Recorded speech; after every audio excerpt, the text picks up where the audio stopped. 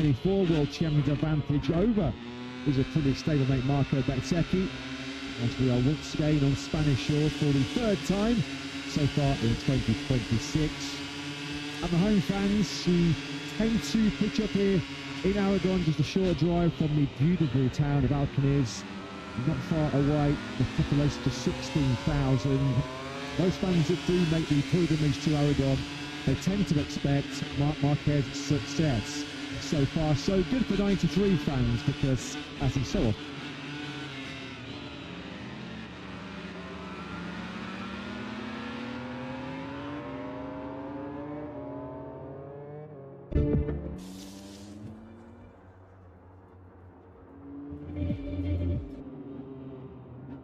although it's still Manuel Gonzalez.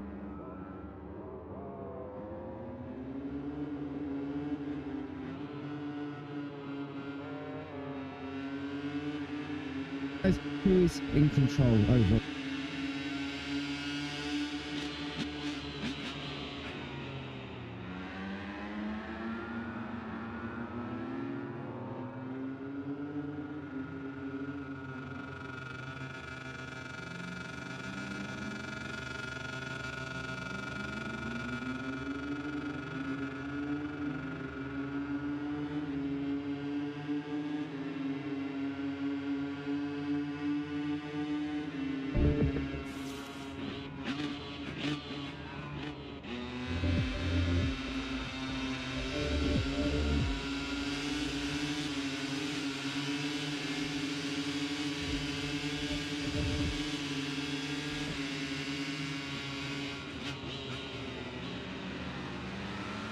Rounds down, 10 to go, and our countdown to the season showdown starts with a trip to inland Spain. Our third visit to the Iberian Peninsula this season brings us to the wonderful untouched lands of Aragon, and a stone's throw from the old historic centre of Alcañiz. Round 13 of 2026, welcome to Motorland Aragon.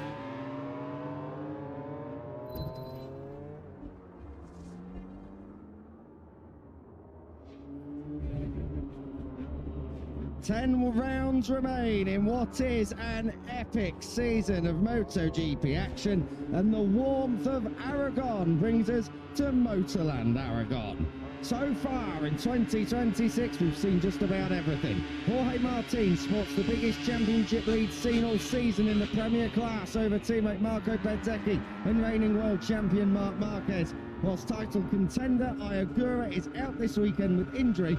He sustained that in training during this last 2-week break. Moto2 pulled out all the stops last time out in Great Britain for a last lap showdown, which saw Philip Sanac become the first Czech winner in 16 years, although it's still Manuel Gonzalez who is in control overall. Then at Moto3, where there was major drama. Championship leader Maximo Quiles crashed in qualifying and broke his collarbone and thus missed the Grand Prix. And whilst he's back this weekend, he is subject to an additional medical check later on this morning. Inflicting maximum damage, David Almanza took a second Grand Prix victory, whilst Quiles' main title rival Carpe was second. Motorland Aragon may well be the newest Spanish venue of the four that we visit, but the area is one of the most historic on two wheels. This part of Spain is where the country's original biker community started, the Rutas Moteras still very much used. From the first ever City of Alcañiz Grand Prix in the 60s, to the Guadalupe street circuit, to this new permanent facility built by Herman Tilke in 2009. It's a part of Spain that was being untouched by the usual droves of tourists, as motorcycle racing deep-rooted in its small but passionate local population. As always, on Friday morning, myself, Kiko Giles and Elliot York will be taking you through the action as we get set to start a mammoth end to the season. 10 GPs in 14 weeks. Well, hope you got plenty of energy, mate, because I can't wait to see how the rest of this season unfolds. Good morning. Good morning, mate. Hello to everyone tuning in for Friday morning here. And Motorland Aragon, it does feel like the start of the run to Valencia, doesn't it? We had Silverstone obviously in a sort of a couple of summer breaks. The second one after the British Grand Prix, a little bit shorter than the one before that after, of course, the German Grand Prix. But this is where the season really gets going. It's crunch time, isn't it, across all three championships? Yes, in Moto3 we've got an 85-point lead for Quiles, but it's a reminder, quite harsh reminder as well, of how wrong things can go quite suddenly in motorcycle racing. It's a brutal sport. Quiles felt that over at Silverstone, but he is back for this weekend and he is feeling pretty strong as well. Spoke to him on Thursday. He's feeling okay, but knows that it's potentially going to be the weekend where he's just got to try and struggle, grit his teeth and get through it unscathed and pick up as many points as possible. We're really looking forward to this stretch of the season, Pico. It is where we're going to see who wins and who loses the championships across all three classes at MotoGP especially, but really looking forward to getting going here in Motoland. Aragon is a circuit that everyone knows as well, so I think like usual we're going to get some pretty good racing here this weekend. Could have our first champion this weekend as well in the FIM Harley-Davidson Bagger World Cup. We know that we're on the running to the end of the season when we start getting the champion videos and the championship content all prepared, but that's in Harley-Davidson Bagger World Cup. That's coming up later on in the weekend. It is an 85-point lead for this rider on your screen, Maximo Quiles. 231 achieved across the 11 rounds that he has taken part in. Of course, that 12th one at Silverstone just going begging on Sunday. Alvaro Carpe getting that lead back down the other side of 100 points. That's going to be crucial going into this run of 10 GPs. We expect Max Quiles to be past fit hell, but this is going to be a big test of his character. This is the first time in his World Championship career that he's going to have to come from behind in a sense, in effect, because he's never had an injury like this when he has been on top form and on top of the championship team. Big test of character coming up this week. Yeah, it is. Like I said, I spoke to him yesterday and he was sounding pretty confident. Obviously, when you do break a collarbone, you put the plate in, a very common injury, of course. In motorcycle racing, plenty of riders have done it, plenty more riders that will do it in the future as well. Vicious eyesight. That wasn't over at Silverstone. You could tell something was immediately wrong with Quiles in that qualifying section, and unfortunately it was a fractured right collarbone. But yeah, he's feeling good. Training has gone pretty well. Doctor's orders are that he just takes it a little bit steady, and he said, you know, this weekend is going to be a weekend where I just have to figure out how I'm feeling. He's going to learn a lot in this session, of course, in FP1. I think he said yesterday as well he hasn't ridden a motorcycle since his crash, obviously understandably recovering from that injury and saving as much energy as possible for his return to action, which is coming now.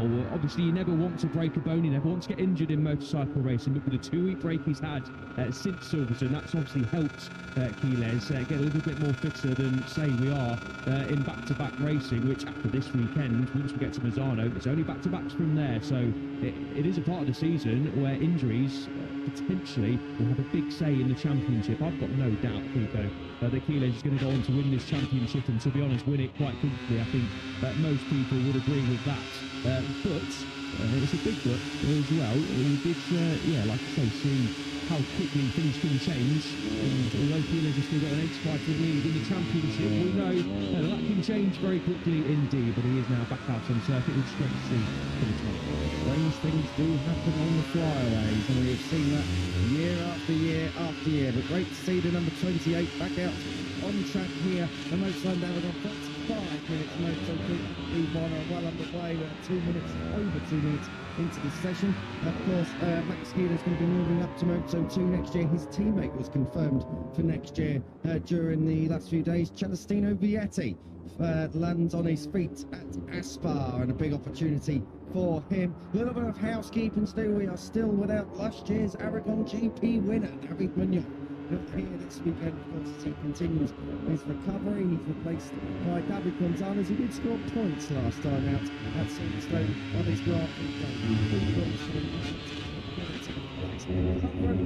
Second in the championship, 6 times P2, an all-time record. P2 is winner. taking a victory, tied with an Air Bastianini. So Alvaro Carpe needs to get winning if he is to launch a serious attack in this championship. You've got to say, Al, had he won a couple already, that gap of 8 to 5 could have been a lot lower with the Quiles absence last time out. Yeah, for sure. Just need a win in Alvaro Carpe. I've got no doubts that that will come before the end of the season. Obviously, there's no guarantee with that. He's got the pace, and he did say at Silverstone that he felt like the old self. The Carpe that we saw at the start of the season through the mid part of the season, but championship did go a little bit astray, didn't it, for Carpe? And he did say he just lost his way a little bit over in Renault when he finished P6 and then a DNF over in Aston. So the top 10 as well, so a crucial podium, especially with Quiles' injury and non-participation in Sunday's Grand Prix that Carpe picked up a healthy amount of points in there. 20 points is a very good amount of points, we hope, but yeah, like you say. And it's definitely playing on his mind as well, finishing second of not getting that victory. You know, when your rookie teammate comes into the box next to you and picks up a couple of victories before you do, Carpe has said it's playing on his mind and he's trying not to think about that too much, just focusing on doing what he can on track. But it was great to hear that Carpe did have a great feeling on the bike and with himself at Silverstone, and a good result to propel him into a real crucial part of the season. Well, having a look at Veda Patamo, who took his first Red Bull Rookies pole position here last year in his teammates have backed him entirely. A couple of rounds out from that injury at Aston. Great to see the Japanese rookie is back. They're all chasing Brian Ariarte, who last time really dropped the ball. I've got to say, probably the first blunder of his season, and really that cost him. At least for Quiles, the damage could have been a lot worse. But a run of points finishes ended for Brian Ariarte last time out. It was a run of 5 top 6s. So Ariarte hitting poor form right at the wrong time and really could have done some damage into Max Quiles' championship lead. One riding good though, second win of the Grand Prix career, the second win of the season. David Almanza was just 24 winners, and on one full injury, it was all fact that he is now under that 100-point margin.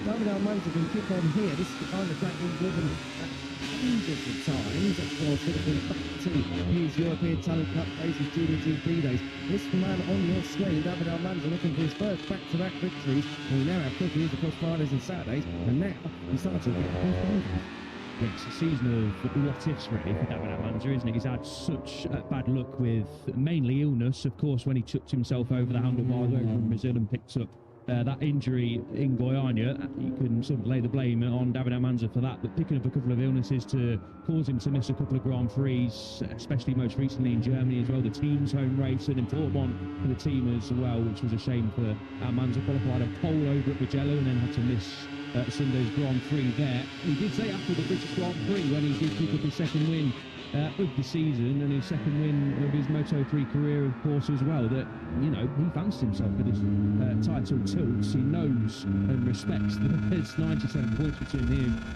and Quiles. But let's be honest, Almanza, you could probably say Brian Ariarte as well, but I think on the whole, Almanza has been the second best rider this season when he's obviously been fitted on that bike in Grand Prix. Almanza has been Quiles' closest challenger on a consistent basis, and that's the season of what ifs if Almanza hadn't have picked up these illnesses and an injury over in Brazil. But that's just the way the cookie crumbles sometimes. But Almanza showed all his capable of once again over at Silverstone, and more confidence gained. I think he described it, people after the race, was the best win of his career in terms of course Moto3. He's only got one of the compared to that over in Thailand as well, when it was obviously a fantastic battle with Quiles over in Buriram. Feels like 5 minutes ago, but also feels like a lifetime ago, doesn't it, since we were over in Thailand. I do think it's a bit of a stretch for Almanza to win the title in 2026. I think that gap is a little bit too big, but Almanza is going to be a big player for the rest of the season. He's going to be a thorn in Quiles' side, and of course for the likes of Carpe and Ariarte as well. And I'm just really excited to hopefully get Almanza fully fit, no more issues to cause him to miss any more races, and just get a proper thing on for the rest of the year between Quiles, between Almanza, between the Red Bull Cato Maggio as well. Throw Marco Morelli in there, throw Veda Patamo in there, throw Valentin Peroni in there, and more as well.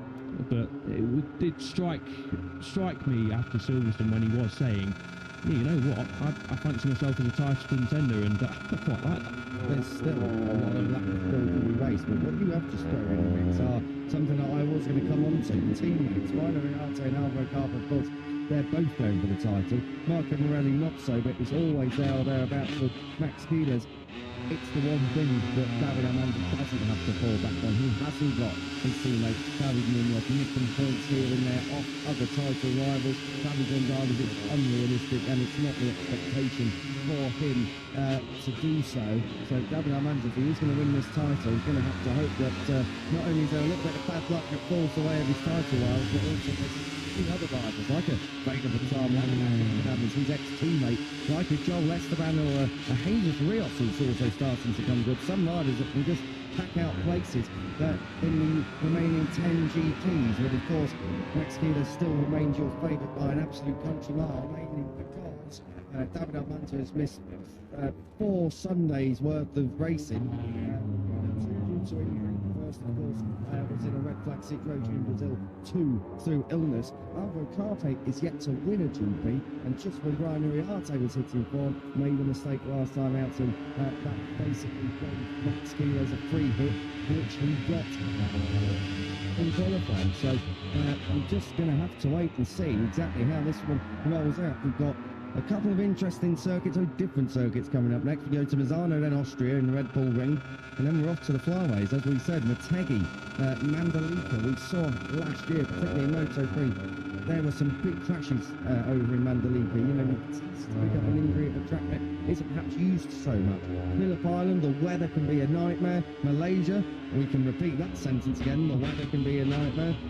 Qatar, we need to get there and see what it's going to be like in November, because normally we're there in April.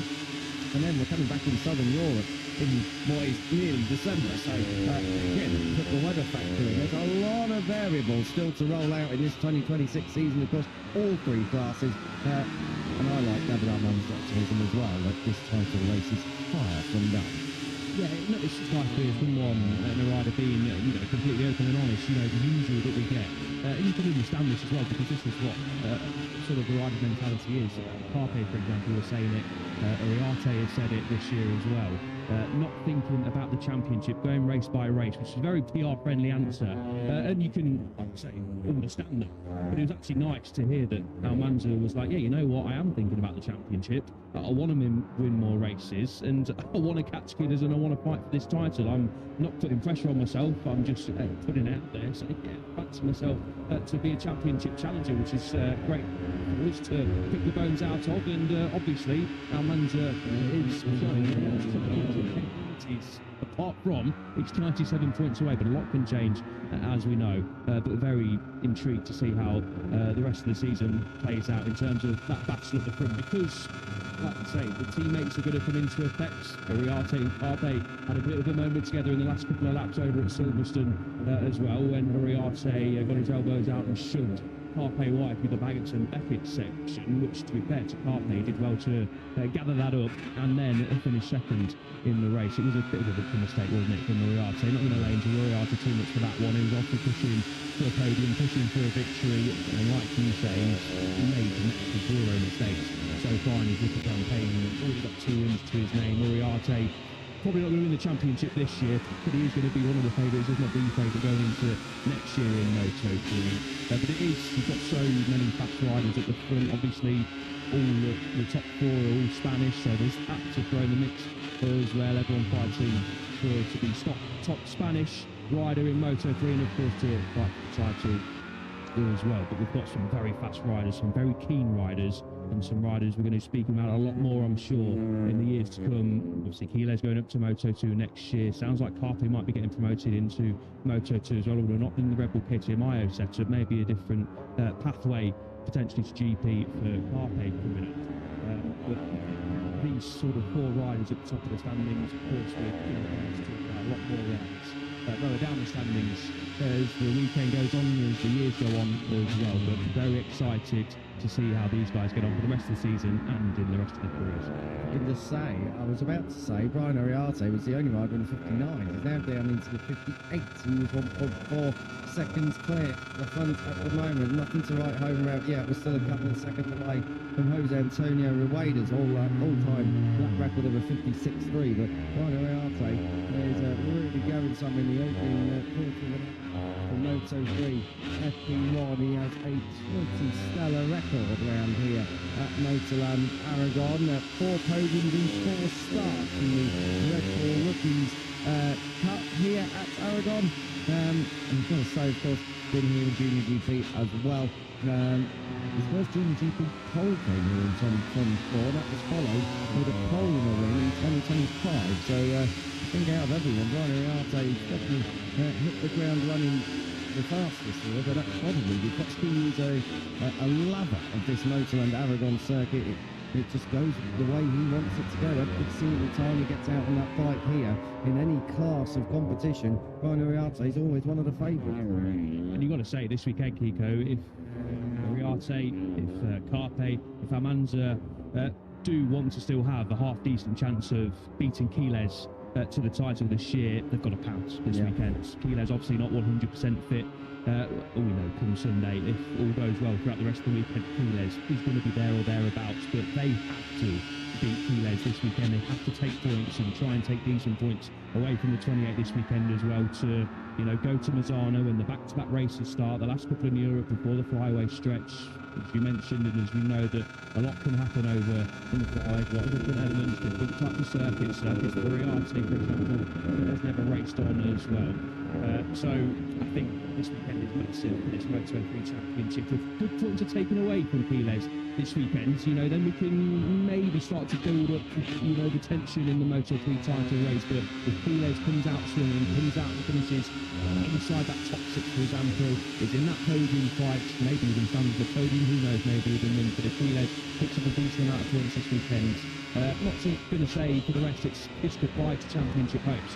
It's a massive sort of hammer blow for the rest. I think Quiles can pick up a decent amount of points this week. Adrian Fernandez coming to line, moves up his P4, which is the perfect segue on to what he did last time out at Silverstone. Of course, Adrian Fernandez had podiums before he was disqualified from the opening 6 races due to what was called tampering with the engines on that side of the Leopard Racing box. So the disqualifications from the opening 6 in the rest was all 6 then. Since those disqualifications had been 4, that was at Magello, it was matched last time out here last time out at Silverstone, and here at Aragon likes a comeback round here. There's Adrian Fernandez, 22nd to 12th in 2021, 15th to 15th in 2022, and 17th to 11th in 2024, keeping a reminder on the fact he missed last year's race as well. So no recent knowledge as far as Adrian Fernandez is concerned here, but if he could sort his qualifying out round Aragon, he's another one who's going to be right in the mix. Sort of fractured in qualifying here last year and picked up that fractured hand which caused him to miss the Grand Prix, but it was nice to see Fernandez back at the front. You know, what's unfolded this year has not been Fernandez's fault, and obviously that took a toll mentally for Fernandez, but it was good to hear Fernandez after the race itself and say that he's feeling like he did at the start of the season when he was challenging for victories, and you know, he fancied himself as a title contender, and rightly so too.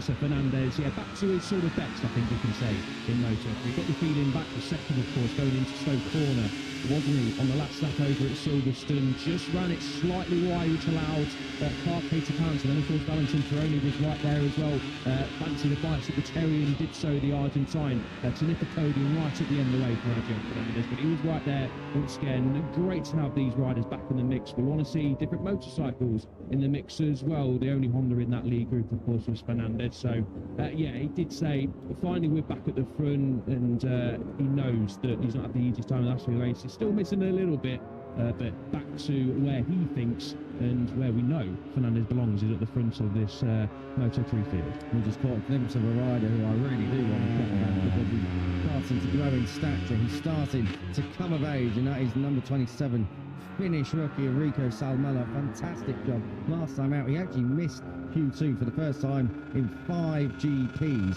Was rooted down to Q1, 19th in qualifying, came through for a very, very strong 7th place. His first Red Bull came here at Aragon back in 2022 from 12th on the grid, so he did a nice comeback that time around as well. Yet to get a podium, but with each passing GP you get the feeling that the number 27 is just edging ever so closer, and he started to knock harder and harder on that podium door. Yeah, I like Sal Mella as a character because he's no nonsense and he's quite honest in his quotes after the race as well. Described it as a difficult weekend and just lamented his qualifying. Qualified down in P19, which made his life a lot more difficult, of course, in the Grand Prix on Sunday. Gained 12 positions in the race, finished the best rookie, but he ended it with the try once more, and that's understandable as well. But I think Sal Mella is going to be, a real player for the rest of the season in terms of the podium fights, which we've already seen. I do fancy Sal Mella to pick up at least one podium before we say goodbye to the 2026 season in December over in Valencia. But really impressed with Sal Mella's season so far this year. Up inside that top 10, just P10 in the championship standings, is the highest placed rider actually in the championship without a podium. 6 points behind Matteo Patelli, as well as had a couple of podiums to his name. 60 points overall so far for Sal Mella. Been really, really impressed. If you followed the road to MotoGP like we have, I'm sure plenty of you do at home, you sort of know what Sal Mella was about. We're really exciting finisher rider coming up through the ranks, and he's proven in his rookie season, first half of his rookie season, that he has absolutely got what it takes in Moto3. So really excited to see how he goes for the rest of the season, and been, I think like you, like many others, been very, very impressed with Sal Mella's business so far. Just needs to sort out qualifying in the last, two in the last 3 races. He's qualified down in kind of the top 14, 17th over at the Dutch Grand Prix, finished 11th, but obviously had a post-race penalty, so he's inside the top 10 over at the Dutch Grand Prix. When you're doing that in Moto3, you can come through to get good results. If it's a close battle in Moto3, as we know, qualifying sort of outside of the top 10 isn't technically costly as it is in Moto2 and of course in MotoGP, but you can't do that all the time. And so Sal Mella this weekend will be hoping that he can qualify on those top 3 rows at least, but push for the top 2 rows for sure. Having a look at Eddie O'Shea off the back of P8 for the number 8 last time out at Silverstone at home. It was his 5th top 10 in 2026. Eddie O'Shea going great guns so far this year, and really has found the steps. And he's found a step here though at the moment. 2.4 seconds off in 21st place for the Brit, and whilst Ron Britt watched 15th place for, and 1.8 seconds off for Scott Ogden. And we just talk whilst we're having a bit of a lull in this session about Scott Ogden, because what a shame on Sunday. Cries all across the media centre when Scott Ogden hit the ejector button and launched himself out of contention at the British GP. Last time out he was in that lead group, fighting for the win, fighting for the podium, just pushing a bit too hard, and hopefully Scott Ogden, our pole fifth from last time out, is going to be bouncing back with some vengeance here this weekend at Aragon. Yeah, copy and paste crash, wasn't it, from what we saw from Pines roughly 24 hours prior in Saturday. Yeah, real shame for Ogden. So great pace all weekend, of course, got that dream pole position on home turf. Had qualified on pole before, of course, but has never qualified on pole position. Had a front row Silverstone, but never on pole, so that was a real accolade, a real medal to show for Ogden. Obviously interesting what he said in Park Bernard to myself as well about the future. Isn't sure what the future holds. Could be his last year in Moto3. Of course, is quite experienced now in Moto3. This is his 93rd start for Ogden this weekend at Motorland at Aragon, and the results haven't quite come so far this year. Clearly has pace, just hasn't got quite that consistency on a regular basis so far. Has Ogden, but was interesting to hear that his future, even for the rest of the 2026 season, isn't fully guaranteed. So sort of wait and see what happens down there at CIP Green Power on that side of the box But yeah, real shame for Ogden to crash out of the lead group as well.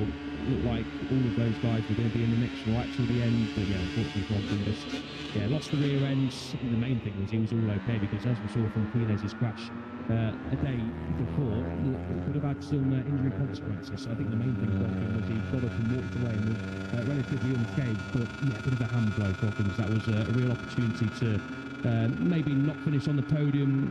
Who knows what would have happened, but definitely was in that podium and victory. Worth noting that it sounds like Scott Ogden, despite what you were saying in Parc Ferme last time out, in down like will probably be with the team for the rest of the year. There is a clause in the contract regarding position and championships and successes and whatever a few weeks across the course of the year, but it does sound like that's something that is stipulated in most people's contracts, which generally would be unusual in the middle of the season, particularly given that Scott Ogden has had a pole position. Bit of a tricky time across the course for the CIP Queenstown team, run by Alain Bronek. Last 3 GPs, no full score, but that doesn't really tell the full story, because Adrian Cruto, another one, right in the lead group last time out. The CIP Greenpower team having their best weekend, I think, up until that Sunday they've had in a long time, particularly when Adrian Cruz has made it a 1-2 for them on the grid, and then both in the lead group, and it was a lap that split both of them crashing out, really, which is such a shame. Cruz has had great pace, let's be honest, thinking back to Assen when he was the innocent victim of Alvaro Carpe's misdemeanor there in the early stages. Germany, both riders were a little bit off the board. Cruz is obviously having that massive crash as well across the course of the weekend. He had actually a couple of big crashes across the course of that weekend. So Cruz at the moment is in 14th place, 1 place ahead and just under half a tenth ahead of Scott Ogden on the current time screen, looking to try and get into the top 5 and try and see if he can ruffle a few feathers in these last few European races. This is a track that Cruz knows really well. 3rd place in Junior GP here in 2023, and his only European Talent Cup win came here in 2021, 5 years ago. Also long go. 10 minutes or so remaining in this session. We've got Aragon Guido Pini for the first time in this session. Nice to see the 94 up in the top 10. Let's just give you a rundown of the order. Rino Iarte, the only rider in the 158, is 6.5 lengths clear. Marco Morelli, who's sitting in 2nd place ahead of Cameron leading teammate on his return to action after he missed Silverstone Sunday Max Piles. Adrian Fernandez on your screen right now, up there in 4th place, the same position that he got a couple of weeks ago over in Great Britain, ahead of Rico Salmela in 5th place. Alvaro Carpe ahead of this rider here on your screen, Matteo Bertelli, who was a great addition to the touchline at the MotoGP football, the traditional Thursday football last night, I should say. Nice to see Bertelli there in 7th place. Bertelli actually on a run of 8 GPs consecutively in the points. That's an all-time personal best streak, so looking to try and extend that this weekend. Joel Kelso with his best result for Honda last time out at Silverstone, up in the top 6. He's there in 8th place ahead of Guido Pini and Casey O'Gorman. David Almani, a winner from the British GPs, there in 11th place ahead of Cormac Buchanan. Valentin Peroni returned to podium form last time out in 3rd. He's there in 13th ahead of Cruz and Ogden, who we've just spoken about. Yeah, Stoffer in 15th place, finally back at a track that he knows. 17th for Joel Esteban, 18th for Ryusa Yamanaka, and then it is the Czech GP winner happening to be David Gonzalez, who is the replacement for David Williams from the Wittmann Dynamo Intact B squad.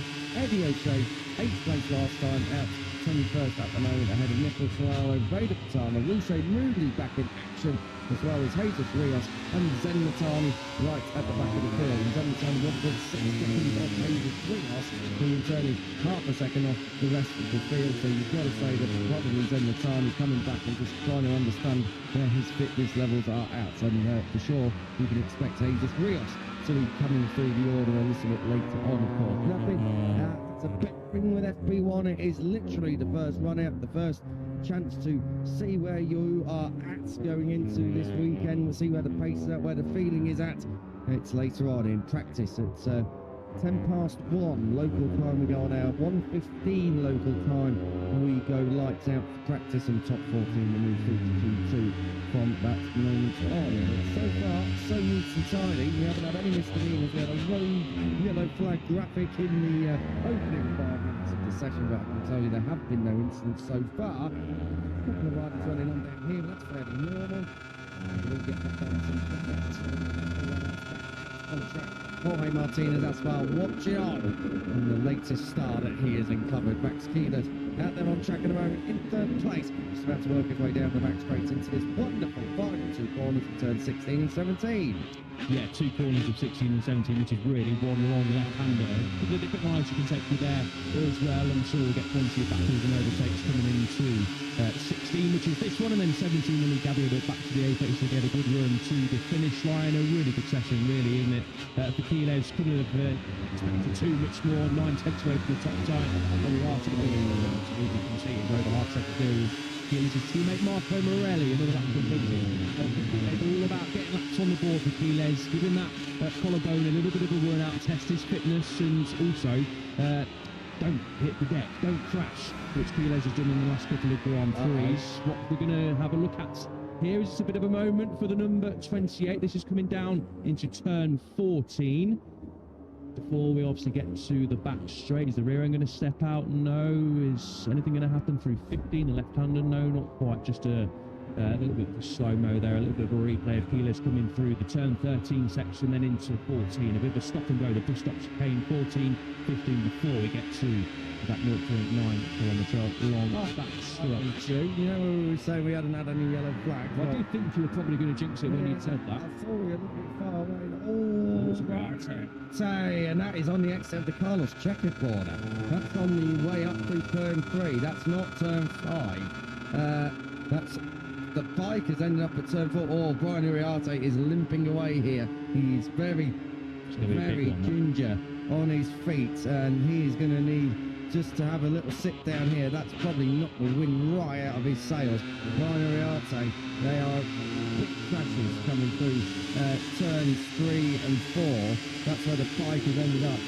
That is not ideal for the 51, of course. It's coming off the back of a no-point scoring ride at Silverstone from a crash as well, but of course that crash over in the British GP is not as serious as that one looks. So Ryan Uriarte down on the back of his beloved Aragon. This is what we were saying earlier as well, Al, just how well he does hit the ground here. Well, not quite literally, we were saying, of course, earlier. Coming through the final corner, this is turn 16 and 17. Guido Pini, 6th place at the moment, moves up the order, goes 3rd. So great lap from Guido Pini. He is so tall now for a Moto3 bike. He's big and he's lanky, and he's really struggling to bury himself in the paintwork of a small Moto3 machine now. That's why there's a lot of rumours about probably the fact he's going to move up to Moto2 next year. But Guido Pini, nice to see that he started Friday morning as he moves to go on. We have seen this though a couple of rounds ago, finishing back to Germany when he was up in the top 3 early on there as well on Friday morning. And let's see if Pini can keep it moving on right the way through the course of this weekend. Final 5 minutes then underway. We've had a few personal bests come in across the last few laps from Almanza, from Pini, from Cormac Buchanan, who's doing a great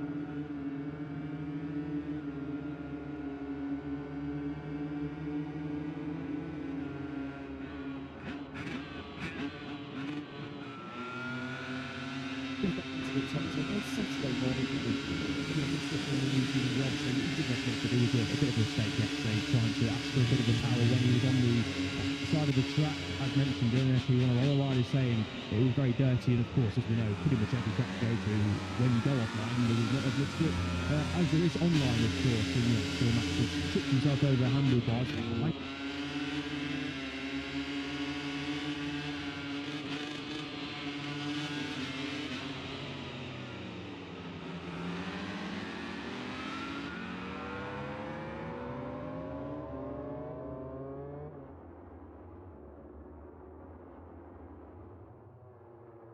from the crash, and apart from missing a lot of the session, had a really strong day. Said we weren't going to get too close to David Almanza's time. I think David Almanza is going to answer that question for us. It's a 57.550 for Quiles halfway through this session, but David Almanza is absolutely flying this morning, and it is the fastest lap of the weekend thus far. 57.376. Just a bit of time in that final section, which isn't how he's been so far this weekend. He's normally dynamite in that final section, but nevertheless, David Almanza on a 57.376, still a little way off that record so far. So Jose Antonio Oliva's 56.3 from last year is still intact, but by the time we go qualifying, I think we might well be getting down towards those 56s, maybe by the end of this session, depending on what David Almanza is capable of. Let's talk about Alvaro Carpe for the first time today. Fifth yesterday, second overall in the championship, second for a sixth time of asking. Last time out, but still his own current sixth in this session, breezing on by Nicola Claro, gets down into the final couple of corners. Alvaro Carpe, surely the win is coming soon. It has to. Because Scott Hogan here last year as well did the number 83.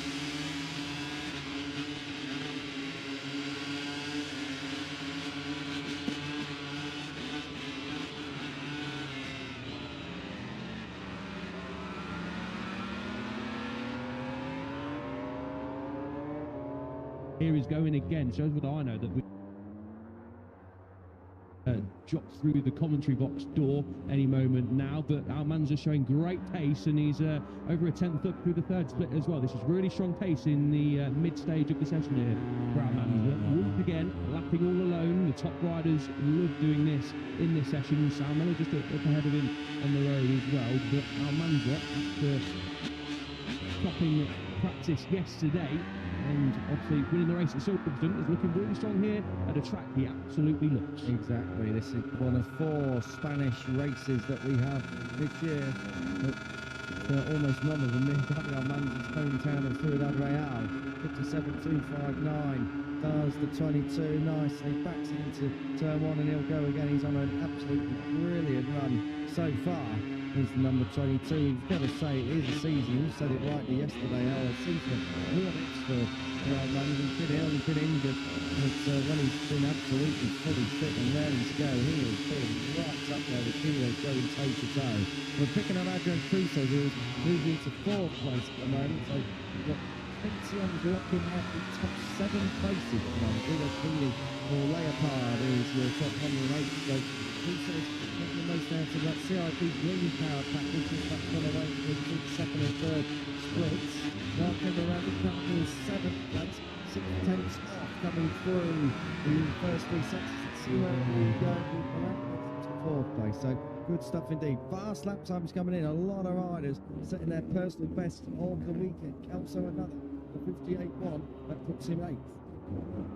Three rising to the top in this session. Almanza, of course, 3rd in the championship, P1, Quiles championship leader, P2 in this session, Uriarte 4th in the championship, P3, and Carpe 2nd in the championship, P4. I can really fit with the championship, P5. See, championship top 5, he currently the top 5 in this session, and the only riders, apart from Cruces, who's also stuck into the 157 bracket thus far, as Adrian Fernandez heads back out on his Leopard Honda, so that's good news, but he's obviously lost a decent chunk of this session. A crucial 12 minutes coming up for Fernandez to get some laps on the board and try and understand and gain some performance on a longer race run. Yeah, he lost about 12 minutes with that crash, so Leopard have done a great job there. The thing was, where he crashed was, yes, it was on the outside of the track, but you're actually not too far away from a tunnel over there, so you can get that relatively straightforwardly, I suppose, but they've got the bike back ready to go again,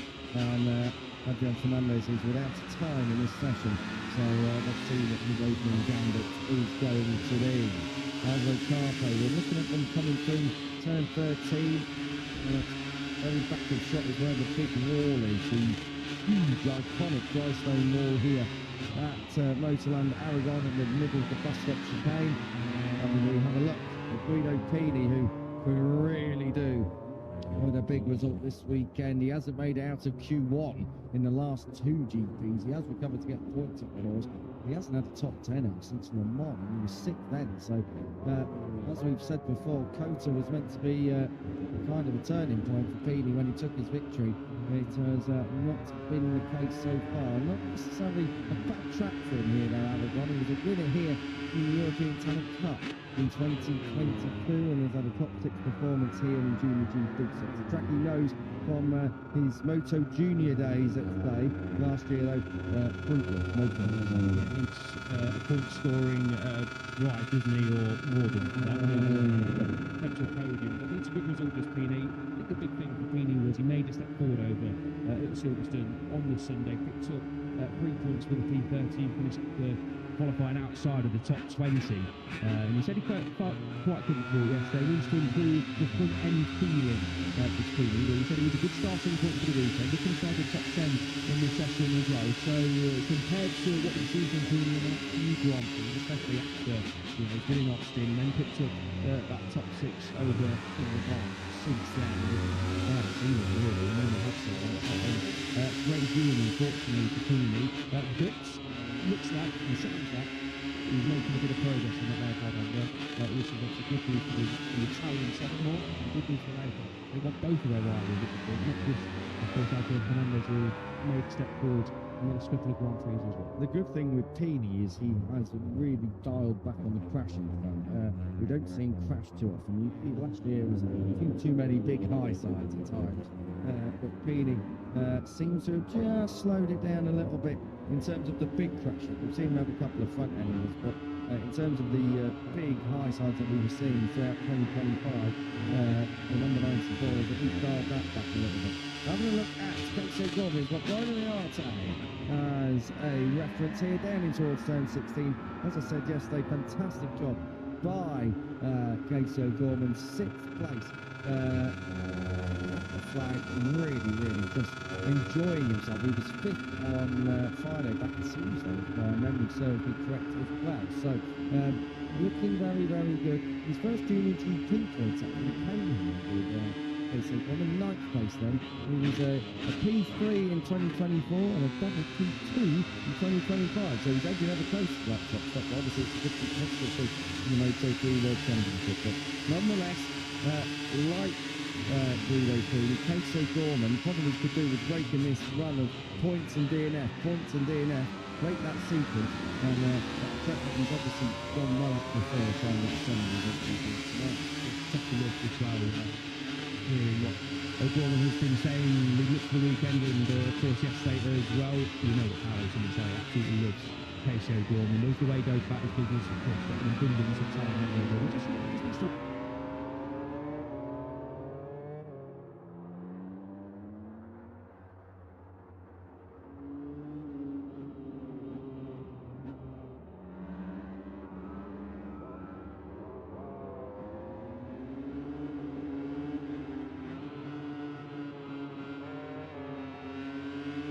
he got the one that penalty for O'Gorman, which I think Harrison said he wasn't too happy about. Felt that was a little bit of a half penalty handed out by Simon Crayford, but nevertheless that's what happened. O'Gorman felt there's a lot more on the table over at sort of in the P12, and he's looking strong again today. Looking strong in this session is the number 27, Rico Sanarelli. I was going to say, talking of fitness, we've got a finish rider right behind David Almanza on track and in the timing tower, and we cut away to have a look at Venetian Moodley. I was just going to say whether Almanza versus Salmella, he was a little bit of a dress rehearsal, was over the top 2 yesterday as well. Salmella, the only rider who could get near David Almanza across the course of 1 lap. That Almanza takes it fantastic going through the rest of the weekend. So Salmella probably a little bit of a sticky point there. You do get to see that David Almanza looking the front is open early doors. It may well be a situation of checking out. We have seen that a few times here. That may time one rider able to take it out.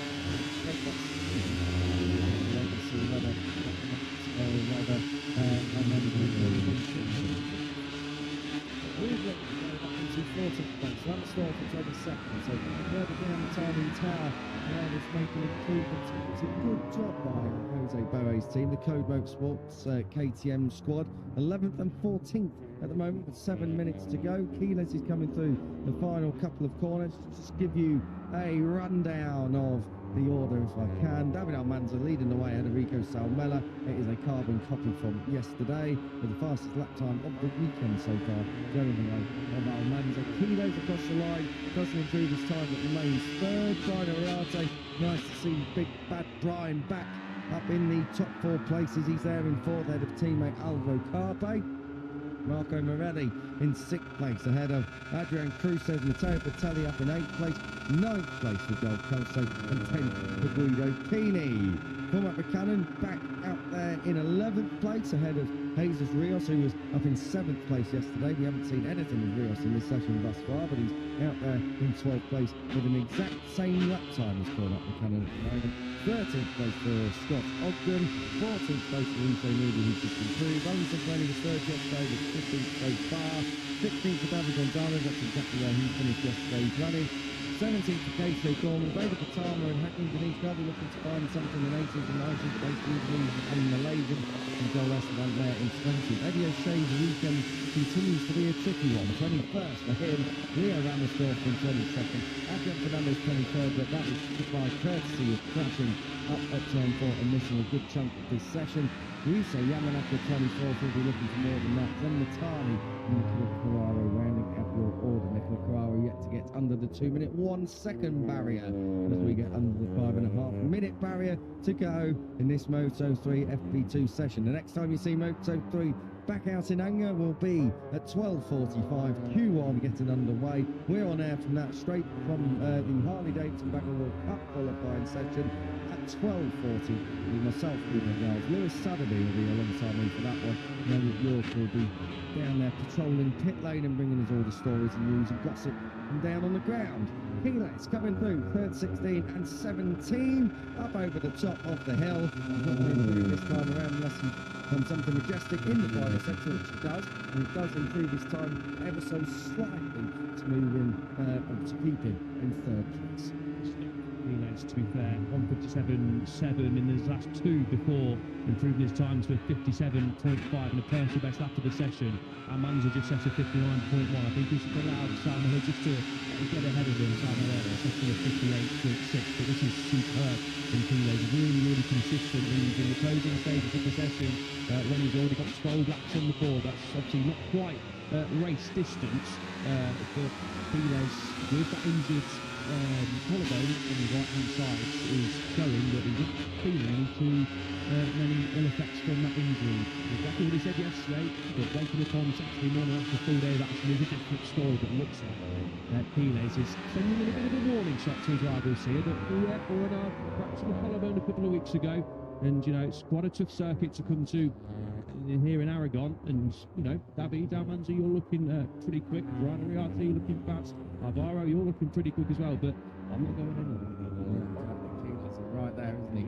Rudely, this is an encouraging run right at the end of this session. South Africa, who is back with us after a few rounds off. England coming through the final couple of corners now. He's going to squirt it up over the crest of the hill and to the line. Let's see if Moody can move up into the top 10. He does, goes 9th. Good job by the number 21, up from 14th to 9th. Then Guido Pini's on a flying lap at the moment as well. The rider just on the edge of the top 10 in 11th place. We pick him up Pini at the moment, if he can hold that, goes 2nd. So very encouraging stuff right at the end of the session for Guido Pini. Let's see what the Leopard Honda rider can do. Our Kota winner, of course. That was back in March. Across the line, Pini does go 2nd.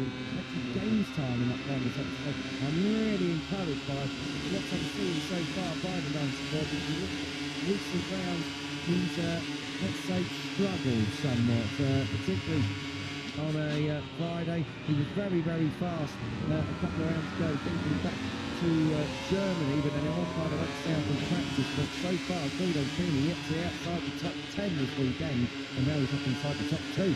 Yeah.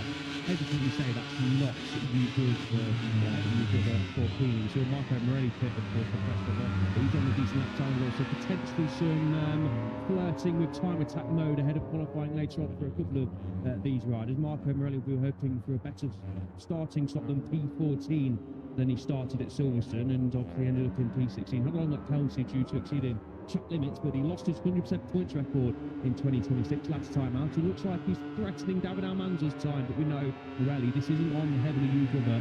This is just a little bit of a look at his Q2 pace. The thing that Morelli needs to work on as well is his mid-race pace, that early to mid-race pace. He loses so much time in the early stages, but then right at the end of the race, he's generally one of the fastest riders on the track. That wasn't the case over at Silverstone, as he couldn't come through at all, but he's looking very, very good here at the end of FP2. 90 seconds or so on the clock, and Marco Morelli goes up to third. Very, very strong stuff indeed from the number 97 of 57.399. It goes without saying that that was his fastest lap of the weekend. And that there are, I think, 3 riders under what Almanza was able to do yesterday. And 57.259 still in the box seat at the moment as we get down towards the closing stages.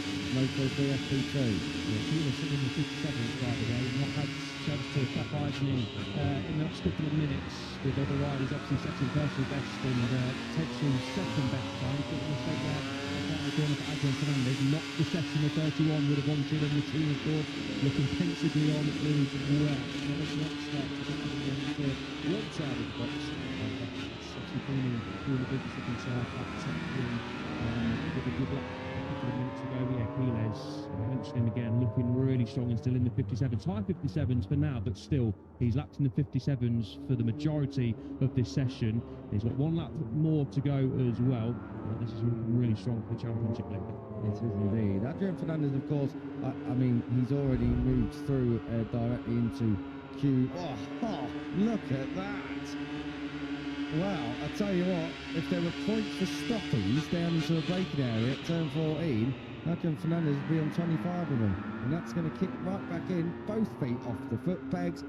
Poetry in motion by Adrian Fernandez, and he kept it upright as well. Good job indeed. The checkered flag is out, but Adrian Fernandez already through into Q2, of course, so crash far from ideal. You absolutely don't want to throw it down the road, but at least he's been able to get back out there, get the bike dialed in, see if it's all okay. He'll come and give his feedback down in the Leopard Racing box, but at least he is through already into Q2, and he's got good pace. We saw that.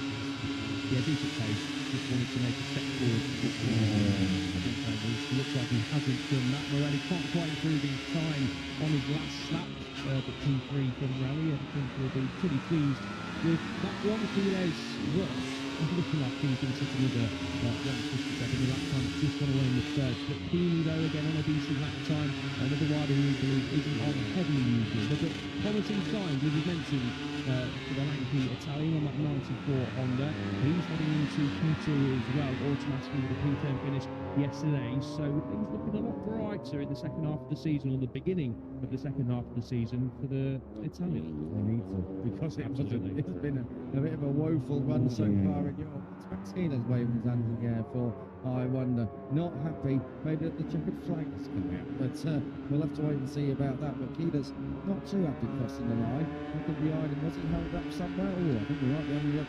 Yusei Yamanaka is the rider directly ahead of Keeler's, and does Yamanaka sit? Oh, that's naughty. That's going to, well, pencil sharpen at the ready up in the steward's room for Simon Crayfart, and you can understand that why Max Keeler's happy there, because Yamanaki doesn't just roll off, he rolls off right in the middle of the corner where there's literally nothing that Max Keeler's can really do.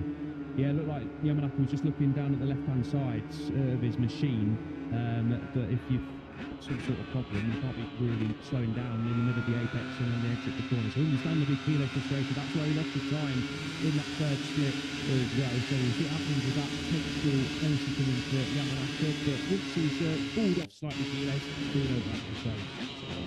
Well, it's going to have the biggest effect on you. So Yamanaka is down in 25th anyway, and let's be fair, he's not really set the world on fire so far this weekend. Down in 21st yesterday, and unsurprisingly, that incident is under investigation. But a very good Friday opening session. He was up inside the top 10, and I didn't thought Ito Yamanaka might be a bit back after the last couple of rounds, but he's instead at the back. At the front, David Almanza is in P1 and absolutely flying. 3 sessions thus far in Moto3 at Aragon, and David Almanza has got the job absolutely done. 3 sessions, 3 times P1. Yeah, you'd say the favourite heading into qualifying a little bit later on. Race rhythm, you have to say Keyleth, but Almanza absolutely right there. Just dipped off in the latter stage of that session, but obviously we don't know if Almanza potentially sandbagging a little bit. Obviously have Rico Tam also close company, might not want to show his hand too much in FP2, but a really strong weekend so far for Almanza. He fancies himself in the title chase, and why not?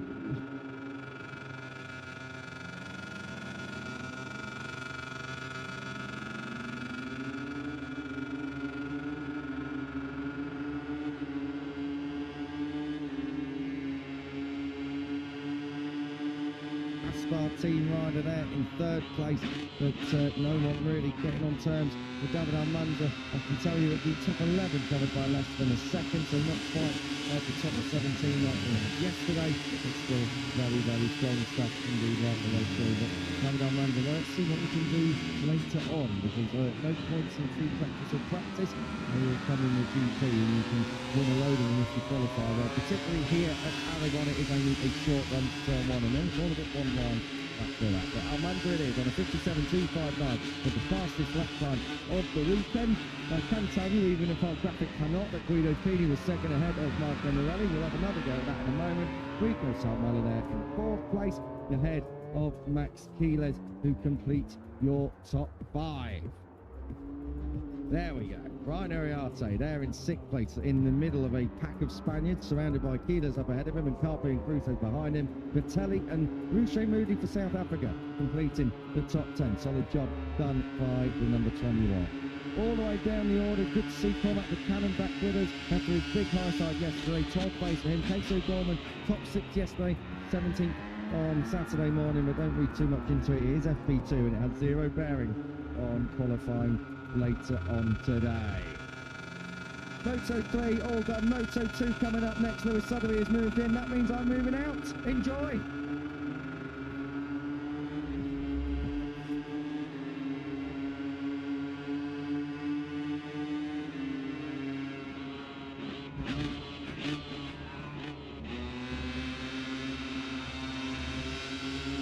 Good morning, everybody, from Motoland Aragon. Just with us for the Moto3 FP2 session, which has just concluded to kick off our 13th Super Saturday of the season. And we'll go straight to always, 8 p.m. local time today. Slightly modified schedule at Silverstone. We're back on usual timings this weekend. MotoGP's qualifying session coming up at the end of our morning's entertainment. Bumper weekend. Any kind of class of racing you're interested in on two wheels, you pretty much are covered here this weekend. Moto2, MotoGP, Moto3, of course, as always, in addition to the penultimate weekend in the 2026 Harley Davidson Baggers World Cup. They go qualifying straight up to MotoGP qualifying around about lunchtime, big day here today. First of their 2 races after the Tissot Sprint later on this afternoon. Race 2 for the Baggers tomorrow afternoon after MotoGP. Plenty to keep you entertained this weekend, not least in this Moto2 class, which is looking competitive, it's looking close and looking very intriguing as we head into this Saturday of qualifying. Daniel Holgado, well, he was second quickest yesterday. The one of 2 riders to go under the original all-time lap record held previously by the reigning champion in this class, Diogo Moreira. Holgado putting in a 1:49.49 yesterday to take second place overall. The both sessions yesterday. The second to Ivan Ortola, who was your dominant force in practice yesterday. Here is Alonso Lopez. He looks also like he's returning to a little bit of form as we return from the summer break. Because returning from injury too is Lopez on the 21 bike for Bassini. 4th quickest he was yesterday after ending the morning session inside the top 3. Very much a Spanish flavour at the sharp end of Moto2 so far this weekend. They had 6 in the top 7 in free practice 1 yesterday morning.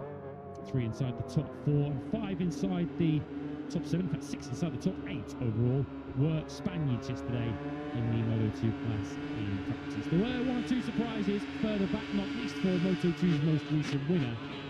But it wouldn't be Moto2, would it? There weren't a few surprises sprinkled in to the action. As always, on a Saturday morning in Moto2 pre-practice. It's Lee Sutherland and Elliot York with you in the commentary box. That's the message on the cars-themed crash helmet for Manu Gonzalez, who didn't come this far just to give up.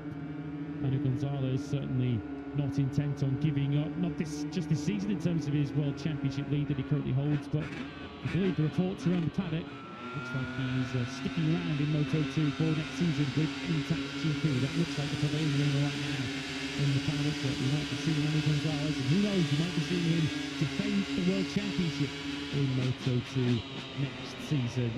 But that is a welcome you to the Full Football Team. Good morning to you. Manu Gonzalez is to take another step closer to World Championship glory this weekend. Certainly, evidence against today is he's not going to have it all his own way. Good morning. Good morning, mate. Yeah, looking forward to this one, seeing what the long wins are like. Ivan Otola, a smile on his face, and understandably so as well. I saw Manu Gonzalez actually comment on Ivan Otola's Instagram post yesterday, saying something like, chill, bro. Slow down a little bit, I think, is the message from pretty much everyone so far this weekend, especially for Ivan Otola. Danny Holgado did a good job of being less than a tenth away, just over half a length away, with the number 96 from Ivan Otola.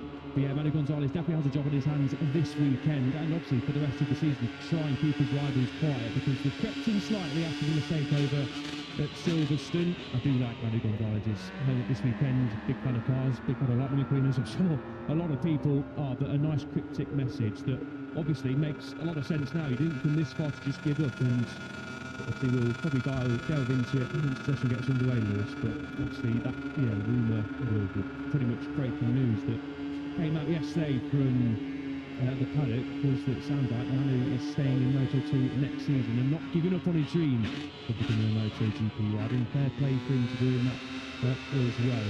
That's a rider who needs to validate things. David Alonso did not have a good day yesterday. Had a Silverstone, let's not sugarcoat it.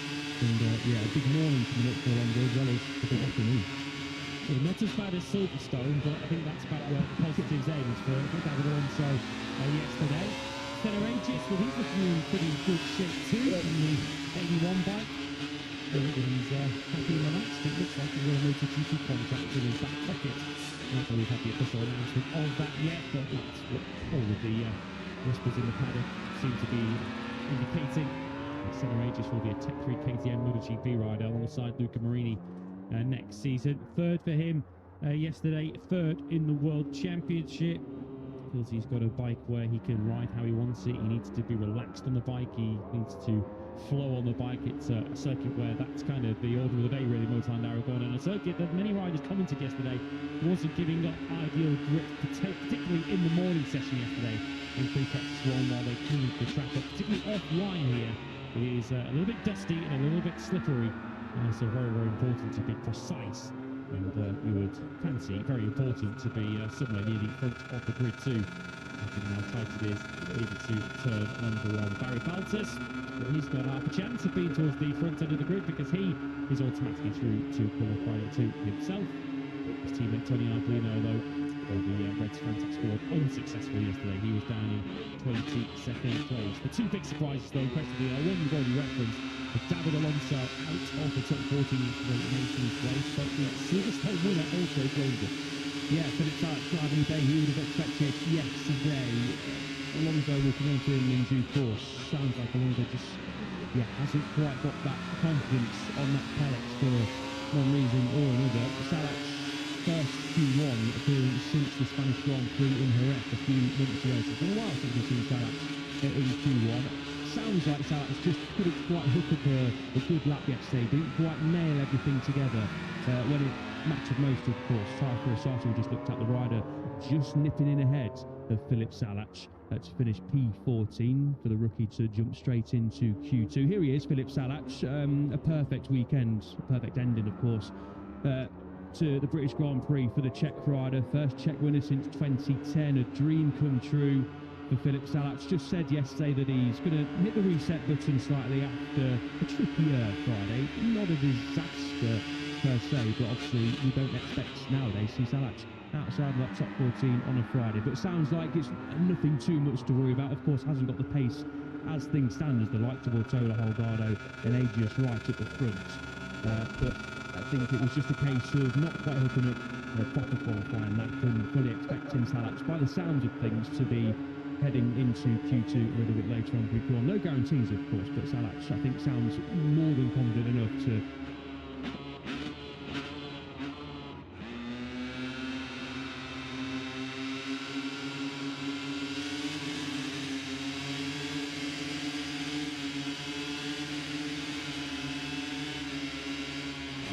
part of that GR46 Academy, are very close within that particular tribe.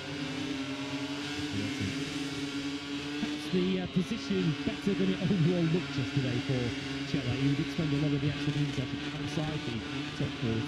Other riders who said that the feeling and the step he made from effectively to practice was a sizable one. Obviously in part due to track conditions improving somewhat, but Vietti was languishing outside the top 14 until the very latter stages, and then he vaulted all the way up into 5th place and actually ended the day yesterday as the top Boscoscuro does Vietti, who with a couple, arguably his two strongest circuits to come next on the calendar, Misano and the Red Bull Ring in Austria. Vietti would get capped this weekend was an opportune moment to rediscover that mojo again. Yeah, absolutely. So he's found an important step on the Boscoscuro yesterday. Of course, we know after the Italian Grand Prix, when he finished second from 16th on the grids, I think a lot of us were thinking Vietti will be mounting a decent title charge, and who knows, at that point, potentially gaining a MotoGP promotion as well. But since then, it's just not gone the way of Vietti or the Speed RS team at all. A couple of top 10s followed in Hungary and Brno, but since then, a couple of DNFs and P13 last time out at Silverstone, with only points he's picked up in the last 3 Grand Prix and no top 6 since Italy. And it looks like this weekend, and sounds from what he was saying yesterday, it's on the final run, he says yesterday, was a very positive and we found some important steps on the Speed RS bike, and needed it as well, did Vietti. Not fully outside of contention yet. A lot of things can happen, and as we've like mentioned, there's a lot of next really good nose at the back of his hand. Pretty good in Austria as well, so you never know. This year, such as the consistency of the likes of Gonzalez and Guevara at the top of Speed Ortola in recent rounds as well. But he can definitely claw himself back into the mix with a couple of strong weekends, Vietti, and he just needs it for confidence, really, doesn't it? Of course, he's got his 27 move signed, sealed and delivered, so that's, I guess, another pressure, another relief off his shoulders. He doesn't have to worry about what he's doing next year as Vietti when he jumps into the Aspen garage. But promising signs yesterday for the Italian. We always enjoy the faster riders, the characters like Vietti being at the front, especially when he's got his visor down, like all these riders. It's pretty aggressive and fun to watch, so it'd be good to get another fast rider like Vietti back in the mix, back at the front, and sort of back fighting with the likes of Guevara, who we were just on board. And you see the 17 bike, he's through to qualifying 2. There was equal best qualifying a couple of weeks ago at Silverstone, and the first top 10 sitter Red Munoz on the Untitled Chapter machine. Am I okay to go out there, he's saying, or has he got a problem with his with the 17 bike? The track is open down, so you can head back out there and then the first lap score. Ortola is going to go out there and join you. Just watching the interview that he gave to our colleague Nico Giles yesterday following practice after topping both sessions.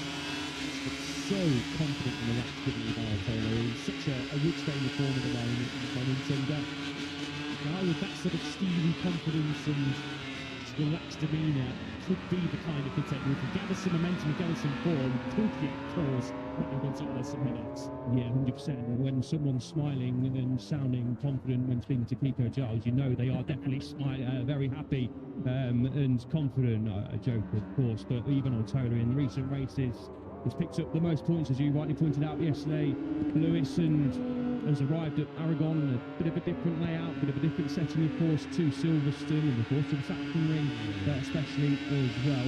Ortola has made a good step forward this year, got his 2027 deal signed, sealed and delivered as well, staying with the MSI team next year, who are partnering up with Honda, so read into that what you will.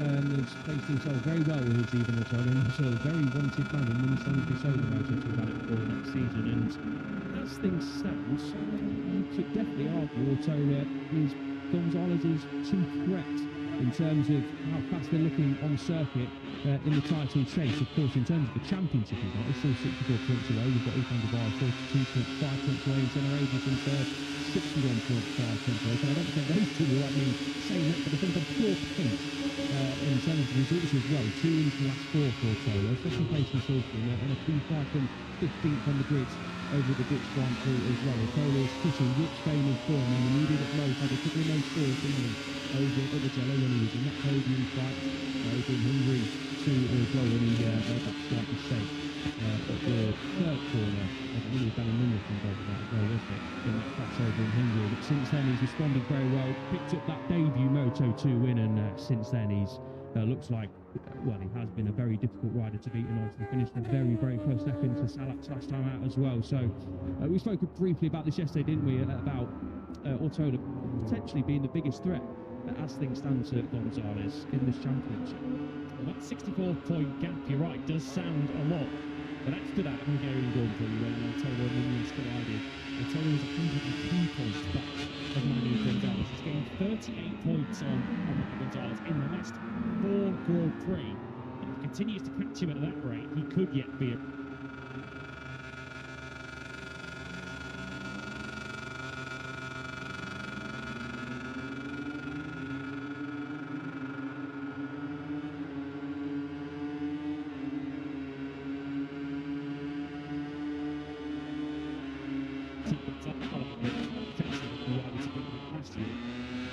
first lap in qualifying, found himself 18 on the grid. This is Marcos Ramirez, who's very familiar at 24, he's very experienced at 24. This is his 116th Moto2 appearance. His third appearance of the season, of course, after a couple of substitute appearances. Danny Holgado has gone down first, 9 and 10, so that's a crash coming through down the bottom of the corkscrew, or has he made it to the Marcos Grill? I think he's at the bottom of the corkscrew then. Is Danny Holgado. He's just going to appear. There he is, right up to the left-hand side. We didn't see what started that.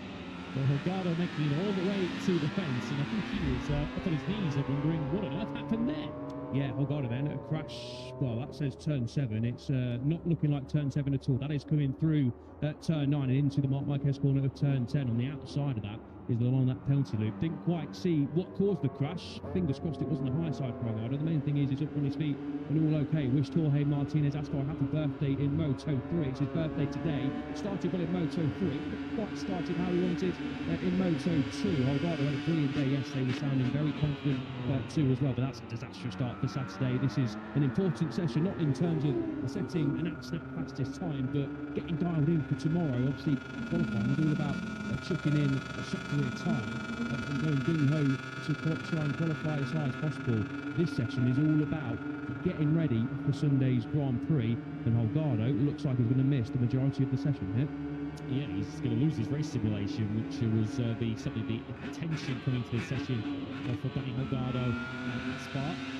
He was the closest challenger to this one today, to Otolo on the floor. Otolo on 149.791, the fastest ever Moto2 lap of Motorland. So, let's have a look at that as to what happened to Danny Holgado, because saying what he is from coming here, I can't remember right crashing there and making it all the way to that wall on the outside of the back video. They did end up close to the wall. Would it be capable of that corner that you would expect to have it crash over at all?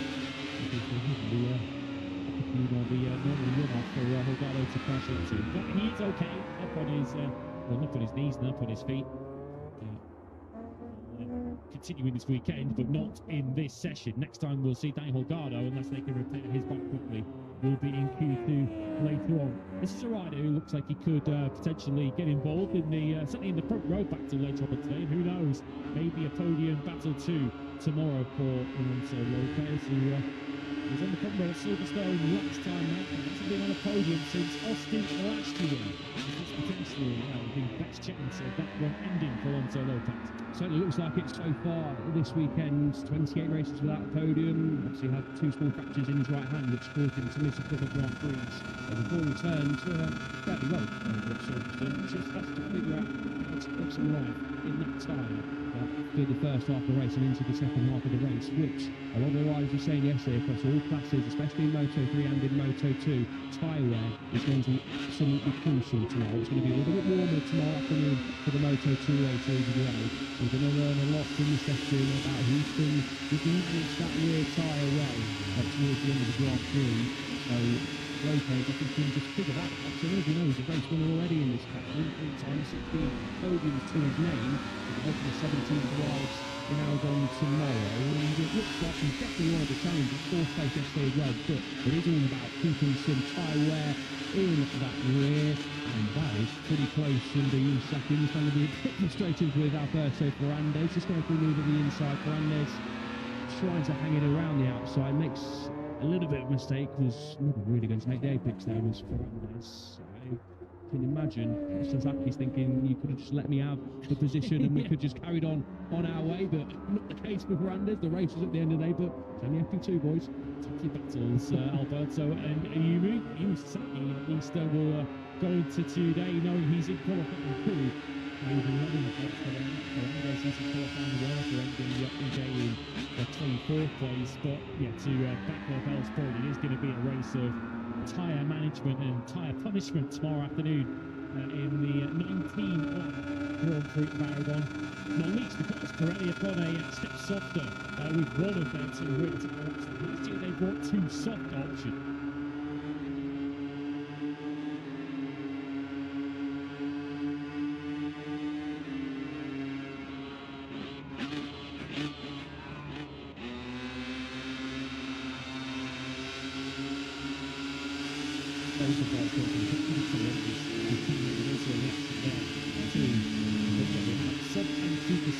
This weekend available for the information last year from the World Superbikes having already prepared this year.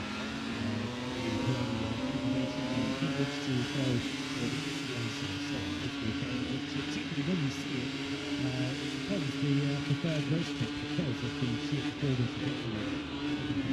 Some man's been waiting for the race, you've actually got to lose too much time in the early stages to get in from that time to back through the order later on. Here is Barry Baltus up behind Aaron Canet, who were teammates last year at the Fantic team. Teammates again in the future, if you believe what you hear, with some rumours that maybe Aaron Canet might be returning back to Fantic next season. Need to change of some description, doesn't he, Aaron? No doubt about that. His worst Moto2 qualifying in 121 appearances in the class at Silverstone. Last time out, he found himself in 26th place. 26th is also where he ended yesterday. Yeah, 6 races without a point for Aaron Canet as well. His previous worst run was 2 races in a row. He's now done 6 without a point. It has definitely not been the fairy tale move to Elfmark VDS. Of course, a team very used to winning races, very used to challenging for championships. Not the case, unfortunately, for the very experienced boxer and 2 very experienced riders, especially in the case of Aaron Canet. So fingers crossed Canet can just find something. He's one of those riders, like I mentioned a little bit earlier on, that we want to see back at the front. We want to see fighting this week because multiple race winners and 34-time podium finisher in this class for Canet. So fingers crossed in the second half of the season we can see a step forward from Canet. But so far this weekend, it's not looking like it's coming. We've certainly seen it from his teammate though, so far this morning. Dennis Onchu, who's up in 2nd place. 158.9. That is his fastest lap of the weekend so far. He just a 51.0 in practice yesterday afternoon. And did say at the practice yesterday, Dennis Onchu, that he has big margin to improve. In terms of lap time, he's improved by a couple of tenths, but in the sort of surrounding positions that, of course, we saw him in last year when Dennis Onchu beat Diogo Moreira in Moto2's closest ever finish. And they didn't perhaps get the recognition they deserved back in Silverstone because there was so much else going on in one of the greatest Moto2 races we have ever seen. But Dennis Untitled ride from 21st to 8th, something to mention. Yeah, under the radar, didn't it? Yesterday, well, not yesterday, over at Silverstone, of course, as well. 21 to P8 is a very top job done indeed. Of course, Silverstone is a fast and flowing circuit, a good place to be overtaken at as well. But that was a real confidence booster. Did describe yesterday as a tough rider, though, did Untitled. And it's one of these circuits where if Untitled isn't looking like he's quick here, not expecting Untitled to go on and win the race or potentially podium, but if Untitled isn't in and around that top 10 like he was over at Silverstone here, then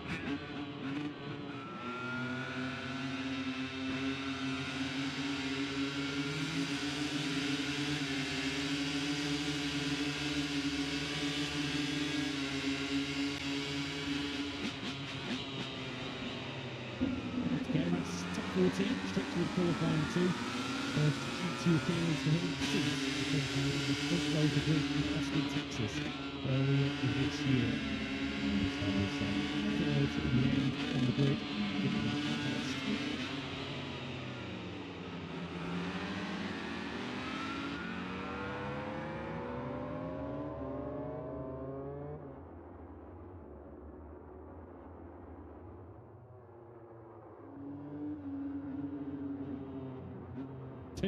Next season, having confirmed both Ortola and Takeras for another season in 2020. So we're going to see quite a few other suitors for Ortola's signature over the last month or two to lock him down for another season. But also confirmed Takeras too. Takeras, I think, fourth place in this session. Extremely talented he is from his Moto3 days. I might not have just one potential problem next year, there might be a couple of them. 100%. I was thinking the same thing when you were talking just then, Lewis. Takeras or Ortola next year. I mean, even this year it's a very exciting one. Takeras had his big injury issues in his rookie season, so don't expect too much too soon from Takeras, but especially next year, I'm really liking the look. And MSI, of course, are liking the look of that lineup. Definitely one title contender in Ivan Ortola, who is on the screen on the other side of the box. I think not really full Ortola's side next season for the pair of Spaniards are trying to go for glory in Moto3. Did see Danny Holgado back in the box and looking relatively okay. Didn't see any sign of the bike though. 15 minutes to go, so it's a good sign that Holgado's made it back to the box. If the bike is there too, or arriving in the next couple of minutes, it looks like Holgado could at least head out, maybe even if he just some pocket, just something to stop the cobwebs and see if there's any issues to sort out on that motorcycle, because the next time he's heading out, or if he doesn't in this session, will be in qualifying too. So here's your session leader at the moment on a 150.386. It's Alonso Lopez. He's a tenth or so away from what he did yesterday. There's a chance to see the 21 at work coming through turn 12 as you sort of enter the third sector of this Aragon circuit. The sectors are all very different in sort of makeup from each other. The first sector takes you to flat turn 1, and you then have been flowing 2, 3 and 4 before you're hard on the brakes for 5. Sector 2, a little shorter. You've got that sort of squirt out from 7 to the downhill corkscrew section of 8 and 9. And turns 9, 10 and 11 left-handers, which lead you into that fourth sector with the second radius 12, 13, 14 and 15, and this final sector largely all about top speed. It's all about exit from turn 15, getting yourself down that back straight as quickly as possible. And there's still plenty of time to be won and lost in turn 16 and 17, and clearly which the circuit changes. People expect the rider, people expect the driver, and so of course challenges your ability to keep your tyres in good working order. The fastest rider at the start of the race tomorrow, make sure the fastest rider return to your rubber. No rain expected in for in Moto3 Aragon, but we've got a single cloud in the sky overhead. As we look outside our comments actually go for the temperature, it's only going upwards as we head into race day tomorrow. We're going to be in excess of 30 degrees air temperature. Yeah, a little bit warmer than it. Just getting today, I think 31 on the highs of today, 33, 34 potentially tomorrow afternoon for the Moto2 and of course the MotoGP race a little bit as well. Do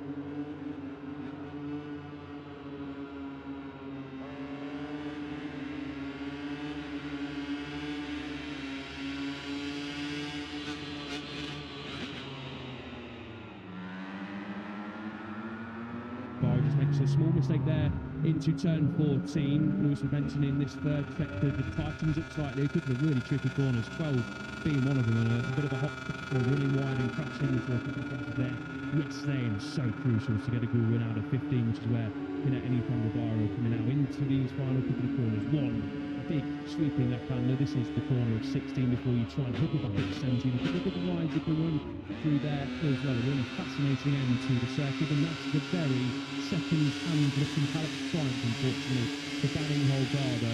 Bit of a job on there for the F1 mechanics. As good as they are, I'd be very surprised if that bike had back out of pit lane in the remaining 12 minutes. Much damage we've got to it, then probably at first straight into the wall.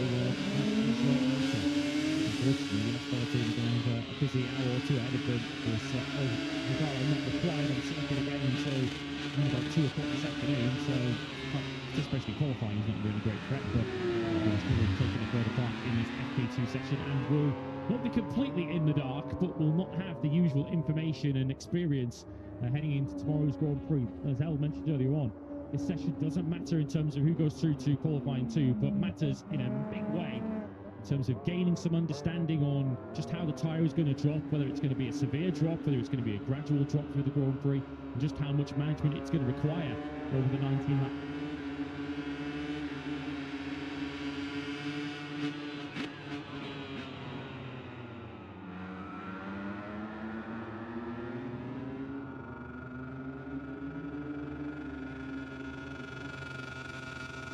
Holgado obviously second yesterday, Alonso 18th yesterday, and it's all playing into the hands of Ivan Ortola, isn't it, this weekend? Of course, we've not seen too much of Gonzalez or Senna Regis in this session. They're just lingering towards the bottom end of the top 10 in 9th and 10th place, but his chief rival from yesterday, Ivan Ortola, is not setting any quick times in this session. Only 2 laps completed for Holgado, 52.5, and Ortola's just jumped up into the top 2 once more, so again, you never want to see a rival crash. Of course, Ortola won't want to be seeing Holgado on the floor, but he'll be happy to see that Holgado hasn't completed any laps in this session, because that's running into the hands of Ivan. The whole heap of Ethan Guevara either. We saw that mistake for him into turn 14 a lap or 2 ago, but he's behind Regis and Gonzalez in 11th at the moment, and so we're now trapped at Dennis on Tube. The rear tyre sort of oscillating there as he came through turn 13. He is all action at the best of times, is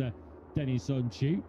But if we could see that, surely he would have felt it coming through turn 13. That's now 14, the right-hander, before you then drop left into 15, which leads you onto the back straight. We now join Dennis Onchu live through turn 9, and he has a big moment. Dennis Onchu never dull, is he? Never dull. Truly love it. Love watching Dennis Onchu do his thing on the motorcycle, especially, of course, when he's going pretty quickly as well. Here's another moment of what we just saw through the tricky reverse corkscrew, and yeah, just loses the front end there, just as he tips into the apex of turn 9. That's the corner where Danny Holgado on the exit. You can see Norman Rank there just describe what happened. That's Aaron Connect's crew chief on the left-hand side with the glasses on. The Elfmark VDS team, of course, watching on. We'll be happy with what they're seeing from the 53. A little bit happier for Connect as well in P16. He was outside of the top 25 yesterday. And that was previously mentioned. So things went a little bit better for the Elfmark VDS team this morning. But he relaxing. A great watch with Dennis Onchu, and clearly pushing and still really trying to find. He's a trier, isn't he, Dennis Onchu? And trying to find as much performance as he can from that one. He is the top cost per scorer at the moment this morning by third spot Oscar Guevara. As well as back to record the season. 11 at the moment. 0, and didn't want to really bring where Guevara is at the moment this week. He was 10th published yesterday too. It didn't sound like he was too concerned with life, but I guess the one word which will concern Guevara fans that Ethan uttered yesterday when he was describing the day was that dreaded chatter again. Yeah, limited his pace yesterday, didn't it, the chapter, and said they made a few changes in the morning session to the bike in hope of trying to find a little bit of performance, but that didn't work. Guevara said it just made the bike feel a lot more nervous than usual, so reverted back to the settings for the afternoon session, and didn't have a bad time of things. P10, I mean, the main objective on a Friday afternoon, of course, is getting into that top 10. Rides him to P1 potentially here is Danny Munoz. He was also in the top 10 yesterday, he was in 8th place, and a new lap record for Danny Munoz. Some potential Q2 time attack rehearsals coming in for these riders here, and that's a pretty quick one for Munoz. He knows this place well because it's his first thing in Moto2 this season as a full-time competitor, but he has actually raced in Moto2 here twice, in addition to, of course, European Championship experience. You know this football back was Will Munoz, who's got 6 penalties for the opposition in this session, and he's drawn 8,000 to the second quicker than this man. We've had Artola in the process of responding, but he loses time in that final sector, and he stays in 3rd place. Munoz will quickly again. Right there for a bit of a late time attack. Barry Bantus, he's just put in his best 62, which is P11. We pick up Alonso. It's not really the X-Bar Calex that we need to be keeping an eye on in this session. Alonso is returning to the fray with 6.5 minutes to go. No signs at the moment of teammate Holgado joining it. And no signs of improvement for Alonso over the longer runs. He's 2 seconds off, and that's been extended, of course, with Danny Munoz's new all-time lap record for P26 in this session for Alonso. And what he was saying yesterday, that it's maybe not a bad thing to go out in Q1 needing more more time on track, I should say, to regain some confidence and get another 15 minutes under a belt. Corner entry needs some work, and said he lost his way. The team lost their way. It's also trying to change too many things. And the race winner and considered to contender, of course, the MotoGP bound rider, saying I could do with some more laps in Q1 to regain some confidence. Not exactly what we expected to do for Alonso, who looks like he's just headed out on fresh rubber, of course, to try and get the time attacks simulation for later on, because it's absolutely vital that Alonso gets into that top form Q1 a little bit later. That's another place where we were saying now. He's now 27 from one of the 2 riders behind the course. This is Holgado, who's going to get in the fence so far this morning. So Alonso, and I just wanted to really put the routines, essentially second last of the riders who've taken the full part in this session so far. And clearly his record's earlier on, the confidence took a battery through the Silverstone weekend. It's very hard to build up that confidence, very easy to lose it. So it would appear at the moment, perhaps for the first time since his first 2 or 3 races as a Moto2 rider at the start of last season, it feels like David Alonso is going through a bit of a crisis of confidence. Yeah, really struggling, isn't it? 9 races without a podium before the Czech Grand Prix, and when he finished second to Ortola and then won, of course, over at the Dutch Grand Prix, the circuit, he doesn't really get along well. It doesn't suit his style, does Aston. We thought, okay, here we go. The season has officially begun for Alonso. His title charge does begin, and he's followed that up, unfortunately, with a DNF in Germany. A bit of a silly DNF as well, really. He's in that podium victory mix, and then just a weekend over at Silverstone as the championship leader just sets a new all-time lap record. Some recovering, I think, for Lightning McQueen at the solid helmets for Manuel Gonzalez, and Senna is just following closely behind P3, but around about half a second away. So plenty of laps here coming in on fresh rubber, it looks like, for the riders, of course, having one eye on qualifying later on, or probably never 2 eyes on qualifying a little bit later. I'm still here, says Manuel Gonzalez, who has been flying under the aforementioned radar already in this weekend. Let's be more. He went for the next 5 minutes. Another new lap record. He's been his championship challenger, Iker Guevara, who's in the first respond to that himself, as he was running the through. He's back through the first sector. This is Colin White, who launches himself up 17 points and 20th up into 3rd, and that is Wyatt's first 149 of the weekend. Yeah, good stuff from Wyatt. First time here on the Moto2 bike after missing the Grand Prix here last year, and he said he loves this place usually, but also it was very good on a Moto2 bike, and going P3 for Wyatt. Good stuff. Liking this though from Ortola. He's not one of the riders who's having a couple of eyes on the qualifying a little bit later on. Doesn't look like he's pitted. He's on used rubber, still in that top 10, of course, 9 tenths away, but the rest of them are in time attack mode. Ortola is not.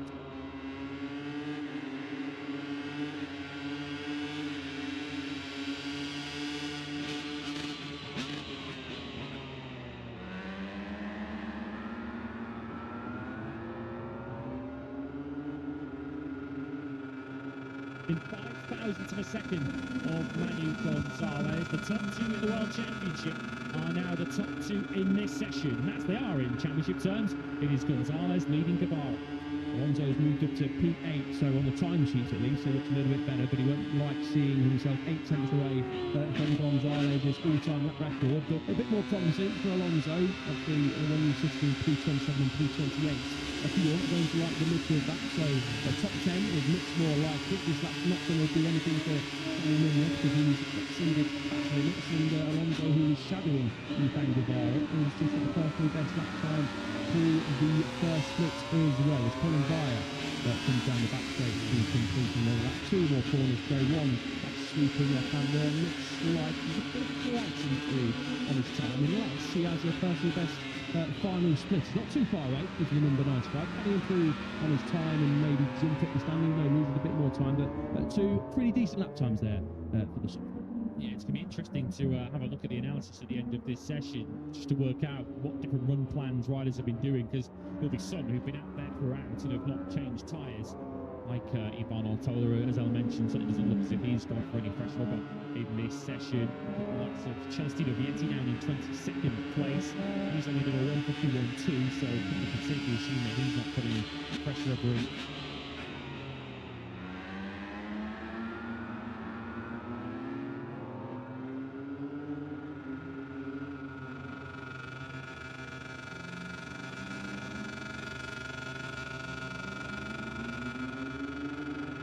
Leader is getting hit in front for the first time in this Aragon Grand Prix weekend. We are now riding on board with Manu Gas, who I think we're going to see more of in Moto2 next season. We've got to say I'm disappointed on Manu's behalf, but it's not going to get a MotoGP opportunity next season because he's certainly earned one. But the benefit is Moto2 viewers that Gonzalez will be speaking about that as a legal voice next season. Got to another 149. It probably like 8 that time on Gonzalez. Not a personal best, but the Gonzalez he's certainly back in this one. Yeah, big fan of Manu for sounding like he's sticking around in Moto2 next year. Not giving up on the dream of reaching MotoGP. I guess the easier option we could have said with Prince and Provider could be for a little bit more money. Who knows what goes on in the background? Of course, not obviously in the know of how much money is being thrown around at all of these riders. But if you're getting a factory seat or trying to get a factory seat in MotoGP, it's probably going to pay a little bit more than a good seat in Moto2. But I do think it's a good move. Definitely us, definitely the fans at home. We want to see the fastest riders in Moto2, and Gonzalez is the fastest rider so far this season in Moto2. Of course, very disappointed for Manu that he's not going to get the chance to go to MotoGP next year. This year, before next year. But maybe if he can do this again, we know that he's absolutely got a point to prove, and if he goes well again next season, like he has done this season, I think a lot of MotoGP teams will have no choice but to look at Gonzalez. Fair play for Manu for sticking it out and continuing to stride towards his dream. A very good session for Ivan Altola. P7, another rider who'll be hoping to make a point, or further his point to make a move to MotoGP, and that's obviously future for the rest of the season, only to 2027. Gonzalez is trying to differentiate slightly.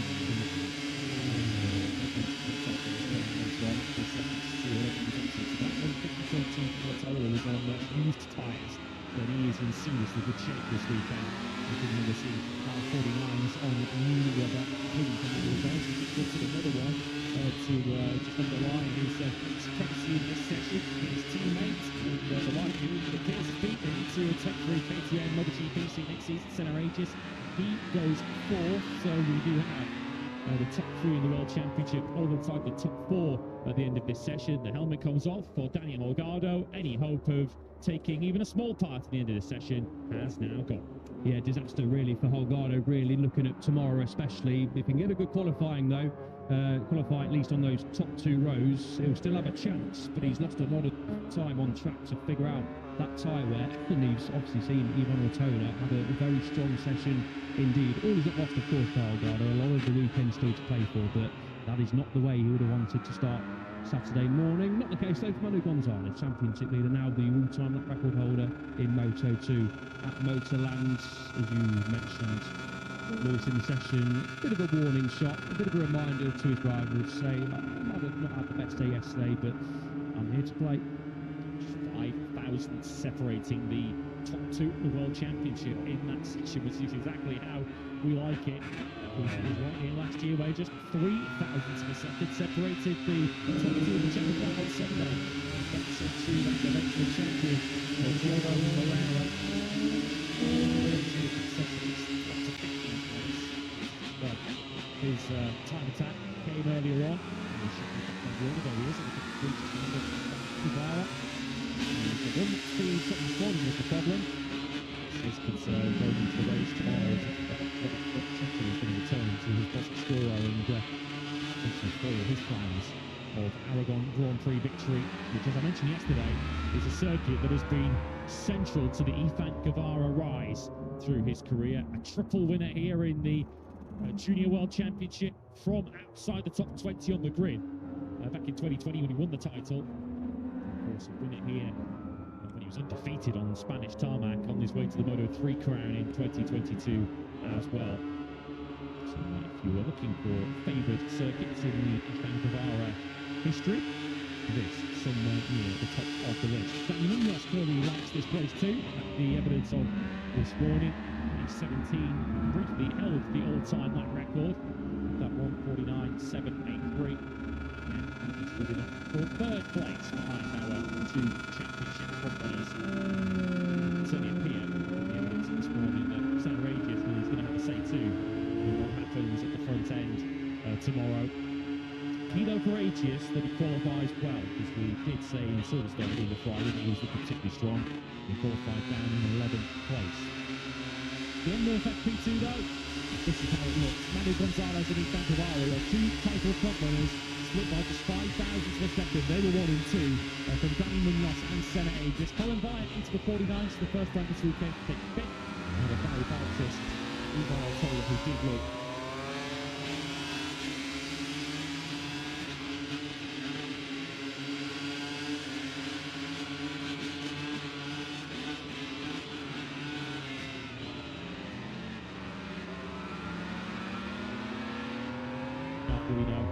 Silverstone podium finisher Alexa Screech, who completed the top 20. 29th, not on your screens yet, Danny Holgado. Now we see his name, just one time lap for him before he found the fence at turn 10.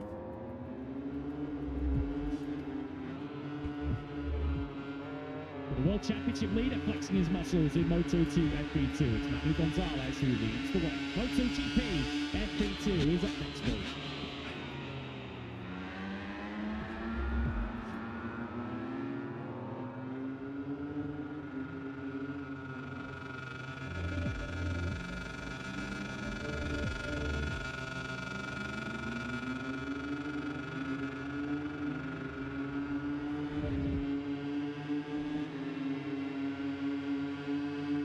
MotoGP makes the third of 4 stops on Spanish soil in 2026 with the Grand Prix of Aragon, close to the historic splendour of nearby Alcaniz, a town of just 16,000 residents. Aragon sits around a 3-hour drive from Boston, Barcelona, and an hour from Zaragoza. Surrounded by a desert-like landscape, Aragon is one of 6 Spanish tracks to host the Grand Prix. With FP2 up next live, it's time for MotoGP.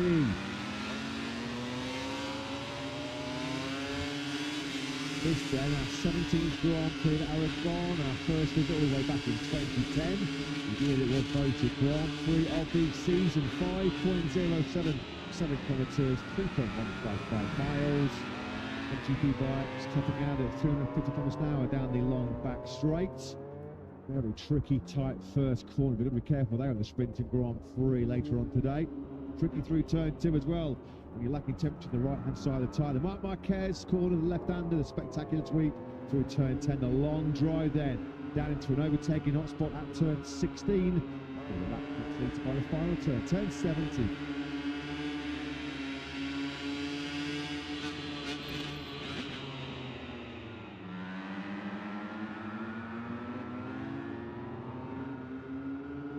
Good morning and welcome back to Aragon, welcome back to Motorland, Chapter 13 in this year's MotoGP World Championship. Brings us to Alcaniz, just Just a short stone's throw away from the spectacular medieval town lies Motoland Aragon. 17th Grand Prix here on the circuit, designed by Herman Tilke, the iconic circuit designer behind Sepang and Austin, to name just a few. And this track, well, it delivered some spectacular action on day one here yesterday. Just 300ths of a second covering Marco Bezzecchi, Alex Marquez and reigning world champion Marc Marquez meant it was our closest ever MotoGP top 3 on a Friday, coming hot on the heels of our closest ever practice top 10 at Catalunya just a few weeks ago. Tight at the top, just as we like it in terms of the timesheets yesterday. Pretty tight at the top of this MotoGP World Championship as we head into our 13th Sprint Saturday of the campaign, as there are just 37 points giving the top 3 riders in the series. Jorge Martin leads the way as he looks for back-to-back sprint wins in 2026. The third of those top 3, though, and all a pretty top 3 for the first time in history. Ayagura sadly missing from this weekend's Aragon action after he fractured a thumb while motocross training over in Japan during our second summer break. Marc Marquez, a feeling yesterday that there's plenty more to come from the 7 times Aragon winner Marco Bezzecchi, who was fastest with an all-time lap record yesterday. What a ride by the factory of Pretty Star said. Marc was hiding at the end of practice. So we're going to see Marc Marquez in full swing this morning. I'm sure we are, as he fights for yet another pole position. Matt Burt, Livingston in the commentary box. Jack Appleyard down in a gloriously sunny pit lane. Hello, some return from our second summer break. Marco Bezzecchi with a 145.455, putting all of his recent injury wounds behind him to lead the way. The closest ever Friday in MotoGP history with a sun return from our latest holidays. We hope that is the sign of things to come today, with qualifying to come in just over an hour's time. Marco Bezzecchi expected to be central to the action and the battle for pole position, which is normally exclusively saved for the number 93, but as you mentioned, beaten to first but to second place by Bezzecchi and Alex Marquez yesterday. Does feel, certainly got the impression watching, and that was backed up by what we heard from his opposition yesterday, that Marc Marquez perhaps with a little bit more up his sleeve. We will have our answers though in the next hour or so, just how much Marc Marquez has up his sleeve. Does feel, whatever Marc Marquez is hiding, it does feel as if he's perhaps going to have to work a little bit harder for Aragon's success this weekend than he did last year. Heck of a ride yesterday by the 27-year-old Italian Marco Bezzecchi. He's been P1 now in the last 3 of our 4 Fridays. He did say yesterday though, this ongoing knee problem, the left knee injury picked up while also bashing his left collarbone to smithereens in that Q2 crash in Germany. Constant pain. Bez is in with that left knee injury. 10 left corners around Aragon as well. It's going to be a brutally physically demanding experience for him this weekend. Well, was he hiding? We're about to find out. Marc Marquez, if he was hiding, he was still mighty fast on the factory Ducati yesterday. Third quickest with a 145.493. Didn't really push for a second time attack in yesterday's session. 33-year-old Spaniard going for his 8th Aragon success here this weekend. He has got massive home support. Team Marc Marquez in the grandstands. Marc Marquez then fight back on top of good of Alex and Bez, who out-affects him and out-faced him yesterday. 93 into turn 1 yesterday. He led through last year at the start of the straight, start of the Grand Prix, and he's never headed from there. It was his younger brother Alex, of course, who banged closest last year, and it looks like he's going to be in the battle again, doesn't it, on the 73 to potentially challenge his older brother. 7 victories in MotoGP here for Marc Marquez, and unbeaten since jumping on a Ducati in MotoGP here, although for the first time yesterday, as mentioned, he was beaten in a dry practice session whilst riding a Ducati, but certainly with a home field advantage for Marc Marquez as he looks to try and eat into Jorge Martin's World Championship advantage.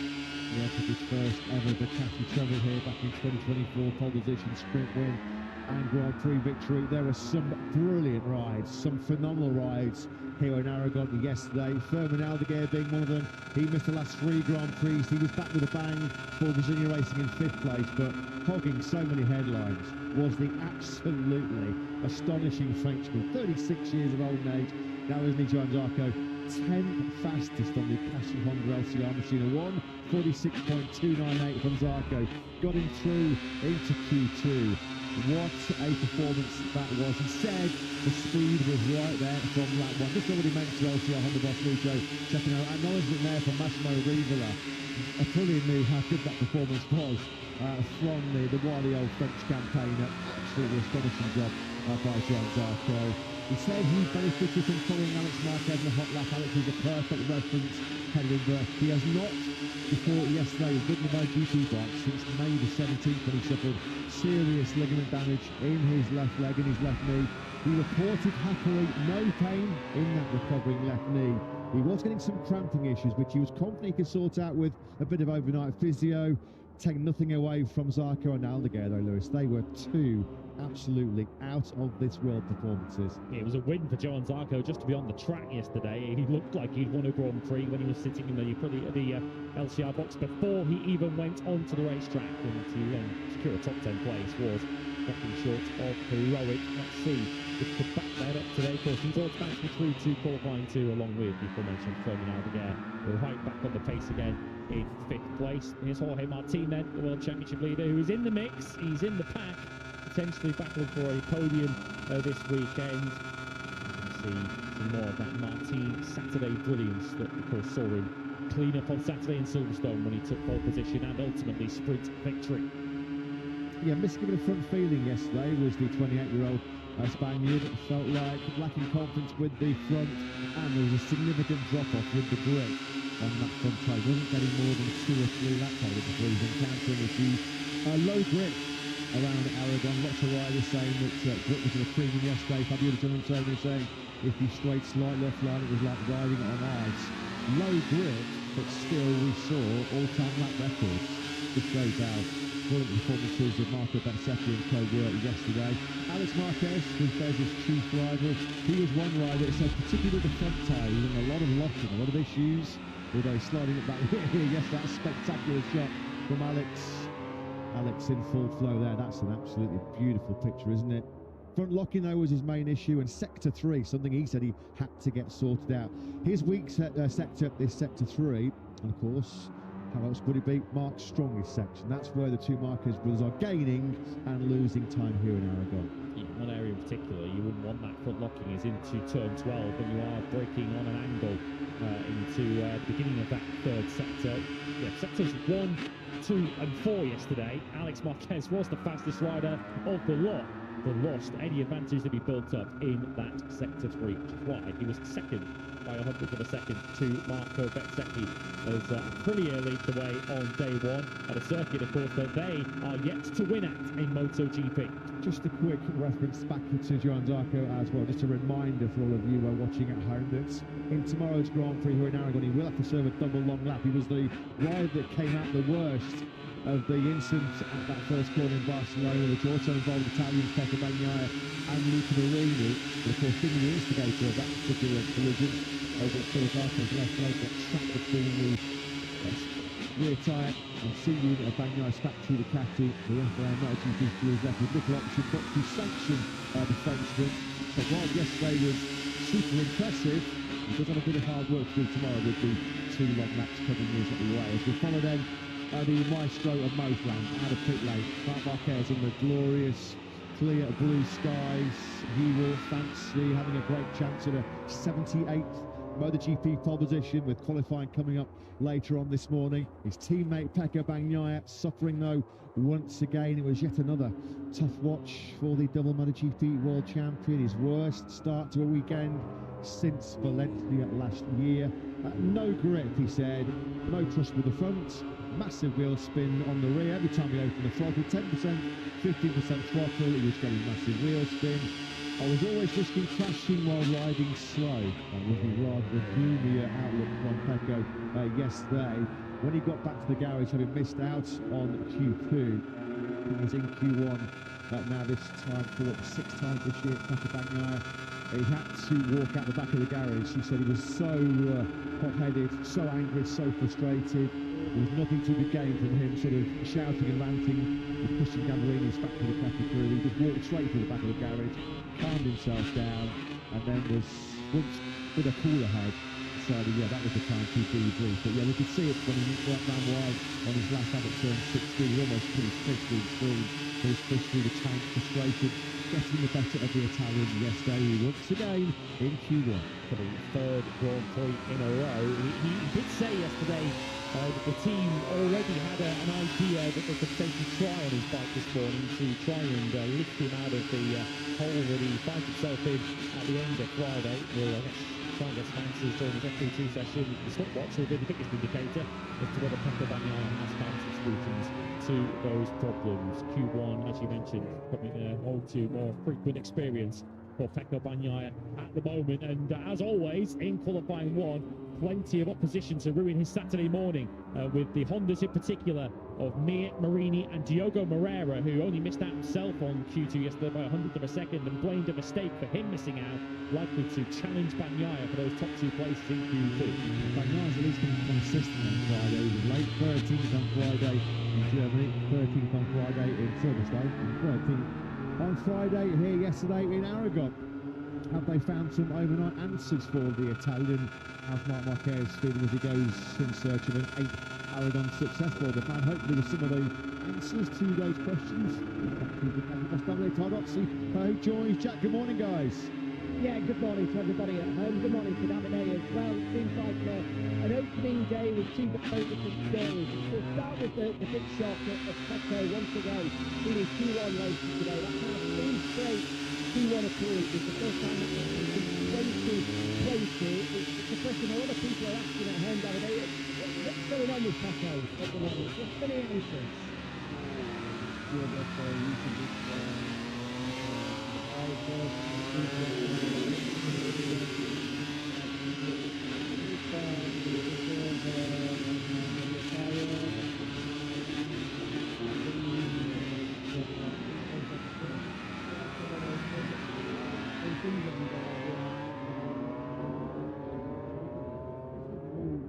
we try something last night,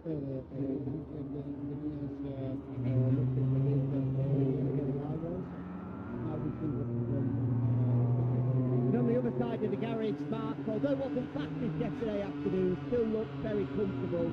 Everyone has built this weekend as the weekend that Marc Marquez cannot afford to lose. Would you agree with that?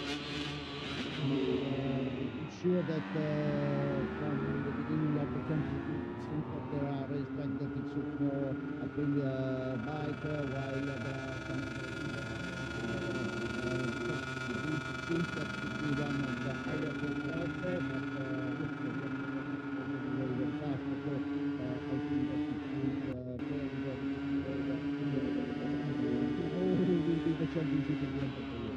There were some very interesting images from Ducati's behind-the-scenes documentary going on for the big Grand Prix, where Marc admitted he attacked Silverstone for the very first time on Friday morning, woke up on Sunday and just had nothing left in his arm.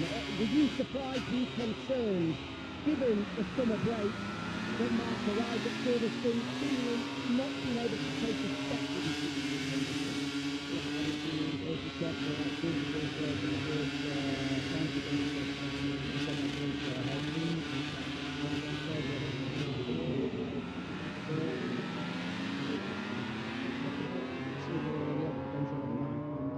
I hope that after this race, Pisano and Austria, Davide, thanks for your time. Have a good weekend. Yeah, thanks very much as always, Jack. Thanks to Davide Tardozzi. When we have visited anti-clockwise circuits previously in 2026, offered no problem at all for Marc Marquez. Pole production, sprint victory and Grand Prix success in both Balaton Park and at the Sachsenring. 10 times now MotoGP winner around his beloved German Grand Prix venue. Firmly in the mix here today. Fired himself up into second place. Sarko leads the way this morning, FP2.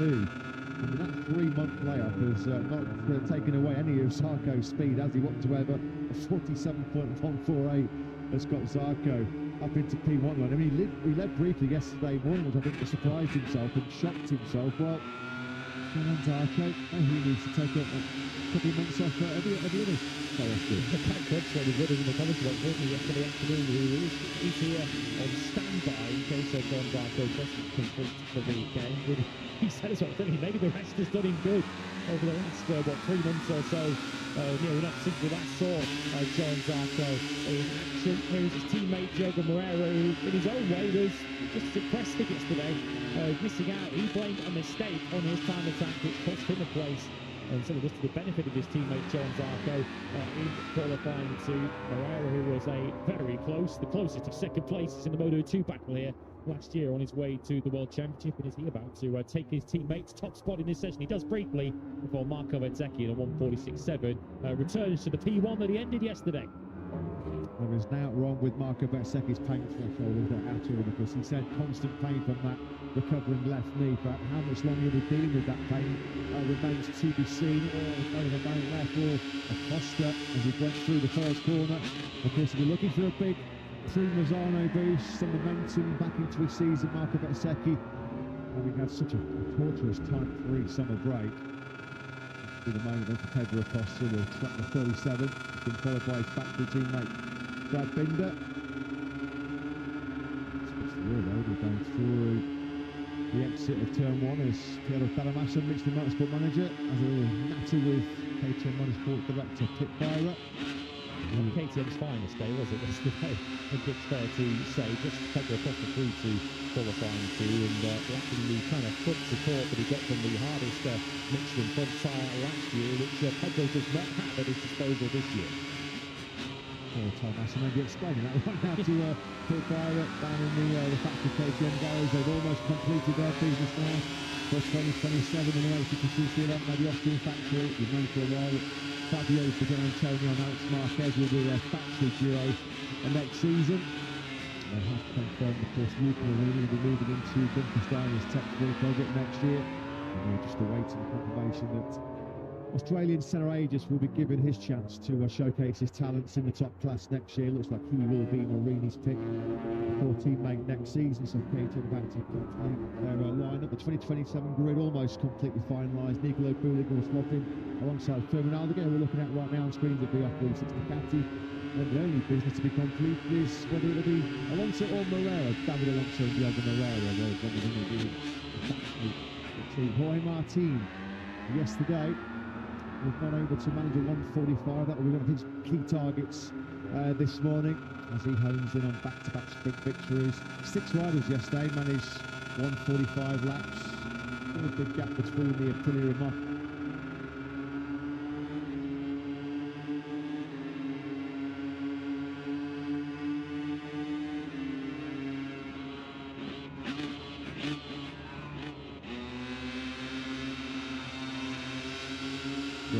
Victory. Well, while we're just on the subject of KTM, perfect timing to get back down the pit lane and get the thoughts of Pit Byra off the cover off without that. Yeah, great to have Pit with us as ever, because as you guys say, plenty of headlines coming quick with KTM, most notably the signing of Luca Marini to be joining the top class squad in 2027 from Honda. A valuable piece to the puzzle.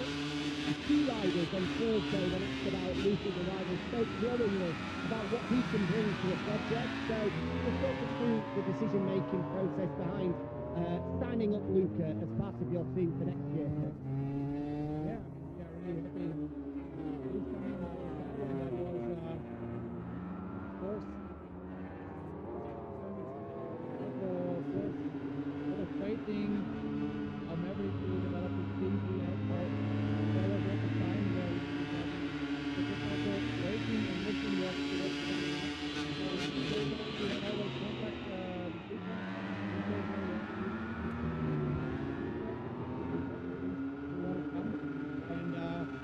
But then talking to the people around him, it's clear that he's a really great guy to also help to make it nice better.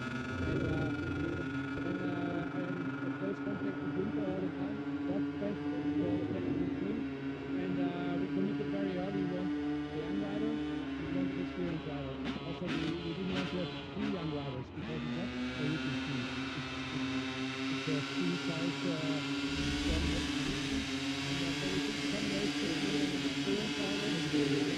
hopefully a young rider coming there, which is great.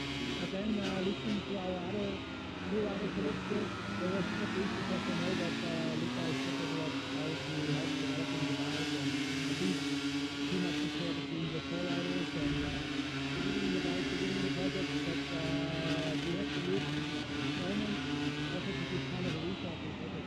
With these two riders,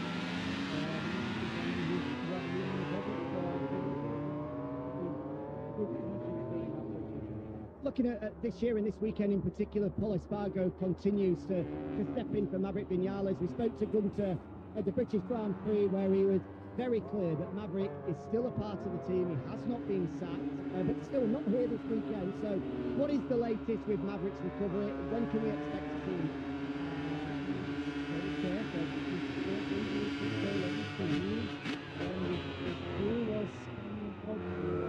Irritated some other pieces, but then later we checked with some specs when we were wondering why he stopped doing nothing for weeks. We found out there is another instrument injured, and nobody can tell me at the moment when this happened. If it came from another crash or was different meaning, I really don't know. Practice he has injured, and we said as long as he's not fit, he's not riding the bike. It doesn't help him and the bike, so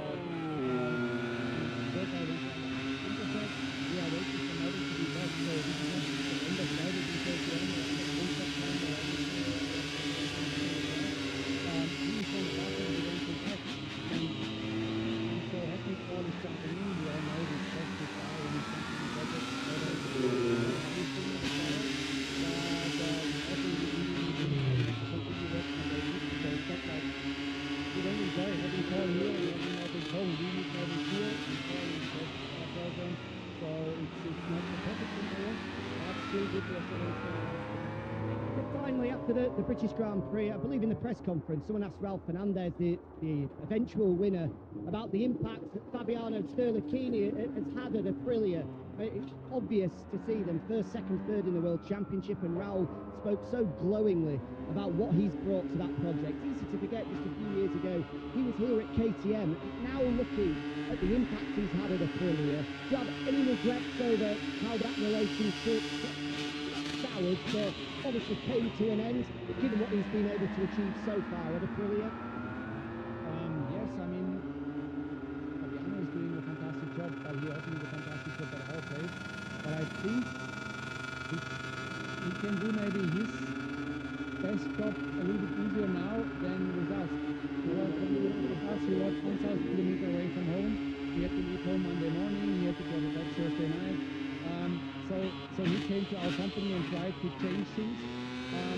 But it was not as easy as being an Italian, being home, doing it with that group of people. So he did really important things for us when he was with us. And so he didn't leave because we had a fight. He left because the whole circumstances was more difficult than what he has now. So yeah, that's all. We do a great job there in the team, and but also we are looking back on good times with him. We learned from him, and we're going to work on that to bounce back and make these guys more difficult on the other side. Have a good weekend. Thank you.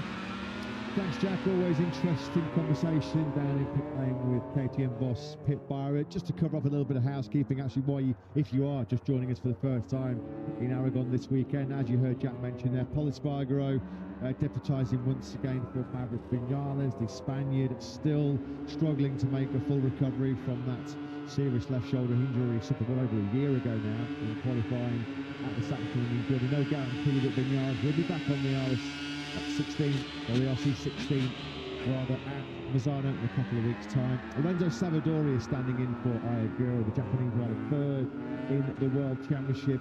A setback when he suffered his first DNF, his first big mistake passing out the Silverstone Grand Prix. Another major setback for Agura with Chinese aspiration, missing this weekend with a broken left thumb. Savadori once again back on the factory back to Aprilia. And of course, and welcome back John Garco, and welcome back Roman Alviga. We hope we can see Maverick Vinales doing his thing on a KTM very soon, but clearly the longer it goes, the less likely that becomes, I guess, as we get towards the end of Maverick Vinales' time with KTM, which is coming to an end at the end of the season, and as Stan already mentioned, Federacious set to be the teammate to Luca Marini, when they put their factory squad for next season. So there's no question about it that KTM will have an experienced, 3 of their 4 very experienced MotoGP riders, none of them though with KTM experience. We'll see how relevant or otherwise that will be, given how much is changing for MotoGP next season. What hasn't changed from yesterday to today though is that Marco Bezzecchi is still on top. 7 laps into a run, he set his fastest of a 1:46.756. Diogo Moreira and Pedro Costa his nearest challenge.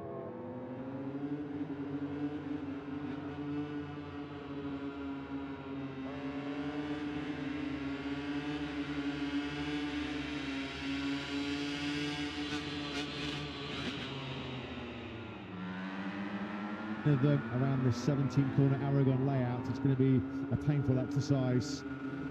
When he had that big high side qualifying at turn 7 in the Saxon, the most obvious damage was the fractured left collarbone, but what we didn't realise at the time was he pretty much worn the skin away on his left knee down to the bone. A rather gruesome, horrible sounding injury, which seemed like it is going to be troubling Bez for the foreseeable future.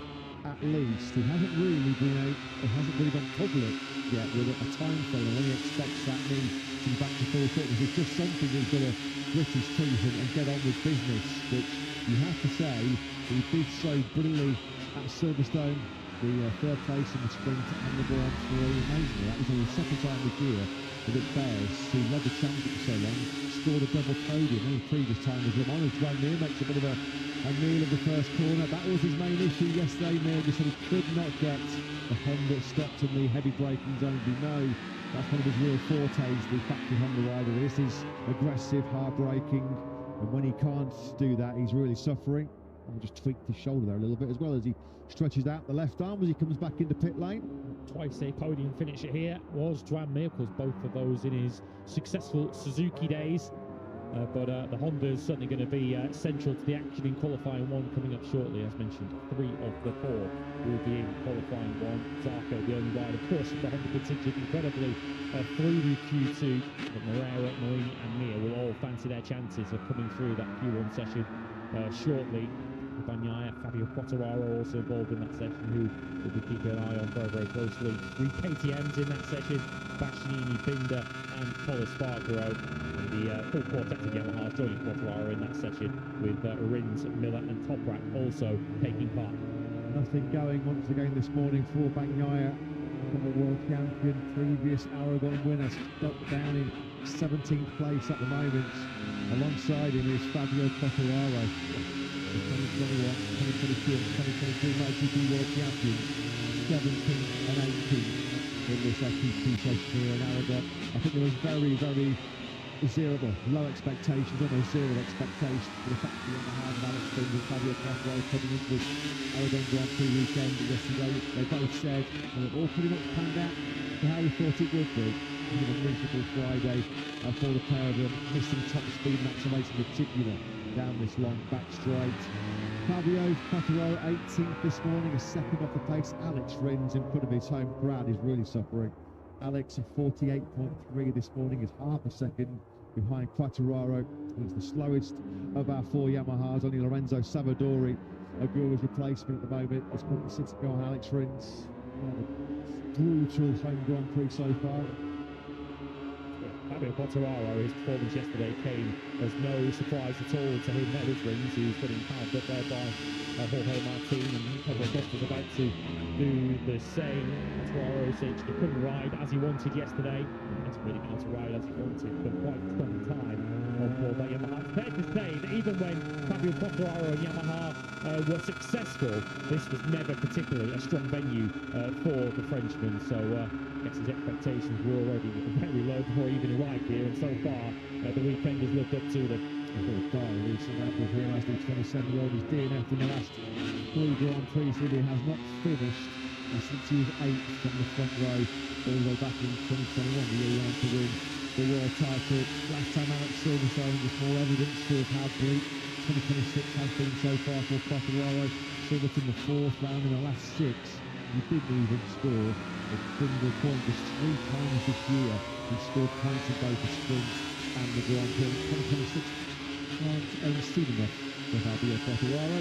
Yeah, but he did finish in the points in Silverstone, but then got booted out of there due to a 16-second post-race tyre pressure penalty. So even when things do go slightly right at the moment for Fabio Quartararo for Yamaha, they still find a way to ultimately go wrong. He got relegated down with that 16-second penalty down to 16th place. Upwardly mobile though in this session is Alex Marquez, who we did expect to stay down in 14th place for very long. He's put a brand new soft rear tyre in, which has allowed him to move back up behind Marco Bezzecchi into second place. It's really his best ever GP result here in Aragon. Spargo's strong third place 4 years ago in 2022. Marco Bezzecchi looking well set to better that here this weekend. How's his teammate faring? Jorge Martin, been a bit under the radar, been a bit low-key so far this weekend as the World Championship leader. 31 points will be his advantage going into this afternoon's 11-lap sprint weekend. Local time, that will be lights out. Quick reminder for all of you, Fabio Di Gianantonio, who was our first MotoGP fall of the weekend yesterday at turn 3. Fabio's also putting together a pretty strong. I think she's going to be pretty precise around this Aragon circuit. Put a wobble there, but the shape on the front end of Martin Gutierrez, who's got the handful of front plate for turn 16. Did the showing yesterday, and she's thrown miles left line here in Aragon. Low grip, it's almost like you're riding on ice, so you're going to make the overtakes pretty clean, pretty precise. If you pick up digit, it's got now winding through the gearbox in that Ducati GP26. Top speed here is just shy of 351 kilometers an hour.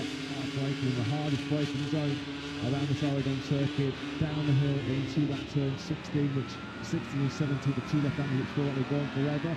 You're surely going inside the top 10. He does indeed, up into P4 with a 46.969. Brand new medium front, brand new soft rear for Di Gianantonio, the sixth rider now this morning to get themselves into the 146s, which still doesn't include Marc Marquez, who's 8th on a 147.062. So potentially he is still playing a bit of hide and seek with us in this FP2 session, because he's returned to the racetrack moments ago, and according to our time screens at least, he's still on medium front, medium rear. Potentially still doing his work in this FP2 session on worn rubber. So the reigning world champion not showing his hand yet.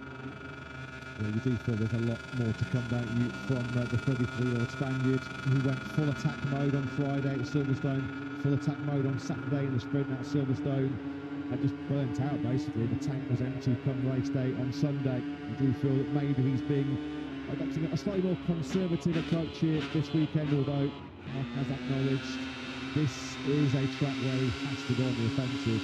He has to try and claw back some of that 40-point deficit.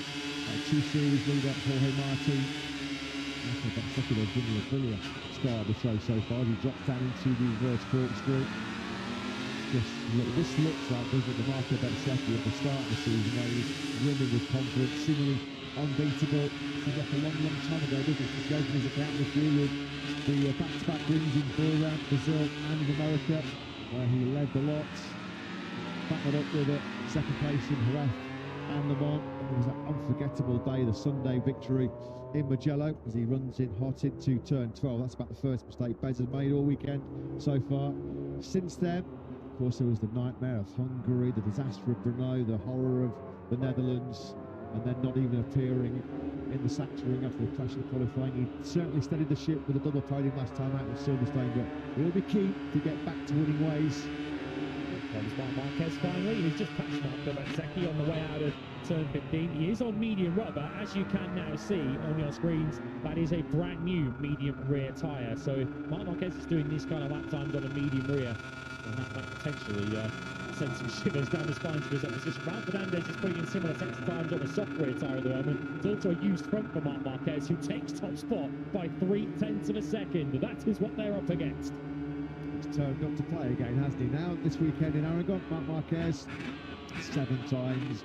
The previous winner here, one of the hunting grounds at Ralph Fernandez, the form rider in MotoGP, looking for his 4th successive Grand Prix podium. Nobody has scored more points than Fernandez in the last 3 Grand Prix, although he's frustrated with himself there as he runs in hot into the tarmac with enough area on the outside of the first corner, having just got into second place with that 46.6 1:43.7. They've obviously found some feeling, they've obviously found some confidence in Fernandez yesterday, because he said bikers did not give him the same feedback he was getting in Assen, Sachsenring and Silverstone.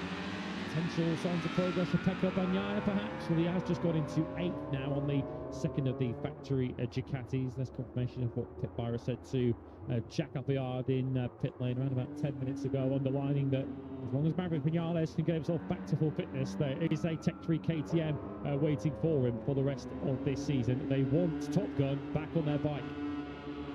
The big question is, when will Top Gun be fit and healthy enough to be back on that KTM?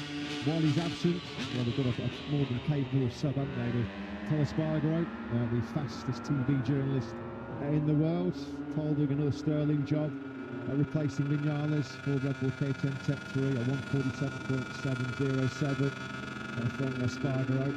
Another 2-race winner here back in the day around Aragon. Got 107 goals behind him as we track Morera then. Through the final corner, Cal Crutchlow, who joined us yesterday. Cal's got one for making wild predictions and lavish statements. He believes that Diego Morera has the talent, he has the potential to be an MotoGP World Champion in the next 3-4 years or so. Glowing praise when Cal joined us in the commentary box yesterday for the young Brazilian. Praise, literally deserved as well. We've got a strong start to the sprint by here in Aragon. Chapter 13 coming your way. Morera still 6th fastest.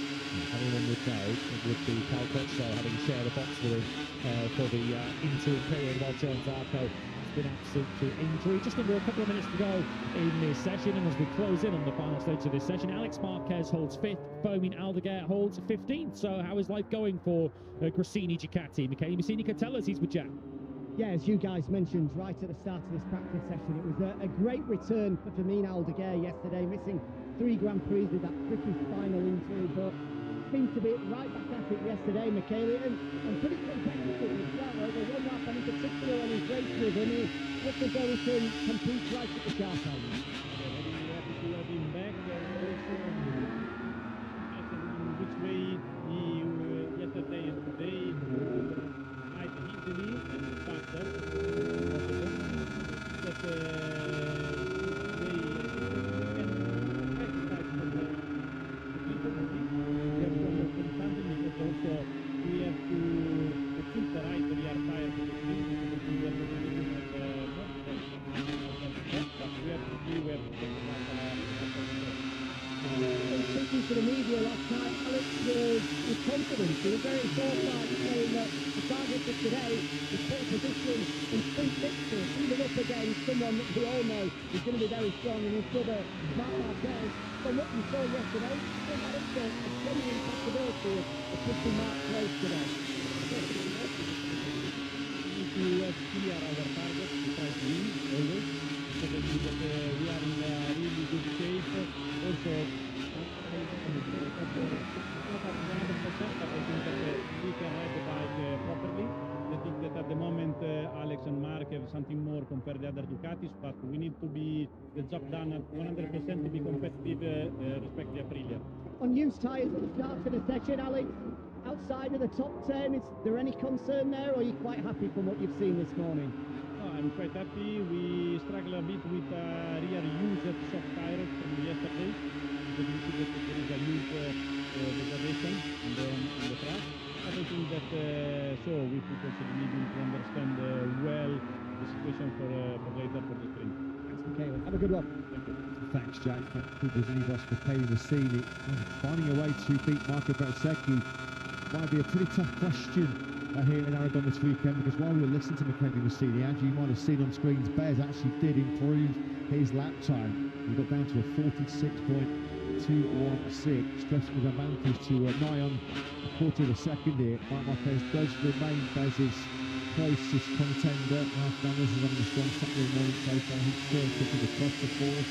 Bagnaia, that's a lot more like it. The magic wonders finally worked on his Ducati GP26, and overnight solution seemingly got some confidence back to Pecco. His fifth quickest is Antonio, who has taken the chapter flag, so at best he'll be sixth with a 46.775. But having had a fantastic Friday, it's been some Saturday so far, hasn't it, for Marco Bezzecchi, second in the World Championship, has not as yet won a sprint so far in 2026. He was winless in the Grand Prix since Mugello. Can he pull off a major shot? What would be a massive coup for Aprilia if he was to be deny Marc Marquez an 8th victory here in Aragon. Well, he qualified right down the back here last year, didn't he? After he crashed in qualifying 1, he might be starting right up at the front. But this time, the evidence of yesterday afternoon and this morning is anything to go by.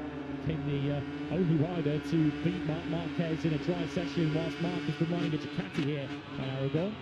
Remains the only rider to have done that, but he has now done it twice. Bezzecchi soft rear tyre 46.2 versus Marc Marquez medium rear tyre 46.4. So I think both will come out of that pretty happy. And as you saw there too, Marc Marquez's medium front tyre had done over sprint distance when he set that lap time. There are your two top men on screens, Marco Bezzecchi and Marc Marquez. Oh, Marco Bezzecchi in a bit of a moment there on the practice start zone. You can see him darting up into the distance as he sat on board with Marc Marquez's factory, the captain. Drops down through the reverse quarter group. Turn 10, which is the corner named after him. But this is his domain, this is his territory. On the left-hand corner, it doesn't matter where you are in the world, this is where Marc Marquez just counted up a hand over his rival. You can see there the rear ride height device activated to get the drive look over the blind crest, that short run to the finish line. He was working hard, he was muscling and wrestling that factory Ducati van in that final sector, wasn't he, Mark? 46.448 then, second quickest. Can he now then be in the hunt? Well, he will be in the hunt, won't he, for a 106 career pole position, a 78 in MotoGP, only 132 front row starts in MotoGP for Marc Marquez. A fair few of those have been here in Aragon. A couple of riders in that session who are starting to show signs that they're warming to the task this weekend. Bagnaia, we referenced 5th. And Raul Fernandez, another 3rd. He was inside the top 6 yesterday, so it was 5 was poor day for Raul as it was for Pecco. But as we already discussed, Raul Fernandez not exactly happy or comfortable with his Aprilia yesterday. But into the 46s in this morning's session, and next best behind Bezzecchi and Marc Marquez for Raul Fernandez. Of course, we know on our last Sunday action at Silverstone. And he backed that up with more success here as he looks to try and extend this golden run of podiums he's having through the summer. 3 podiums in a row for the first time in MotoGP. 3 podiums in a row for the first time since he had 3 successive wins at Aragon, Misano and Austin in Moto2 5 years ago, all the way back in 2021. 56 points. He sits behind Jorge Martin at the top of the World Championship. He keeps playing down his chance to be World Champion this year, but I think he knows he's in the game. Marco Bezzecchi certainly in the game for an Aragon victory here on the factory Aprilia as he leads FP2. Marco Bezzecchi versus Marc Marquez is how it looked at the end of FP2. Bezzecchi on the soft rear tyre, quickest for Marc Marquez on the medium. Raul Fernandez was 3rd ahead of Pedro Acosta and Pecco Bagnaia. Finally, beginning to move up the order this weekend. Gian Antonio 6th ahead of Alex Marquez, Moreira, Binder and Morbidelli. Marini next up ahead of Championship leader Jorge Martin, still under the radar a little bit, isn't he? In 12th, Zarco 13th from Mir, Aldeguer, Quattararo first of the Yamahas, ahead of Miller, Toprak, Bastianini, Paul Spargaro. Tough morning for Tech 3 KTM. Tough 2 for Alex Rins at his home Grand Prix 21st, ahead of Lorenzo Salvador. Well, it has been Marco Bezzecchi's Aragon Grand Prix so far, hasn't he? Fastest on Friday with no all-time lap record, and he is quickest so far on sprint Saturday. We'll go qualifying very shortly here at Motorland.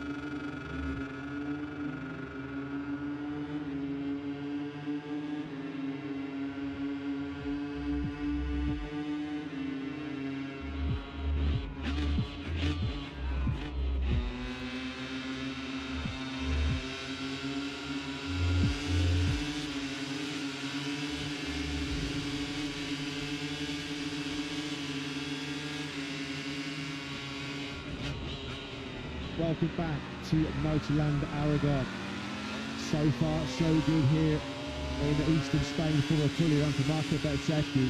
The new all-time lap record yesterday from Bears, a 1:45.455, saw him topple the Marquez siblings at the end of practice on Friday.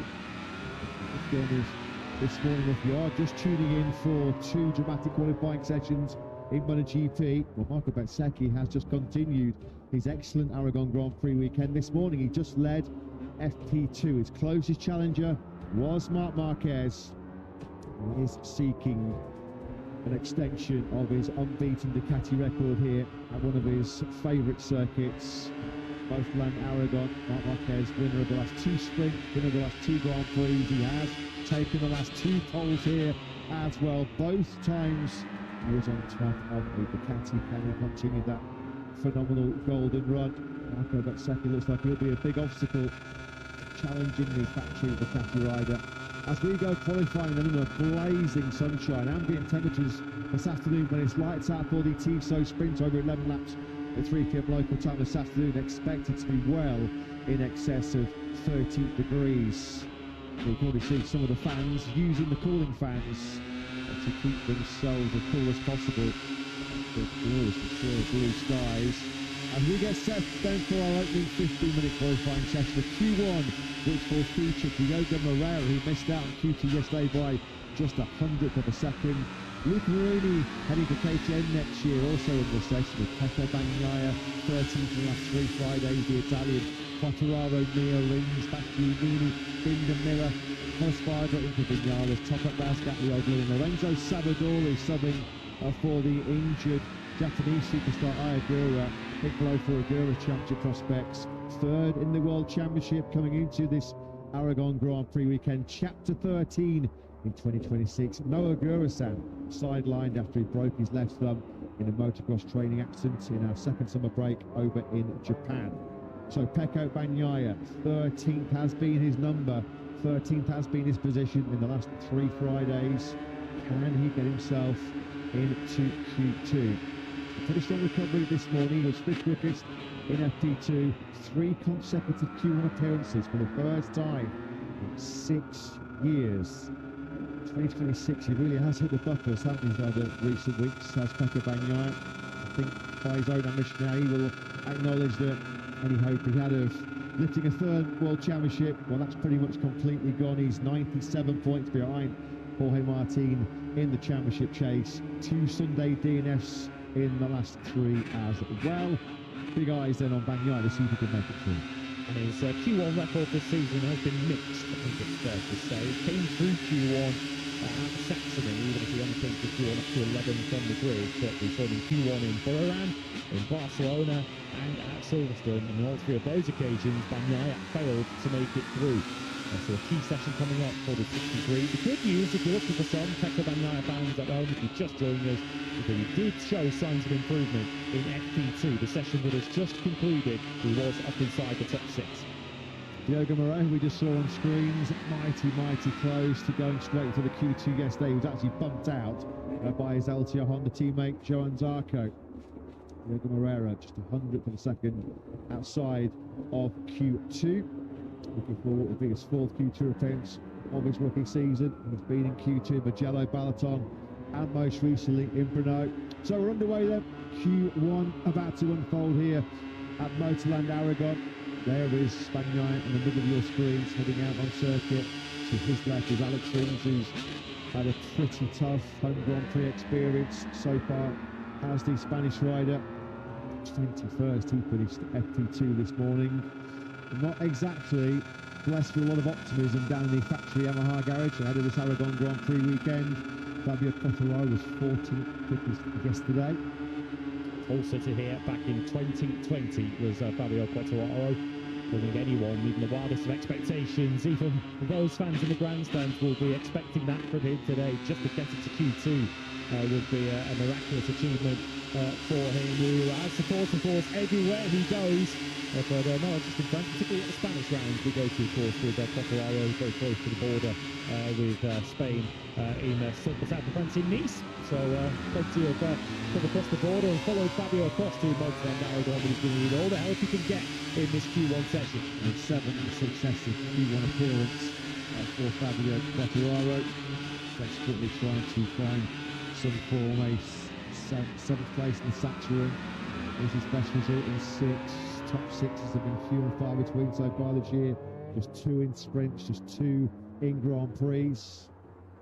I think 2 league distance there. And one just catch a quick glimpse of downtown Alcanib, beautiful medieval town in this eastern part of Spain. Spectacular landscape, as you can see, that flanks this Aragon circuit was first joined the calendar 16 years ago now, back in 2010. This is our 17th Grand Prix, one of 6 Spanish track to have hosted the Grand Prix event down the years. And the calendar, of course, in 2027, will be reverting to a standing substitute role in the future years beyond.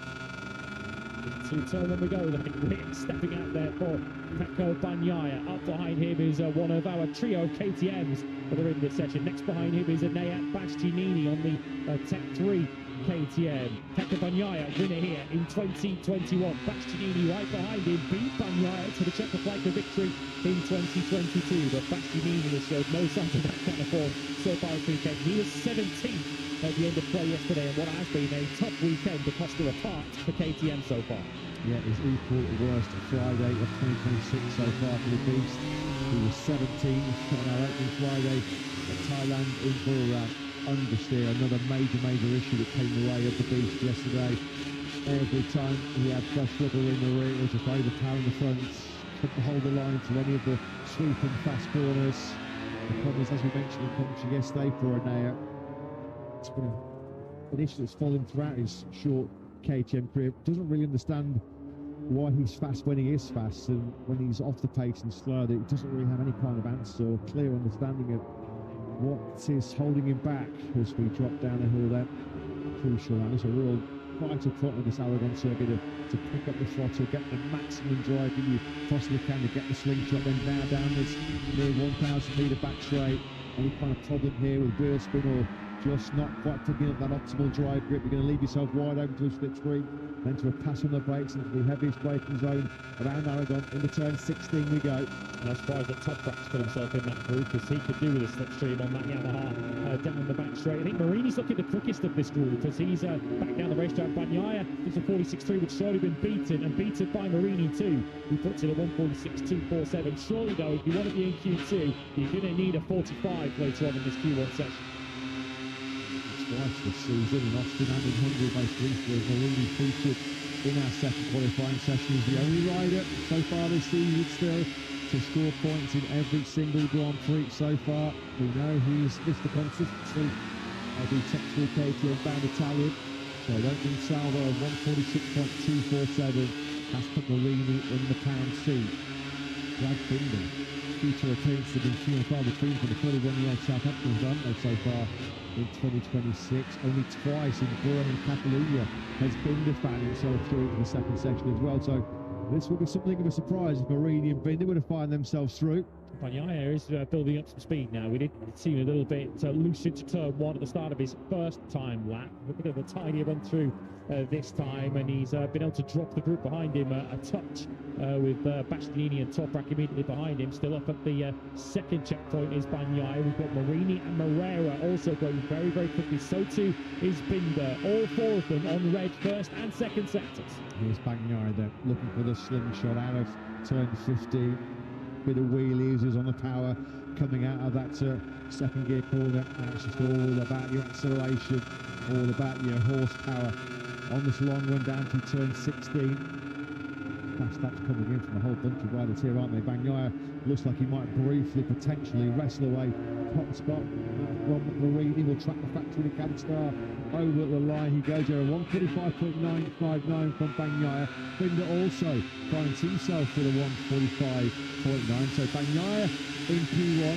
This is the Colo there looking apprehensive as the Slotting does his older brother goes about his business. And now Moreira with a 45.841. That's a brilliant lap from Diogo Moreira. He's best lap of the weekend by half a second. First time he's dipped into the 45s. He needed a big lap. He delivered a big lap. I think we can take this as a sign of how confident Diogo Moreira is actually feeling this weekend. So often we see in qualifying sessions, don't we? It's almost become a custom part of qualifying. Diogo Moreira will pick someone to follow. Moreira following nobody in this Q1 session. Clearly confident that he can do these lap times by himself. Well, that's a very impressive lap time, that, by Moreira, 45.841.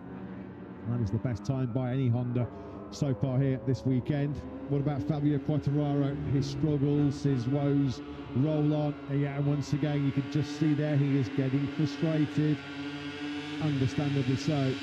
The reports that Fabio is running a slightly revised, a slightly tweaked Yamaha chassis here this weekend. But at the moment, there's no silver bullet to the Iwata factory's aspirations. Quattraro, as it stands right now, 9th with a 146.684, which is actually slightly slower than his best time set on Friday. Yeah, Miller's the fastest Yamaha at the moment in this session. Of course, the Yamaha rider who was confirmed yesterday that he won't be part of the fold next year, with Prima Pramac bringing in their Moto2 championship from Ethan Guevara to replace Miller in that team next season. That 46.316 is the fastest Yamaha lap time of this weekend, but as it stands, it is still over a third of a second away from getting into qualifying too. So Moreira then it is that at the moment, seemingly the favourite to advance into Q2. He's over a 10th clear of Bagnaia, tight between Bagnaia and Binder, second and third respectively. And Knight at the moment is finding himself into that second session. He won't be able to rest on his laurels though, that might not be enough. And he will know that as he gets set for his second time attack. So a little debrief there with his crew chief Christian Gavarini. So as Moreira peels in, nobody quicker than him on that first stint. Very, very impressive, 1:45.841. 3:1:45 then. We saw Mustard in that first stint, 45 for Moreira, Bagnaia and Binder. We know now the 7th, 8th and 9th riders who have broken into the 45 so far this weekend. Was the Moto2 pole sitter here last year. Not that record until yesterday. Clearly don't enjoy this Motoland Aragon circuit, does the number 11, and he's making all the right moves and all the right noises to secure a factory seat at Honda next season. Of course, we have the confirmation over the summer that David Alonso is going to be joining the Honda factory next season. No confirmation of which team he'll be in, whether it is the factory team or LCR, but it would be an almighty surprise on curl form if it isn't Moreira who joins Quattararo at the factory Honda squad in 2027. Yeah, I think there's some disappointation here, still a little bit non-dark if he doesn't get that factory seat alongside Fabio Quartararo next year. There's been so much to admire, so much to respect about Diogo Moreira's rookie season so far. He's matching speed with consistency, points in his last 7 Grand Prix starts. That featured the best of 6 so far in Hungary. Sixth place was the best result by a Brazilian MotoGP since Alex Paris all the way back in 2007, so doing things that none of his fellow countrymen have done for a couple of decades or so. Top at Razgatlioglu, currently sitting in 10th place. 3 Yamahas, unfortunately at the wrong end of this Q1 session right now. Quattararo 9th, Razgatlioglu is 10th, Rins in 11th place. Rins unable to find a 46 so far in this Q1 session. Top Rock has got the bungee cord out there and he's going to try and bolt it onto the back of Paco Bagnaia's Ducati. Great surprise there that a couple of Yamahas are looking for a bit of Ducati assistance to haul them up the grid. Top Rack has made a step forward in this session. 46.8 for him is a half a second quicker than he went yesterday. Of course, he was also in that group behind Bagnaia on the first run. He's taking a similar approach on his second. They need the slipstream. Razgatlioglu is the fastest Yamaha down this straight in this session, 341.7 kilometres an hour. That's 11.2 kilometres slower than Brad Binder's rocket ship KTM. 3 times as bit for the faster bikes down this back straight, 968 metres in length. And Fabio Quattararo, I mean, slipstream obviously has to come into play. We're not sure whether Quattararo had any slipstream when he tackled that back straight. Fabio Quattararo's best top speed in the session, snail's pace really in comparison. 336.3 kilometres an hour, 16 k's slower than Brad Binder's KTM. I'm pretty sure Quartararo was on his own. That's generally his strategy. He always goes out quite a long time after everyone else in these qualifying sessions. So he had absolutely no assistance from up ahead, and he's not getting the assistance he needs from the V4 Yamaha engine.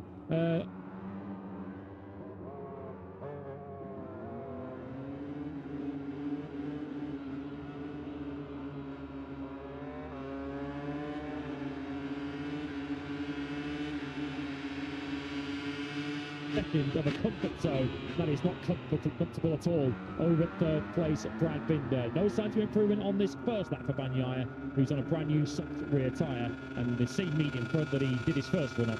Moment now for Razgat the Ogre as he was on the power coming out of turn 11. He was desperate to try and get his hooks or keep his hooks into Bagnaia and Rins ahead of him. There's a big head shake, wasn't there, from the Turk in the background there as he was squeezing everything out of himself and the Yamaha to try and set himself up for a good braking manoeuvre into turn 12 and then get through the sector fleet and setting himself up for the slingshot. He's not close to Rins for any kind of slipstream. He's on course though for a PB time. Go through his rings, unlike with the two Yamahas threatening the top 6. This is not getting anywhere near the top 2, which is where they would like to be. What about Bagnaia? Knee and elbow straight on the tarmac for the last two left-handers. Over the line we go. Bagnaia has wrestled back top start. Good lap. Really good lap that by the Italian. A 1:45.820 then has put himself back into P1.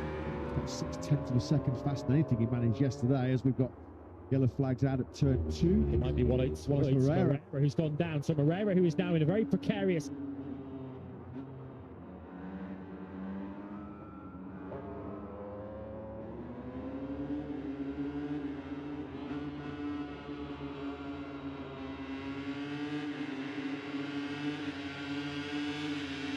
in this session with a 1:45.841. That looked like a pretty badly damaged RC213B. So if he is indeed to hold on to that second place, it looks more than likely that he'll only have one bike at his disposal as he attacks Q2. Of course, it's the 4th time in his rookie season. How costly could that mistake prove to be then from the Brazilian? Happily for Miller, who third on a 45.9. First 45 of the weekend for Yamaha. Mir can't beat that, a 46.0. So he stays in 5th place. So we've now got Ducati, Honda, Yamaha, KTM, and then another pair of Hondas 5th and 6th, which includes Luca Marini, who can't improve himself, and he's now been relegated back to 7th by Leo Bastianini. Split time. Well, they might get away with this.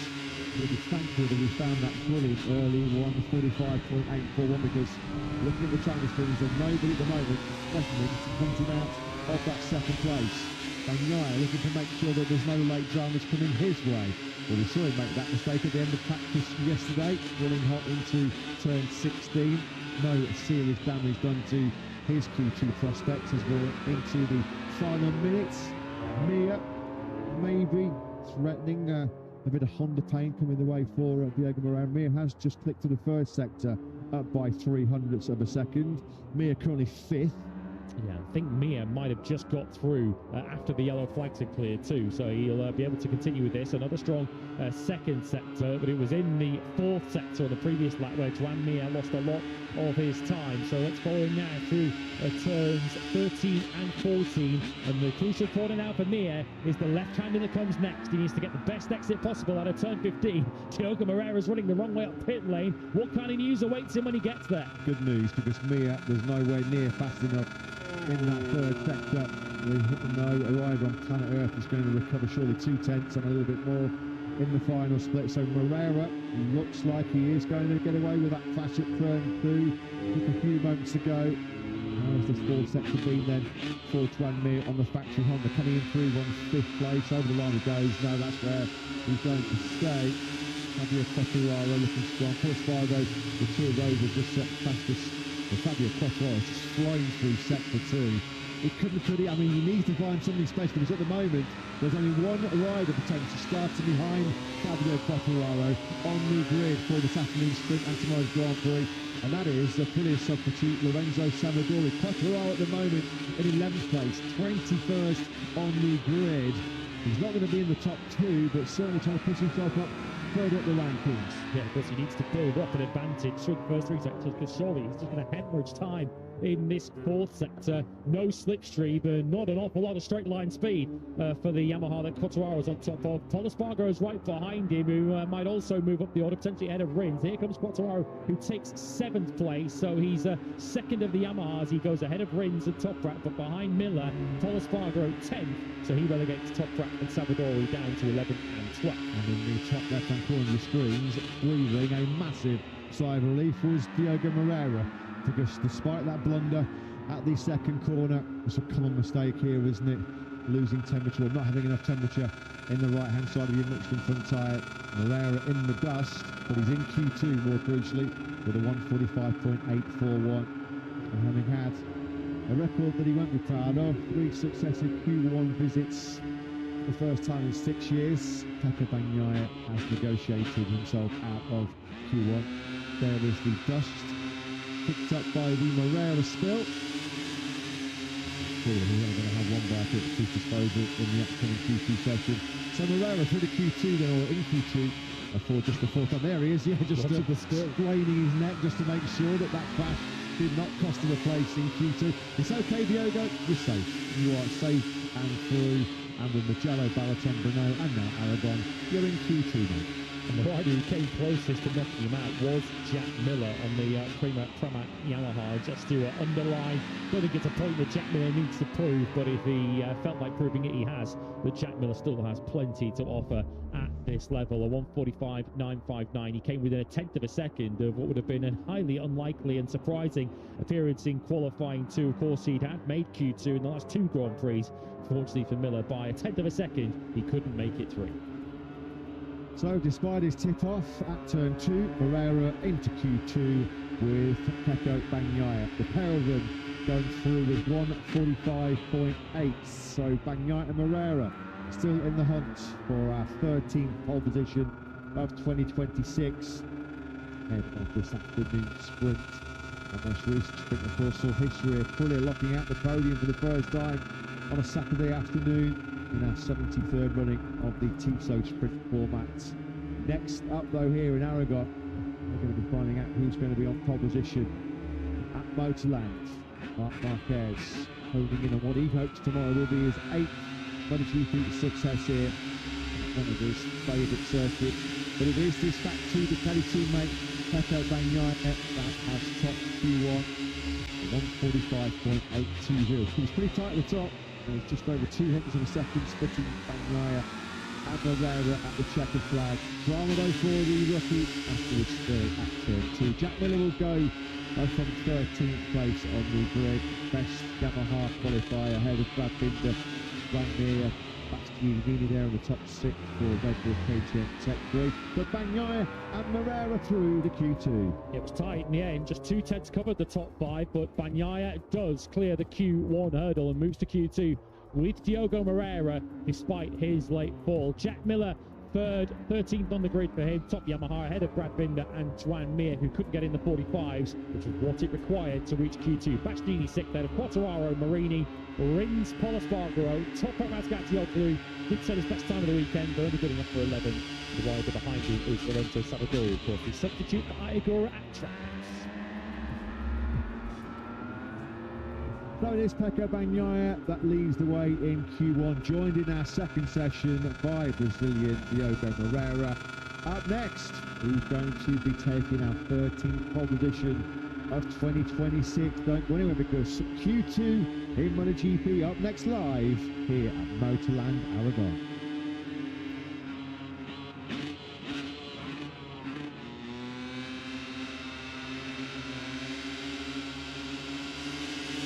Welcome back to a sun-drenched, a sun-kissed Motorland Aragon. Sprint Saturday number 13 in 2026 now in full swing. And we got set for MotoGP Q2. 7 riders already so far this season have qualified on pole position. 12 different riders have started on the front row of the grid so far in MotoGP this season. It's been tough to call on Sprint Saturdays so far this campaign. 6 different sprint winners is the equal highest in Grand Prix history. Already 2 more sprint winners we had in the whole of the 2025 campaign. Looking to remain undefeated on Sprint Saturdays on board a Ducati this afternoon will be the home crowd hero Marc Marquez, who won the sprint here in 2024 and in 2025. Marc Marquez featuring in a heavyweight Q2 led by Marco Bezzecchi, fastest yesterday with an all-time lap record, and fastest in FP2 this morning was the Italian. Alex Marquez, the Gian Antonio, Aldeguer, an impressive injury return for the Spaniard, Ralph Fernandez, British Grand Prix winner, World Championship leader Jorge Martin, Acosta, Morbidelli and Zarco, an unbelievable return after a 3-month layoff for the Frenchman. Those names already were directly through to Q2 yesterday. Joining them, relief for Pecco Bagnaia and Diogo Moreira. Those pair negotiating themselves out of an always tricky Q1 session. What's now is dramas for Moreira, who late on at the start of his second time attack in the local qualifying session did take a fall uninjured at the second corner. Well, that's going to cost him 1 bike surely in this upcoming Q2 session. Yesterday it was a brilliant Bears, a 145.455, the fastest MotoGP lap in history here in Aragon. It was fastest in FP2 this morning as well. Is it going to be an unlikely 12th pole position looming for Bezzecchi? Marquez, of course, will be the big favourite given his stellar record around this 5.077 kilometre circuit. But Marco Bezzecchi has stood up so far and been counted as potentially Marc's biggest rival. Jack just confirming to us from down in pit lane, as we suspected, Diogo Moreira's damaged Honda, which he threw in for double trap at turn 2 at the end of Q1, is not fully repaired. He will be on 1 bike for just his 4th appearance in Q2. All eyes, though, on the reigning world champion, looking to reign in the Aprilia of Marco Bezzecchi and take what would be his 78th MotoGP pole position. You can hear the reception he just got from his adoring home fans here in Aragon. Huge favourites for the pole, sprint win and Grand Prix win treble once again here. He's had the hat-trick in the last 2 years. Again, he was the standout rider once again this weekend. Yeah, he was second in the free practice too. The last time he was on the racetrack, to Marco Bezzecchi, who, as I mentioned, was fastest. He did a 46.2. Marc Marquez did a 46.4. Best on the soft rear tyre. Marc Marquez was on the medium rear tyre. So Marc Marquez clearly, had he put a soft in, would have had more speed available. Marco Bezzecchi, amongst others, saying yesterday that Marc Marquez was hiding. Well, Q2 is a minute away, so Marc Marquez, ready or not, here he comes. No hiding place in Q2 when all important grid positions are up for grabs and at stake. Our most recent sprint winner of our 6 sprint winners so far this season has been Jorge Martin. Qualifying has not really been his forte on that factory Aprilia this year. Just the 2 pole positions. 2 of those, well, both of those have come in the last 3 Grand Prix. He was on pole at the British Grand Prix at Silverstone. One of Silverstone pole, one of 3 front rows so far this season for Jorge Martin. His average qualifying position 6th, which is something he's going to look to improve in the second half of the season if he is to wrestle away the World Championship from this man, Marc Marquez. Pole position in 2024, pole position here last year. Remember that Taka Nakagami pole here in 2020. Oh, we were all thinking that Taka was going to break the Japanese victory up there, didn't we, 6 years ago, and it all went horribly wrong after just 5 corners. Sorry, Taka, if you're watching at home in Japan. To mention it, your name cropped up on screen. One of the great heartbreaks, wasn't it, in MotoGP, and of course we had to wait another 6 years for a Japanese winner in MotoGP. But Ayagura achieving that very recently back at Assen. Ayagura not here, of course, with his injury sustained during the mini break post Silverstone. It's Ralph Fernandez who carries the Trackhouse hopes of this weekend. Q2 underway. Bezzecchi and the Marquez brothers have been the leading 3 this weekend. It's going to take something special, you feel, to dislodge that trio from the front row. Damaging weekend physically for Ayagura, absent through injury, and damaging for his championship aspirations, you feel, as well. He was due to come into this Aragon Grand Prix weekend 3rd in the standings. If things go against him, depending on how Marc Marquez, Fabio Antonio and Ralph Fernandez perform here this weekend, third could become sixth in the World Championship classification for the Japanese start. Jorge Martin behind Marc Marquez on the racetrack. Marc's got a bit of company here, and I don't think that's remotely a surprise given his record here around Motoland Aragon. And it is Jorge Martin going to try and pick up a bit of a reference from the 93 up ahead of him. Somebody, it's hard to tell from the aerial shot, just begun to squeeze in between them as they make their way into turn 12. But Marc Marquez has got a posse of riders. He's got about half of this Q2 lineup looking for his rear tyre. We've got a posse of fans in the We Are 93 grandstand as well there, which just sits in front of the iconic, the famous Aragon wall as they power through turn 13. This long back slipstream can be so key here. And this overtaking hotspot of turn 16. The most severe deceleration point around this Aragon circuit. For Giant Zarco, what could he do? Brilliant performance, phenomenal performance yesterday by the Frenchman to be directly into Q2. Another double long lap, just to remind you, in the main Grand Prix here tomorrow as well.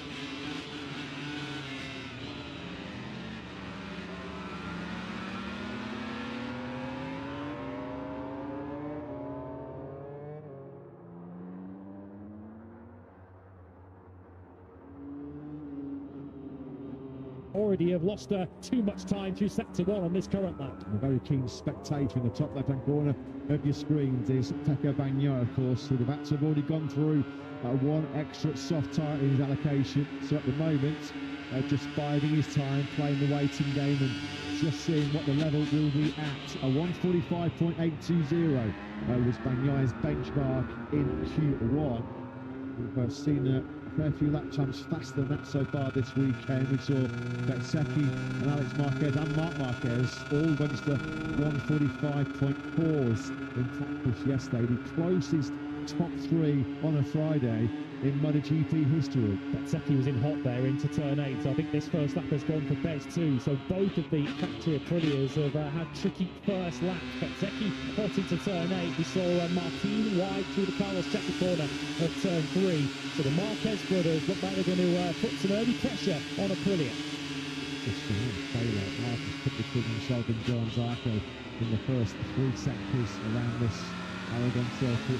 Probably no great surprise, given Marquez is a 7-time winner around this track. Alex Marquez then fires now reference time. Straight away Alex into the 45s, 1:45.949. But Marc Marquez, well, by a country mile, smashes the all-time lap record. 7/10 quicker than Bagnaia's benchmark in Q1, and he has destroyed, he's obliterated Bez's 45.455 from yesterday. His first flying lap, an all-time lap record of 1:45.136. I think it's fair to say we're going to get our first 1:44, aren't we, today? Yeah, he's come out of hiding and finally as the reigning world champion, a new all-time lap record, which will surely be beaten again in the rest of this session. The damage to Bezzecchi with that mistake at turn 8 was, well, I don't think it was all the 9/10ths that he is by Marc Marquez, but certainly some of it, which is why he's currently 7th. And of course, Martin, having got tangled up with Zarco on his first sector, that's why he didn't really put in a representative time and currently sits. So Pedro Acosta and Ralph Fernandez, after the first time attacks, are the only 2 riders within 3/4 of a second of Marc Marquez. Unbelievable, that performance. Alex Marquez on a fly as well. Incoming 1:44, ladies and gentlemen. You're about to witness history here. Marc Marquez has just fired in the fastest ever lap around Aragon, a hugely impressive 1:45.136. But the goalposts are about to be shifted and some. Dreaded sector 3 though again for Alex Marquez, who lost losing all that time there yesterday. He lost pretty much all of that 3/10 advantage to Marc Marquez. And look now, as they come to the 3rd sector, it's Bez who's ahead of Alex. Bezzecchi has that fully start lapping top speed. Bezzecchi then just out of your picture behind Alex Marquez. Alex goes 2nd. What about Marco Bezzecchi? Over the line he goes. Is it the first ever 1:44? We're on board with the Italian now. Tracking the 72. It is history made by Bezzecchi. He does fire in the first ever 1:44 lap around Motorland Aragon. Sensational once again by the Italian. A 1:44.984. That golden 44 then has finally been delivered over the U-mark. Yeah, as impressive as that was, and it clearly was an impressive lap, a 1:45, 1.6 straight out of the box. Marc Marquez has got a battle on his hands this weekend at Motorland Aragon, and the battle is coming his way from Marco Bezzecchi and Aprilia. It's Bezzecchi and the Marquez brothers on the front row of the grid, as we suspected at the halfway stage of this Q2 session. Fernandez Acosta Morbidelli, who was on the front row here last year, that's your row 2, ahead of Gian Antonio Zarco and Morera, Aldeguer, and of course Martin, who bailed out of his first lap 11, and Bagnaia, who's only just joined the racetrack and who of course used tyres up in Q1. Bagnaia yet to set a time in 12. The pace is just hot, it's scalding. I mean, Marco Bezzecchi has pretty much gone a second quicker than Bagnaia managed to get himself out of Q1 in P1. I mean, Marc Marquez's pole position time here last year, that 46.705, looks sluggish, it looks snail's pace, doesn't it, compared to Bez's brilliance so far. What a performance. Let's not forget as well, he's nowhere near 100% fitness right now, Marco Bezzecchi. Every single lap, every single corner, every time he moves a millimetre on that factory Aprilia, he's wincing in pain underneath that AGB helmet. But there is confirmation on your screens. The first ever 1:44 lap we have seen here in Aragon. Almost half a second clearer than his best pace set yesterday. The all-time lap record then went back in the hands of Marc Marquez for about, what, 60 seconds? Really fascinating, isn't it, now to see what Marc's retaliation will be. We want to have the all-time lap record. It meant so much to him when he qualified on pole position at the Sachsenring. He said, I wanted to be the fastest ever rider in the 1000cc era around the Sachsenring. He will want that accolade as well here in Aragon as well. That's what makes the great so great, doesn't it? They want to be fastest in everything. They want to be P1 in everything. Marc Marquez doesn't just want to win, he doesn't just want pole position, he wants to claim all of the records. He has a back on his hand though, as Marco Bezzecchi is now being shown the sector times and being shown some very good news. He would have liked all the red next to his name on that tablet. Diogo Morera, who, remember, has just got one bike available to him in this session. Well, he's putting it to good use at the moment. He's on course for a second row start. Slightly faster than the 1:45.841 he managed to get himself out of Q1 earlier on today. Is that his ceiling, a 1:45.8? Away we'll find out. It was Vito Bezzecchi there, stood next to his son. He was just whispering in the hole there. Yeah, you've done well there, son. That was a bolting lap time. What about Pecco Bagnaia? Coming through Q1 fastest with a 1:45.820. Pecco at the moment, his quarter register, his first time lap. Jorge Martin's got to find some pace. We saw the start of his first fully placed time attack rather messed around by Johan Zarco in the first sector as he ran wide through turn 3. And as it stands right now, Martin has to find some pace big time because he's 11. Let's believe he's changed bikes from this first run to the second, practically across to his number 2 bike then for run number 2. Is it going to bring a change of fortunes for Jorge Martin? Personal best through the first sector, but we're not really measuring that against anything because he's only done a 51.5 on his first run of this session after he got caught up behind Johan Zarco. So this is effectively Martin's first time lap of the session. Ready yourself for some fireworks because Marc Marquez has just left pit lane and he is going to want to have pole position back in his pocket. Jorge Martin as he took up Bagnaia. Some fella, wasn't it, as the former world champion, dragging his elbow and knee through 16, 17. Over the line, Bagnaia goes up into 6. That is his best time of the weekend so far. That's not a bad job at all by Pecco. I think Q1 to the second row, he will have taken that 3 session. About to bump off that second row though by Jorge Martin. What kind of third sector has he had? Not a great one in truth. He's doubled his deficit to his teammate Bezzecchi, who was rapid through that third sector. The current projection is that this will only lift Martin up 1 row on the grid. All 12 Grand Prix so far this year, Martin has found himself starting inside the top 10. That, at the moment, that stat is under some threat as it stands. The 89 then, under the bubble, over the line he goes. That's more like it. Only up to 8th. He's finally in the 45s, it's Jorge Martin, but it looks like it's a bit of an effort, a bit of a struggle, doesn't it, to find those high 45s. A 1:45.809, only up to 8. That's not going to cut it.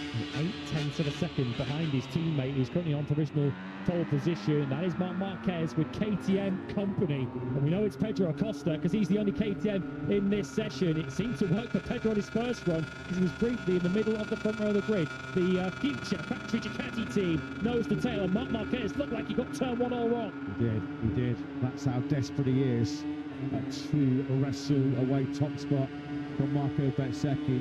Just rushing in, that little bit easy mistake to make. Martin has nailed the first set close, you can see on the graph to do up on the real-time screens.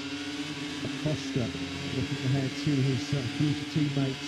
They both two had a battle royale, one of the battles of the season, didn't they, as they fought for glory at Balaton Park in Hungary just a few weeks ago. I think the first for Acosta match for the first sector, so we know how quick it might have been had he got turn one right, but he still is in touch with Marco Bezzecchi. Of course, Acosta is doing similar lap times because he's right on the rear tyre of Marc Marquez. This is more like it from Martin then, but again, it's the third sector that he lost time the previous lap. It's a better third sector this time, a quarter of a second. He might be somewhere near the front row with this. Coming into sector 3 is Marc Marquez. We know how good Marc is. He's about a 10th down. Marco Bezzecchi trying to consolidate what would be a sensational pole position. Brilliant pole potentially beckoning for Bez. Here is Marc then dropping down the hill into turn 14. Crucial, and now he gets the optimal drive out of 15, gets the slingshot down this long back straight. Martin has gone up to 5th. He has found more time, a 1:45.436. So Martin punched himself onto that second row of the grid. All about the final two corners then here for Marc Marquez. He's going to have time for another crack at pole position. Hasn't been able to recover time though in this final sector on the factory Ducati over the blind crest. Sean to the finish line. He stays in second, still not able to get himself into the 44s, and a big snap on that Ducati going in the braking zone for that first corner. I think he might have made a mistake. That could have cost him pole. And Bezzecchi's moving the goalposts anyway. A 44.9 is about to be bettered. It's another 1:44, this time a 44.962. Bezzecchi extends his advantage. 1 was good, 2 even better. Superb this by Marco Bezzecchi. Absolutely incredible, despite the fact that we saw his factory Ducati making all kinds of strange shapes on the brakes into the first corner. Marc Marquez has still had a very strong first sector. This is still game on, isn't it? Well, no, he's out of it. He's rolled out of it. He has backed out of it. He's going to have time, I think, just to get around. Acosta drops it, who was pushing on. Acosta down into turn 8. Second crash of the weekend then for Pedro Acosta. Head in hands for Pit Buyer, a KTM Motorsport director. So at best, Acosta will be hoping that he clings on to a spot on the second row of the grid. When he's dumped it there, going into the reverse corkscrew, he's 6th with a 45.555. That's going to drag out the yellow flags as well, isn't it? Second crash of the weekend then for Pedro Acosta. So who got through those yellows, Ben? Did Ralph Fernandez get through before the yellow flags came out? Because if he did, he might be about to join Bezzecchi and put another Aprilia on the front row here. Aprilia locked out the sprint podium a couple of weeks ago at the British Grand Prix at Silverstone. Marc Marquez's golden run on a Ducati here in Aragon is about to be ended, because Marco Bezzecchi, undefeated in qualifying, undefeated in sprints and Grand Prix on Ducati is Marc Marquez so far. Ralph Fernandez then, with Frankie Morbidelli on his tail. Is Fernandez going to push himself onto that front row again? It's going to be tight, it'll be close. No, not close enough for Ralph Fernandez. Frankie Morbidelli does set his best time but stays in 12th. But Marquez is going to get round here. This is one more shot then, so he's not just out of the woods yet. But Marc Marquez has never had to work so hard on a Ducati for pole position at Aragon. It all comes down to the next 5 kilometres. Into turn 2 he goes. It is all in. All or nothing now for the 93. A 1:44.962 is the time he has to beat. Frankie Morbidelli have a good one look over his left shoulder. He's just had a brief moment of distraction there for Marc, as now he attacks up through turns 4, 5, 6. Now the right-hander of 7. It's a 10th of a second down. It can be recovered for Marc Marquez. If anyone could do it around Moto and Aragon, it is Marc Marquez. But we know Bezzecchi was so strong through sector 3 in particular. We're now dropping downhill through the reverse corkscrew where Acosta crashed. Marc Marquez is safely round. How's he getting on time-wise though? That's going to be the crucial factor. He's now through turn 10, the corner named after him here back in 2018. He's going to clip through that second split any moment now. Let's check the gap time between him and Beth. Oh, it's game on. This is on, folks. This is on for Marc Marquez in a 78 MotoGP pole position. He has never himself delivered a 144. The crowd are on their feet. They're chanting themselves hoarse. Oh, it's gone wrong. It has gone wrong, and that's over. He was pushing so hard, but the mistake down the hill into turn 14 is going to cost Marc Marquez the chance to notch another Ducati pole position. Oh, look at that front tyre. Do you know what? He's done unbelievable odd just to stay upright there. That front tyre was such a strange angle. He tucked the front big time, but he's going down the hill into turn 14. Just watch the angle of this front tyre now. He's pushing so hard with Mark. He picks it up on his knee and his elbow. But that was the moment he realised that there was no pole position once again on the Ducati here in Aragon. Take it down, Marco Bezzecchi though. Marco Bezzecchi on pole position for the first time since his home Grand Prix in Mugello, his 12th MotoGP pole position. This of those dozen has to be right up there with the very best. History made for Aprilia, history made for Bezzecchi. Not only did he do a 44.962 to take pole position, he did 2 144s in that session. There's on pole, the front row that will also feature both Marc and Alex Marquez. Fernandez, Martin, Acosta is your all-Spanish second row of the grid.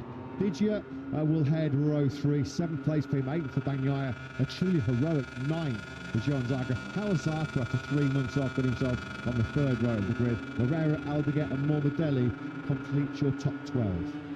Well, he's not world champion yet, Marco Bezzecchi. That is still his aim in the remaining 10 races of this season, but that was world champion stuff.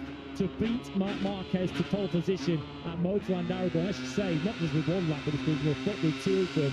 You saw that Marc Marquez had to go into maximum attack mode to try and beat it, and push beyond the limit trying to beat it. Aprilia defeat Ducati, at least in qualifying, here at Motoland Aragon, and Marc Marquez has got a major battle on his hands if he is to add an 8th Aragon victory this weekend. Good.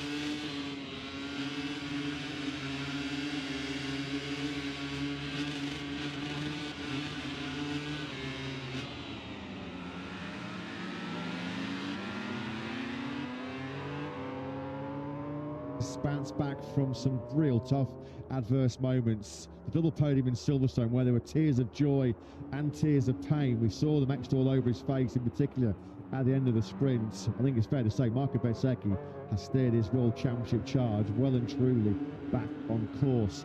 Jorge Martin, he could not buy a 45 around Aragon yesterday. Found a whole bunch of them in that crucial qualifying session. The best of those, a 45.436, has put Martin on the middle of the second row of the grid as he looks to advance his 31-point lead over Bezzecchi in the World Championship this afternoon. Some effort that by Martin.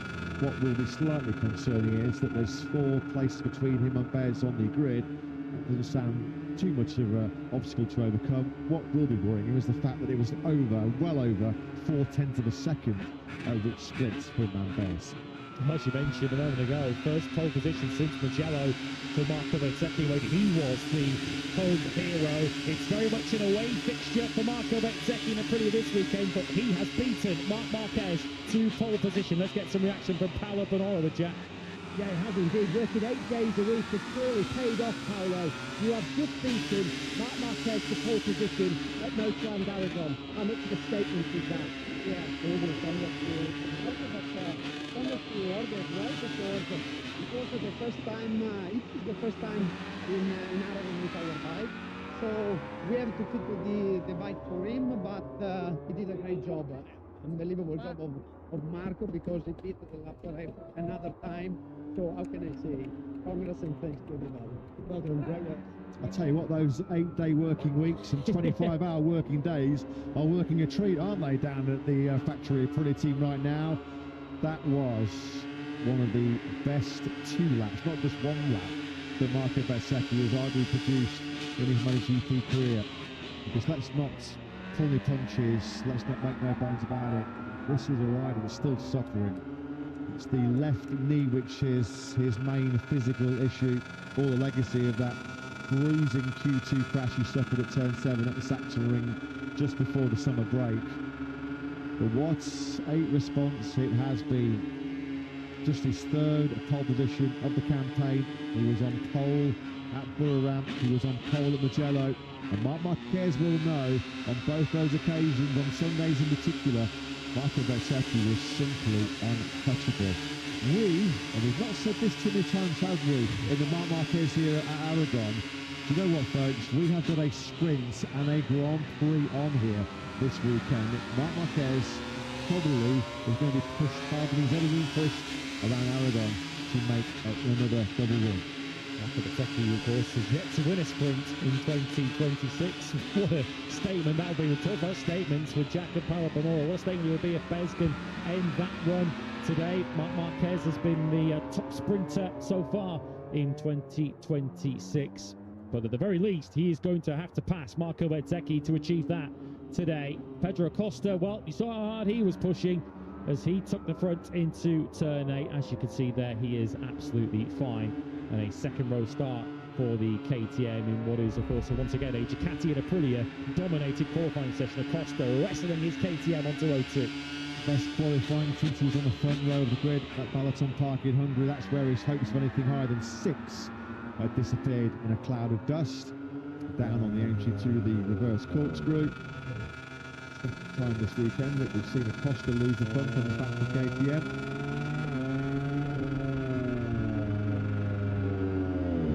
This is the outcome. This is what happens when a rider is just pushing a machine that's not quite there beyond its limits. Alex Marquez then back on the front row of the grid here in Aragon. Let's get his thoughts with Jack. Alex Dobson, I imagine, onto the front row of the grid. You spoke yesterday saying pole position and sprint win with a target from the front row. I imagine that sprint win is still up for grabs later this afternoon. Yeah, I think it was a goal of all the things we buy around drive, you know. So it's easy to respond to the question. But anyway, yeah, I'm happy with the front row, you know, was the objective. Also, the real one was that one. And to be there this morning, we suffered a lot, trying a few things, but you know, in the quality thing, we turned around the things in a really good way.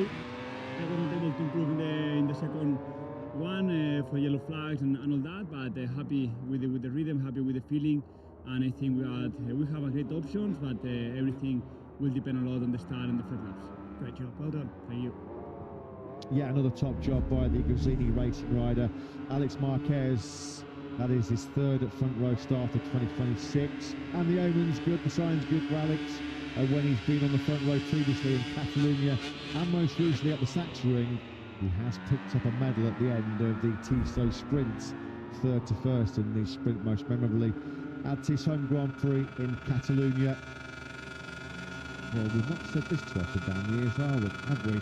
Marc Marquez on the front row of the grid in Aragon, but not on pole position. He was all in on that last lap before he had the big moment down the hill in a turn 14. Second on the grid, though, for the reigning world champion. He's with Jack. Mark, you could see just hard you were trying on that final flying lap to try to take pole position here. Slightly unusual feeling, I imagine, to not have taken pole. So what are your emotions like at the end of it, having to settle for second? No, happy because the feeling is good, and but it's one rider that is no market at the moment have a better pace, you know? So sometimes you cannot do anything. You just try to do your best, and it's what we are doing, as we used in the quali at Queen's Park, on that break points pretty much, and yeah, I had that moment, but yeah, apart from that, I feel that I can keep a constant pace, but Marco Bezzecchi will have a bit faster pace. So let's see, we need to wait and take the maximum. Good luck this afternoon. Thank you, Philip. Marc Marquez then second place on the grid here in Aragon. He was going for it, wasn't he? You knew that he was not going to let Bez have that pole position without an almighty fire. There was moments galore on that last flying lap, wasn't there, for the number 93. His crew acknowledging his efforts. They saw, as we all did, watching at home, how hard Marc was pushing to try and take what would have been his 78th MotoGP pole position. close. There was not much in it, not even 0.09 of a second between Marc Marquez and Bez at the end of that session. And as he just acknowledged there in that little chat with Jack, he knows, he feels good, he feels fast on top of that factory Ducati, but it's Marco Bezzecchi that just at the moment seems to have that slight upper hand. This was the key moment, the decisive moment right at the end of that second qualifying session. At that stage, I think we were all holding our breath. Could he wrestle that Ducati to a time that would depose Marco Bezzecchi from pole position? But the big front end slide down the hill into turn 14 ended Mark's hopes. You have to say, probably definitely a richly deserved pole for Marco Bezzecchi. What a weekend the Italian has had here in Aragon, an all-time lap record. Pole once again for Bez. Easy Jack. Marco, huge congratulations. Everybody knows about Marc Marquez's record around this place, so to have beaten him to pole position with a new historic 1:44 lap time, how much of a statement have you just delivered there? Well, it was a positive morning. Overall, in general, FP2 and qualifying were positive for me. Obviously, the qualifying was good fun. I mean, I'm happy to be fast and to grab the pole position. Obviously, is now the real job starts. So I'm happy. We start in a good place. But Mark and Alex are both super fast in terms of pace with both tires. So it's going to be a tough fight, but we are enjoying and let's see what we can do. Great job this morning, well done. Thank you. It is a mouth-watering front row of the grid, isn't it? A 4-hour 11-lap sprint at 3 p.m. local time this afternoon, and for our 23-lap Michelin Grand Prix of Aragon tomorrow at 2 p.m. local time. Bezzecchi on pole position, destroying his previous all-time lap record. He was 8/10 of a second inside of Mark's pole time here last year, not even close. A perfect lap by Marco Bezzecchi, not just one but a pair of 144s. See him pull off something of a major surprise, a big coup for Aprilia as well, to deny Marc Marquez and the catch and get another pole position here at their beloved Moto3 Aragon. Trust us, this afternoon's sprint and tomorrow's main Grand Prix are two battles you are not going to want to miss. Once again, Aprilia versus Ducati, Bezzecchi versus the Marquez boys. Set up beautifully for later on. Bezzecchi on pole position for the third time this season. Can he add a first sprint win of the season later on? Mark and Alex Marquez will try to stop him from the front row. Raul Fernandez fourth and Jorge Martin fifth. Aprilia looking out three of the top 5 places today. Acosta sixth despite falling at turn 8 to Gian Antonio and Bagnaia via Q1 next up ahead of Sarko Moreira for LCR Honda. Aldeguer 11th and Frankie Morbidelli completing row 4 12th. Jack Miller first, Yamaha on the grid in 13th ahead of his former teammate Brad Binder. Joan Mir 15th. Bastianini, Quattararo and Marini on row 6 later on ahead of Rins, Polispargaro, Toprak and Lorenzo Savadori. So Marco Bezzecchi also, he takes the lead back in the BMW M Award today at the pole position. 2 points ahead he is of Marc Marquez. Fabic Gianantonio is 12 points further back. Next comes Jorge Martin and Pedro Acosta with Raul Fernandez in 6th.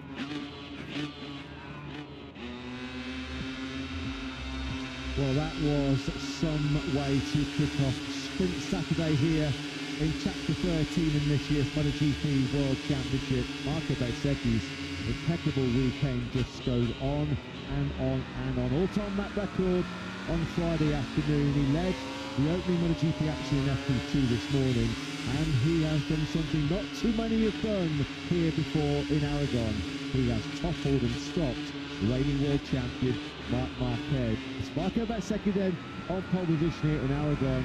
Join us later for what should be a sensational sprint here in sunny Spain.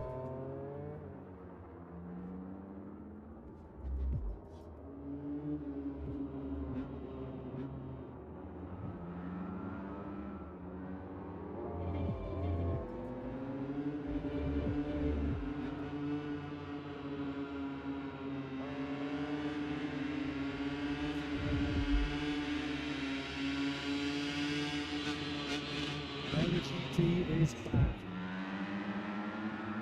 No world champion to start the defence of his championship. Jorge Martin missing, unfortunately.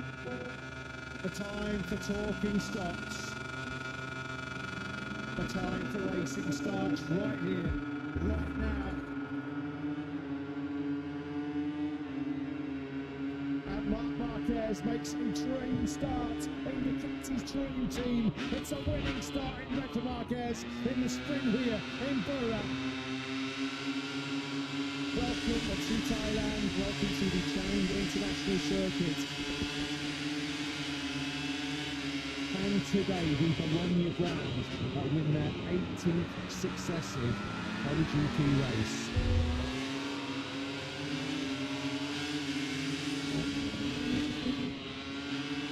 It's lights out, they're racing in MotoGP here. It's absolutely electric, on the back start. Up on top position on skate by Marc Marquez. All comes down between Alex Marquez and Pecco Bagnaia. In the podium place on lap 1.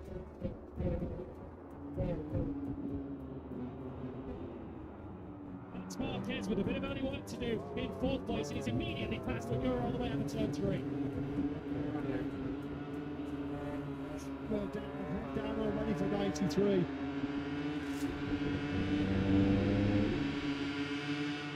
Marquez still.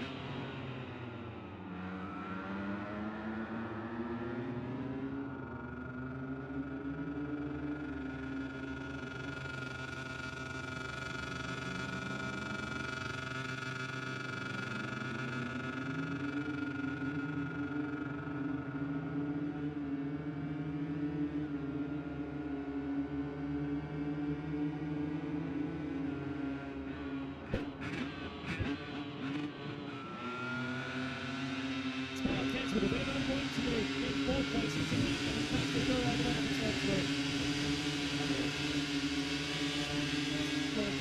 Down already for 93.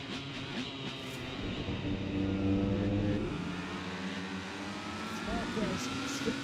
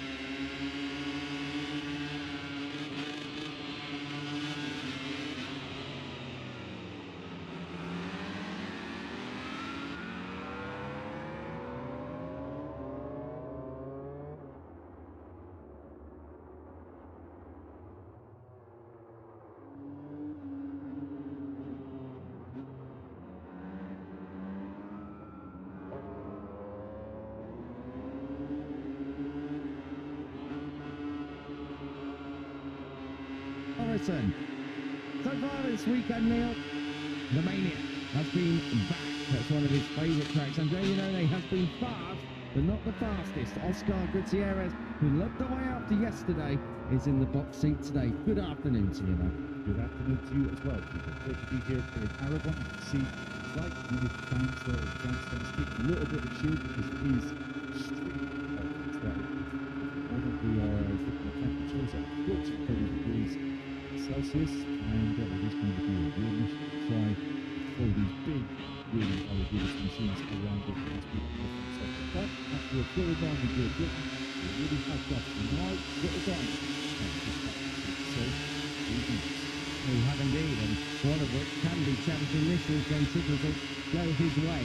Eric Renardo, the Brazilian, looking to finally get a world title under his belt. Andrea Iannone, as you can see on the screen now, the Mitty Racing rider, well, he loves Aragon. He's been on the podium here in MotoGP. He's led races here in MotoGP. He has won here in World Superbike in his comeback here to racing. This is a place with happy record. So he was also spectacular here with Moto2. A lot of the riders on this grid, lots of experience at this borderline Aragon circuit. As Keeper said, he was fastest in FP1 yesterday, second fastest in FP2. So it's safe to say that the Maniac, after a rather subdued British Grand Prix, is back. And that's good for everyone, because Andrea Iannone at the front is always full of action and drama, plenty of colour and movement, and he was only a quarter of a second behind Oscar Gutierrez, who led the way, his teammates leading the way yesterday. And then it's ahead of the two Joe Rascal racing machines of Jordi Thomas. Aragon only fourth at the end of play on Friday. Good job done by Maxwell Toth up there in fifth, but one of the highlights of yesterday, Neil, not classified. Archie McDonald, no lap time, so a little bit short on track time here at Aragon, but at least it's a track he knows this time around. First track that we come to on the calendar, but Mad Dog has actual experience, previous experience, so that should hold him in good stead. Archie McDonald suffered a bit of a crash on the stages of FP2 yesterday afternoon. Unfortunately, was unable to set the lap time, so in the back foot is Archie. I think things happen as we go back at 6 to be fair. So let's see what the number 69 can pull out of the head in this session. We've got some fast kinetic laps coming up here. Take the time before the storms. Everyone takes a bit of a deep breath after a really interesting MotoGP qualifying. If you haven't already seen that, make sure you go back and catch up with what happened in that crash. You will not want to miss the Tissot MotoGP Sprint coming up at 3 p.m. local time. Before that, we have plenty of action. We have Baggers Qualifying, Moto2, Moto3 Qualifying, and then after the sprint, we will have the first race of this weekend's Baggers World Cup. Can't wait. Of course, we'll get to the permutations a little bit later on. It is very unlikely. I'll give you a quick reminder of your championship standings. Eric Renardo has had 3 poles from 4 this year. He is 5 points ahead in the championship over Archie McDonald, who ironically stopped his pole streak last time out and also took a second victory of the season last time out. Oscar Gutierrez is there in third, hanging on in contention, but it is hanging on. Andrea Iannone is 50 points back. That is not really going to trouble anything as far as a title challenge goes, unless we have a lot of drama, which we have seen plenty of this year. Completing the top 5, Jake Lewis for America up there just ahead of Filippo Ravelli. Good, interesting battle going on for that final top 5 place, but well, the band are in town, and they are all going to listen now to the tune of Harley Davidson Bagger World Cup qualifying. 20 minutes, the clock is counting down. As I say, Aragon versus Archie McDonald in the title race, 5 points split, and both are our only 2 pole sitters in 2026. Let's see if we get a true head-to-head, not just in the races later today and tomorrow, but also in terms of qualifying, because we've had some bouncing qualifying already today, 2 head-to-head in MotoGP. The track's in great nick. It is. We've seen lap records absolutely pulverised in MotoGP so far this weekend. We're looking at a 56.926 as the fastest baggers time so far this weekend. That was set by Oscar Gutierrez yesterday. Gutierrez really does need to step up this weekend after a pretty iffy British Grand Prix, where it crashed out in race 1, managed to remount and bring it home and finish 10th, scored 6 important championship points for that, and then was 4th off the podium in race 2. Certainly not what Oscar Gutierrez needed for his championship challenge, but he is still there or thereabouts in the fight, as Kiko said. 19 points back. It's a good weekend here. Yeah, he can't afford any more mistakes. We saw one slip in last time out at Silverstone. We saw another one slip in at Mugello. Oscar Gutierrez was also a faller early on, or there was a fall. I think he did fall early on in Austin as well, or at least there was a problem elsewhere. Casting my mind back to what was the end of March. Seems like a long time ago, but it was a long time ago. So not quite the consistency that Oscar Gutierrez would have wanted if we're getting a little bit deep down towards turn 14 and 15, the end of this bus stop chicane. Tell you what, Neil, keep an eye on Jordi Torres this weekend. I've got a real feeling for the number 81. He knows this place like the back of his hand. He's riding it on just about every single major motorcycle possible, in every single class, Moto2, Superbike, and now he's doing it in the baggers, and I'm probably missing some there. So, Jordi Torres loves Aragon. It's about as close to home as it gets. Yeah, he does love Aragon, and Torres, last time out, scored a podium, his first podium, of course, in this championship. After missing the first 2 rounds of the season, was a bit of a late bloomer in this series, but since he's come in at Assen, he has been top 5 in every single race so far, and topped it off with a beautiful 3rd place, just behind the two Mexico racing riders from McDonald and Granado, and at race 2 at Silverstone. So Torres is in good form, and as Kiko says, lots of experience here. He was 3rd fastest yesterday at the end of play. That is a pretty good shot for rider pushing the front row here. Let's see exactly what Torres can do, and as you say, yes, 3rd fastest yesterday, and a good half a second clear of Eric Granado, who was just riding on board with. We're having a look at Torres now, who's got Archie McDonald right up behind him. McDonald knows this track from his Moto Junior days and his European Stock Championship days, so at least he knows which way it goes. We have a look at the 69 now, the Australian Aldrich, looking to try and see the 2 rounds to go in this FIM Harley Davidson Bagger World Cup. If he can land a late punch just to spoil the Eric Granado party that we have seen so far in 2026. Downhill, these bikes are heavy. That means they need stopping and anchoring up with a lot of force. And they are it's quite a strong braking area down in towards turn 12. We see in MotoGP anyway, but we do have riders riding up on these bagger machines to haul them from side to side anyway, and also get them stopped whilst on the angle, whilst going downhill and off camber. It's a big ask. Certainly is. Turn 12, one of the more challenging braking points on this circuit. Some of the MotoGP riders yesterday were talking about the difficulty of braking into there. You're going downhill, on angle as well, and markers every single time around is something of a challenge, but it looked nice and clean from both Torres and Archie McDonald last time around. As they come around this fabulous final turn. Head up over the line, and Torres sets an early benchmark 57.902. So we still have about a second to play before we get down to yesterday's time, so still some way to go. And Eric Granado immediately goes quicker, and Oscar Gutierrez. Oscar Gutierrez on at 56.867 is the fastest lap of the weekend. In fact, Eric Granado just by 0.006 of a second got under what Gutierrez was able to do yesterday, but already both riders under yesterday's lap time, and you get the feeling, Neil, that they're going to get quicker and quicker. This is Andrea Ioannone. Let's just take him through the final couple of corners. Here with Aragon specialist. Let's see if it's working. Yeah, Andrea Ioannone goes through on 57.26. So, as said, Neil, times are probably going to continue to tumble, but straight away into the 56s with 15 minutes or so remaining. Just looking at one now with his baggage machine. You can tell somewhat in his riding style. He was still coming to terms with it a little bit back at Mugello, but right now it looks like it was fitting him just like a glove. Same for the set of Archie McDonald, who is really wringing its neck there as he comes down in towards turn number 12. This is classic Mad Dog McDonald, of course. Kiko, 5 national titles in flat track racing back in Australia whenever he was a young pup.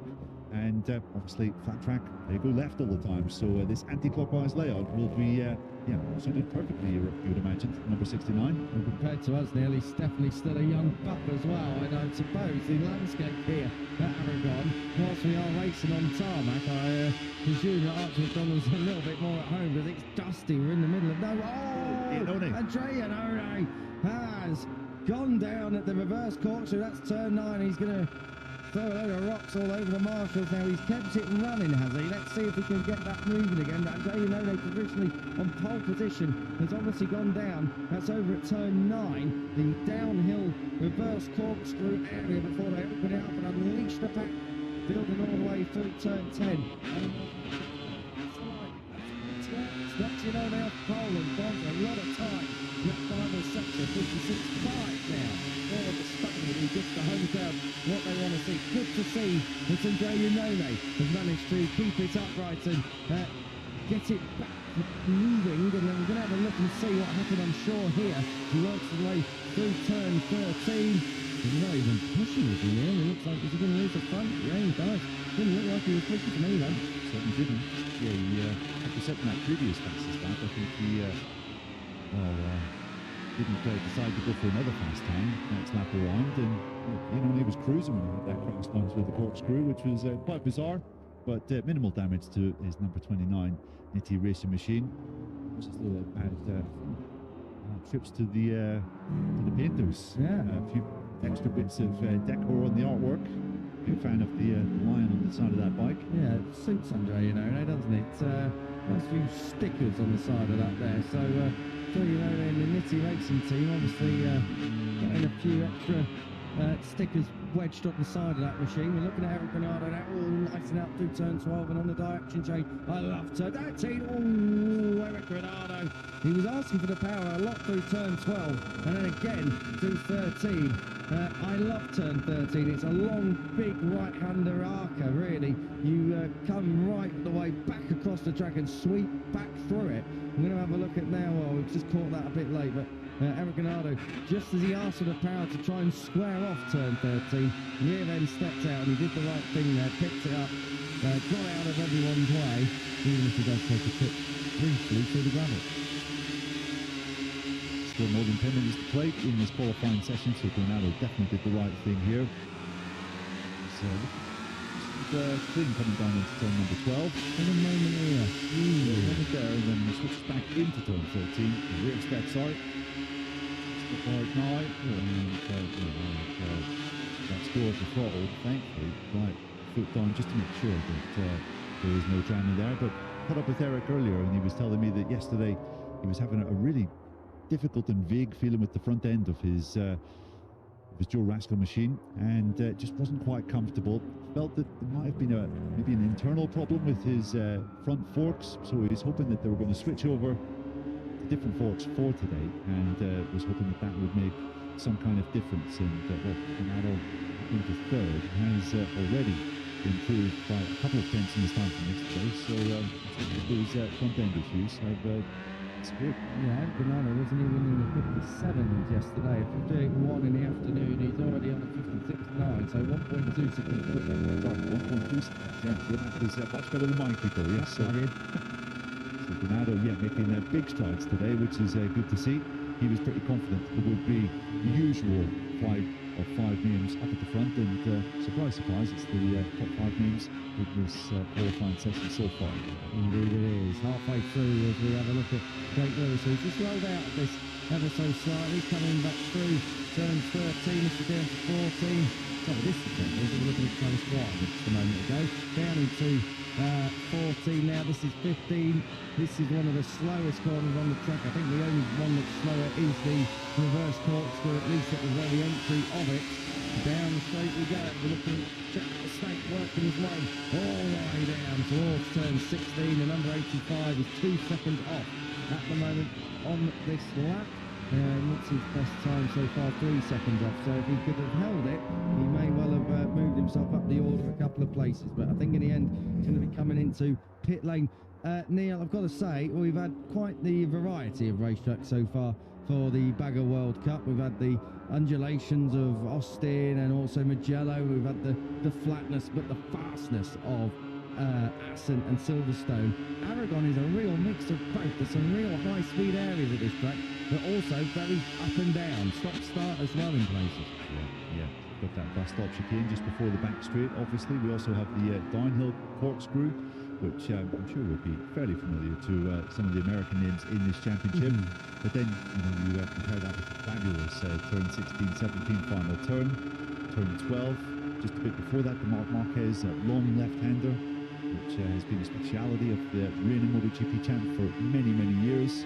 And yeah, if you speak to anyone that rides this track, and they say it is one of the funnest layouts that we go to. But it's always a bit complicated in terms of the open track surface. Yesterday, most of the riders were complaining of the fact that it was A, very dirty in the morning, and then B, just the fact that a lot of dust gets blown across from the side of the track, off from the gravel track. There's always a bit of a big front-end feeling, which yeah, can really prohibit some of the practices that riders have now. Yeah, I mean, the track layout is fantastic. I mean, personally favourite to me, the climb up the hill out of turn one. Turn one's a bit neither here or there. It's a dead stop 90-degree corner. But where Aragon is right now, up through turns 2, 3, this is 4, and then into here at 5, where you've got to scrub it all off and back it in, get it down to an apex, open the throttle again, and all the way up. The massive fans and groups of fans and a big crowd just behind there as well. So that's my favourite part of the track. But we're in a semi-arid region of Spain. Their winters are freezing and their summers are boiling. That is very desert-like, I'm afraid. So that's why we do have so much dust. And throw into the mix that the whole of Europe this year is seemingly absolutely baking. We probably a bit drier than usual. Yeah, coming here a little bit early. Right, at the end of the Aragon summer. Around the end of September time. So yeah, things are just a little bit hotter here this weekend than we are used to. Thankfully, we're up here in the shade in our comfy box, overlooking the end of the start and finish straight. And well, a few of these riders, well, pretty much all of them, have been in for a pit stop. And I thought it's going to go with Torres, fastest through sector number 1, but he's given some time away. 4/10 of a second. Oscar Gutierrez in that second sector. Nice and clean through turn number 12 though. And Torres could all lift himself up onto the second row here if he maintains this deficit to the fastest time of Oscar Gutierrez so far. Bit wide at turn 14. Looks over the years coming through the third sector. He's lost a little bit more, but not too much. So really Torres at the moment would be getting ahead of Archie McDonald if he can hold that all the way to the flag. But we've got this final 2 corners to go. These 2 left-handed, you can see bucking and weaving everywhere, under braking. The number 81 then coming through. It's all one long corner. It is an extra apex right at the end. Here comes Torres. What's he got? Is he 5th? Yes, he is. Stays 5th and only just misses out by 14 thousandths of a second from leapfrogging Archie McDonald, who in turn, the number 69 is on a flying lap here. He's in the third sector. He's just coming through now. We pick him up, working his way down this 1 kilometre back straight. Archie McDonald is 2/10 away from Oscar Gutierrez's provisional pole time at the moment. 5.5 minutes on the clock as we count down towards the checkered flag. What has Archie McDonald got up his sleeve? He's coming through this long left-hander now, tracking in the power, sliding out right to the edge of the curve, and maybe a bit more. Archie McDonald can't quite get onto the front row this time around. Going great guns, Oscar Gutierrez and Jordan Torres has been trying to even blow through that first sector. So brilliant to watch. Archie McDonald is just always box office on this big Harley-Davidson wagon machine. Fantastic viewing, but it's not quite the fastest there. He was losing what, a decent chunk of time to Gutierrez in that final long left-hander. Always something up his sleeve in the final sector for sure. For Leonone in this second one, but he had a bit of a moment down into turn 12. See, he's backing it in. He's not stopping that at all. Oh, he's in very deep, and then asks for the power just to keep it from running out. And that indeed, anyway, cost the Maniac. So, you know, Nate is going to have to go again. At the moment, in the middle of that front row, Eric Bernardo is completing that front row. And Oscar Gutierrez at the moment is in provisional pole, and he's provisionally going to extend that advantage. Down the back straight we go with the number 99, who I remind you is 3rd in this championship. With 19 points off P1 held by Bernardo. Pole position would give Gutierrez a very good advantage going into the races later today and tomorrow morning. Asking for the power, following Maxwell top to the line. What's Gutierrez got? He crosses the line. Does improve his time by only 9,000ths of a second, but moves those goalposts just that little bit more. Gutierrez looking in fine form. As he decks it at turn one, and that bike is taking the fly, and it bounces upside down and everywhere. Oscar Gutierrez, well, at least he's done it in qualifying this time, but he was pushing on with all kinds of debris and everything. That's probably the worst case scenario for one of these tracks, because it picked up and smashed itself to pieces on hard ground. There was no gravel to try and catch it, but he was just in a bit deep. Was he trying to get through? Perhaps a line and move up on Max Verstappen, just set the fastest time in the second Neil. And that's just how quick it can all change. Front end down at turn one. Yeah. Strange crash, you have to say, for Gutierrez. You can tell from his reaction that he wasn't quite sure what happened. A little bit tight to get a run out on Max Toth on his next lap time. Either way, though, it looks like a pretty expensive crash when you see the number of flips that number 99 machine does here through the tarmac runoff area on the exit of turn one. But as you say, Kiko, better that to happen now when it looks as though he's got pole position. See in his back pocket. It's not like he's got a massive amount of time between Iannone in second or Granado in third, but hard to see Gutierrez being pushed off the front row at this stage. See what Eric Granado's got. She's gone away from him in that third sector. Jordi Tyres likewise. 606 thousandths. He is the devil, I suppose, in the middle of that second row.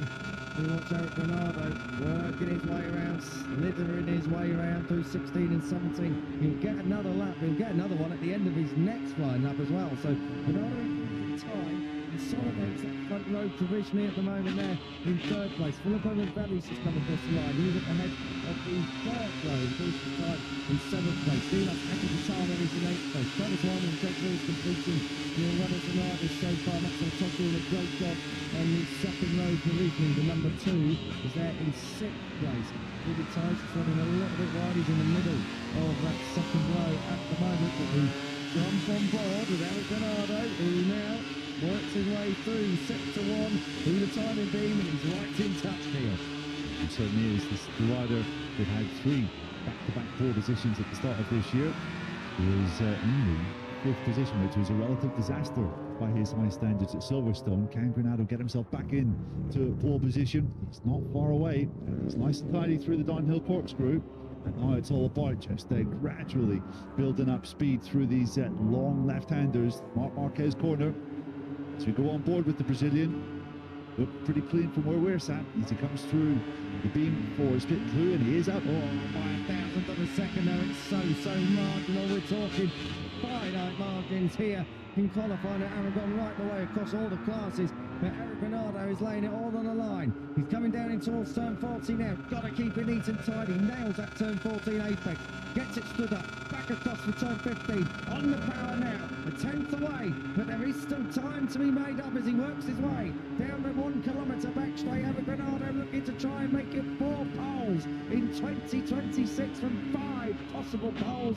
Only Archie McDonald has been able to lay a glove on the Brazilian in qualifying. Final corner, Eric Granado building all the while through 16 now, 17, and the charge towards the strike. Has Eric Granado got it up in the final sector? No, he hasn't. He went away in that final sector. It looked like he didn't get the best of runs actually coming out to turn 15, which that would have carried that poor momentum all the way down the back straight, but he's still third. He's still on the front row. The checkered flag is out. Granado will get the lap that he's on, and that is it. As we get to see who is where on the grid for the Bagger World Cup Race 1 coming up later this afternoon. And you can see that Eric is still pushing at his 100% on this session. Iannone has come across the line and taken the checkered flag. A really subdued second part of this qualifying session for Iannone. You wonder whether there was something maybe not quite right with his bike after his little tip-off in that downhill corkscrew. Granado, he's a 10th of a second off through sector number 1. really have to be doing something quite remarkable to displace Gutierrez and Ian O'Neill ahead of him on this final lap, Kiko. Ronaldo has been strong in that second sector, so we'll have to wait and see what he's got. He's through turn 10 now. This is the Marc Marquez corner. This long left-hander now cranking in the power over the crest of the hill. They count this as turn 11, even though it's not really a corner at all. Braking area. And Eric Ronaldo, as he approaches turn 12, is a quarter of a second off Oscar Gutierrez. I think we are looking at our grid, Neil. I don't think Eric Ronaldo has got anything left in the lockup. We'll take him through the third sector just to be sure. But I think Eric Ronaldo has done absolutely everything he possibly can.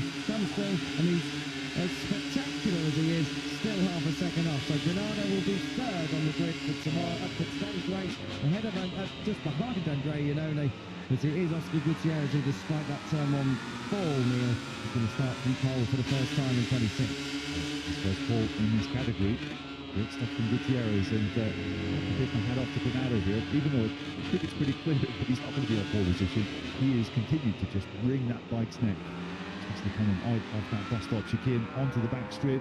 Spectacular viewing from Eric Granado, but third position, not a terrible result. If he's on the front row, I think he'll be pretty content with that, considering some of the issues that he was having yesterday. So another front row from Granado. That's 4 front rows from 5 so far in 2026.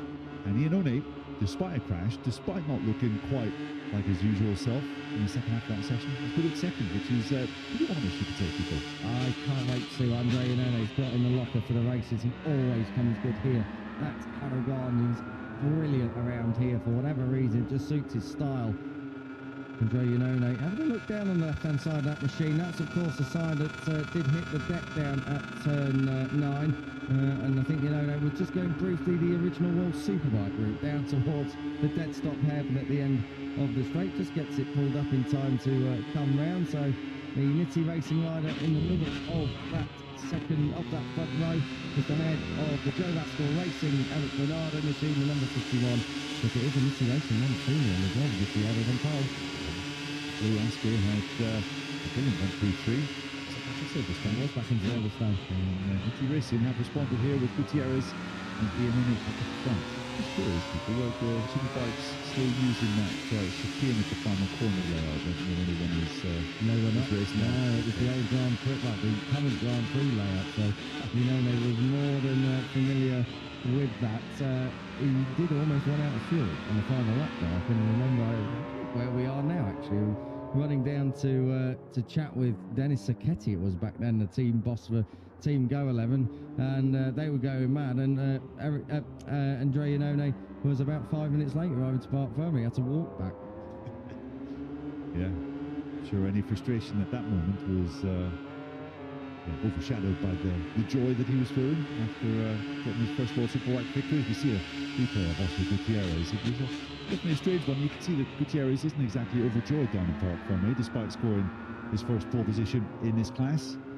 He is still looking a little bit perplexed as to what exactly happened, and you can see the way he's raising his arms just there. And it's like, what happened? And oh dear, I've just given my mechanics a bucket load of work to do before the first race, which gets underway just after 4 p.m. local time here today. And the way the bike smashed itself from tyre to tyre into the runoff, they'll be looking for cracks in the wheels on that one. So a little bit more investigative work to be done, I think, down there for the Nitty Racing squad. It's not just cosmetic runners there. I think they'll be having a proper close look at it, because the bike did take a bit of a beating. Parc Fermé getting underway now. Andre Iannone to the right. Gutierrez is already down there. There's Eric Bernardo. Eric Bernardo is in there as well. We're going to be hearing from all 3 of them very, very soon, with Elliot York, who is already down there waiting for the headset on, so we'll be able to bring you those interviews very soon. Don't go anywhere, of course.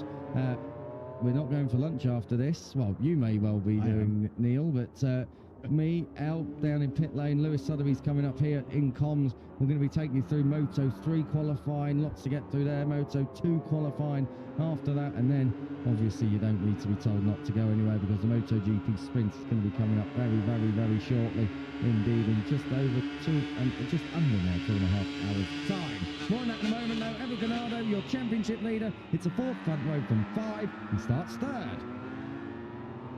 Great job again in qualifying, objective complete. I'm sure to be on the front row gives you a great chance in race 1 later on today and of course for tomorrow as well. Yes, we did a great job. Big step compared to yesterday.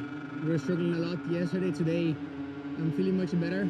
We need a little bit more to be where I want, but it's always great to be front row, you know. 2 races, really hot conditions, difficult to overtake at this track. But yes, we'll do my best in the race 1 and race 2 to do the maximum points possible. As always em português, bom, foi um ótimo trabalho, a gente deu um salto muito bom de qualidade de ontem para hoje.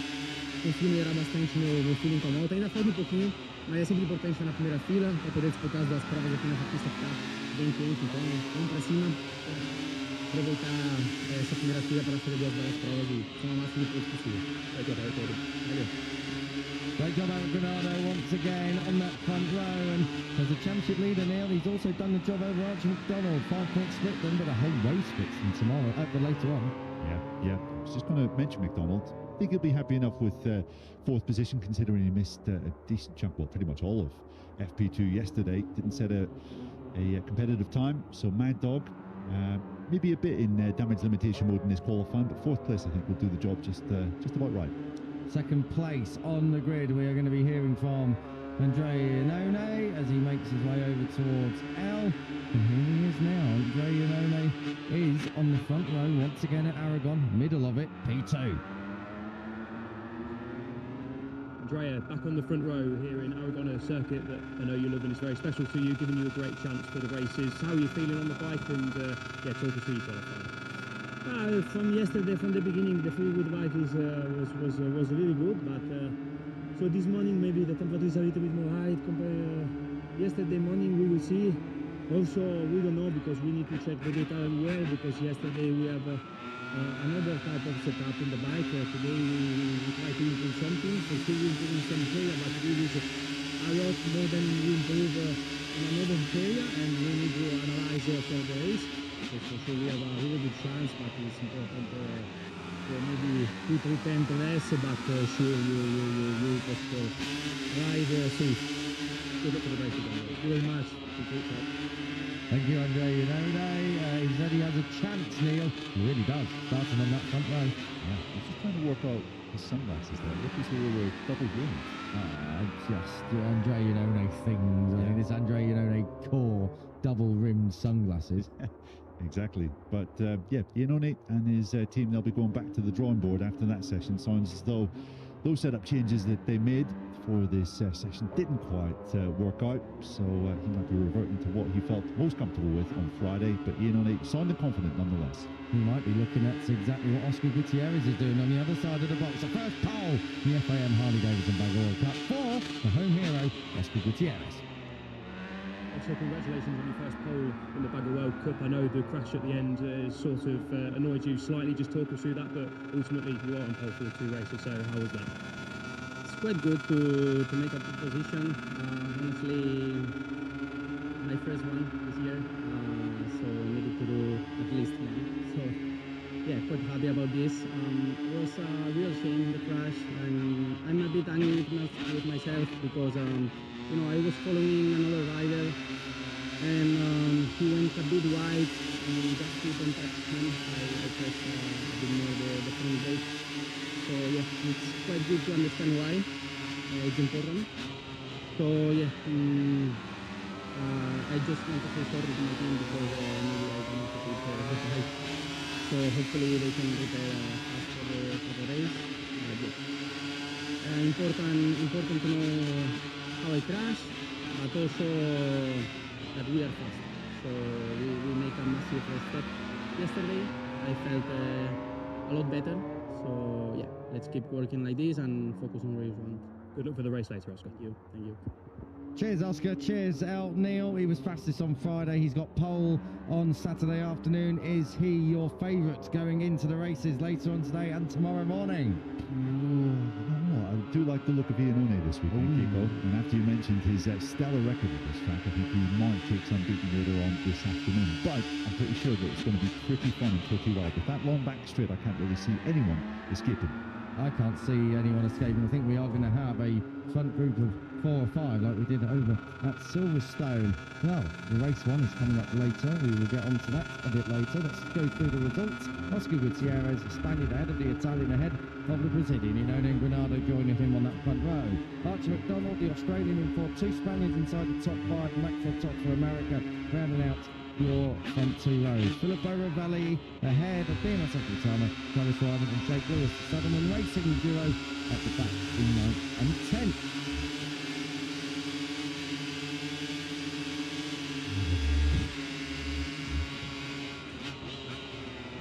And that's all she waits for the Tackle World Cup qualifying. The race one has come up a little bit later on after the MotoGP Grand Prix. The captain, myself, Tissot, and Neil Morrison. We'll see you then. See you soon. Thanks for joining.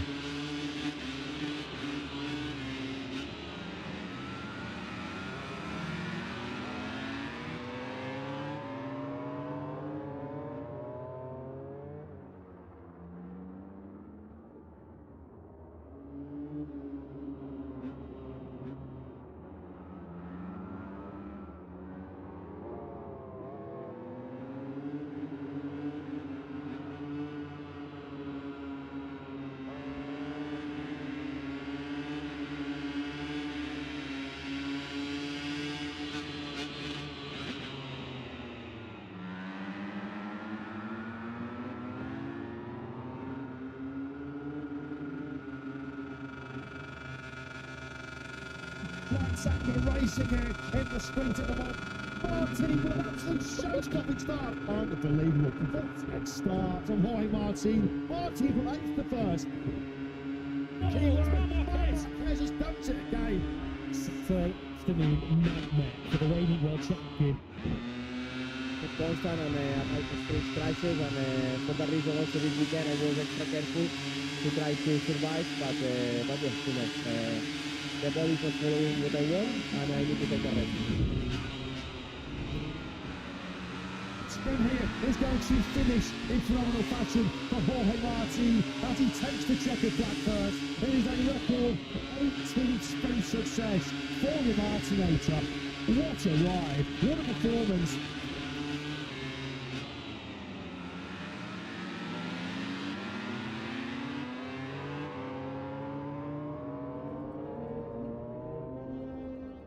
What lies in store though now ahead of the 2026 edition of the Michelin Grand Prix of France? A full dry 4.19 kilometre Bugatti circuit. No Marquez on the front row. We wish him a speedy recovery after his big spin crash yesterday. 27 laps coming your way.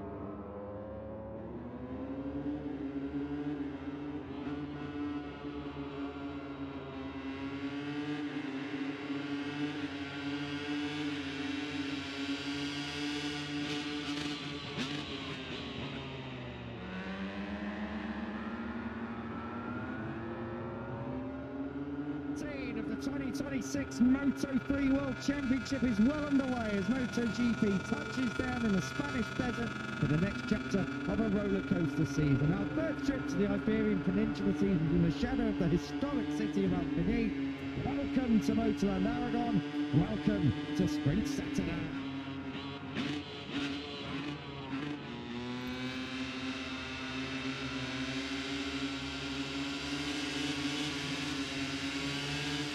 Countdown is on to Valencia. 10 GPs remain, including this one, until we crown our world champion. And there's going to be a whole host of drama, twists and surprises between now at the end of August and Valencia at the end of November. The countdown is also on to the Tissot sprint, just over 2 hours away from lights out, and between then and now, Moto3 and Moto2 Qualifying. We've already had MotoGP, no spoilers, but it's a corker. Of course, we start with Moto3, where there are a couple of clear favourites to move through, but otherwise, we could be on for a complete lottery here at Motoland Aragon. So far this weekend, David Almanza has ruled the roost. He has been flawless. He has topped every single session. We're going to be seeing more of him in Q2, but we're also going to be seeing exactly who's going to be joining him here in Q1. We've got a massive crowd already flocking in here to Motoland Aragon. They are all ready to see exactly who it is. We're going to take pole position in Moto3 and Moto2. 28 degrees air temperature. I think it's a bit warmer than that. That means the track temperature's getting on for 40. It's going to be red hot action all the way.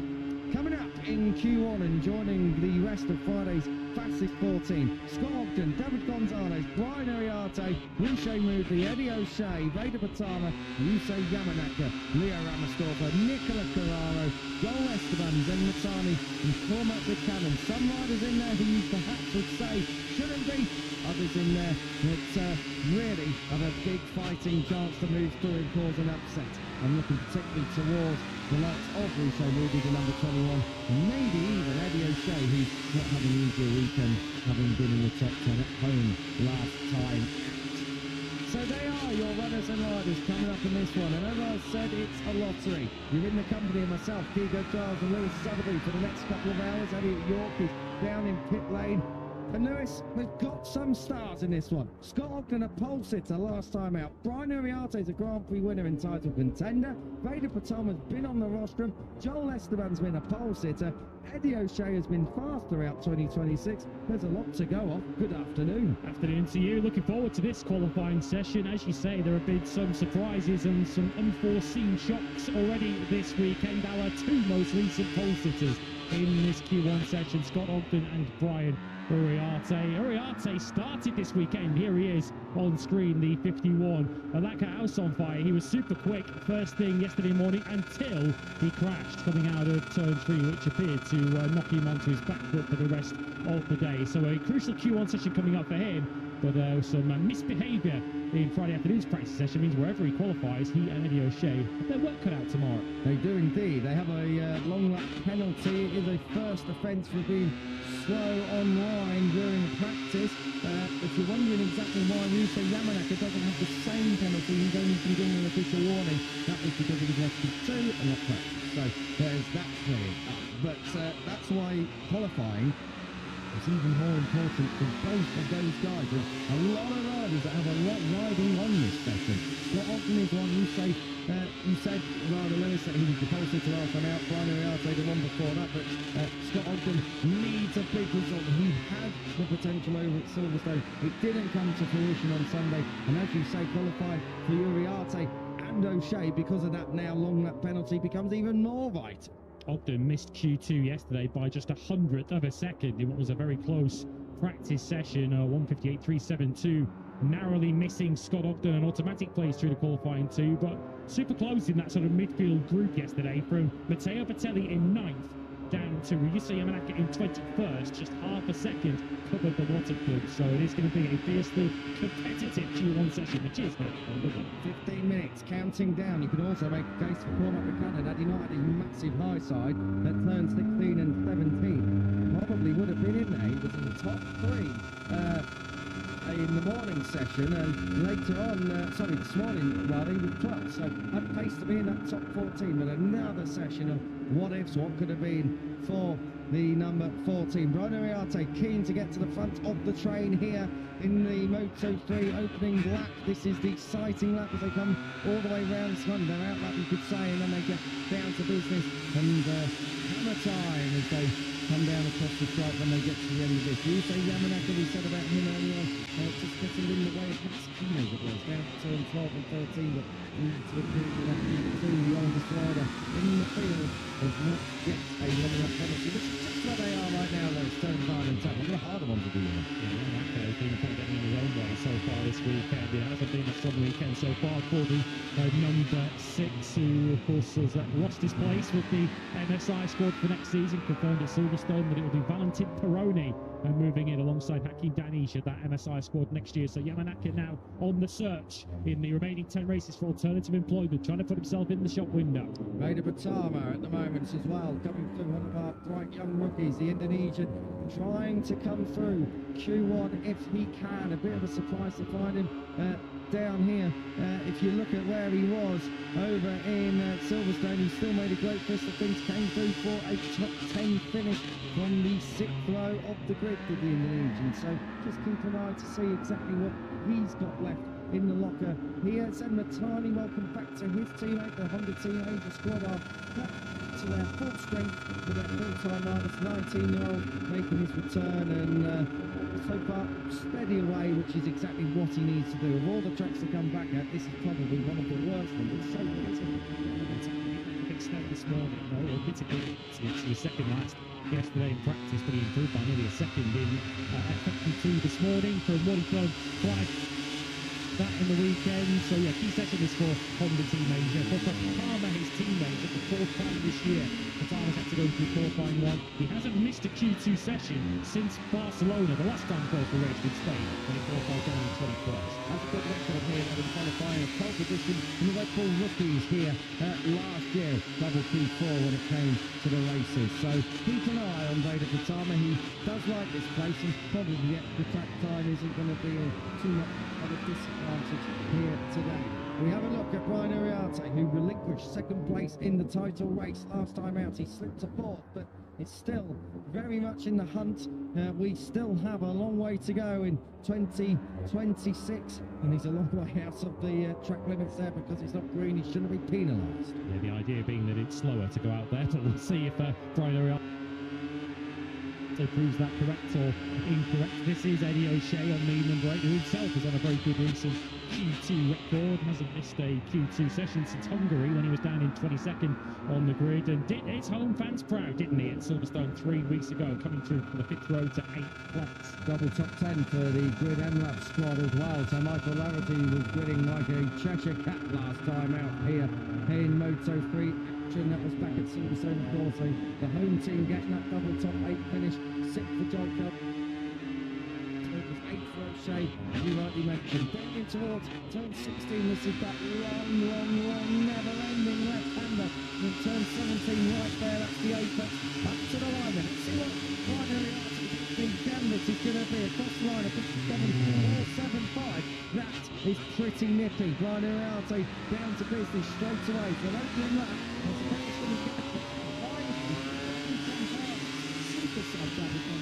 His teammates for David Almanza for the foreseeable future until we see where David Munoz is going to filter back in and when he's going to filter back in. Team Dave is back to at least some kind of strength. And at the moment, David Gonzalez going great guns in first. Yeah, 2 Daves and 2 Gonzalez, if you include their Moto2 squad down there.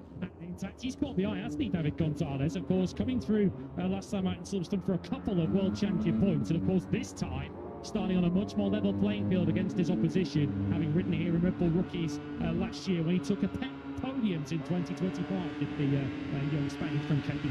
Yes, and he was on the front row as well. He also had the European Talent Cup podium to his name on here at Motoland Aragon. So he is young, he is exuberant, but I tell you what, he's got a future as well. And at the moment, he's showing the regular lads how it's done. Down towards turn 12 we go with Brian Ariarte. Second lap, this is going to be faster if he keeps it all neat and tidy through one of the most awkward braking points on the calendar. Turn 12 through this lovely, fast, open, sweeping right-hander at the second part of this bus stop chicane. Down into turns 14, 15. Careful not to go on the red there because it's a little bit less grippy. Through the third sector, and Brian Ariarte going great guns. But what are we going to have a look at here? This is down towards the reverse corkscrew. Oh, backing it in and losing the front and just about counted it out. This is this lap. He's still got more in the locker. Yeah, we've already had an idea of what kind of difference slipstream will make in this session. Ariarte, who leads the pack, I said, led them on the first lap, is giving up 8 kilometres an hour to Yamanaka, who did have the slipstream further back down the racetrack. So that's the kind of difference it can make if it gets them in the right place coming out of turn 15. Ariarte doesn't need it though. A 1:57.049 is the fastest lap time of the weekend. Right, a long way as well. The 57.049 is quicker than what David Almanza was able to do this morning. Almanza, who has topped every session, as I said so far, did a 57.259, so 2 tenths quicker than Brian Ariarte. Not bad, considering that 24 hours ago he was probably feeling a little bit worse for wear, and you could argue that's exactly why he's in this session to start with. I don't think they're brave enough to do this at Red Bull KTM, but I think you could probably park it from there and watch the rest of qualifying one. I'd be amazed if we get 4 riders into the 156s in this Q1 session, which is what it's going to take to beat Brian Ariarte from there. It felt like this morning was just a confident building exercise, didn't it, for Brian Ariarte, given what happened to him yesterday when he was limping away from the scene light crash at turn number 3. Yes, of course, he did get himself in trouble, as we've already mentioned in practice yesterday, but getting himself well into the low 157s today would appear that Brian has put yesterday's crash out of his system. This is Cormac Buchanan at the moment. Brilliant job done by the New Zealander. He's there in 4th place. That would be good enough to move on through into Q2. So the number 14 doing a great job on a 57.8 there, so still 3/4 of a second behind. But Brian Ariarte has been out through, though. It's going to need to be some work done here for Scott Ogden in 12th and at the very back of this grid. Here he is on screen, he's shaking his head. You can see there at the moment at the very bottom, he's right down on a 58.8. That's not representative of where he's been this weekend at all, really. Only track he missed out yesterday, of course, moving through. Expect improvements from Yamanaka. Vader Batama is one of your big hitters, along with Joel Esteban. Esteban, who has had front rows and of course that pole back in Brazil. So we'll have to wait and see what Esteban and Batama have got. A few riders still out on track, but I believe they're on in-laps, and indeed Brian Ariarte confirms that. Lovely stop into pit lane, get all the speed scrubbed off, no fine for speeding in there. Yeah, the NTA squad will be pleased that Esteban has belatedly shown up in this weekend, because his best lap time prior to this was a 58.9. He'd been nowhere in the practice sessions, but has been able to find a second already in this afternoon's qualifying session as the 78, who has been off the front 4 rows in 4 of the last 5 Grand Prix. Suffice to say, if he doesn't improve on 5th in this session, he will add another one to that list. He only has to find around about a 10.5 from where he is at the moment, though, to get up ahead of Buchanan. Of course, with 1 run for each of the riders to go, and I would suspect that will include Brian Ariarte. I expect the lap time to drop to 3rd. Joel Esteban has been in Q2 and 8 out of 12 so far this year. He's aiming for a 3rd consecutive Q2 appearance, something he's not had since season 3 in the teams of the year, which is part of the fleet of 4. So Joel Esteban at the moment just about a 10.5 or so away from Cormac Buchanan, but we know the times are going to drop a little bit more. Rosh Oyama on the right-hand side of shot, talking away to Vader Batama, their big star of the future. Batama has already been on a Moto3 Grand Prix rostrum. We know what he's capable of, and he knows his way around here at Aragon. Right, first stint done, second stint go. Eddie O'Shea it is, who follows out. That looks like Brian Ariarte, indeed it is. And then a couple of the others making their way down as well. I think Joel Esteban and Ryusei Yamanaka were part of it. Nicky Carrara, Scott Ogden, the 2 Honda Team Asia machines also going out.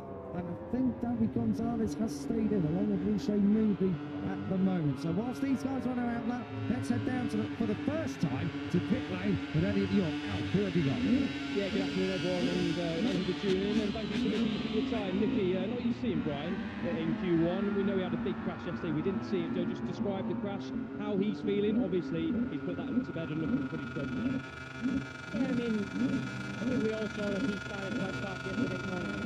He was like 2 seconds faster than anyone else.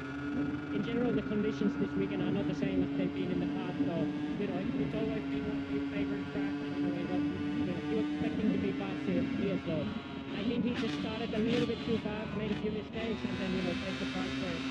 But anyway, I think in the afternoon yesterday, I think he just built back his confidence a little bit. Maybe, you know, he couldn't find these sensations like he was expecting, but anyway, he already started working on time yesterday afternoon, and he was today. Good news, actually a big crash over at Wilson as well. A possible one in terms of the championship. I know you guys aren't really focusing on the championship. He's a rookie, but how's he feeling after the crash and obviously after the crash against the here in Aragon? What's his mindset going into qualifying, but also the race tomorrow? Of course, our race tomorrow is going to be a little bit more difficult with a long lap, but, you know, we're just trying to get back these sensations and feelings, what he's expecting, and you know, just trying to work hard to get back to the front tomorrow. On the other side of the box, Alvaro, another solid day yesterday, looking pretty strong. What does he need to find in qualifying, also in the race to obviously try and get that first win, but also try to claw some points back, on Maximo?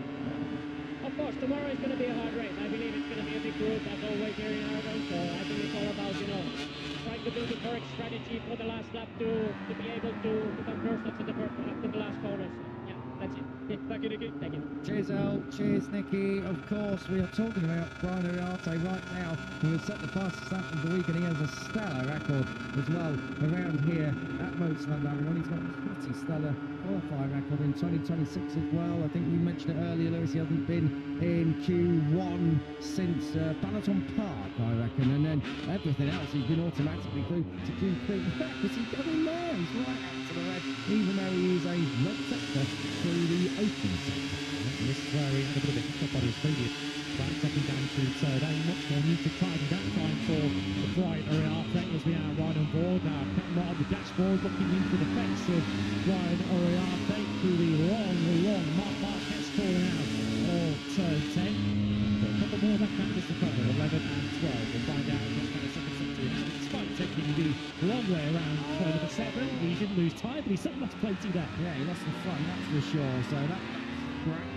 He's the quarterback in and not getting in the way of anyone else, and does so brilliantly. So Brian Ariarte, we were saying how awkward that downhill braking area is at turn 12. It's off camera, it's downhill, it's almost on an angle as well after you come to turn 11. Let's have another look at it here. He's just left it a bit late and then out towards the white line, and then just can't quite get it pulled back down. But does a good job to keep out the gravel at least. Didn't quite settle back down, did it, after that initial moment here, and then of course he tips it in. The front has another attempt at spitting Ariarte off into the gravel trap. Kind of timely that, wasn't it? Moments after we'd heard his team manager Nicky Io saying that perhaps yesterday he got a bit ahead of himself and was pushing a bit too hard too early. I'm not sure Ariarte needs to take those risks with a full tech pushing over the rest of the field.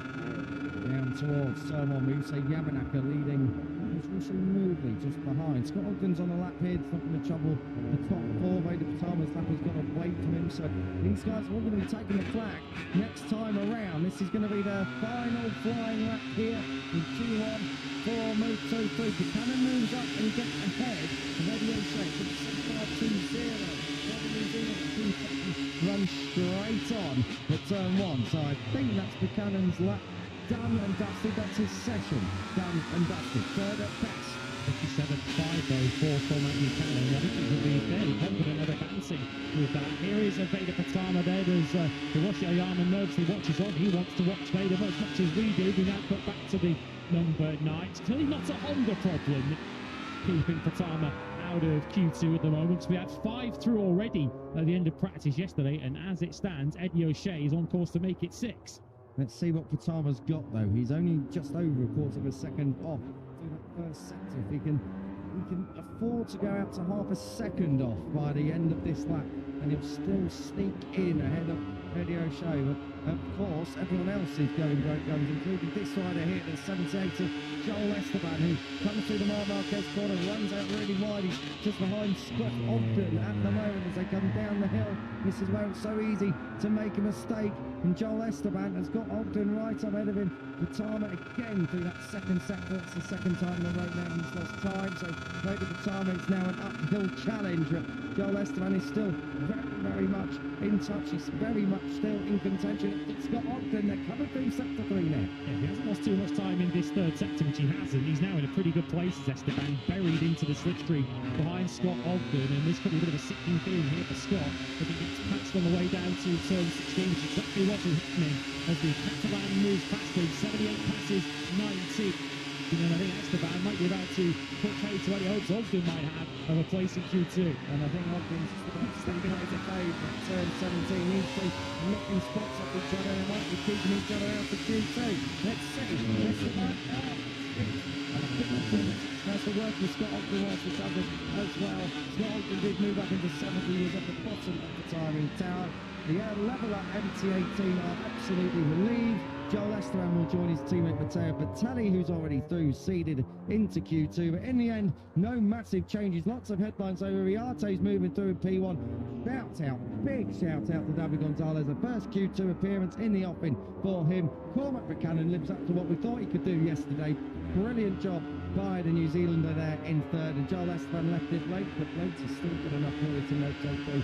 Fourth for him. Unfortunate for the Brits, so Shea pushed out right at the end, and Ogden, pole sitter last time out. He's 17th. No, he's not. He's 21st for tomorrow's Grand Prix.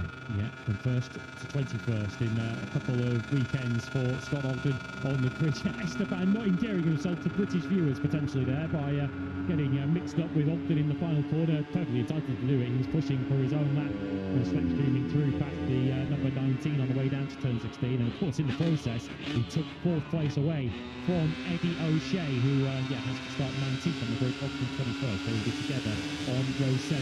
But you're right to point out David Gonzalez. That is a heck of an effort from the rider in watch. His second Grand Prix was 20th on the grid in Silverstone, which in itself was pretty impressive. He has his first Q2 appearance now. That's just the second time of asking. You know what? There's such a myself and Al touched on, I think it was yesterday in practice when we were talking about the dynamics of the championship, and Max Gielers has got his teammate Marco Morelli to fall back on to at least snap points, and likewise Carpe and Riarte, let's see which one of them is the one in the end. And we said that that's the one thing David Almanza, he is a believer for this championship, doesn't have at the moment is a fast teammate. Well, he might be able to nick a place or push someone back a row on the grid, because David Gonzalez has done exactly what he needed to do, and the team, he might well be 4/10 off of Brian Riarte, but actually he has been absolutely phenomenal. He was under what Almanza was able to do yesterday. What an effort it was, and even after a weekend and a half at Moto3 level, I'd be amazed if David Gonzalez isn't on this grid full-time next season. If there weren't already some team managers trying to secure his signature, I think that queue will have got a little bit longer with his performances already in his first couple of weekends at this level. Well, Esteban gets a pat on the back. Good job done by the number 78. He could have really done without the extra session, I'm sure, but he's used it to his advantage. And now, of course, these 4 guys will have the most recent knowledge of track conditions and exactly where the grip levels are at. So, as much as Q1 can be a bit of a jungle, and it can be to the majority of the riders' detriments, before the do move through have a massive advantage over the rest that are waiting in Q2 already. It's a disappointment for the likes of Veda Patama, as we've already discussed. A 58-0 for Patama sees him miss out on a place in Q2. Hasn't done a 57 all weekend as the news here. He is, and I think Riche Moody as well, albeit on his return to action from injury, so I guess we have to manage our expectations for the South African, but he was up inside the top 10 earlier on today in free practice 2 on a 58.109. Fortunately for Moodley, he could not improve on that, and that's cost him a place in Q2. And the shame for Moodley was he was quick at the end of sessions in short stints where I presume there was a soft tyre thrown at it, or at least a fresh tyre. So for Riche Moodley, bit of a shame to see him down in 9th in this session, 23rd on tomorrow's grid. But Uriarte, Gonzalez, Buchanan and Esteban, job done. Brian Ariarte then quickest in for qualifying 1. And with a long lap tomorrow, it was kind of important that he did get through. He does by 4/10. David Gonzalez, an impressive second, ahead of Cormac Buchanan on the Code Motorsports KTM through to Q2 in 3rd. Joel Esteban takes 4th. Eddie O'Shea 5th ahead of Ramanaka and Scott Ogden. Vader Patan 8th ahead of Rushe Moogly and Leo Ramastorper, who took 10th in the end on the second of the 658 Hondas. The other, of course, is already into Q2. Zen Matani and Nicola Carraro complete your 12 in Q1. They will start together on the back row of the grid tomorrow. So a better Saturday so far than Friday for Brian Ariarte. He tops Q1 here in Aragon, the back of the poles.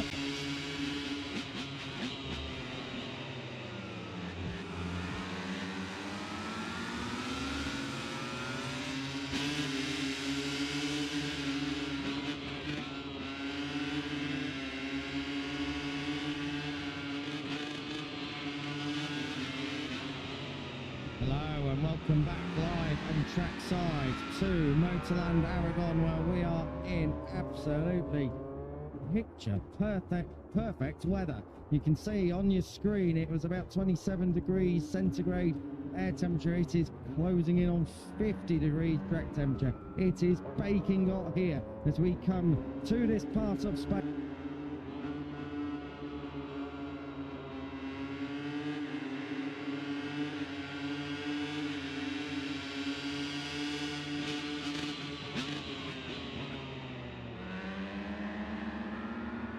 Going to be on pole position in Moto3. You can see the umbrellas in the crowd. That's not because they're expecting rain, that is just because it is warm. And red hot action is going to continue on track. We said that earlier, and it is going to continue right now. Qualifying 2 coming up in Moto3. David Almanza, Rico Salmela, Valentin Peroni, Adrian Fernandez and Alvaro Carving a top 5 from yesterday. Casey Gorman, Hazel Sears, Max Kiedis back in action in 8th. Matteo Bertelli and Guido Pini at top 10. Mark Early, Adrian Kuto, Doug Kelso, Hakeem Denise. Are joined by, following on from Q1, Brian Ariarte, David Gonzalez, Cormac Buchanan and Joel Esteban. 18 riders all gunning for pole position. There's going to be some very happy ones, there's going to be some very disgruntled ones.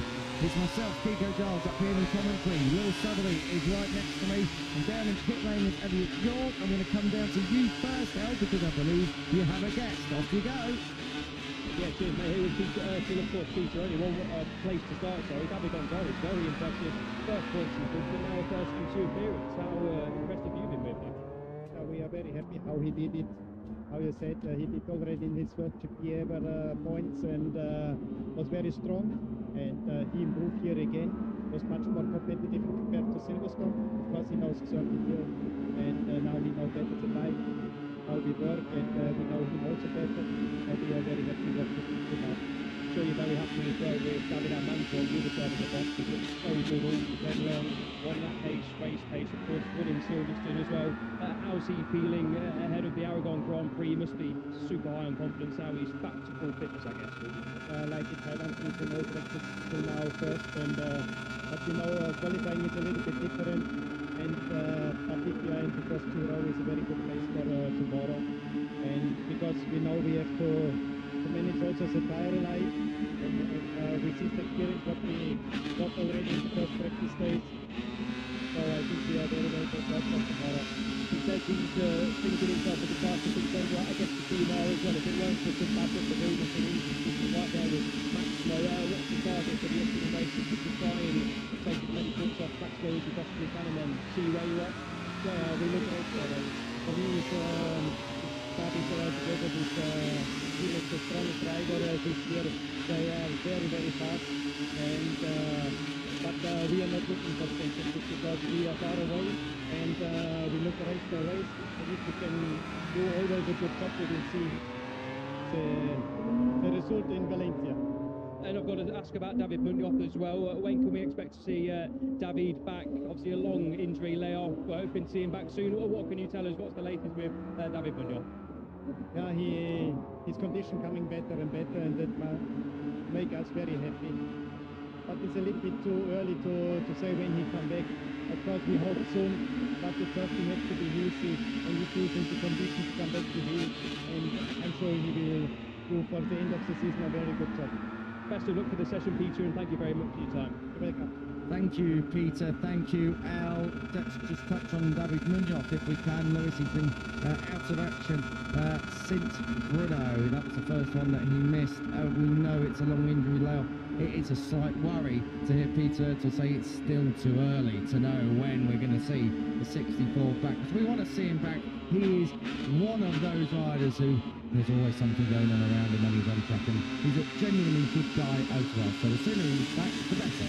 Last year's Aragon Grand Prix winner, of course, David Munoz, who's been out many surgeries he's had over the last 12 months on various body parts. Of course, broke his leg in Indonesia last year, and of course there are no championship considerations for David Munoz. Of course, once he's out of championship contention, there is no need to rush him back until he is absolutely ready and right. What we want to see, as we said, is David Munoz on track, but more important, make that equipment fit David Munoz. So we wish him the very best. I'm sure he'll be hurting watching from home, of course. One of 4 home Grand Prix for the Spanish contingent, and Munoz, unfortunately, a spectator, but we wish him a speedy recovery. And then let's talk about the other David in the team, David Almanza. P1 in FP1, P1 in practice, P1 in FP2. Yes, Brian Uriarte has just gone quicker, but we're yet to see what David Almanza has got in the locker. Can anyone beat him? I'd be surprised if they do, to be honest. After the evidence of what we see so far, he looks fast and he looks comfortable while doing it. There's David Almanza. We've seen Uriarte all over the racetrack at times in his fast lap times, whereas Almanza looks pretty composed out there at the moment, of course, with the confidence of having returned to winning ways at Silverstone. A victory that meant so much to him. He described it as the most special day of his career, given what he's been through. Here he is on screens, and Almanza, without question, the short odds favourite for pole position here. Should just clarify, we're not in an extended build-up, and that's not a graphic error at the top of the screen, and we are counting down here. Well, they're right here, so we stamp our feet on the commentary box floor to try and send them back out there. We're directly above their heads in the commentary box, just out of pitch. Yeah, if I stamp my feet, I might be going through the floor, though. That's the problem, and no one wants that at all. Maybe the viewer at home, so I'm not on the mic, but we'll have to wait and see. Someone is out on track, and I can hear the bike batting around. It is Cormac Buchanan on our tiny screen, who has left the building, and he's looking to at least get a bank of it. It's quite funny, because I believe they are all waiting, and with good reason, for David Almanza. The problem is, he doesn't need the tow. He has been one of the quickest riders, and it's been consistently on his own. Yeah, I think he'll just say, hey, if you guys want to follow me, do your very best, all of you, because trying to follow David Almanza, who's actually been able to do it, are two different things at the moment. That was Guido Pini you just saw there on screens. A bit of a rare Q2 appearance for Pini in recent times. First time in the last 3 Grand Prix we've seen Pini in qualifying too, and we certainly saw some clear evidence this morning, Kiko, that Pini's finding his mojo again. Yet to be outside the top 10 this weekend with Guido Pini, so good form so far, but as we know, races are one thing, qualifying is another. I say that in the last 2 races when he's not made it through to Q2, he has come through the points in the races. Not big ones, but points nonetheless. Okay, here we go. Proper Moto3 Q2 session underway. And David Almanza, just like he did, I think it was this morning or yesterday afternoon, with a little bit of traffic ahead of him, and already by turn 5, not even out of sector 1 yet, he's already cleared it. So good job done by the number 22. Max Kilo's going out on his own, and he'll be quite happy with that. He won't have to do it on his own anyway.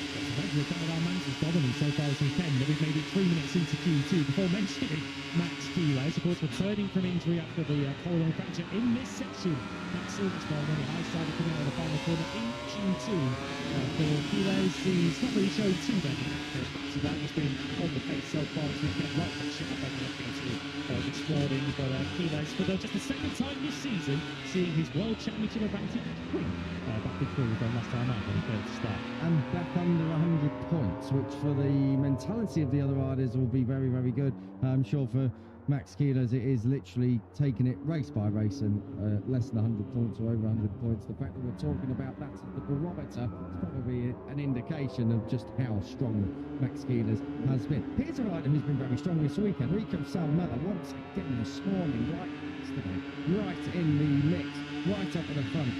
Good odds on him maybe getting a front row here in the next 10 minutes or so. More on that in a moment. Let's just cross back down to pit lane whilst the opening, the outlets are getting underway.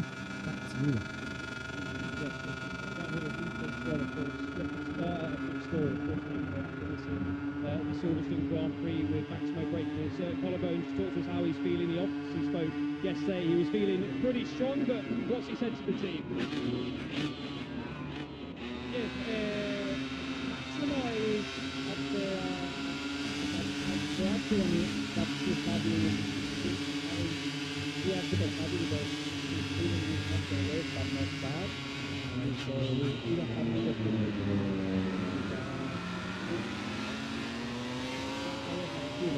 and he wants always to be on front. But our target is going step by step, practice by practice. And today was thing that I say to him is, when see your feeling, but it's super important that you don't think about the position. We don't care about that in this Grand Prix because we need to take the maximum possible is possible, but I think this is super important because we have a lot of race in front of us. Step by step. For sure, if he had the opportunity, one rider like he try everything. How difficult is it to tell a rider like that? So he's always something to himself, he's trying to pick on, even though he's got to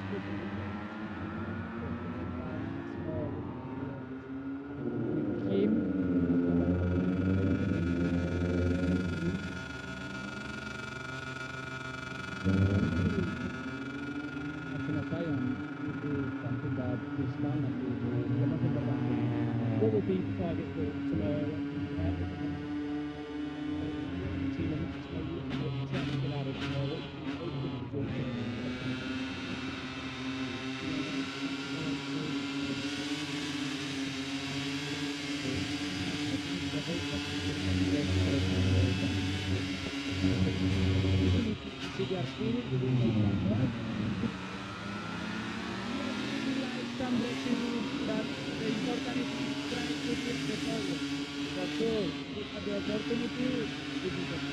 We don't speak about result. We want to have the best feeling in the bike with Maxima, and also he need to ride and go free. It's time to go free and will be see and not pick a dangerous situation in the race. We need to.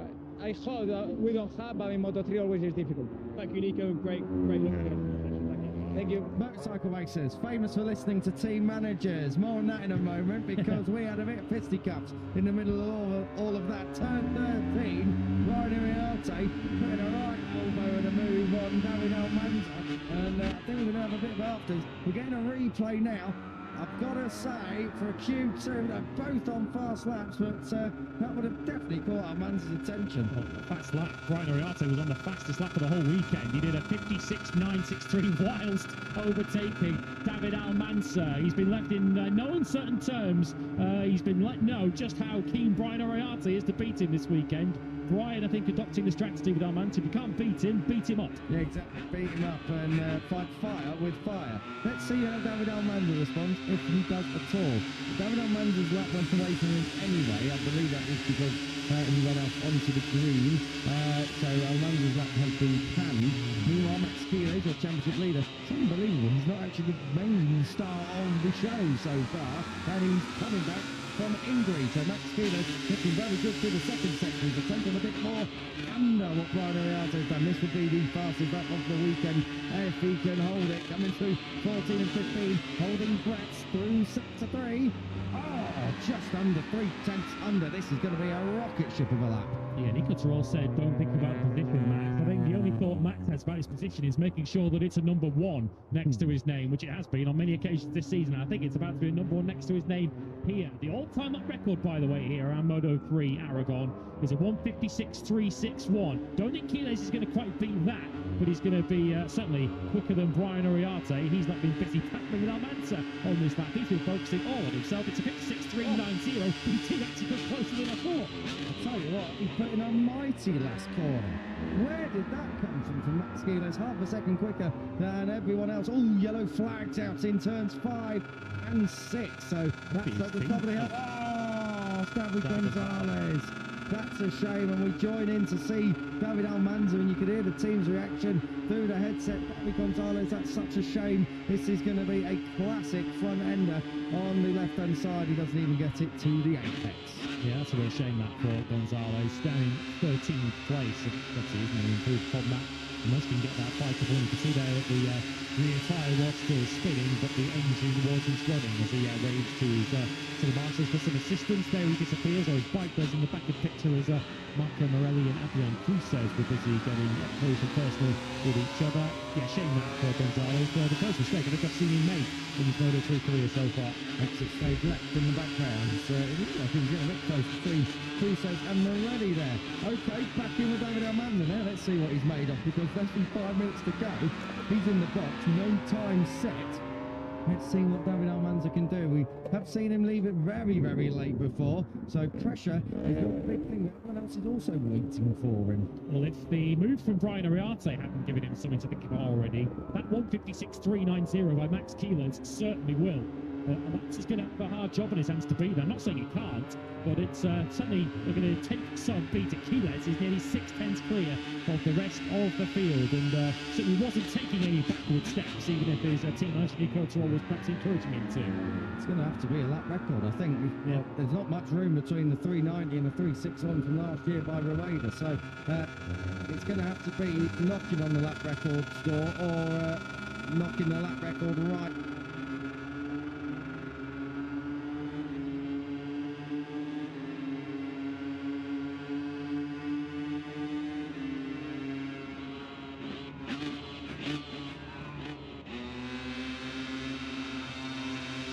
Seconds off. Marco Morelli getting ready to go back into the jungle, which is Aragon Q2 from Moto3. So often it's the case as it's Q1, but we've got quite a lot of jeopardy coming up in the next 3.5 minutes or so.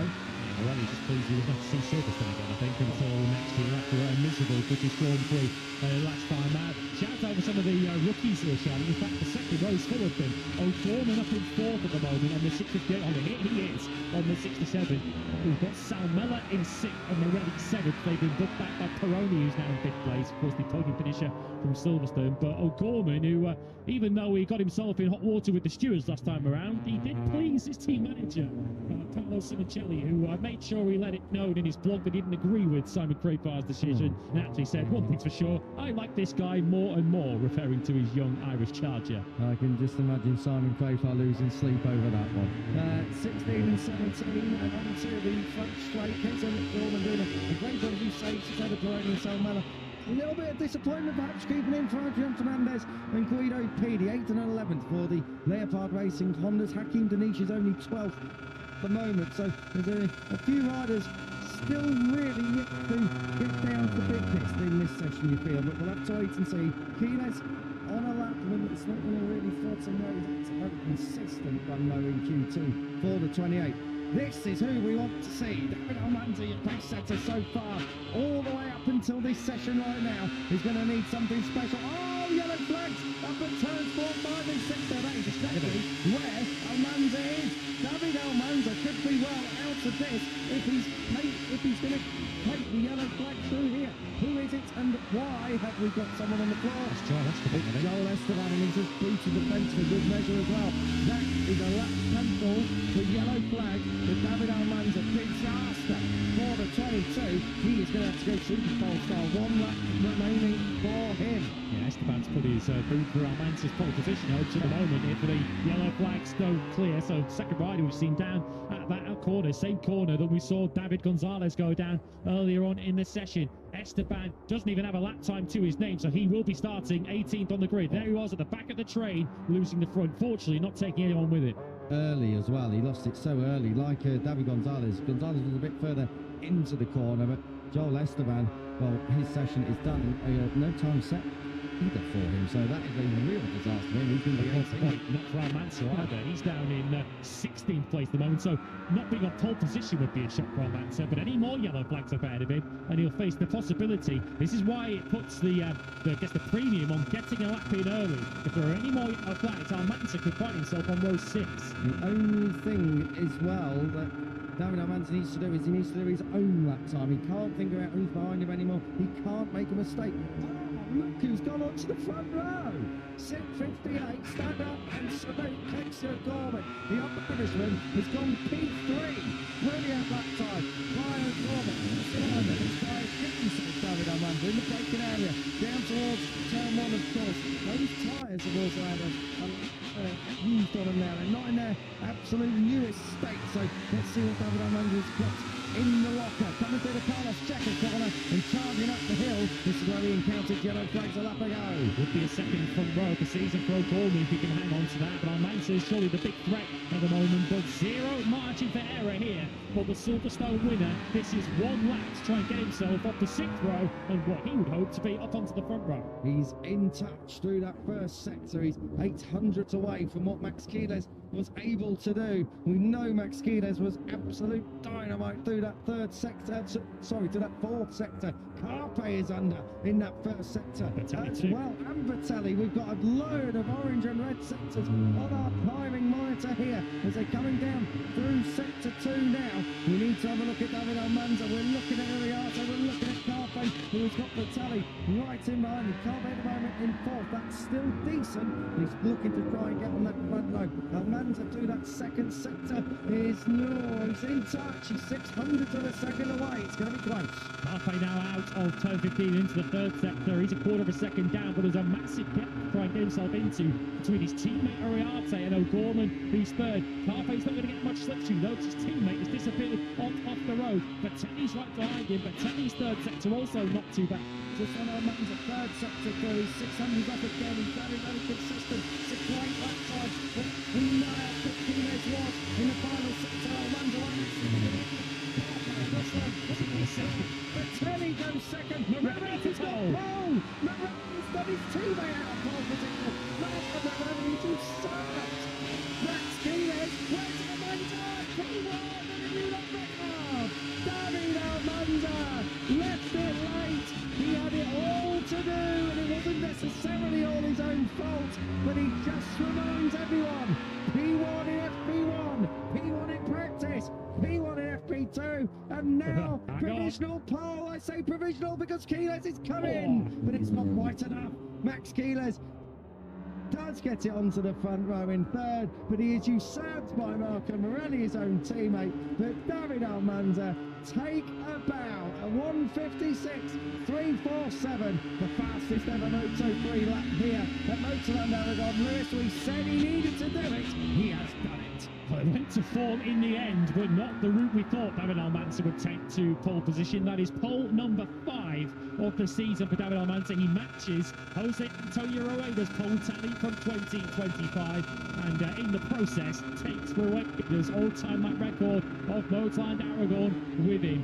Boy, did he deliver under the most intense of pressure at the end of Q2. Almanza, by a smidge, defeats the Aspar pair to pole. What would he have done if he had it on his first flying lap as well, with all the rubber underneath him? Fantastic. And David Almanza, I absolutely love it. When everything's up against you, it's an old-fashioned one lap decides everything. He laid it right there. He could have settled for a top 5. He could have settled for the front 2 rows. He didn't have to go for break, to go for pole, and he still did, and he still got it. A special shout out to Marco Morelli, because that lap, It was incredible. that lap was not looking like a pole position lap. Whatever the Aspar guys are doing, and that final sector. Out of turn 15 to get himself down to the speed, taking nothing away from the job he did himself at Marco Morelli. That equals the best qualifying of his Moto3 career. He was second on the grid a couple of races ago at the Saxon Ring, where he narrowly missed out on the podium, but for 33 thousandths of a second, Morelli would have had a maiden, a Moto3 pole. But it is a double front row for Aspar. Quiles, I have to say, I was surprised if anyone would have beaten Quiles' 56.390 in the end to beat it. Unreal. Brilliant qualifying session right the way across the board. Matteo Bertelli, when he sees the lap time, he's on 56.6, he's probably thinking, yeah, that'll do for the front row. Somehow, he's still more than 2/10 off the front row altogether. And how much changed in those latter stages. We were speaking of O'Gorman being on the front row a minute from the end of the session. He got shuffled back to 14th place with all those late improvements. Cruz says backing up his front row from Silverstone, middle of the second row this time for Cruz says ahead ahead of Oriate, who has his long lap tomorrow. Carpe, Fernandez and Perone are heavyweight third row, and Jesus Rios to put in the top 10 ahead of Guido Pini and Rico Salmela. Danish O'Gorman Kelso is the fifth row, and then we have Buchanan and our two Q2 crashes, Gonzalez and Esteban. At least the little known Dynamo Intact GP team can celebrate something, because at one point it looked like it might be David Gonzalez and David Almanza on that sixth row.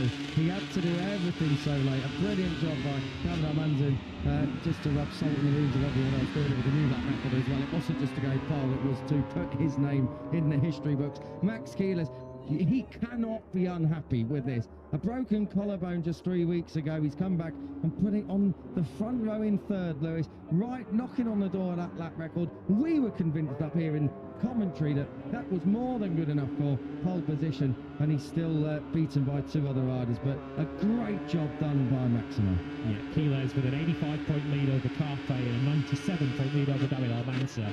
The podium would do him absolutely fine tomorrow. I'm sure that's not the Max Quiles mindset, as Nico Tirol will know better than we do, but I think that is absolutely fine from the championship leaders' point of view. Oriate certainly got stuck into Almanza early on in the session. Another hurdle that Almanza had to overcome in that Q2 session. In the end, it's back at the second row for Oriate with a long lap to come. I wonder how the friendship will be between those two now. I mean, if David Almanza hadn't been able to get a lap in because of the yellow flags, and then something else had gone on his final time lap, you can imagine that the team would have been fairly annoyed with Brian Oriate, because Almanza was on a lap that time. The only reason Almanza couldn't complete his lap because he was shoved wide by Oriate, but it's not being investigated. It is, I suppose, not even a racing incident. If you're faster than either evidence, you've got to come through. He certainly did. He did improve himself on his last one, did Oriate. 6th and 7th in the end for Red Bull KTM IO. But yeah, that of the poles that Almanza has had, as mentioned, that's his 5th of the season, his 7th in his Moto3 career. That has to go down as the most impressive and sweetest of the lot. Yeah, 5 in a year as well, as you say, Lewis. We're only at round 13. It's been a brilliant season for David Almanza as far as pole positions. The record is 11, in case he's interested of trying to chase that down. Well, we'll find out very shortly, because he's down there in Parc Ferme. It is a 5th pole of 2026, but for sure the hardest and probably the most rewarding for David Almanza. He's down there in Parc Ferme, ready to chat with Al. Congratulations on your 5th pole of the season, and I think that was probably your best one as well. When the pressure was on, you made it count. Here at Aragon as well, I know it's a special place for you. Just talk us through the emotions after a brilliant pole position. Yes, this qualifying is like a race. All riders working me. It was difficult to manage, but well, I need to wait into the last lap, because I have a yellow flag in the other lap. But yes, I managed the pressure, and maybe I didn't do it for the race today. Thank you. Great job by David Almanza, who has been fantastic right away from Silverstone. A winner over there, Lewis. Now he's on pole at Aragon, one of the tracks he did. He's just riding that wave of confidence at the moment, isn't he? I think David Almanza a year or so ago perhaps would have buckled under the pressure of having to deliver all on one lap. But as he said, most of the Moto3 field in that qualifying session trying to follow him, trying to jump onto his rear tyre, or in the case of Brian Oriate, ride through it. But he still managed to keep his head, keep himself together, and keep himself precise and perfect on that final lap to set the fastest ever Moto3 lap to secure pole in Aragon. Let's just go through the other riders out of the front row. Great job done by Adrian Cruces. That's a turn up in 5th. Brian Oriate, any disappointments there perhaps as well? I mean, he would have wanted more. Yeah, with a long lap to come tomorrow, he's going to have to get some overtaking done early tomorrow before he serves it. Almanza, Morelli, Quiles is the front row of the grid then for tomorrow. So 3 of the top 5 in the World Championship on the front row of the grid. Bertelli, Cruces, Oriate, the second row. Reminder, Oriate has a long lap to serve. Carpe, Fernandez, Peroni on row 3, ahead of Rios, Pini and Salmela, 2 rookies on row 4. Danish, another rookie, along with Casey O'Gorman together on the 5th row with Joel Kelso. Buchanan, 16, having come through Q1 with David Gonzalez and Joel Esteban, who both crashed in Q2. O'Shea missed out in Q1, he's 19, ahead of Yamanaka and Ogden. Samet 22nd on the grid ahead of Moodley, Ramastorpa, Matani, and completing the grid once again is Luca Ferraro on the second of the Snipers Hondas.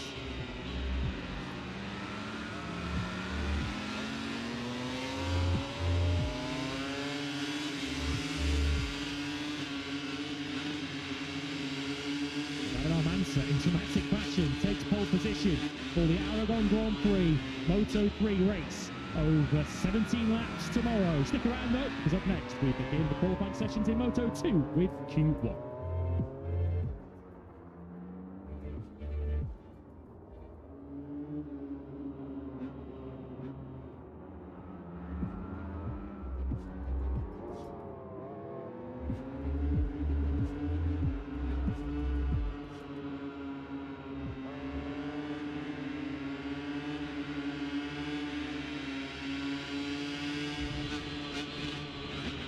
Just enough time to catch your breath here. Aragon, the place to experience it all. Moto3 has seen it all already in qualifying. No spoilers, go back and watch it. It was a corker. Next up, Moto2. And what a session we've got coming up here. Q1, and there's a lot of names who, judging it by various points of this weekend so far, could all have a say in moving on through into Q2 later on. We're going to be getting underway with that very, very soon. Just under 4 minutes or so away. But we are here live and trackside at Motoland Aragon, just 10 kilometres or so from the historic town of Alcañiz, in what was one of the birthplaces of motorcycle racing here in Spain. The Spanish VP at Jerez may well be its adopted home, and the atmosphere like no other we have on the calendar for things on these country roads in the region of Aragon, where motorcycle racing was first born really in Spain, and now all the way back through the years from the street circuits in Alcañiz all the way until 2003 to this brilliant purpose-built facility constructed in 2009. We've been coming here since 2010 and it has been fantastic. Well, Q1, Philip Salat. He's your big headlining name. He won last time out in Silverstone. He's joined by Adrian Huertas, Mario Aggi. David Alonso finds himself in Q1 once again. Joe Roberts, Luca Lunetta, Jose Antonio, already your Moto3 pole sitter from here last year.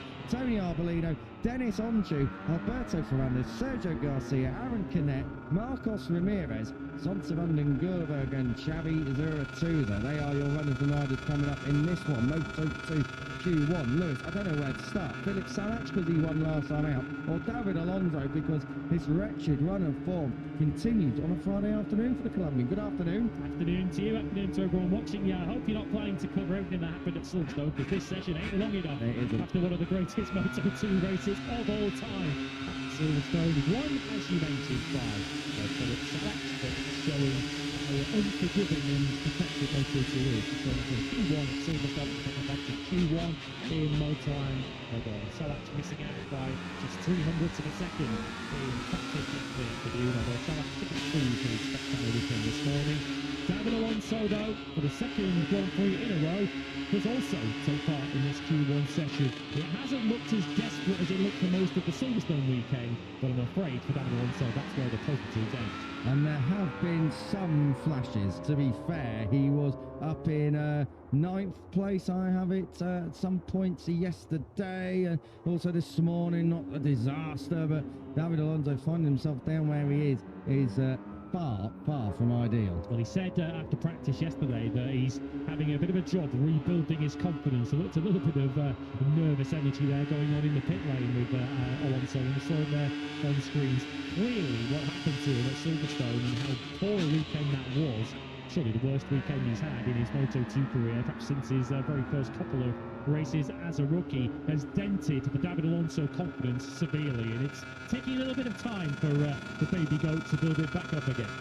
And this is Philip Salat, our newest Moto2 Grand Prix winner, and in fine style as well. The Czech rider, the first Czech winner in 16 years. Karel Abraham it was back in Valencia back then. He's been into the last 8 Q2s, but not one of them was via Q1. They were all automatic, so we'll have to wait and see whether Philip Salat can graduate to that.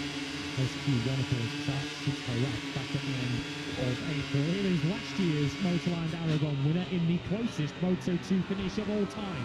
Just 3,000ths of a second between Dennis Untitled and the eventual champion Diogo Moreira. Untitled was pretty quick this morning, has to be said.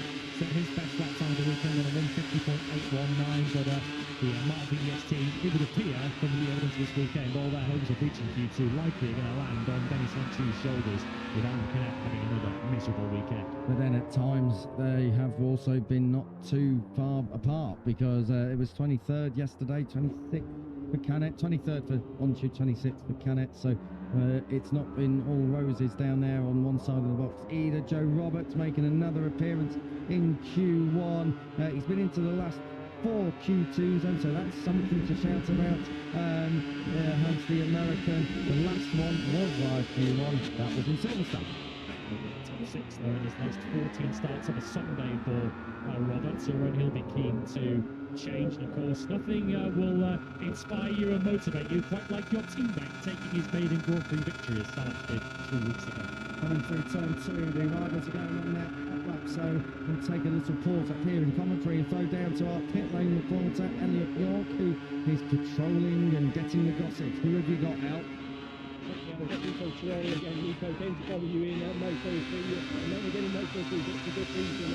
Strange to see Davi struggling so much at Silverstone, and again this weekend not looking like the Davi with Tissot and Liv. Just explain what's going on with Davi at this moment in time. Yes, with David after Silverstone, he's traveled a lot in the track, also here, but we are working because at the end sometimes you are in a first position in the field and then you are in another track and you don't know for why you are in 20 position, because I know why the level is super high, and when you lose some feeling it's difficult to maintain this level. Now we are working super hard, all team David, and we see some solutions to help him in the entry corner because he lost a little bit the feeling, but this is sometimes part of the game, and in Moto2 sometimes it's super difficult, and nothing to say more, only we are working and we are super motivated, and we will see what happens, because I believe it's one rider that he can change this situation. What are the solutions, Nico? Is it just with Davi's riding style? Is it with the bike? Is it maybe a bit of both? When you are in a difficult moment, and also with one team super strong like this, because David is this team, he won a lot of races in Moto2, a lot of podiums, he won the championship. It's normal sometimes to have a difficult moment, but the most important thing is when you are in a difficult moment, to reaction and to see which is the best way to go ahead, and this is what we need now, and we are working for this. A little bit of pressure in terms of the championship too. Yeah, but anyway, something that I learned in this year is we need to keep concentrating now in that situation, because small target and step by step, and then we will see where we are in the championship. But if we recover this feeling with David, David is ready to battle for a top position for sure. We look forward to it, Nico. Coming up in Q2, of course, Danny looked so good all weekend. Obviously, a big crash this morning. Firstly, how is he, and of course, how is the bike as well? Because he came back to the box but didn't get any more laps in FP2. Yeah, and now in the Danny side, we are in a very good moment. He had a big incident this morning, but I'm lucky.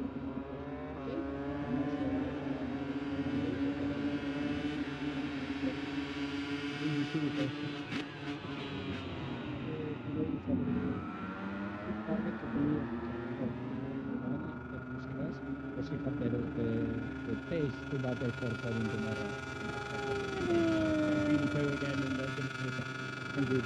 Cheers, Nico. Cheers, Al. Bad luck for Tony Arbolino. Looks like a mechanical problem is sidelined the number 14, at least temporarily, in this Moto2 Q1 session. We did hear a massive rev of the engine. It seems as though it may well have been down throughout section 2. Tony Arbolino. Right, 50.295, fastest lap of this weekend thus far for David Alonso. Which brings me on to my next question, Lewis. He was 50.7 yesterday, 50.4 this morning, so he was going in the right direction at 50.295 straight out the plate. Very, very strong stuff indeed from the Colombian.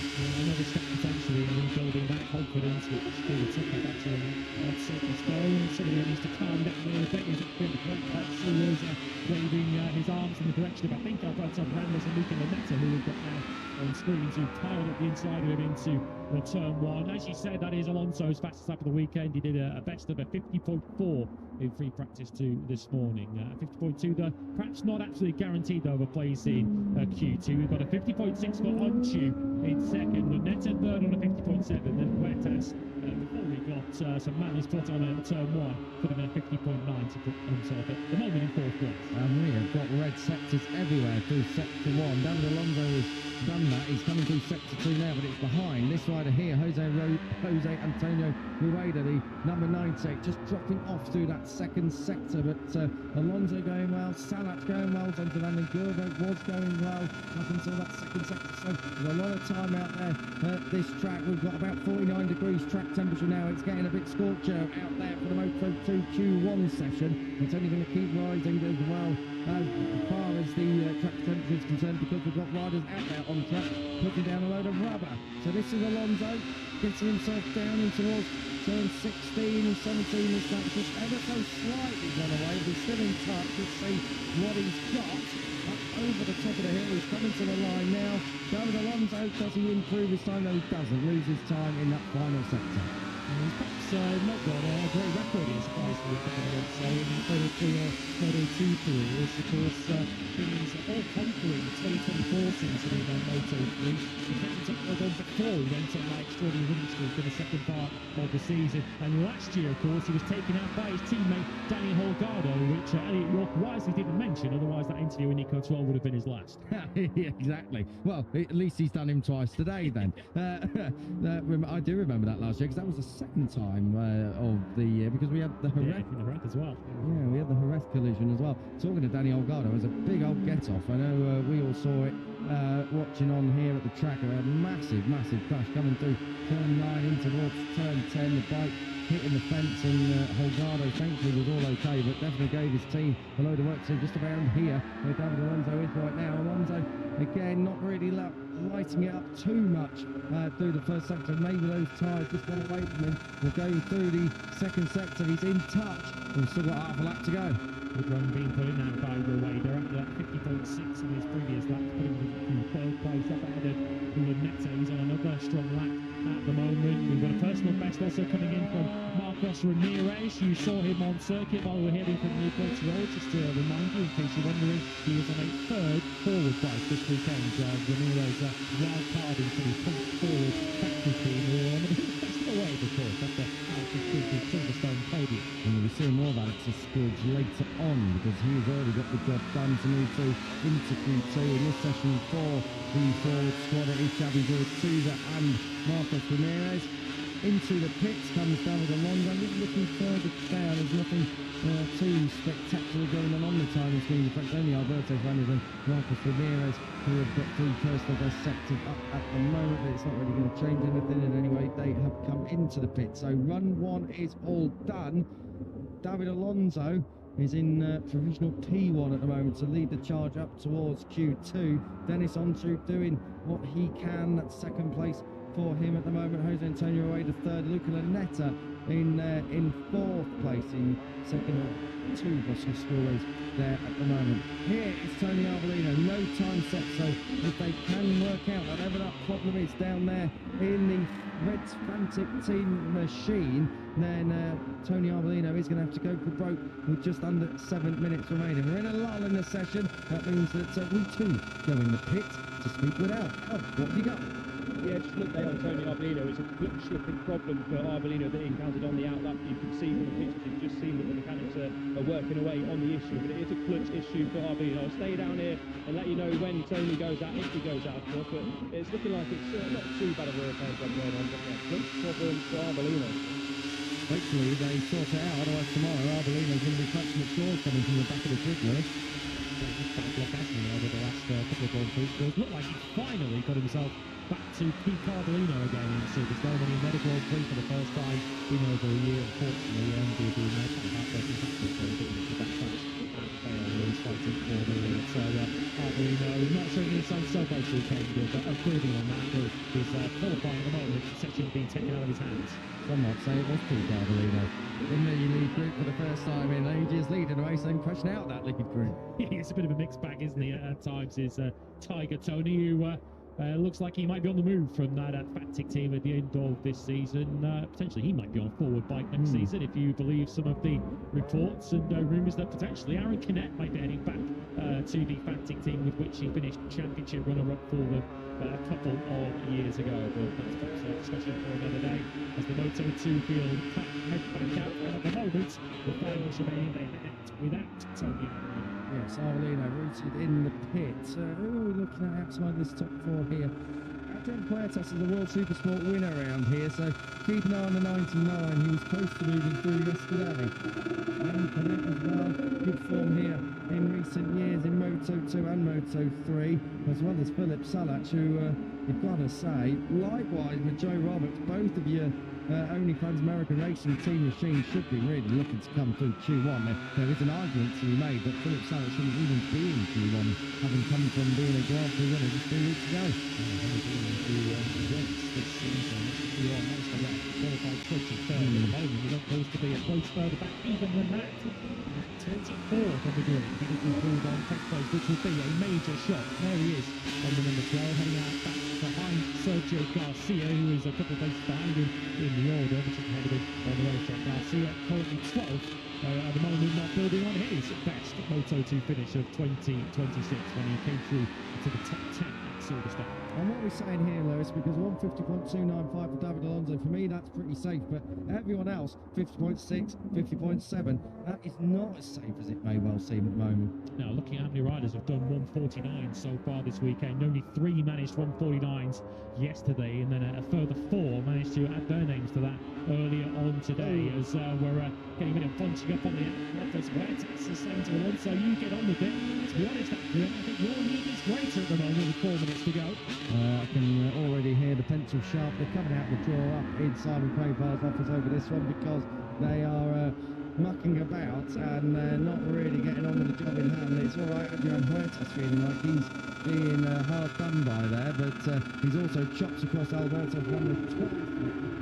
Second time coming down the front straight. Let's see if Fernandez rolls up the inside. This is a little bit marked as what American in this section. It was Fernandez who left him up earlier in this section. Didn't this time. Perhaps wisely choosing to pick his back to the score later on. Huertas needs to improve by the moment a couple of tenths of a second straight ahead of Luca and Neto. He's got Fernandez third bike in the picture behind them. I believe it's Rueda as Alonso decides he wants not a best fun engage and just bails out of it and moves their more to. Yeah, well, smart thinking as well. You don't want to be in front of all of these second lap time and potentially just giving them a little bit of a reference that they haven't had all the way through this one just yet. Good stuff indeed from Adrian Puertas. 4,000 in the second off what Alonso was able to do through the first sector on Alonso's session best lap. Then it's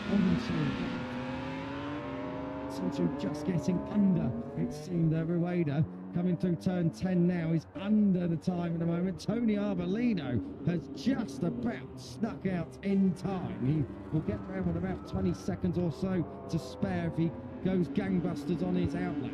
Coming through sector 2, Huertas has found time, Onchu has lost it. So still both on course to improve in time and get themselves into that crucial top 4. Let's keep an eye on 2 is Vanden Borberg, who's also on a very good lap halfway. He's quicker than Lunetta at the same stage and quicker than Roberts as they now come through the first sector. And at the moment, they're all potentially going to be right on the Alonso on that 50.295. Nothing with him. Onchu's going to slip through up behind Fernandez, which could benefit him. Huertas, though, is having to do it all by himself. And Lunetta's in touch as well here to at least move provisionally into the top 4. Let's go. I thought the 50.295 was relatively safe, but I'm going to get answered here. Huertas goes 50.5. 50.3 and Lunetta 50.4. Oh, Roberts has stepped in as well. Roberts has just got ahead of Huertas. We are 50.5. So good luck indeed. I thought I heard someone had gone down, and it is in Arletta. It's at turn 1, so there will be yellow flags. And it was Alberto Ferrandis who has gone down, we are being told. That's so Ferrandis will anyway down in 11th place. I wonder though, Philip Salax has just come through the third sector. He will want to have these yellow flags cleared by the time he comes across the line. Philip Salax, he should have enough time yet to move through, and indeed the yellow flags are in. So here is the British GP winner from 3 weeks ago. Let's see what the checkers got. Through 16, absolutely cranked over on its side. Looking for that late apex at 17, up over the hill. Philip Salax at the moment is 10th in this session. Is he going to go into the top 4? Yes, P3. That's a good job done by the Czech. So close though, isn't it? Look, 2/10 of a second covering the top 6. Huertas is about to blow a big hole in that with his first 2 sectors. He's on course potentially for a 49. This is coming against the run of play from Adrian Huertas. Adrian Huertas, well, we didn't see this coming. I can remember back in his Super Sport days, in his World Super Sport 300 days, he was always a bit quick round here at Motoland Aragon. He did debut in Super Sport here, but he's looking at time. I think he's going to be worrying here, Kiko, is David Alonso, because Alonso's not a race at the moment. He's gone grey through the third sector, so I wonder whether he's exceeded track limits. Alonso at the moment looks safe, but trust me, he isn't. We are at the checkered flag now, so when they come across the line, this is how it's all going to shake out. Oh, Adrian Huertas, how far out do you want to go? He's going to arc it all the way back across the curbs, even at turn 17. Huertas going for P1. Does he get down course? He does, a 50.135. Just for a little bit of time. Roberts is inserted. That's P1 for Roberts. Alonso is relegated to third now at the moment. The way that comes across the line, he can only get 7th. I think David Alonso can breathe a sigh of relief. Philip Salax, having gone provisionally third, finds himself fifth. And is he on a lap? He's on a lap though, Lewis. He's on a lap. He's in the third sector. He's going to be coming through the bus stop now. Oh, Philip Salax. This is David Almanza-esque from qualifying in Moto3. Well, interestingly, David Alonso did do a 149.9 by 3, but exceeded track limits, so that's why his sectors were going grey. He should still be safe enough, though. If anything, he'll be 4th in this session, but a crucial couple of corners coming up here for Philip Salax. It's Q2 or bust for him. Dennis on 2-1 here last year. Aragon, is he going to move through into Q2? No, he's not, because Salax has usurped him at the final throw of the dice. Philip Salax leaves it late, but Eaton Football's team can breathe a sigh of relief. It's a 1-2 for them in Q1. Adrian Huertas there in third. But look how close it was for David Alonso. 600ths of a second is only the difference that splits him and Dennis Onchu. Onchu will have to go from the 7th round of the grid, 5th place in this session, but it is 19th on the grid for tomorrow's Grand Prix. Joe Roberts it is though, he got the business done. Philip Salax left it late, but late is still okay. Adrian Huertas brilliant in third. David Alonso, some might say lucky, in fourth. And he did track limits somewhere. We don't yet know when on his final lap. The place in qualifying too, and that will put Salax delivering under pressure. He's already proven how good he is under pressure this year, and very recently at Silverstone he moves through, and well, Dennis Onchu's face of thunder tells the whole story. He, in the end, is the unfortunate rider to be bumped out by that late rescue mission from Salax. Just a disaster for Dennis Onchu, really. Unfortunate, because he's had pace as well at times throughout the course of this weekend. But the rider who, as I said, had won here last year in the closest Moto2 finisher of all time, finds himself on the 7th row of the grid. Oh, what can change in a year or so. Just outside of those top 4 positions and away from Dennis Onchu, if I can for a moment. His teammate Alan Canet had nothing really to shout about. Down in 9th place, Jose Antonio Rueda was pole here in Moto3 last year. He comes away with 7th in that session. That's 21st on the grid. Luca Lunetta between him and Onchu on that 7th row. Further back, Tony Arbolino did get a lap in, but it was only a 51.2, which at the end of the day isn't representative for him. So back of the grid for Arbolino. That is a nightmare for the Italian. All out of his hands, really, wasn't it, with the clock problem early in this session. We saw Ferrandis getting involved with Huertas during that session, and of course crashing later on. The post of Ferrandis 13th in that session, so he'll be 27th on the grid for tomorrow, just behind Mario Ashley, who has had a tough weekend on the Honda team agency. That's 2 minutes after a sideways injury, but actually with a 50.9 speed over, not joining. 50.125. Now that is an interesting time because, like I said, the 50.2 I thought was going to be safe, and in the end it was. But I didn't think it was going to be safe in fourth place, Lewis. So the times later on coming up in Q2.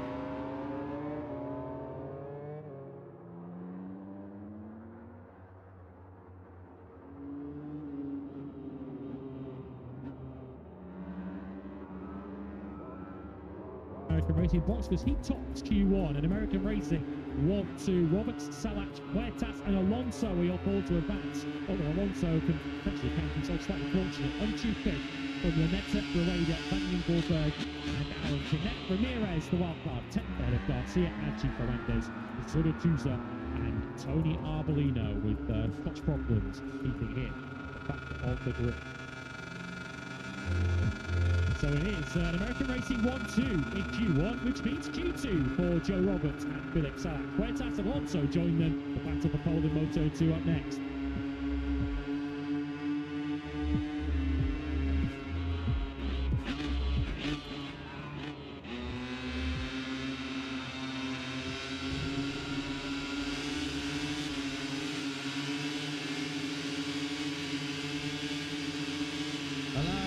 Welcome back live and trackside here to Motorland Aragon here in the region of Aragon.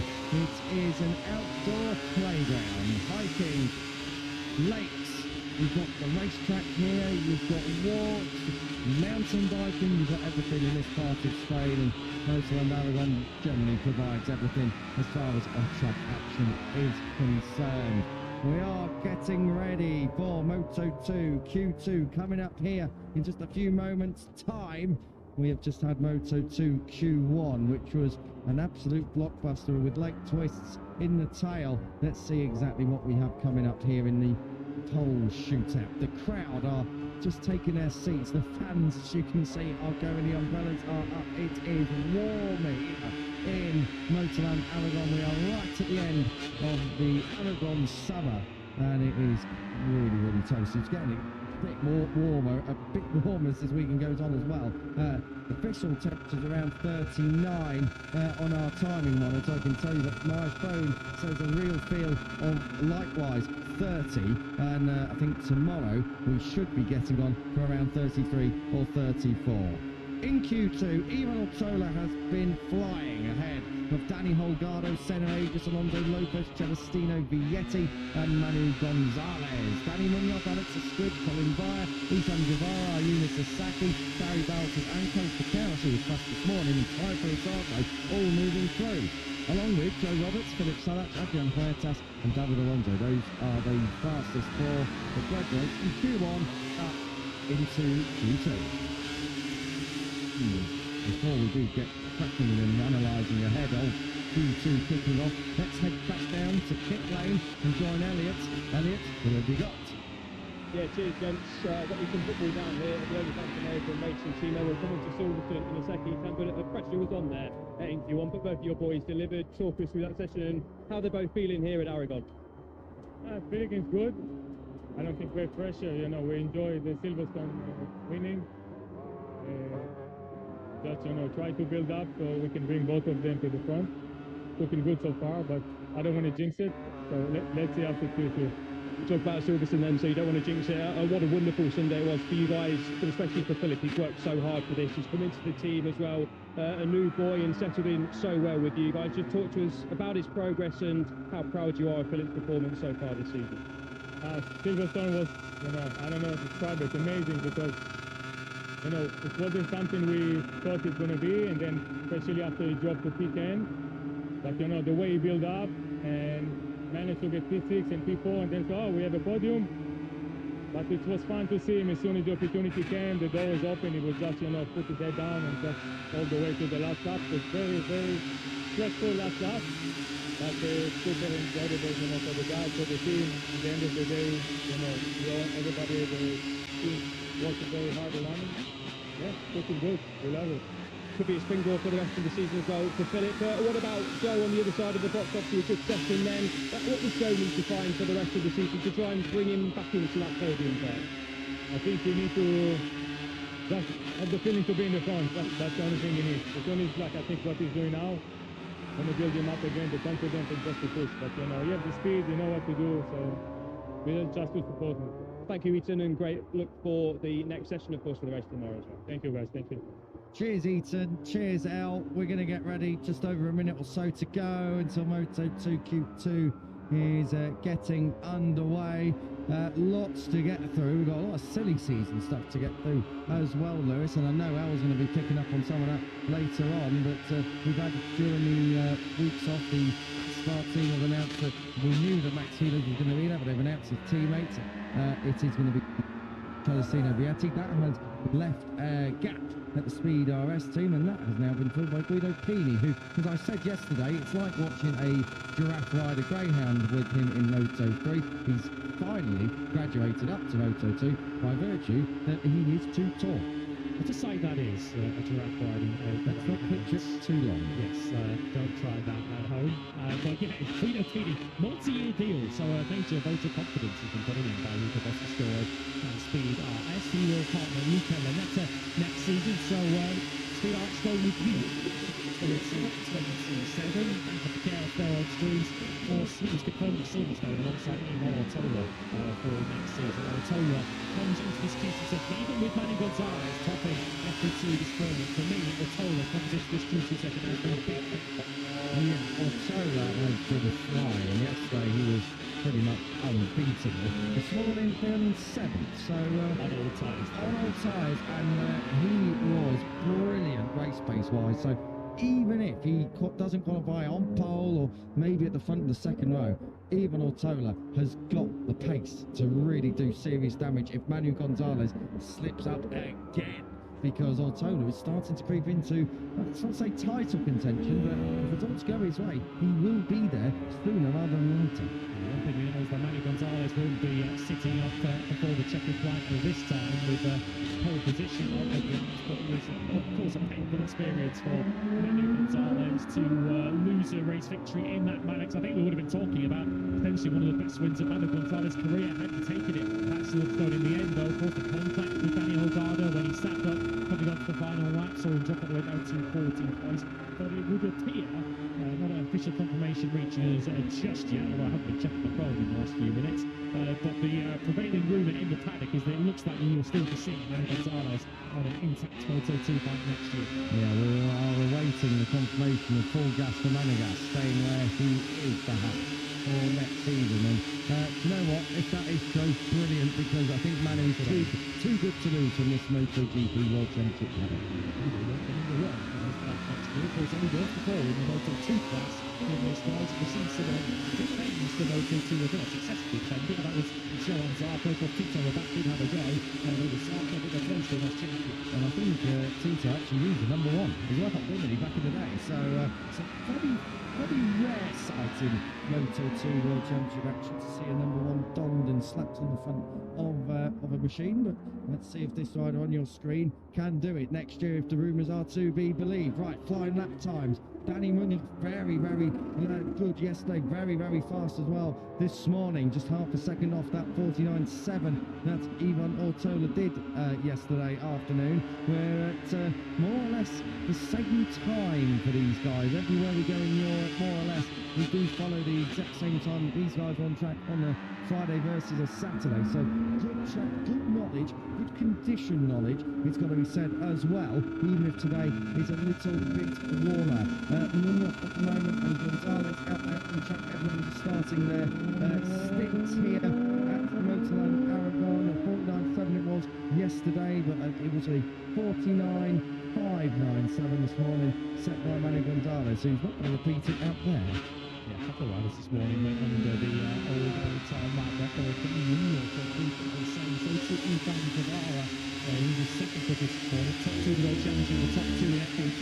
This squad is keeping an eye on Alonso Lopez, who was on the front row in Silverstone, although he was a little bit scruffy there through turn 15, which is a corner you desperately want to get right, particularly if you're as tall as Alonso Lopez, who will be potentially a bit of a drop down in the straight spot. He's been in and around the top 3 or 4 in every session so far.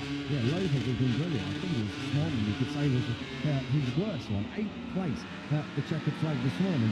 But really, Alonso Lopez, every time I look at the timing monitor, he's on red sector or personal best, and normally first, second or third. So encouraging stuff for Lopez, who goes straight in with a 49.9. So about 4/10 off what Gonzalez was able to do this morning, but quicker than what Lopez himself was able to do this morning. So encouraging stuff. Guevara's flying further back on the Blue Crew Boscoscuro, of course. MotoGP contract in Ethan Guevara's pocket. That was confirmed on Thursday here in Moto3 Aragon. He will be partnering top at Rascatiocco at the Premier Yamaha MotoGP team as Alonso tops in a 49.689. That's by far the best we've seen from him this weekend. But is it going to? No, it's not. To beat Ethan Guevara, the 49.584 is a new all-time lap record. Oh, brilliant lap from Guevara, brilliant lap from Alonso. That was some 6/10 quicker than what we've seen him do all weekend so far, because his previous fastest lap was done just a few moments ago in Q1. So David Alonso, better now than never, has finally woken up. Under the grid with the heck of a result from this weekend has been looking. Guevara, Alonso, is currently on front row, but Lopez, Ryan and Joe Roberts, who of course is another Q1 congratulate. We're looking at another here on screens. Bright Taxis up behind Barry Bouncers, who's currently in 10th place. Of course, we spoke already in Q1 about the closest ever Moto2 finish here last year between Untitled and Diogo Moreira. Well, Barry Bouncers was the rider that joined them on the podium. He was indeed 3rd place here last year for Baza, so at the moment 10th place on the grid. He'll be looking to improve from that.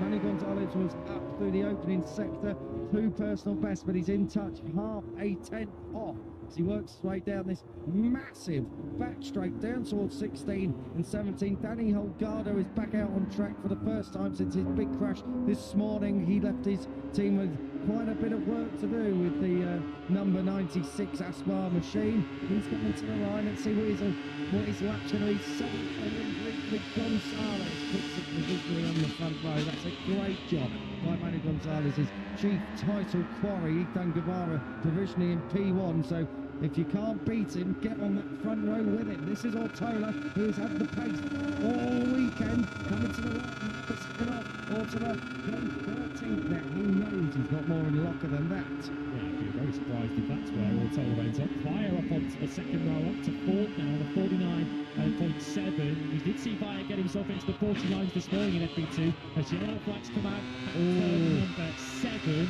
Both of these riders though will be on inland side, so it shouldn't impact on the action.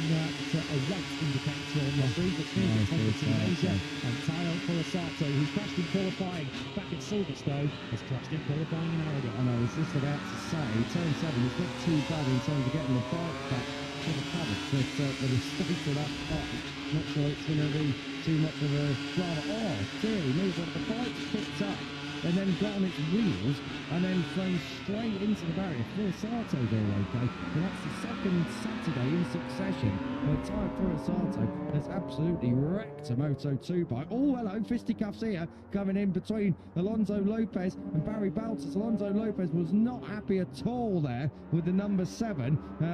We'll have to pick up a replay on that, so I think we're going to get one here. Well, Baltas had already rolled out of this, or did he roll out because of this for Danny Munoz? And I think, does he not realise there are 2 riders coming through, only one? So he then gets all it caught up on Lopez getting hot under the collar, which is a bit of a status quo, I have to say. He's always quite keen to wave his arms in the direction of other riders. So Lopez at the moment in 7th place.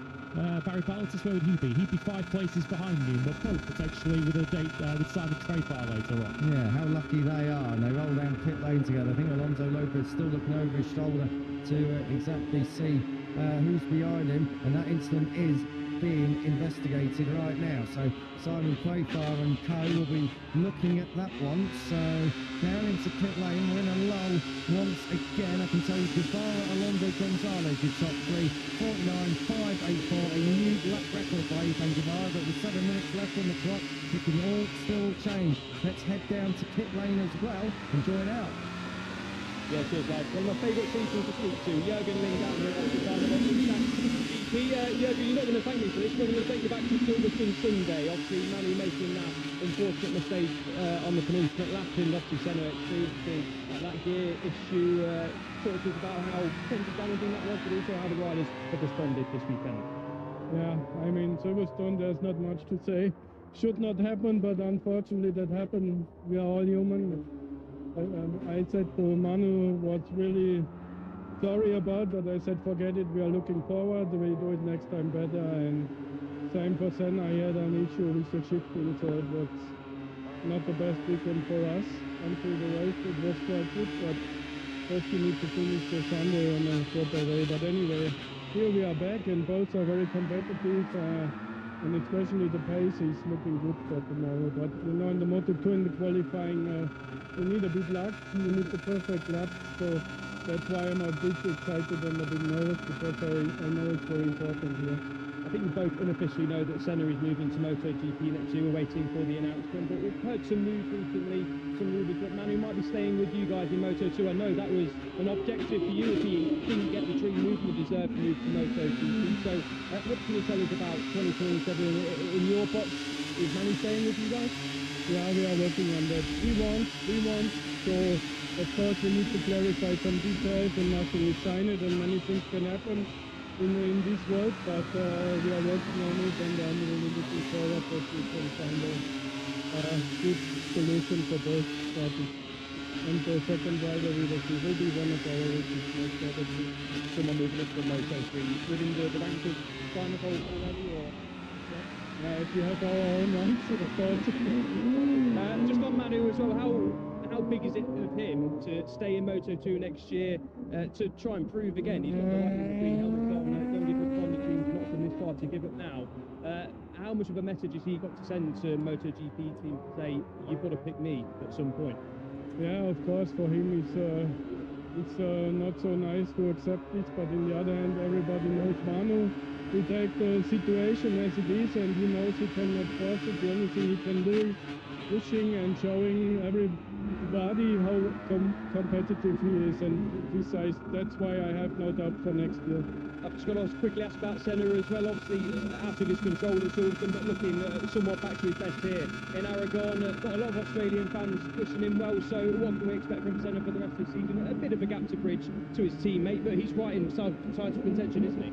Yeah, of course. I mean, the target is clear. We have two very strong riders, and we wanted to finish the World Championship in the top 3 with both riders, of course, and everybody knows the potential of Senna too. So I'm very positive, but we need a bit luck, and everything needs to go well. But I think we have all the tools to be very competitive. You're welcome. Lots to decipher there. Thank you, Jürgen. Thank you. The first one is, of course, that Manny Gonzalez, from our understanding, is going to be staying exactly where he is. And it is sounding like an absolute formality. Why would you want to let him go to a rival team? He probably is just looking at getting this title over the line this year. The second one is who's going to partner him. David Munoz is out injured, so by process of elimination, it's got to be David Almanza. And why would it not be David Almanza? He's obviously very, very fast in Moto3 and is deserving of a step up as well here in Moto2. It would appear to be an old Spanish lineup then. That looks like the likeliest scenario.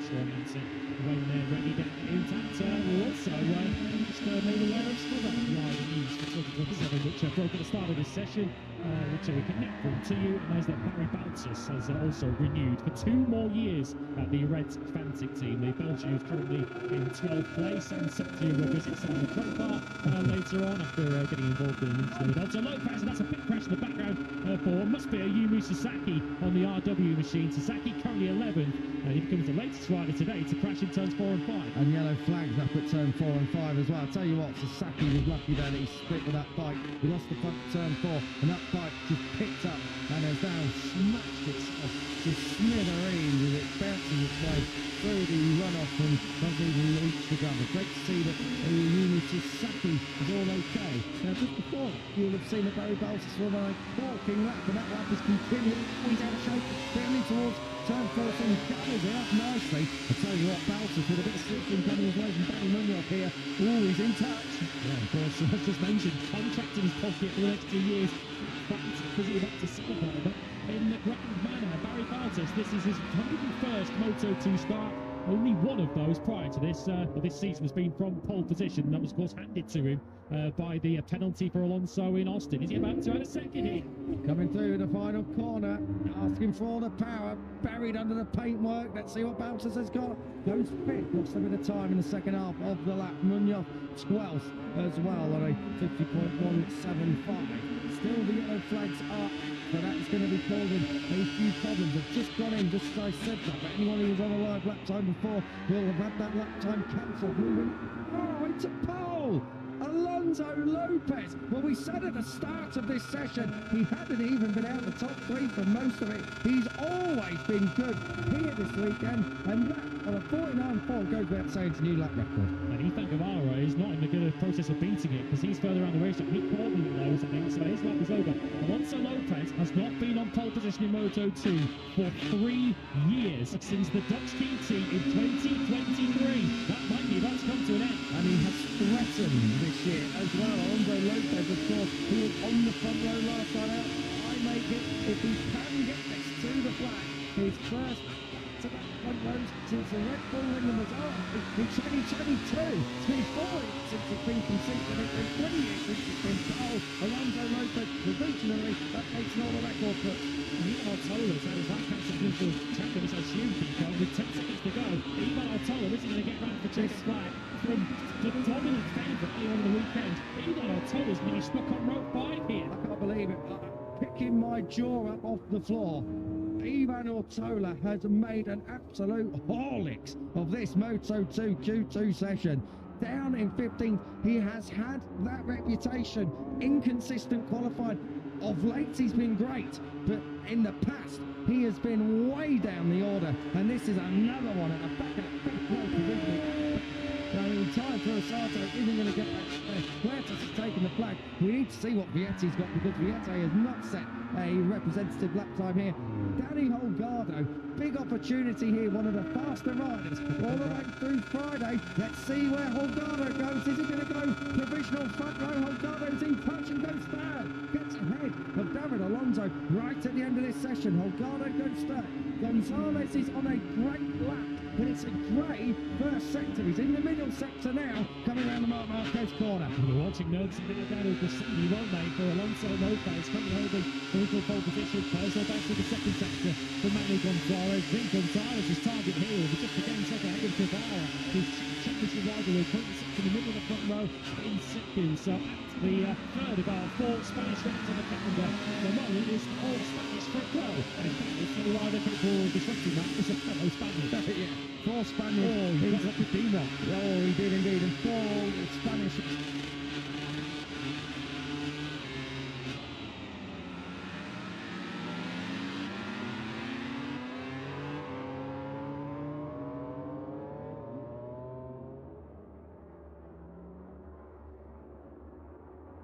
Mario Gonzalez, your championship leader, trying to sneak onto the front row. Gets 4 and gets ahead of David Alonso, but that is that. 3 years between pole positions. Alonso Lopez and the Grassini Moto2 team have done it. As you said, Lewis, it was Axon in 2023, the last time that Alonso Lopez had a clear pista to turn 1, and he gets another one today. Well, for tomorrow at least, in the Grand Prix, it is pole for Lopez. He's had a driven session, didn't we? He's looked good all weekend was Alonso Lopez. Tomorrow's going to be another story. Tomorrow is going to be a race of tyre management and tyre punishment, and Alonso Lopez generally does more of the latter than the former. But let's see what does happen over 19 laps at Motoland Aragon tomorrow. But for today, it is a first pole, as you can see, in over 1,160 days for Alonso Lopez. It's a heck of a long time, but he has another Tissot watch to celebrate with. And just in case you're wondering, our graphics department aren't there with a calendar, just marking the days off until Alonso Lopez gets the pole. That is all well calculated out. Great job by Alonso Lopez and indeed our graphics department at 1,162 days. It's a long, long time ago. Ethan Guevara, second Lewis, brilliant job by him. He's a row ahead of Manny Gonzalez. He's got a little bit of momentum as well, following on from Silverstone, and Daniel Holgado really saves his Saturday. FP2 to the front row, which is what Nico Troll felt he had the pace to achieve, didn't he, when he spoke to Al in pit lane earlier on. Gonzalez, not bad, but not great. You saw him restraining himself from putting his fist through the screen of his intact calyx when he crossed the line. I think he'll be cursing that slight error coming out of turn 15 on his final lap, which might well have cost him a place on the front row of the grid, given how close it was. Shout outs to Pequeiras in 8th place, his best qualifying, of course, since he got injured in Austin, Texas. A bit of shout too from Q1 into the top 10. Slight cause for concern, perhaps. Senna just down in 11th. That's the middle of the 4th row. He loves here at Aragon, and he was in the top 3 yesterday. Likewise, you could say even Ortona, we've already touched on him. I mean, 15th just isn't cutting any kind of mustard at all in Moto2 Q2. Likewise, elsewhere on the opposite side of the scale in terms of surprises, David Alonso's 5th. Where did that come from? Yeah, it didn't look like coming at all, had it? His confidence took a serious hit, and so as though maybe David Alonso has now rebuilt it once again. A big result for him. 49.689 miles quicker than he'd done at any stage in the weekend. Just maybe the curve here is back to his best again. Top 13 all covered by less than 8 tenths of a second. The top 11 all in the 149, whereas it is so tight. We are talking finite margins as always in Moto2. If you look all the way through the top 9 places, it's less than half a second. And that's why we're making such a big deal of Moto2's top qualifying, because the field is so close, so competitive. It's so difficult to overtake your way out of a problem, which is what Ivan Ortolo is going to have to do tomorrow. And the other thing that he deals with as well, he's in the 5th row of the grid, he's at the back of the 5th row of the grid. He's got Celestino Vietti, who wants to be racing all the way through to try and get up the inside. There's the look on Ivan Ortolo's face. He's not happy, the team aren't happy. That's Jordi Cattell stood up leaning rather concernedly, let's say, next to him. But you've got a load of riders in the middle of that pack that will want to make big moves early on. It's not a long run to turn 1, it's a nightmare. Yeah, turn turn 1 you want to be in the middle of the pack of, is it? And not around riders that you wouldn't normally be racing. Ivan Ortolo has got to be so careful tomorrow. And then likewise, it's not just turn 1, it's all very one line then for the rest of the lap, really. Yeah, Ortolo is pretty dynamic on first laps. We have seen this season. Remember back in Le Mans when he came from quite a long way back at the start of the race, 15th on the grid, came through to the podium in 3rd. So he has got form of coming from 15th on the grid to the very front. He's going to be trying to follow that Le Mans blueprint tomorrow. Going to have to be dynamic and dynamite, I think, from the 5th row of the grid. He's got Sasaki up ahead of him. Danny Munoz there in 13th place, heads off. That's 5th row. Behind, as we said, Vietti is at the head of the 6th row. Then you've got Adrian Puertas, who has been fast at times throughout the course of this weekend, and then time for Risato if they ever do have enough time to rebuild that Honda Team Asia machine. It was another wreck job on a Saturday in Q2. But Alonso Lopez, 1,162 days. We'll call it 3 years. He'll be calling it pole tomorrow. Alonso, 3 years after your previous pole in Moto2, finally you're back, and after the recent injury issues you've had, that must feel pretty special. And here at Aragon as well on home turf. Yeah, honestly, I'm very happy because since 2023 that I didn't make a pole position. So for me it's very important that tomorrow is going to be a tough race. It's very tired, we need to be very consistent with the race. I know that I have the speed, but you need to be consistent here. So very happy, and I hope that tomorrow could be a very good day. Good luck for tomorrow, well done. Thank you. He'll be looking to try and convert it, but as we were saying right at the end of that one, it is normally not a great asset of the number 21's is time management, but he's going to have to tomorrow if he wants to win. Moto2 is wrapping up. That means I'm clearing off out to the roar of the crowd. Matt Burt is moving in to take over for MotoGP. Lewis, of course, stay. Moto2 and Moto3 right across the board, guys. They are going to be belters, and I'm not really sure my money's on for Moto2. I'll go straight for Almanza in Moto3 though. Enjoy the rest of your sprint Saturday. The best still to come. And all you Cooper Jars fans, you're still here for more from him later on. We've still got some baggers racing to come later on too, with their race 1 following the Tissot sprint. Alonso Lopez, for the first time in 3 years, has a pole position to celebrate, a 2-city watch to add to the collection.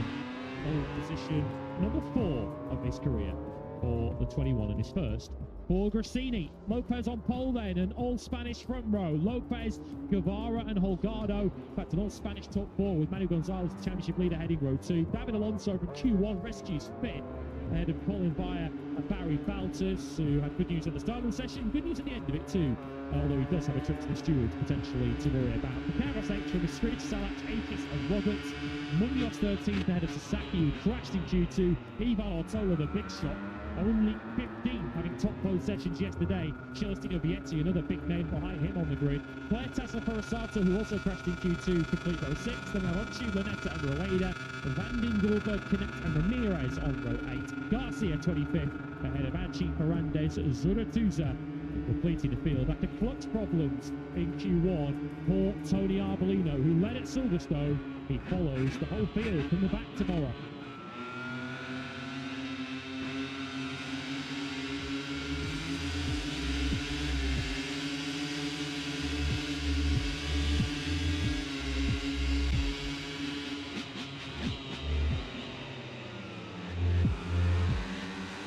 Alonso Lopez, for the first time in 3 years, who takes a Moto2 pole position. All 3 qualifying sessions completed.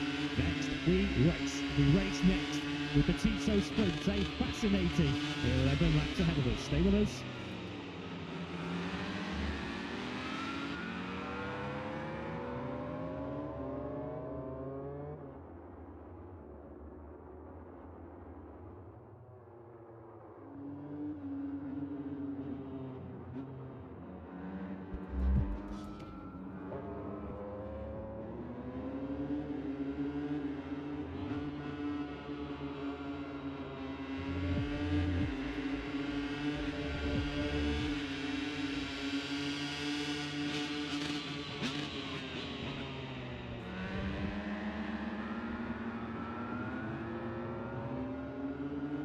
Sprint Saturday takes centre stage in Spain as Moto3 Aragon hosts Chapter 13 in 2026.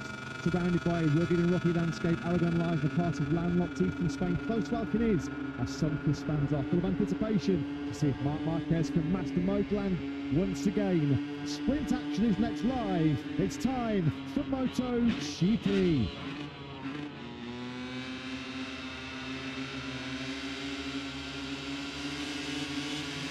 Measuring just over 5 finishing lengths, just a whisper over 3.1 miles. It is Motoland.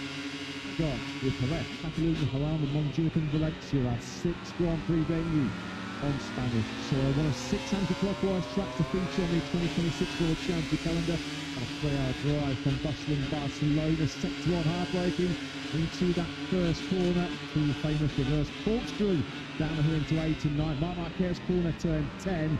You've got to get a good drive out of that first gear, turn 15 onto the near 1,000 metre back straight, leading into turns 15 and 16. 16, the hardest braking zone on the track. What about our overtaking hotspots? Plenty of them, in particular at the end of that back straight. We're going to look though a little bit earlier.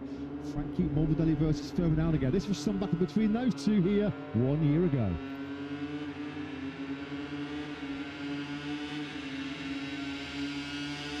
Well, it feels like a long time ago now, doesn't it? But it's just under 3 weeks ago since Jorge Martin led the field away at the British Grand Prix at Silverstone. Sparks flying though for Ayagura and Jorge Martin in that tricky first corner, and it was Raul Fernandez on the superfar track house of Pully who wasted precious little time in getting himself to the front of the field. Fernandez charging away at the front as Marc Marquez struggled to find his pace in front of the British fans. Eventually the world champion would drop back down to 7th place. The first big mistake of Ayagura's stellar 2026 campaign saw him cash out of contention, and Ayagura missing from action here this weekend. That mistake mid-race at turn 1 cost Alex Marquez a chance to fight for 2nd place. But for the second time in his MotoGP career, it was Raul Fernandez who took the checkered flag first. A brilliant bounce back after his disappointment of crashing out of the sprint on the Saturday just the day before. Raul Fernandez, 6th in the World Championship, one of our big title contenders as we come to Chapter 13, the top 6 riders in the standings, split by just 56 points as we head into the business end of this year's World Championship. It is a scorcher. It is baking hot here in eastern Spain. We're a short drive away from the beautiful medieval town of Alcaniz. This, for so many years, has been Marc Marquez territory. In many respects, it still is, because he remains undefeated, the world champion in 2 sprints and 2 Grand Prix on a Ducati. It was always going to take something extra special, something super special, to deny Marc Marquez a 3rd successive pole position here at his beloved Aragon in front of his adoring home crowd. And something special we got in a record-breaking Q2 this morning. Step forward, factory Aprilia star Marco Bezzecchi, who delivered a blockbuster 1:44.962, almost 0.8 of a second inside Marc's 2025 pole position time, destroying the all-time lap record. He did not just 1:44, he did 2, just for good measure. That means Marco Bezzecchi, for the 12th time in his MotoGP career, will be starting from pole position. Bit of an early upset then for Marc Marquez fans here this weekend. Don't worry, Marc Marquez is on the front row beginning second place. His brother Alex also on the front row in 3rd. This promises to be a pretty special 11-lap sprint coming your way at 3 p.m. local time. In the company of Matt Burt Lewis to be in a nicely fresh air-conditioned comfy box. Jack Appleyard is going to be pounding the miles and probably losing a few pounds down in a very hot pit lane and on the grid. The 3 of us happy to have you with us for today's sprint action. Lewis, I think we were all expecting, those fans were certainly expecting, Marc Marquez to reign supreme and collect yet another Aragon pole position, but he was denied by something right out of the top draw. A brilliant performance by Marco Bezzecchi. 2 1:44s, either of them would have secured him that 12th pole position.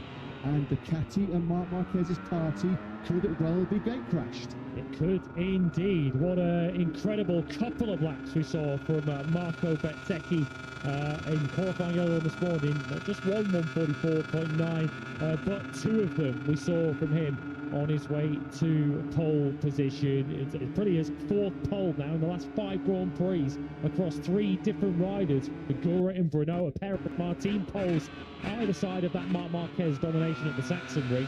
That domination we expected to be repeated here at Moto3 Aragon. But Bezzecchi upsetting the form book, potentially upsetting a few thousand Spanish fans. Marc Marquez, though, has an immediate chance for revenge this afternoon. 3 previous MotoGP visits of Aragon. Marco Bezzecchi never qualified higher than 7th. Brilliant performance by him this morning. Do not discount Marc Marquez. Can you ever discount the 7 times MotoGP world champion, the 7 times Aragon MotoGP winner? There was not much in it at the end of play this morning in Q2. Less than 900ths of a second divided Bez and Marc Marquez. 9th time though in 12 appearances in front of his home crowd in the top class that the 93 has started on the front row of the grid. He sounded quietly confident this morning. It felt like the feeling was there on the bike, the speed was there on the bike as well. So you can bet your bottom dollar that Marc will be firmly in the hunts to protect his undefeated Ducati record in sprints. He ran away with it in 2024, he ran away with it here last year in 2025. Still, I think he might be pushed a little bit harder over 11 laps coming up in about, 20 minutes or so time.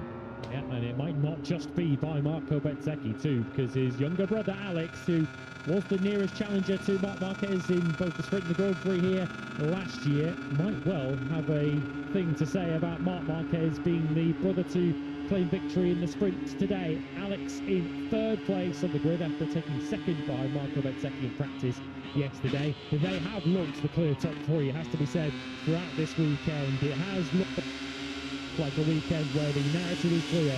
Bezzecchi versus the brothers Marquez. It looks like the sprint win is going to come from one of those 3. Bez has not spent any session this weekend so far outside the top 3. His worst session yesterday morning in FP1 when he was in that 3rd place. Since then, he has pretty much steamrolled the opposition.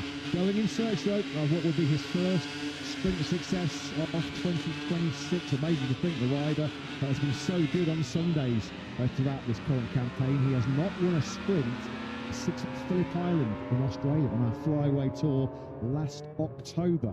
So we're almost, what, a full calendar year since Bez had a gold medal thrown around his neck. Can he end that barren run here this afternoon? It does look like, as Lewis mentioned, it does look like it's Marco Bezzecchi versus the Marquez brothers this afternoon. Looking to try and change that from the front of row 2 is Raul Fernandez, who of course was our Sunday winner at Silverstone, but we have seen Raul Fernandez take a couple of sprint wins already this season at Mugello and Assen, so he has 4. If we're talking about course and distance, then Raul Fernandez knows how to win a Tissot sprint. He starts from the front of row 2 with the 2 other Aprilias with full-time riders on them. Of course, Igor Fernandez's teammate absent injured. With Bezzecchi in the front row, Fernandez and Martin, the 2 other full-timers on Aprilias, starting right behind on the second row. Banging form, isn't he, Raul Fernandez, particularly on Sundays.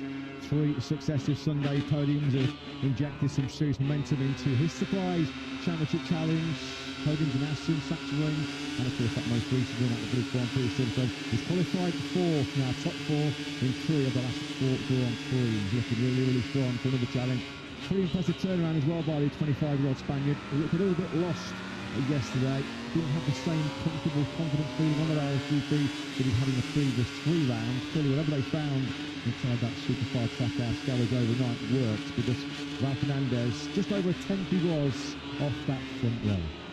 On the second row 2 is Pedro Acosta, who starts in 6th place. Of course, last time we saw Pedro, he was on the deck down at turn 8, a crash as he was trying to chase a place on the perimeter of the grid, trying to chase Marc Marquez too. Acosta unable ultimately to do either.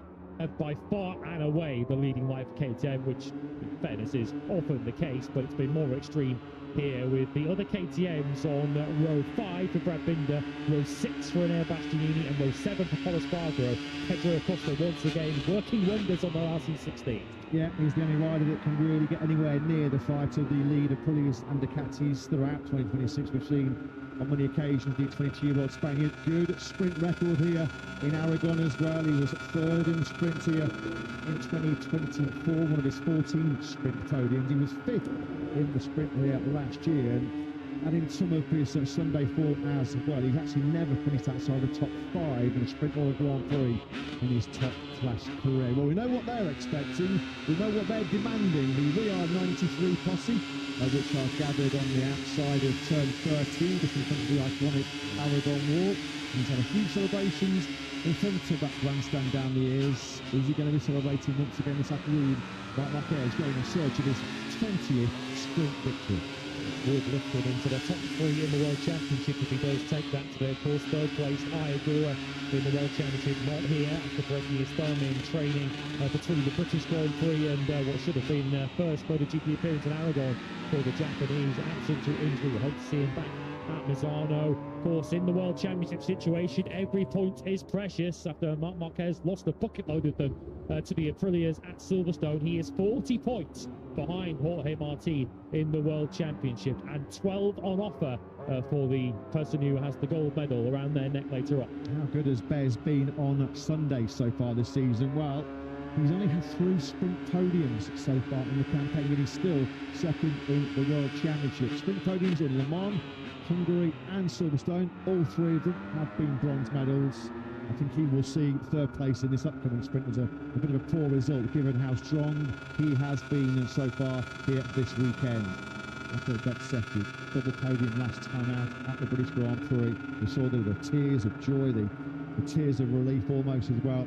Having come back from the broken left collarbone, he's looking at the Sachsenring, still far from fully fit, with an ongoing issue with the left knee, which makes his current performance even more impressive, Lewis. Having to be delivering all-time lap records in Aragon, the first 144 we've ever seen around this Spanish venue, and to defeat Marc Marquez. Not to say Marc's at his peak physical best, but we know Marco Bezzecchi certainly isn't. Chapeau to the Italian. Incredible effort. I guess the longer this weekend goes, the bigger the physical toll potentially on Marco Bezzecchi. Of course, the adrenaline will certainly kick in. It worked wonders for him at Silverstone, didn't it? When he was in obvious pain and discomfort throughout the weekend, particularly in the Sunday Grand Prix, but he managed to put his team and take a podium. He certainly has proven recently, as Marco Bezzecchi, that he's got incredible pain thresholds and incredible skill too to take pole position early on today. A sprint win today, if he hasn't already banished the demons of how the first half of his season ended, a sprint win today would certainly do it. Trust us, it is scorching hot down on that grid. This is the first time an Aragon Grand Prix has ever been staged in the month of August. It feels like certainly some of the hottest conditions we've ever experienced in this part of eastern Spain. About 250 kilometres west of Barcelona. We're about an hour's drive away from nearby Zaragoza. And Marquez will be hoping he's got something up his sleeve to attack Marco Bezzecchi. Feel like it's long overdue, doesn't it? A sprint success, a sprint victory for the 27-year-old Italian. Has really got an outstanding record here in Grand Prix around Aragon. 3 previous appearances. He's never finished inside the top 6. Best of 7 over 24. Something tells me he might be better than that here tomorrow. Started at the opposite end of the grid here last year after he had problems throughout that Q1 session. So a much clearer view of the lights for Marco Bezzecchi this afternoon. Well, when Jack Appleyard spoke to Paolo Bonora this morning during free practice 2, there was perhaps a little bit of speculation as to what tyres they'd go for in these Tissot. But usually it's the softest rear tyre available, but does the intense heat in Aragon change that picture somewhat? Jack? Yeah, this is going to be very, very interesting. One of the Michelin technicians I was just speaking to there says he would not be surprised if we see a 50-50 split when it comes to the rear tyre for this upcoming sprint. At the moment, Marc Marquez, Pecco Bagnaia, Alex Marquez came to the grid with the medium rear. Now, from what we heard from Michele Massini and then Alex Marquez again in Parc Ferme, I don't think it would be any surprise if we see the factory Ducatis going for the medium rear tyre. It doesn't seem as though they can get that soft to the end. However, on the other side of the coin, the Aprilias, they can. All 4 Aprilias have come to the grid with the soft rear tyre. It's now edging towards 50 degrees track temperature. It's getting towards the limit. If the Aprilias go with the soft rear, of course they're going to have a big advantage at the start. The huge question though is, will they be able to get it to the end? This is going to be a fascinating one. I'll keep my eyes glued to the rear of these motorcycles at the front end of the grid. Top man and top work as always, Jack. Thanks very much for those tyre information then. Here is your starting grid and the tyre choice as it stands right now. Yeah, backing up exactly what Jack said. Bezzecchi on the soft rear for the Marquez brothers, both on the medium. Fernandez currently showing us medium rear for him. We'll see if that changes. Martin with the soft. So too Apostol starts 6th. Medium rear tyres for Gian Antonio Bagnaia on row 3 ahead of Joao Zarco, who returns to action. Remember, he's got on that penalty, doesn't take effect until tomorrow. Diogo Moreira 10th from Fermin Aldeguer and Frankie Morbidelli on row 4 for VR46. Jack Miller, top Yamaha, 13th ahead of Brad Binder and Tuan Mir. And Nayat Bastianini, Fabio Quartararo and Luca Marinho on row 6. Alex Rins, home favourite, 19th ahead of Paul Spargaro and Toprak Razgatioglu. And completing the grid of 22 is the Iogura substitute at Trackhouse, Lorenzo Savador. And just to round off a bit of our housekeeping, if this is your first visit with us, this weekend Maverick Viñales still missing from Red Bull KTM Tech 3. That's why Paul Spargaro, the ever reliable KTM substitute, once again back on top of the RC16. Well, for so many years here in Aragon, it's been catch Mark if you can. This weekend, it's catch Marco if you can. Can the Aprilia rider back up his record-breaking performance in Q2 this morning with what is feeling like a bit of a rare sprint success? Marc Marquez, he's no stranger to top spot on Saturday afternoon so far, is he? In 2026, sprint wins in Goiânia, in Jerez, in Balaton Park, and most recently around another one of his favourite anti-clockwise stomping grounds, the Sachsenring in Germany. Picking up on Jack's point once again in pit later on the grid around the rear tyre option. Of course, remember what happened in the sprint at Silverstone? We saw different temperatures, different circuit, different specs of tyres, but the Ducatis all suffered badly on the soft rear tyre, and you wonder whether that might be in their mind somewhat, but they dare not take what might be considered a risk to go for that soft rear tyre in the sprint day in Aragon, for fear of plummeting down the order like they did at Silverstone. A broken left thumb means, a broken left and right word means Trackhouse Aprilia under strength here this weekend, flying the flag for them at the front, and in the championship battle is Raul Fernandez. He heads the second row. Let's get some thoughts from the boss Davide Brivio with Jack. Yeah, 4th spot for Raul in what feels, Davide, from what we've been hearing from speaking to several people, this is going to be a bit of an interesting tyre duel. At the moment, which way is Raul leaning? Yeah, probably with Raul we do some, yeah, I mean, honestly, we are thinking about the medium tire for Raul, because we tried the soft, but I don't know, it's maybe difficult to go for all the distance with the soft, so medium we feel a little bit better, and also probably in terms of bike setting, probably will make the bike in a better situation in terms of feeling and setting, so I think we go with medium. From what you guys have seen throughout the weekend, at what sort of stage do we start to see a pretty big drop on the soft? Probably depend by bike or bike and rider. We think that, I mean, about Positive for me, obviously the qualifying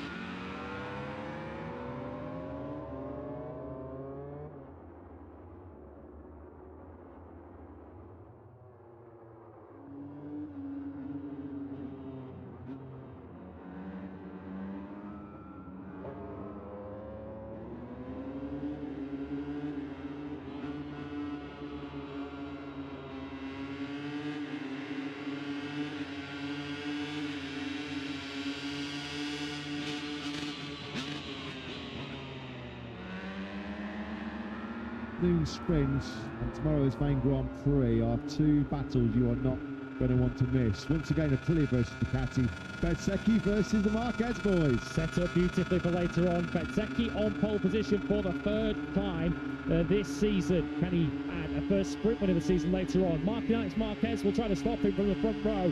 Raul Fernandez fourth and Jorge Martin fifth. Aprilia looking out three of the top five places today. Acosta sixth despite falling at turn 8 for Gian Antonio.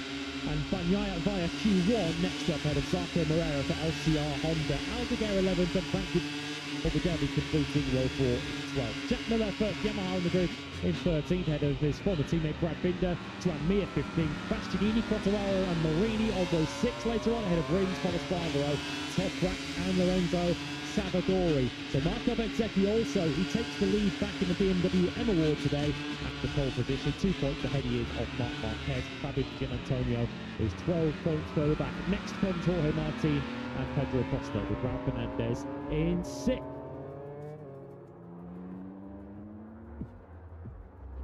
Well, that was some way to kick off Sprint Saturday here in Chapter 13 in this year's MotoGP World Championship. Marco Bezzecchi's impeccable weekend just goes on and on and on. All time that record on Friday afternoon. He led the opening MotoGP action in FP2 this morning, and he has done something not too many have done here before in Aragon.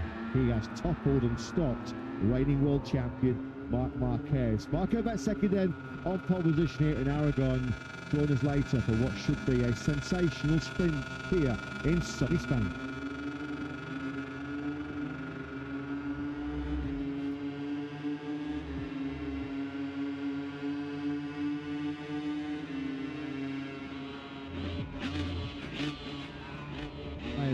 A degradation at that Czech British Grand Prix. Pedro Acosta's gone up to the, he's got down to the slip. He's got up to the medium, up to the medium. Let's go and find out 12. Ducati clearly is world champion testing. Presumably Ducati's Michele Messina with Jack.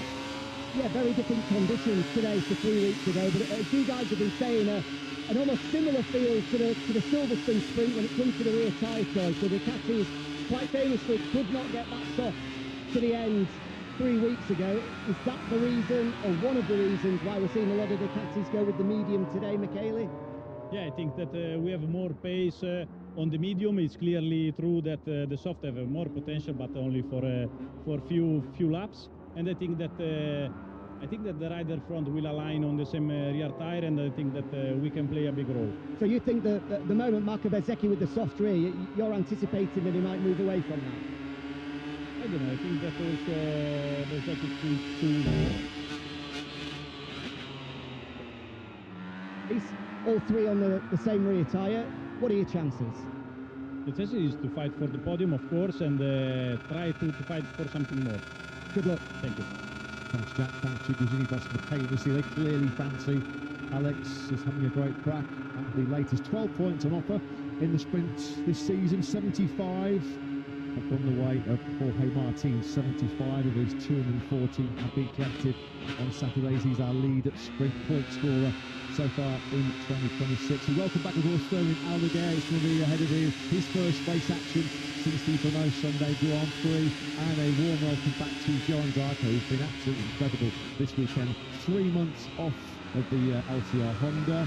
Doesn't really look like it, does he? He's been leading a couple of sessions. He's 9th on the grid for his first competitive action since May the 17th. He took a very serious ligament injuries in his left knee at the first corner in Barcelona. Yeah, as we mentioned, he did pick up a double on that penalty for essentially causing that collision, but that is for tomorrow. He's penalty-free today. Both of the LCR Honda riders were impressive in their own ways in qualifying earlier on. The rookie Diogo Moreira came through Q1 himself to put himself onto the fourth row, even if he did crash on the way to doing it, but got away with that to get himself into the top 10 on the grid, which is where he starts, one place behind his teammate. Jorge Martin's sprint win last time out at Silverstone saw him tie once again on a record 19 sprint win.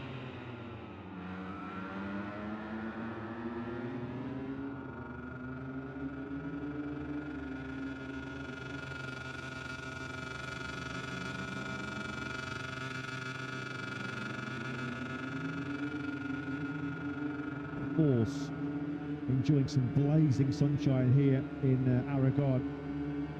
Barely been a cloud in the sky since we first jumped off the planes here on Wednesday. Nice to see those grandstands have filled up nicely ahead of this 11-lap Tissot sprint. Marco Bezzecchi, fascinating. Is he going to stop, or the medium rear tyre on that factory Aprilia? One man will certainly know which way the tyre picks are going from the factory Aprilia, because the boss, Paolo Bonora, now joins Jack. Yeah, 5 minutes before the warm-up lap starts, it means nobody can change their rear tyres, Paolo. Tell us straight, Marco Bezzecchi, soft or medium on the rear? Soft or medium on the rear? That's the question, yeah, which one? Yeah. We are still deciding, we can't change. It is on. Yeah, I can see that. It was a difficult choice for sure. Which one have you gone for? You will see. For sure you will see a mix grid. It will be a very difficult choice. I want to be honest, Jack, because the soft rear was an option since the start, but taking care of the tire temperature, the tarmac temperature now, it seems to be that the medium is a good option as well. So will be a tricky race, even if it is only half of the long one. It is necessary to manage the rear tire in a best way. If you've gone for the soft, sounds like maybe you've gone for the medium, given the track temperature. If you've gone soft, at what point in the race do you think we'll start to see problems? Yeah, at 75% of the sprint, probably you will see in the TV, in your sofa, probably you will see bike movements, spinning. So it's necessary for the rider to manage the grip. Thanks, Paolo. We'll have a look. Thanks. Thanks, Jack. I tell you what, the Telepulley boss Paolo, not anything. He's not going to give away any secrets at all, is it? Soft or medium for Bez, as Jack said, it did sound like they had gone for the medium, although that we can see the latest time information from Mutineers, Bezzecchi and Martin, the two factory Aprilias. Top 5 on the grid have gone for the soft. The two LCR Hondas have as well. All the Hondas actually, Grandmere and Luca Marini on the soft rear tyre. So too Fabio Quartararo, Thomas Bardo, further down, last Gatling, Aldridge.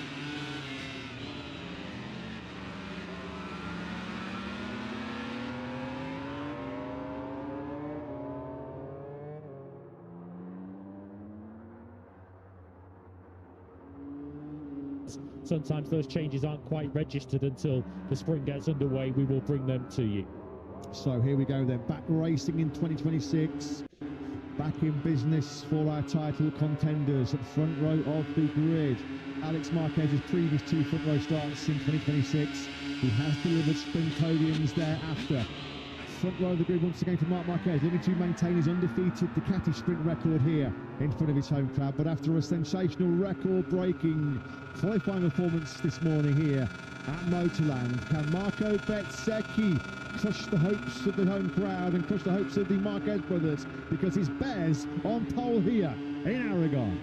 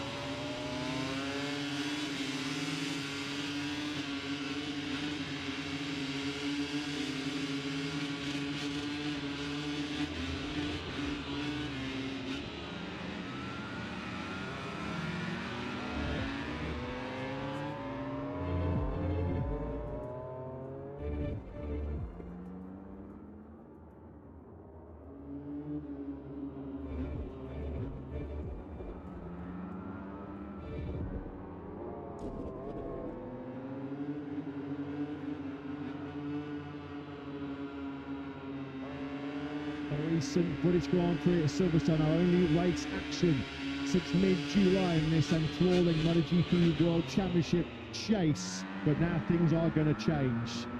We are going to be racing 10 times over the next 14 weeks as we find out who will be crowned 2026 MotoGP World Champion. We saw on that tyre graph with the latest information coming to the grid, the Aprilias of Marco Bezzecchi on pole position here in Aragon, and his World Championship leading teammate Jorge Martin on a soft rear. Has that changed? Jack, down to you. That is absolutely right. The only 2 riders on the front 3 rows of the grid to go with the soft rear tyre and the factory Aprilia duo of Marco Bezzecchi and Jorge Martin. That's very much Jack. So then, having kept his cars very close to his chest, factory Aprilia boss Paolo Bonora, the information was correct. Marco Bezzecchi on pole position, courtesy of that record-breaking 144.96 to the first rider in history here in Aragon to find a 144. He is on the soft rear tyre, so too is his teammate Jorge Martin, the World Championship leader.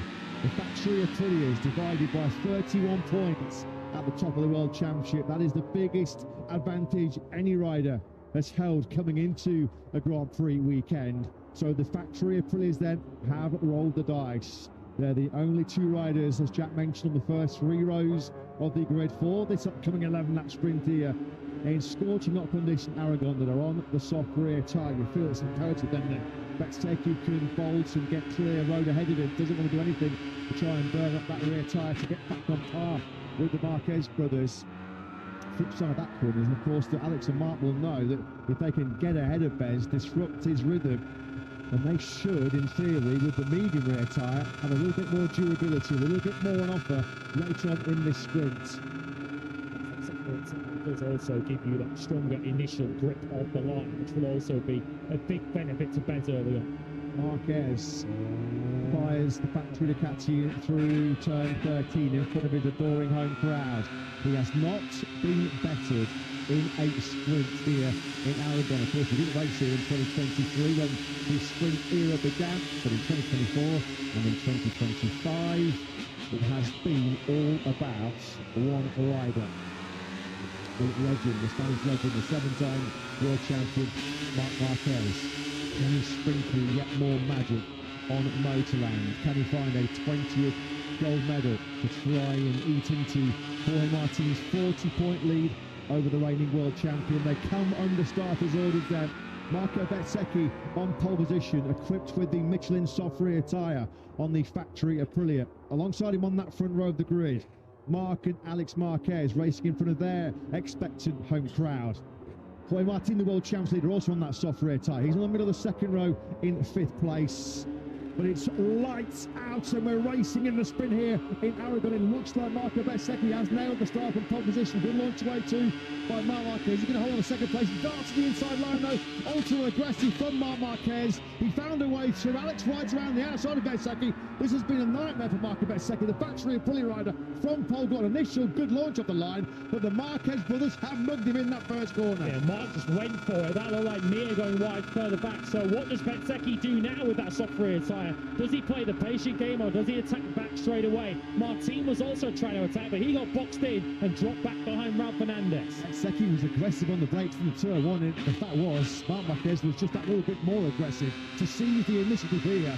And we had to check up. Alex Marquez just rode around the outside of Bez, going through turn two. Spectacular early action on them here in this sprint. Marquez that will lead them through the reverse culture. Now he'll drop down the hill through turn 10, this long left-hander, named after him here back in 2018. Marquez from Bez. The yellow flags at turn 7 for Luca Marini, who has cracked out to a miserable start to the sprint for the factory Honda team. Mears at the back of the field, and Marini's already out. Down into turn 12 we go. We're coming in front of the WR93 grandstand right now. They are going to be making a right old racket as Marc Marquez then leads down the hill. Martin had a real go at Fernandez there into turn 13. Fernandez, though, taking it straight back again. That's medium versus soft, and look at Pedro Acosta picking up some of the brilliant pieces. Not sure if something's happened to Frankie Moore, but they can see his name just tumbled down the timing tower as well. He just picked up 19th place back from Samadori into the slipstream, then goes Acosta blitzing through. Oh, Ralph Fernandez is a brilliant. He's going to lose another place there is Fernandez. Look out the slipstream. Paid effect there for both Acosta and Martin. Oh, that's aggressive. That is aggressive by the British Grand Prix winner Fernandez. Properly lifting up Martin. He's going to potentially lose a couple of spots here. He had the check up there big time, didn't he, Martin? He's got Moreira on the inside, Fernandez on the outside. These two have got previous, haven't they? Fernandez and Martin. Look at that into turn 2. And Martin looks like he might finally have that move done. They were battling for 4th, but because of Acosta taking advantage, they're now fighting for 5th. We can't normally give Marc Marquez clear tarmac heading here in Aragon because it tends to be game over, even from this very early stage. He's got his brother Alex on his rear tyres. We go halfway around this second lap of 11. There is Martin, just about gets himself back in front of this epic struggle and get another big battle he's having with Ralph Fernandez. So Martin started the sprint in P5. That's where he currently sits. And Moreira's now all over Ralph Fernandez. Remember, Moreira and Zarco and the two LCR Hondas inside the top 10 are also both on the soft rear tyres, so they may make some early moves too. Capitalised on some of the early drivers. Top like Razgatli Oddly. He started down in 21st place. He's already got himself up into a strong 15th. He's dragged Alex Rins along for the ride as well. Rins in his home Grand Prix up from 19th to 16th spot. Yeah, so Bagnaia holding on to the final point position at the moment in 9th. He's been passed by Moreira on the first lap of this sprint, as has Di Gianantonio. Here is Bagnaia now battling with Johan Zarco, who's in 10th place on that LCR Honda with the soft rear tyre fitted, and looks like he fancies a crack at the two-time MotoGP champ. It certainly did happen to Morbidelli on that open lap. You can see on that graphic there, he lost 8 places on that first lap alone. The top 3 then are just threatening a bit of a breakaway here as Moreira coming from a long way back using the slipstream. Beautiful move that by Moreira. We know how good though the turning of the Aprilia is in 16 and 17 and turning on a 6-foot there. Oh, Fabio Di Gianantonio. Well, Fabio Di Gianantonio, a costly crash early on in the German Grand Prix saw him lose a whole bunch of vital World Championship points, and Di Gianantonio an early faller here. Both LCR Hondas attacking. Moreira got the move done on Ralph Fernandez. Zarco chasing 8th place now from Bagnaia, of course, with Di Gianantonio also out of the way. Unable to get that move done though. He couldn't get it stopped into turn 1.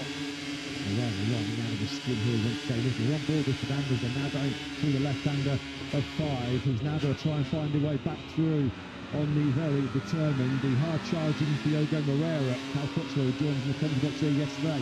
He reckons that in 2 or 3 years' time, Diogo Moreira will be fighting for glory in this MotoGP World Championship. He's fighting for the top 6 here in this sprint.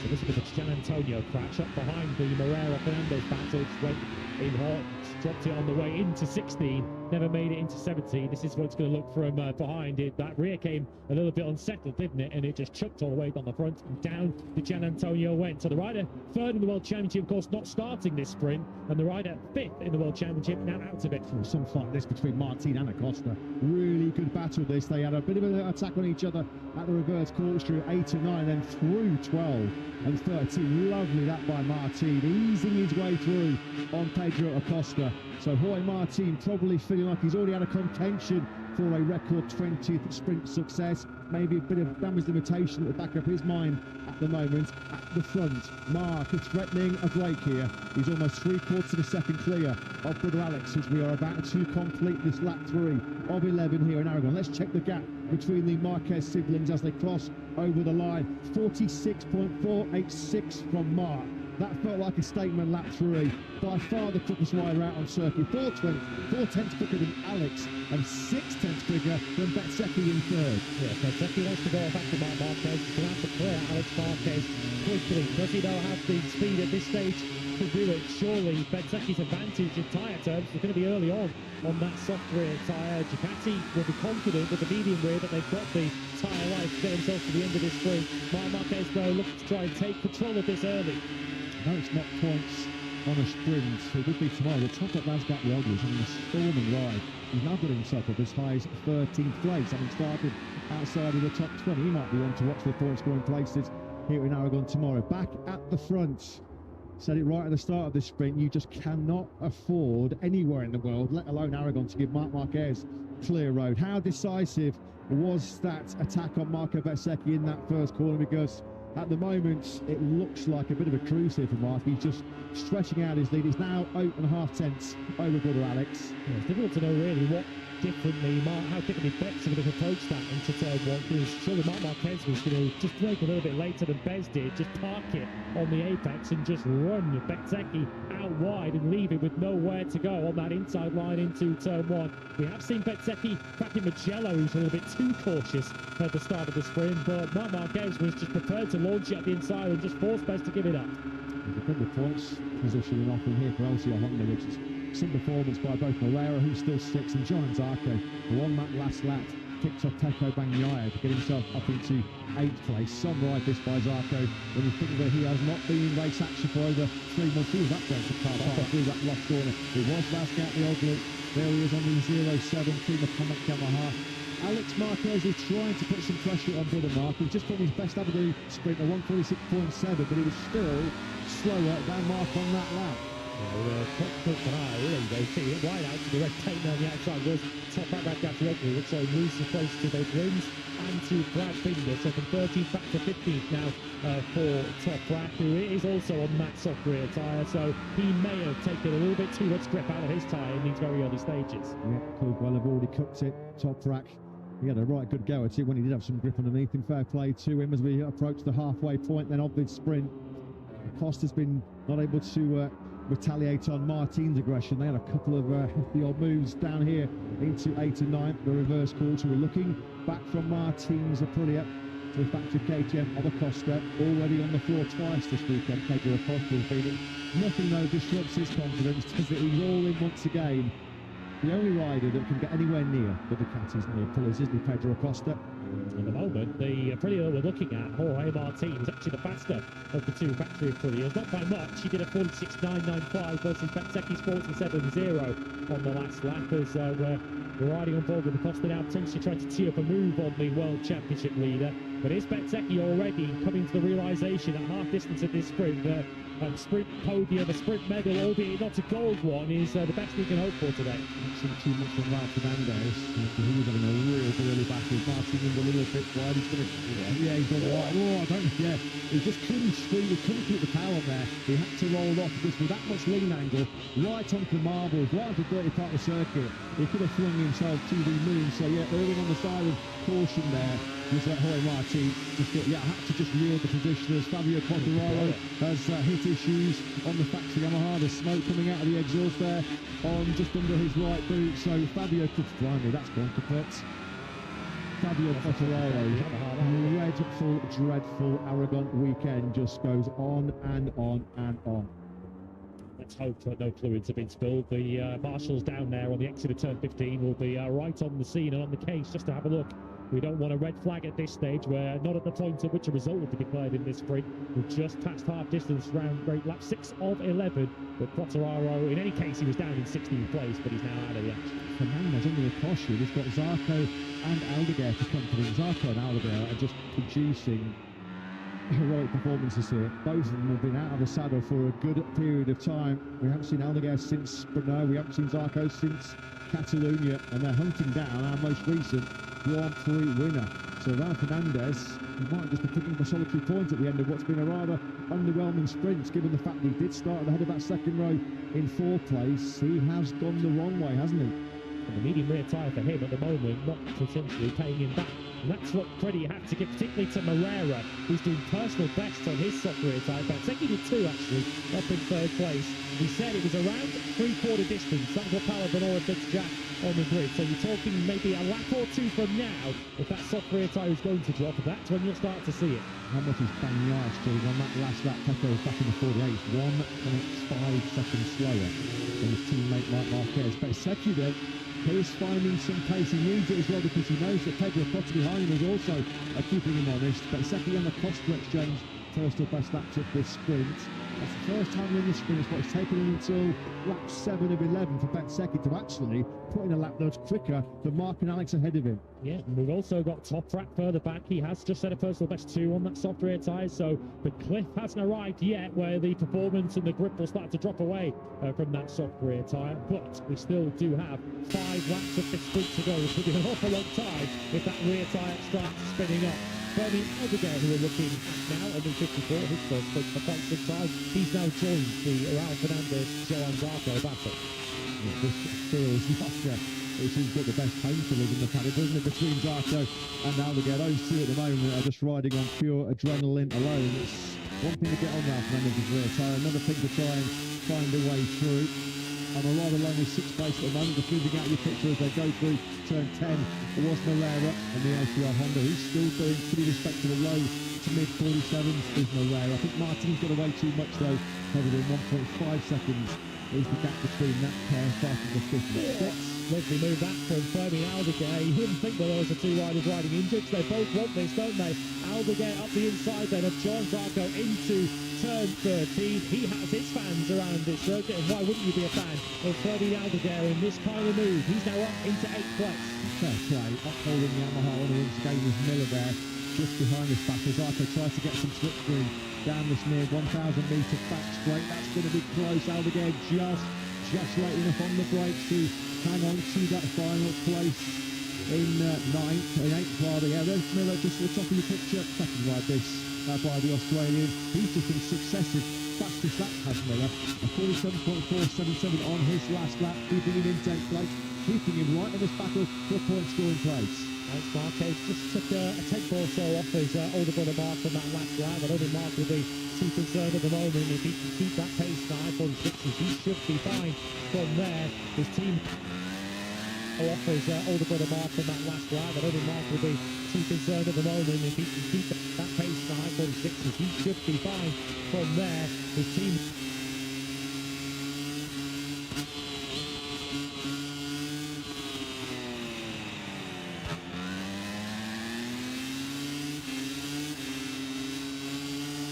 the Australian, he's just in successive fastest lap has Miller. A 47.477 on his last lap, keeping him in 10th place, keeping him right in this battle for a point scoring place. Alex Marquez just took a tenth or so off his older brother Mark on that last lap. I don't think Mark will be too concerned at the moment. If he can keep that pace high for the 60s, he should be fine from there. His team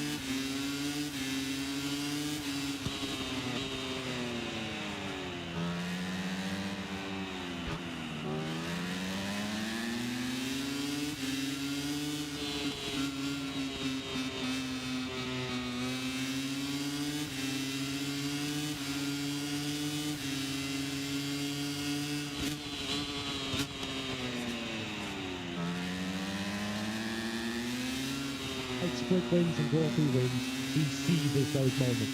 On goes the Ice Fest. Even over 11 laps, that was a taxing sprint for the reigning world champion. The Spanish fans acknowledging what's been a super Saturday for Aprilia star Marco Bezzecchi. That was a class, so quality 1:44.962 to take pole position this morning. Now there's the Alpine stars. Ice Fest just trying to get that core body temperature down for Marc Marquez. All of those 93 fans, they are going to head home this evening very happy, and we hope for this double success here once again in Motorland for the number 93. He just seems determined to win for fun here, doesn't he? At a track where he's enjoyed so much success down the years. Just see Jack getting primed and ready on the left-hand side of the screen, or the left-hand side of the stage, the right-hand side. If we look at it, it'll be another gold medal for Marc Marquez. 20 and counting for the reigning world champion. He's taking on some serious fluid, isn't he, at the end of that sprint. But let's get some thoughts then. A great strong Saturday for Marco Bezzecchi. Pole position to the bronze medal. There's the Jack. Marco, it's another fantastic Saturday. Pole position this morning and a sprint podium today. Felt as though that opening corner on the opening lap was the decisive moment. Just talk us through that side to side with Mark. Yeah, it's been a wonderful day. Honestly, I didn't expect to get such a good result today in the qualifying and also in the sprint, because yesterday I felt good, but my pace was not the best. So very happy. I knew Mark and Alex had something more. Unfortunately, I missed a little bit the breaking point in the first corner. But yeah, very happy, satisfied of the team, and now we think about it. Another super round. Well done. Thank you. He keeps racking up those podiums, he keeps racking up those points. And that's keeping with some big interest in this year's MotoGP World Championship.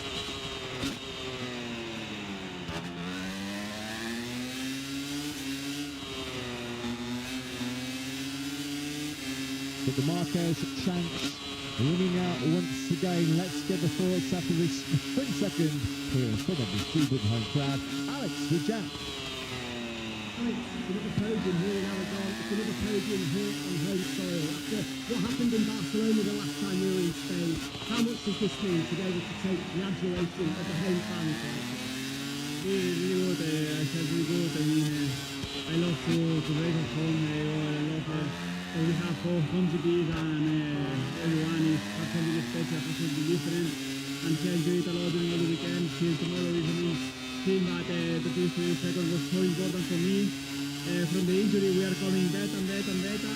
But you know, in Houston was really painful to not do the podium on Sunday. But anyway, this weekend we are doing a really good job, and I think tomorrow we'll have again a lot of changes to be on the podium. Brilliant. Well done. Thank you. He was right there in the game, wasn't he, once again, the 30-year-old Spaniard. 20th sprint podium for Alex. But it is now 20 sprint victories for his brother Mark. Game on once again in this World Championship. He does the job once again here in Aragon. Mark the Jack. Mark's a historic 20th sprint win, the most of anybody, a vital one in the championship. That opening corner on the first lap, the decisive moments in the race. Was anybody going to outbreak you into that first corner? Yeah, of course, I knew that Marco was with the top tire, so the chance of the race was the first corner, and tomorrow will be a big change, so let's see. Of course, good start helped a lot, and yeah, then I was riding in a good pace, but I saw that the group also was quite fast, especially Alex, and yes, let's see if tomorrow we can improve a bit and try to be constant as today. Thank you.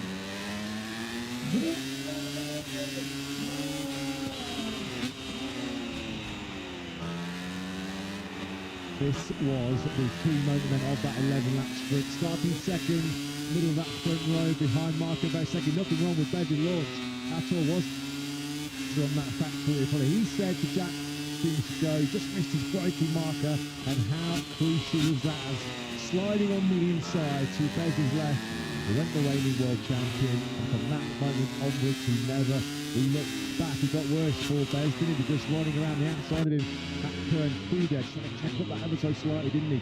As Mark occupied the tarmac he was looking to guard into. Alex then taking full advantage to spin around the outside of him at turn 2. But Marc Marquez notches yet another start to finish sprint success here in Aragon. Back up inside the top 3 in the World Championship. I suppose the big question mark there is we know what we've seen in Sachsenring and Balaton are now here halfway through Aragon, anti-clockwise tracks, no problem whatsoever. The fascinating aspect of the second half of this campaign is how can Mark perform on tracks, fast tracks, as in Mugello Silverstone, where we've seen him have major issues and been nowhere near those podium fights. Yeah, it does feel like a championship battle that might still yo-yo around between Marquez, Ducati and Bezzecchi/Martin Aprilia. Still plenty to play for this weekend before we start to look ahead to Misano and Austria next up, which certainly will present their own different challenges. And Marco Bezzecchi will still feel he has a shot at potentially getting even with Marc Marquez tomorrow. We'll certainly know he has to brake slightly later into the first corner. Second place then for Alex Marquez, a second silver medal in a couple of years in Aragon for him. Another family 1-2 for brothers Marquez. And it is older brother Mark once again with the gold medal around his neck, the first to 20 sprint wins. Maintains his unbeaten sprint record around Moto3 and Aragon. From the first corner to the last, once again, your winner, Marc Marquez.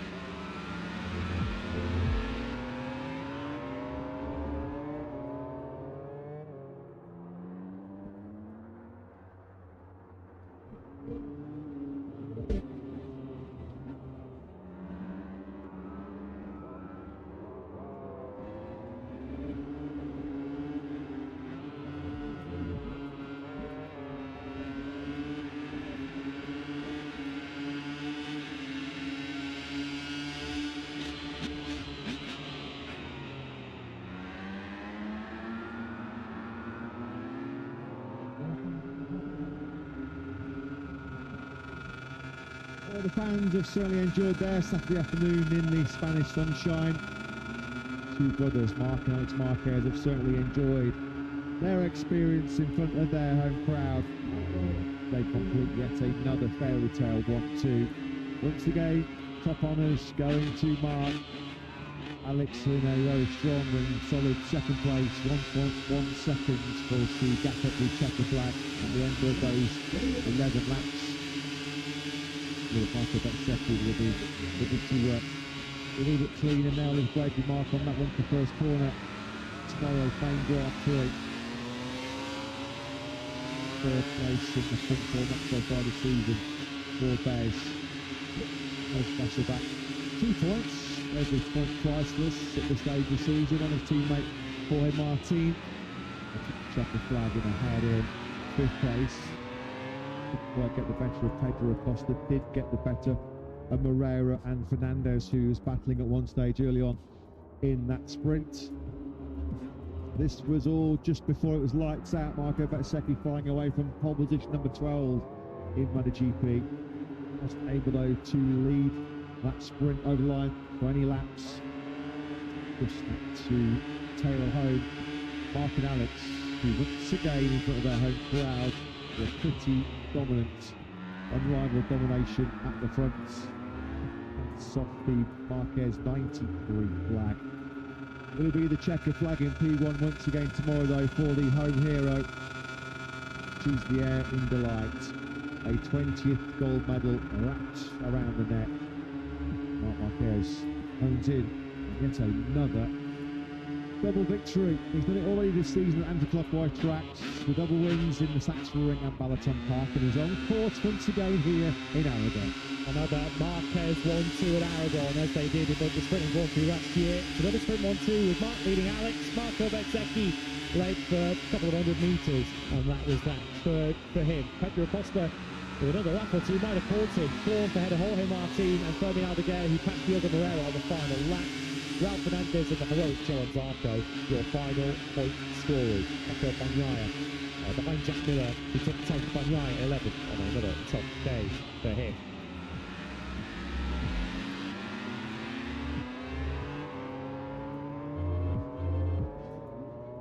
So not massive damage, but still damage done to Jorge Martin's World Championship lead over. Bezzecchi loses 2 points, 29 the advantage. He loses 7 to Marc Marquez, who now climbs above Ayagura into third. Another loser in championship terms today, Fabio Di Gianantonio, who crashed out early on and is now 46 off the lead.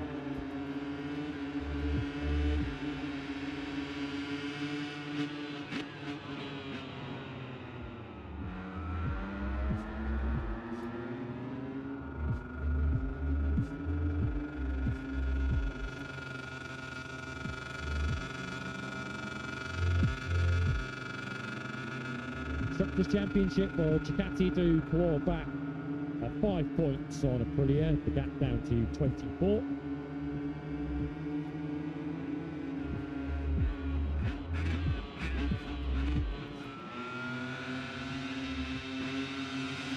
Aprilia Racing still in a very strong position in the team standings, 72 points their advantage over Trackhouse, who scored just 2 points today.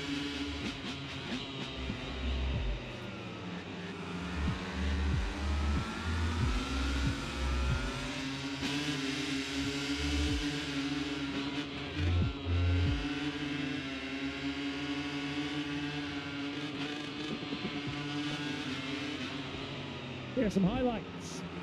Key moment was really in the first seconds of the race. Good initial start for Marco Bezzecchi. Marc Marquez prepared to brake later into the first corner, seizing a lead that he wouldn't relinquish. Alex Marquez, with the best view in the house, to ride on board with the 73 to see second place.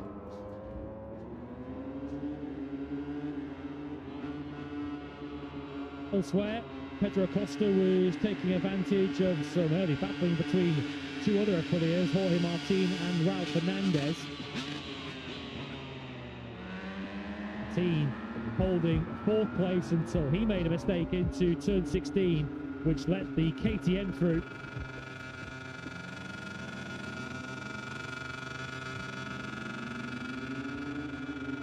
Fermin Aldeguer was providing plenty of the entertainment in the lower end of the points positions. That was a move to take from Joan Zarco. Ralph Fernandez would then relinquish 7th into turn 12. Almighty fight though, and on the final lap, Diogo Moreira's brave resistance in 6th place was ended by the 54. Up front though, no doubt about who's going to take the 12 points for the gold medal today. First rider to 20 sprint wins now is Marc Marquez, who makes inroads into Jorge Martin's World Championship lead. The gap is 33 between Martin and Marc Marquez. Bezzecchi 29 back. More on tomorrow over double the distance at the Grand Prix of Aragon.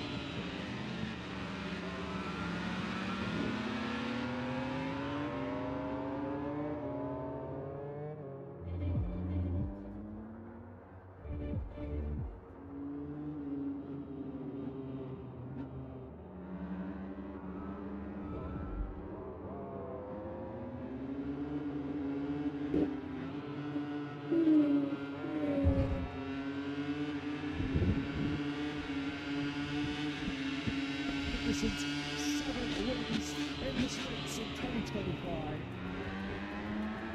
Touched gold once again, but has delivered once more. It has been scorching hot all weekend here in Motorland. Round 8 of 22 this season. He was on pole yesterday. He dominated the sprint yesterday as well. Marc Marquez been here on Sunday.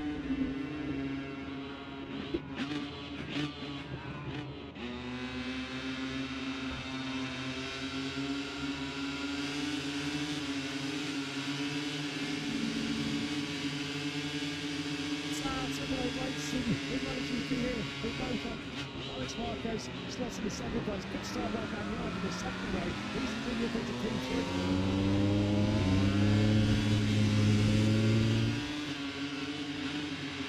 Morbidelli behind the two KTMs, Acosta and Binder. Acosta the leading KTM running forward. Super strong classic. Marquez made the perfect start, and now he's in position A at the front of this Grand Prix. Costa then at the inside of Tissot Bagnaia, and that hard front tyre, which is giving him that support and that confidence, but he does go a little bit hot and a little bit wide, and Bagnaia was able to regain that third place.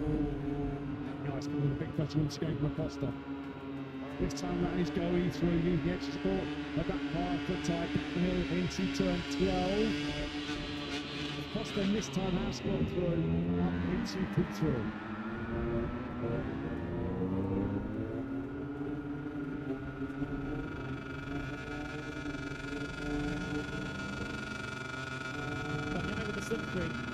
Into turn 16, he's able to park it at the inside of Pedro Acosta.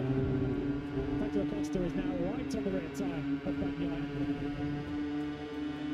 But the other KTM is defending, so one KTM goes forward, Acosta to third, Binder goes backwards though, back to sixth place.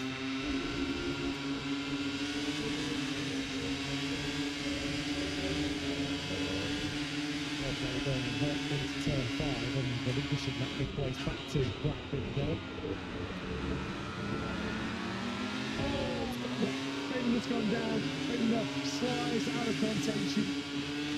Binder then tips off going through turn 3, out of P5. Here comes Aragon. Aragon takes it to turn 13 and he catches Morbidelli out. Morbidelli goes on the inside of the gear. They rub knees, they rub elbows. Oh, this is all happening at nearly 350 kilometres an hour.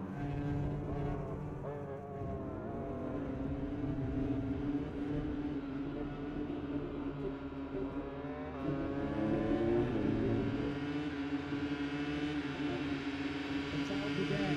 A charge through on Morbidelli.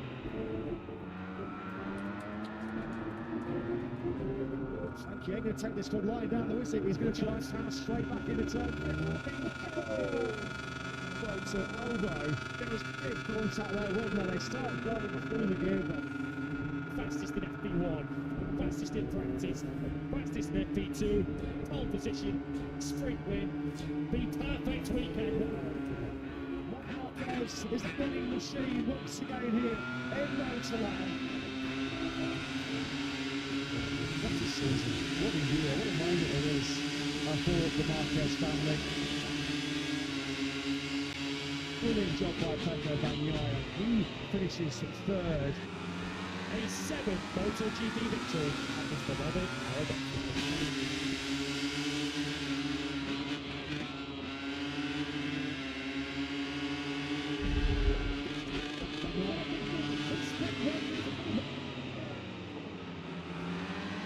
It's his first big Saturday slip-up of the season.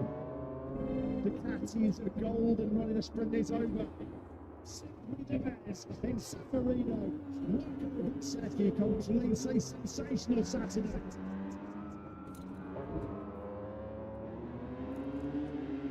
Welcome one and all to Grand Prix of San Marino.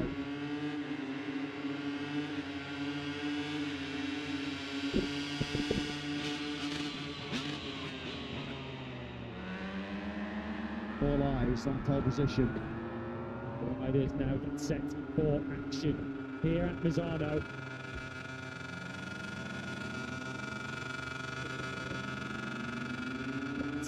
Under racing with MotoGP in Misano.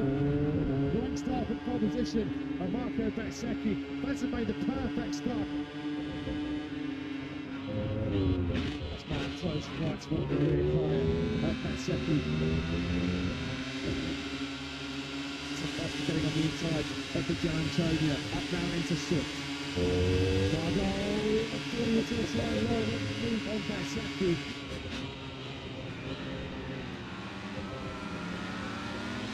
Costa now into fifth.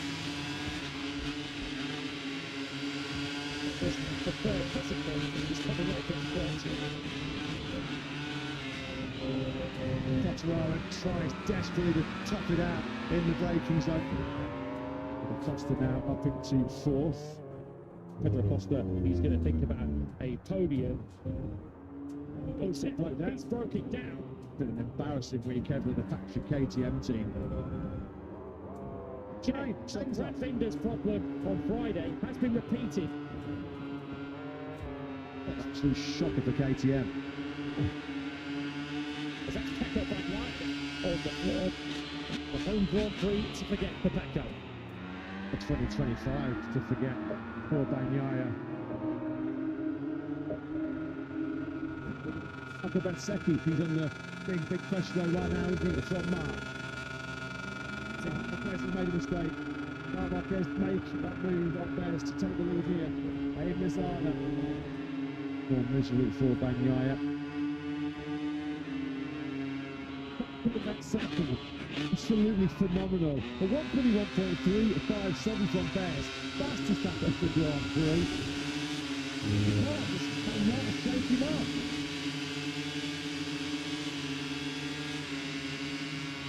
Marquez responds with one of his own. It has been another Lozano masterclass from Mark. He takes the checker flag just over the second clear of Bezzecchi. It's a very lonely and distant third place for Alex. And that over gets a match point. And the Japanese Grand Prix are taking. That is revenge. That is payback for his exit.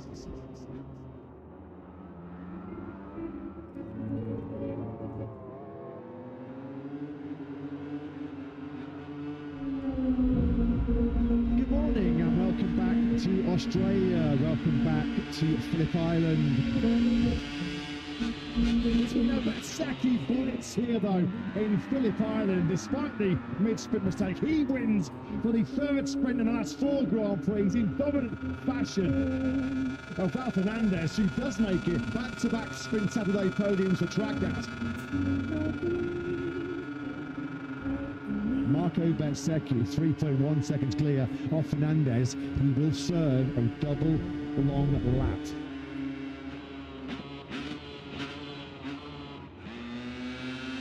It's lights out, we're racing in MotoGP here. It's a superb shot from second place with a by sprint with Marco Bezzecchi. Quartararo yesterday is going the wrong way. Acosta is using that lightning speed, the KTM on the run down into the Dura corner. Acosta immediately up into third place, but it's Bez that leads in her clear 1-2 once again. And of course, that's set for Quartararo, but he has at least limited the damage somewhat, and this is perfect for Marco Bezzecchi. That's exactly what he would have wanted to achieve on this first lap. Get out front, pull an advantage, so the long lap's on the Costa's bite. Costa, brilliant, he's got the inside line there, using every single pony underneath him there. Costa versus Fernandez behind him.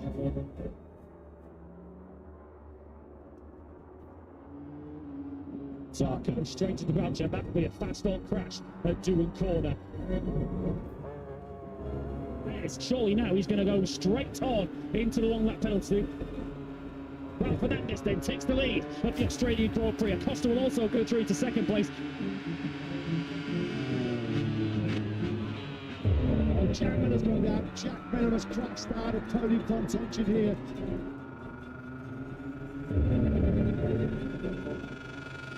Here he comes, it's long lap penalty.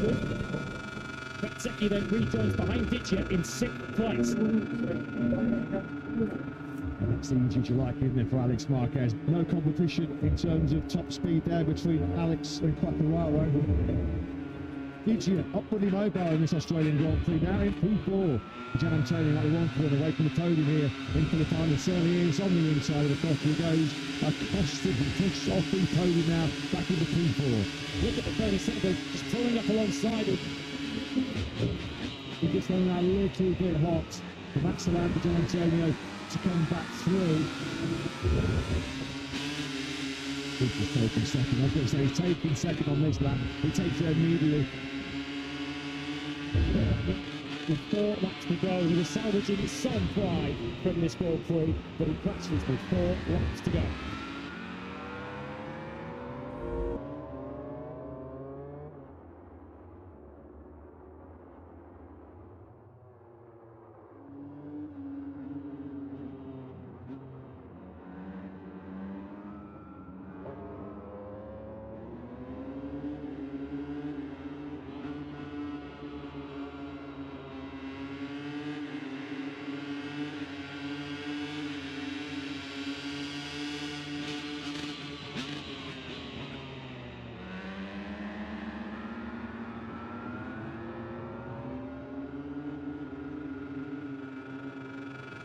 Australian Grand Prix. Antonio fights his way through from 10th up into second place. Marco Bezzecchi, after his 2 long laps, does indeed rescue a podium.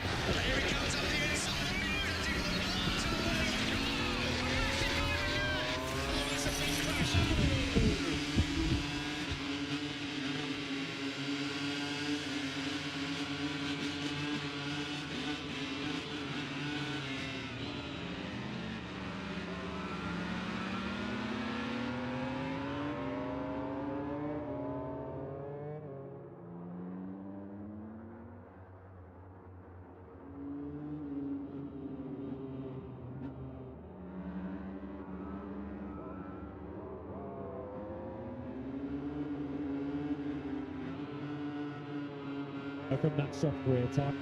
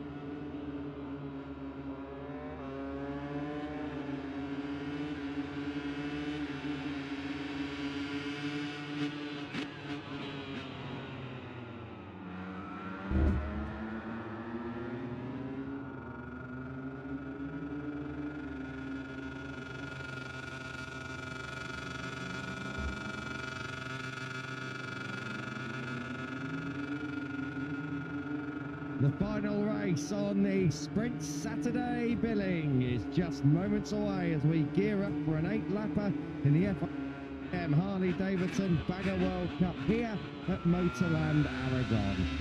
These bikes fit right in here. There's plenty on the road as thousands of die-hard bikers come from all corners of Spain and indeed Europe for the annual Aragon GP. And what a treat they are in for today. Just 10 kilometres from historic Alpenry. We're ready to close off Saturday. Good race one for the baggers. You're in the company of myself, Kiko Charles, and Neil Morrison next to me for this one. And with a third different pole sitter of the season, 3 riders covered by 19 points in the front, and drama for 2 of the 3 front row starters that we've got in qualifying. We're going to be in for a corker this afternoon here at Motorland Aragon, aren't we, Neil? Good afternoon to you. Good afternoon to you, Kiko. Good afternoon to everyone watching around the world. Should be set up for a brilliant first ever baggers race here at Motorland Aragon. Great to see many fans have stayed behind after an interesting, intriguing MotoGP sprint that has just passed. Many of them seeking out shade, and little wonder with temperatures reaching around 29 degrees this afternoon here on Saturday. See there, some makeshift headwear just to keep the sun off the top of the bonds, but we did have a dramatic baggers qualifying session earlier. We had just 0.3 of a second covering the front row of the grid, and the riders on that front row predicting that we're going to have a bit of a 4 or even 5-way fight at the front of this race one. It wouldn't be a surprise, would it? Because last time out at Silverstone we had a couple of real fun dingers. It was brilliant over in Great Britain, and of course Bradley Smith doing the business of a wild card, and Archie McDonald an emotional race 2 victory for him last time out. I think we should remind everyone there, if we can, about the state of play in the championship thus far in 2026. Eric Bernardo's got a 5-point lead over Archie McDonald coming into this one. We are only 4 races away from potentially finding out who it is who is going to lift the first ever FIM Harley-Davidson Battle World Cup Champions Trophy. Archie McDonald, as I said, in second place. He put 14 points over Oscar Gutierrez. These are the 3 riders I was talking about in the intro who are covered by 19 points. Aragon specialist Andrea Iannone sits pretty in 4th. He is hanging on for a championship chance, Neil. 50 points with 100 up for grabs. He is going to need something pretty miraculous this weekend. But if it's going to happen anywhere, look at where we're going. We've got Aragon here, where Andrea Iannone has been a Moto2 Grand Prix winner and a World Superbike winner. We go to Austria next, where he's the scene of his only MotoGP win. So it's 2 great tracks for him. Yeah, it's a good shot, Kiko. Although I think Oscar Gutierrez would argue that this is a great track for him as well. He was fastest yesterday afternoon in FP2, and he was fastest this morning in qualifying. Took pole position straight inside of the pole sitter, not actually looking very happy with himself because he binned it just after he had set the fastest lap off the session and gave his mechanics quite a bit of work to do over the lunch break. But they have managed to work minor miracles down in that Italy Racing garage, and Gutierrez finding up for his first pole position of the year. Getting down to the nitty-gritty, some might say. It is the first pole position of the season. He is our 3rd different pole sitter of the year. The only big question mark is this will be the first time that bike rolls out onto the racetrack since the crash. So if there is anything wrong with it, he's not going to find out until the warm-up lap or in the race. Andrea Iannone, we spoke about him in 2nd place. Eric Bernardo there in 3rd, your championship leader, depending on how results go in this one, does have a mathematical chance at the title tomorrow. He needs to have an advantage of over 25 points. It is unlikely, but not impossible to think that it could happen. Yeah. Margin over 50 points now, heading into the double header in Austria. heading into tomorrow Sorry. in order to wrap it up tomorrow. Apologies, people. Yes, I'll finally get there. We worked out this morning that your maths is much better than mine, which is not really much saying anything at all. But Eric Granado on the front row for what, the fourth time in 5 races so far this year in the Baggers World Cup. He was having some issues with the front end, changed his forks overnight, and well, was 1.2 seconds faster in qualifying than he managed yesterday. So the Brazilian can't count him out, leading the championship, as Kiko said, and with that chance of wrapping up the championship this weekend, even if it is minor, that will surely be playing on his mind. It will be indeed. We haven't seen Archie McDonald, but we are just clocking in with Geordie Tyres. Home hero, of course, has had top 5s here over in World Superbikes on multiple occasions. I think he came through for the top 6 as well back in 2014 in the Moto2 World Championship here at Aragon. Geordie Tyres from UB in Catalonia, so not a million miles away. Is a true home GP for him. A shout out here to Maxwell Toth, the 20-year-old from Belmont in the USA. Fantastic stuff. David at Silverstone, 6th and 7th day, qualified 6th, then he's qualified 6th again this weekend. Yeah, he's doing well, isn't he, Max Toth? We've seen him riding the European Moto2 Championship quite a bit. Over from his native America, spends quite a bit of time through the year in Spain. And yeah, Toth is very impressive in Silverstone, and well, doing the same thing here. It's a track that he knows well. He'll be launching from the inside of the second row.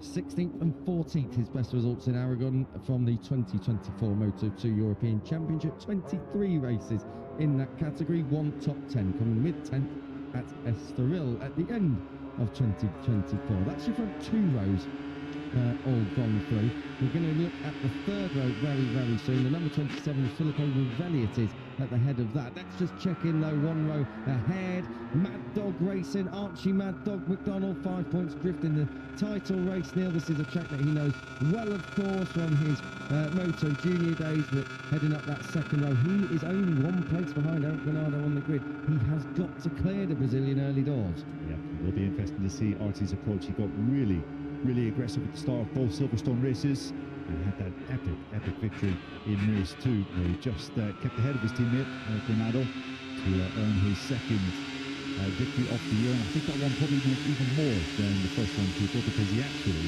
had to fight his main championship contender right the way through the race. In the first race of the year, Granado crashed out, but in that one, Archie beat him fair and square. So Mad Dog looking to make sure that this championship goes right the way down to the final round in 3 weeks' time. It was won fully on merit, I think we can safely say. Indonesian team Nitty Racing, Indonesian rider Dimas Eki Pertama never came here from his 15 Moto2 starts, so has got Moto2 European Championship experience here at Motorland Aragon, but really he'll be looking to try and make it work for him in the Bagger World Cup this afternoon. He's looking to try and get back in the points. He didn't score anything at Silverstone. Travis Wyman completing that 3rd row of the grid, 8th place in the championship, and over the course of the last 6 or so races, 8th, 7th, 6th, 7th, 8th, 7th. So looking to get back in the top 6 if he can. It's been a model of consistency as Travis Wyman. Not seen him too far toward the front, aside from the opening round of the year back in Kota. But he'll be looking to change that fact. And Jake the Snake Lewis back in 10th. A bit strange to see Jake so far back. He is still 5th in the championship through consistency rather than through well, consistently fighting up toward the podium, but the Snake just doesn't quite match with this Aragon circuit just yet. Worst qualifying of the year, but he is 9 points ahead of Filippo Rivelli, who is only 1 row ahead of him on the grid, and behind him, in front of him by 9 points, ironically, is Andrea Unona, but I think it's going to be tight for Jake the Snake Lewis to get his way through the field. We are gearing up here for 8 laps of Motorland Aragon. Oscar Gutierrez, your home hero, goes from pole. Will he convert it?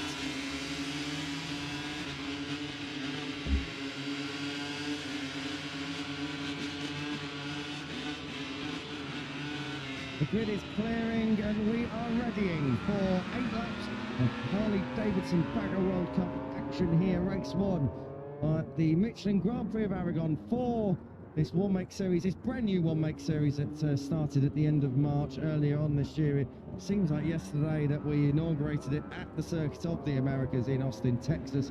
But here we are, round 5 of 6. It is the penultimate round. We have 4 races, including the one that's about to get underway, left to decide who will be the first ever World Cup winner here in the Harley-Davidson Bagger World Cup.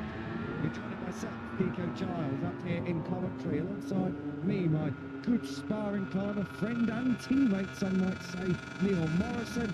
Elliot York will be down in Park Ferme getting the first reactions of the riders once they have crossed the line and parked up the top 3, that is, the guys that go to the podium. But Neil, we briefly touched on this morning.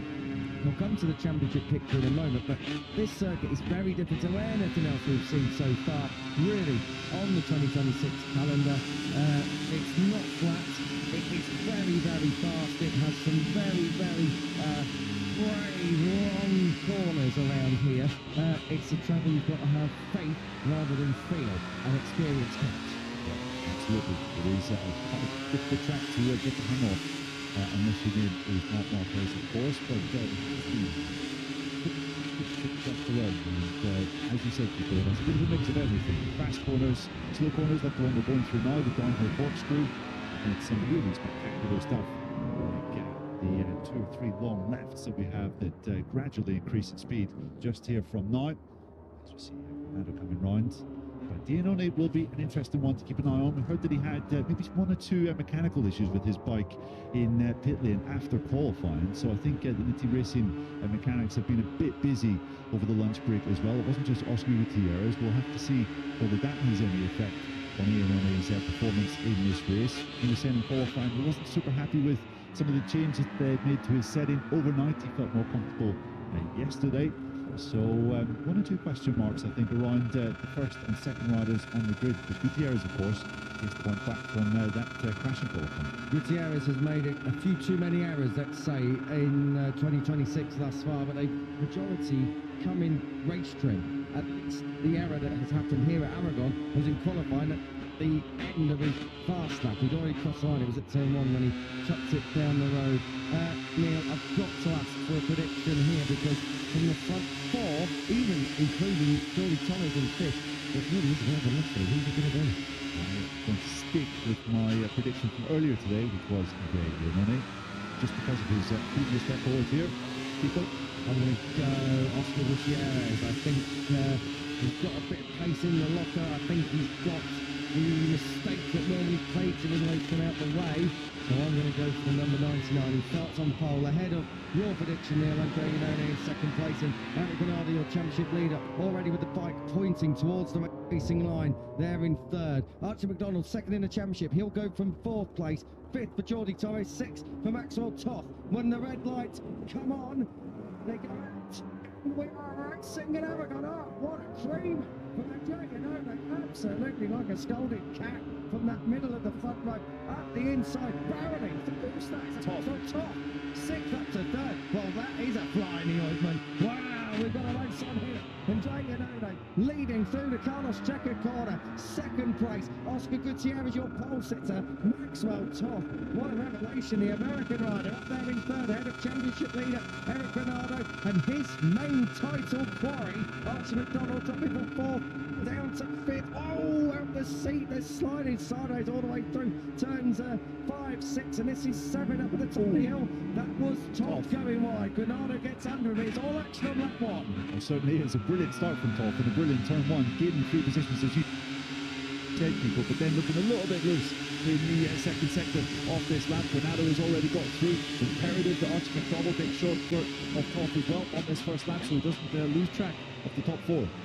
Coming third, Marquez corner out, building speed back on top, riding it right down to the edge of the curve. That might actually do as good as going corner speed. Will he look up the inside of Eric Bernardo? No, he don't. Well, he had a look, he didn't execute. Down into turn 12. This is the entry to the bus stop. Be very, very careful once they flick right through here. Easy to ask for too much power. It's all about corner speed at turn 13. Hard on the anchors into 14. And it's all about lining yourself up. You don't want to blow yourself wider here at turn 15, because that is sacrificing your run all the way down the straight. Slipstream pivotal.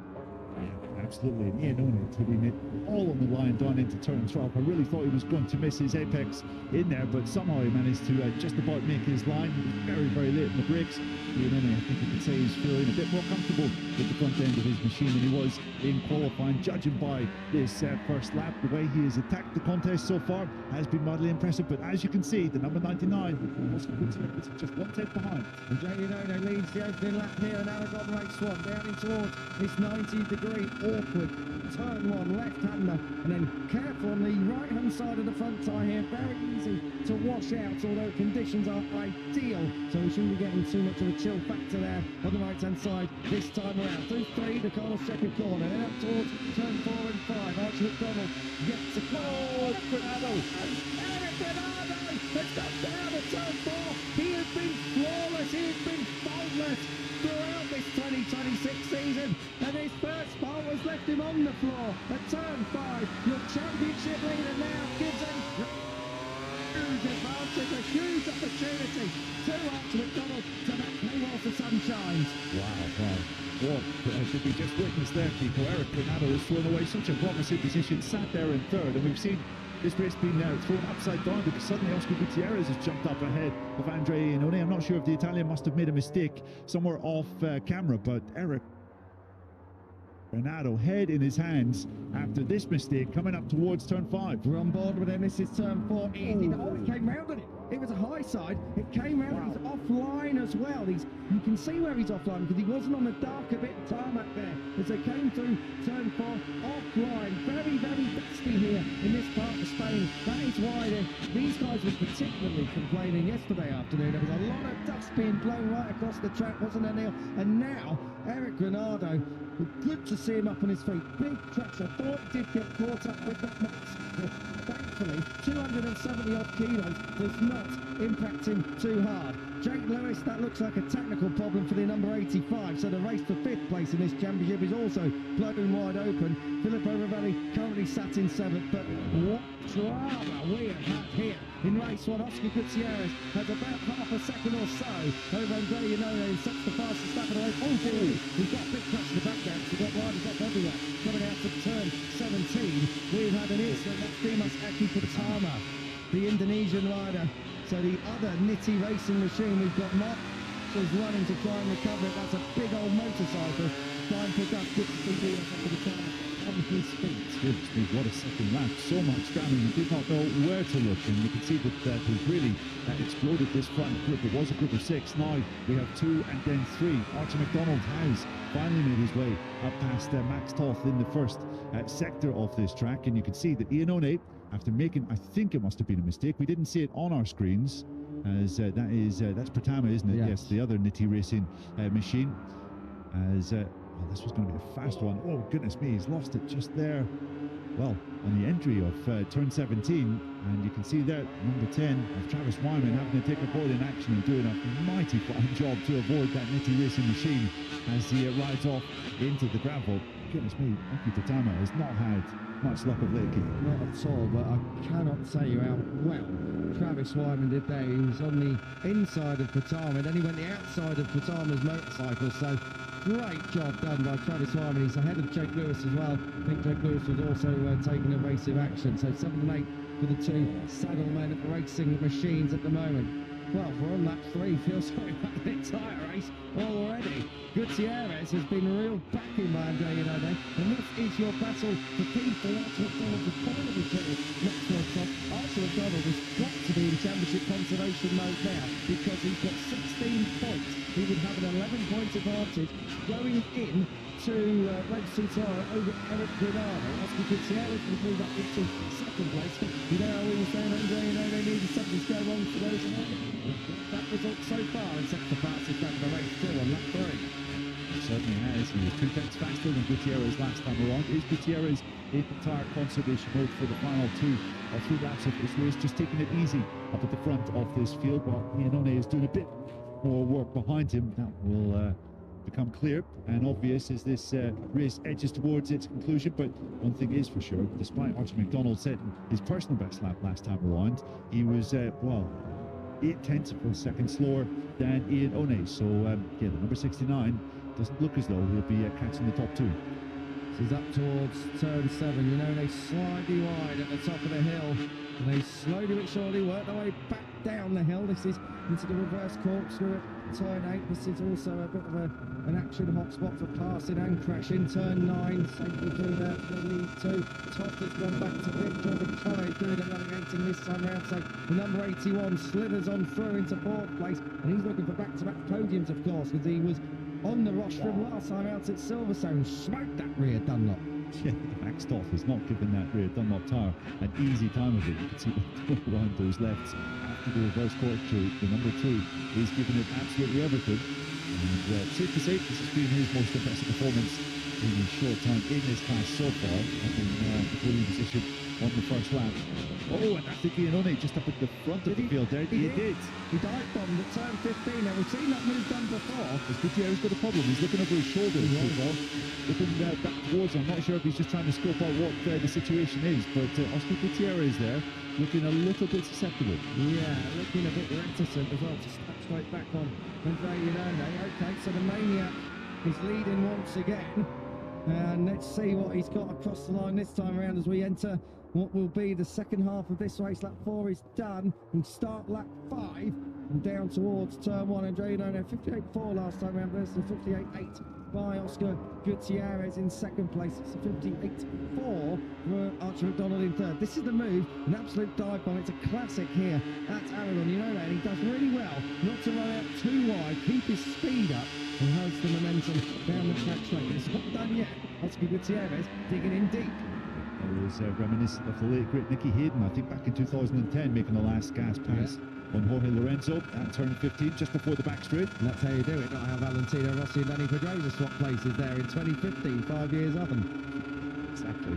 And there you can see info that Eric Granado has been taken to the medical centre. I mean, it was a rough old crash, wasn't it? He actually got quite lucky not to be caught up with his machine too much in the aftermath, because if one of these Harley Davidson bikes falls you into the gravel and maybe lands on top of you, then it's going to be one road to recovery. So hopefully Eric Granado is okay and he'll be on the good for tomorrow's race at the start of December. The second mistake of the year, the one in Austin. He was able to rejoin, he was able to pick the bike up, he was able to put 10 points on the board. Who knows how crucial they will be at the end of this season. What a roller coaster it has been. And now Andre Iannone still a great job at the moment. Let's see what Oscar Gutierrez has got. I thought Gutierrez just lining him up there into turn 15 to repay the favour on the rider who on his bum patch says kind regards. And Oscar Gutierrez will not think twice to do so. The 99's got out there. Oh, slipstream, drag brakes all the way down towards turn 16. Andre Iannone's going to think about putting it on the inside. Oh, that's getting tight. And Oscar Gutierrez is off the track altogether. Don't ask for the power out there. Oscar Gutierrez out the front door. Does keep it on the island. And Andre Iannone's elbows have come out. 3 to go. Spotted horns in this contest to Iannone. That was a very aggressive move. And after whiting Archie McDonald's chances of catching the top 2 what, 2 laps ago, look at this, the number 69 is now just 0.4 of a second back off Gutierrez after setting his personal best lap of the race. And the fastest lap time around last time out of anyone there. It was 59 for Gutierrez with no wide up.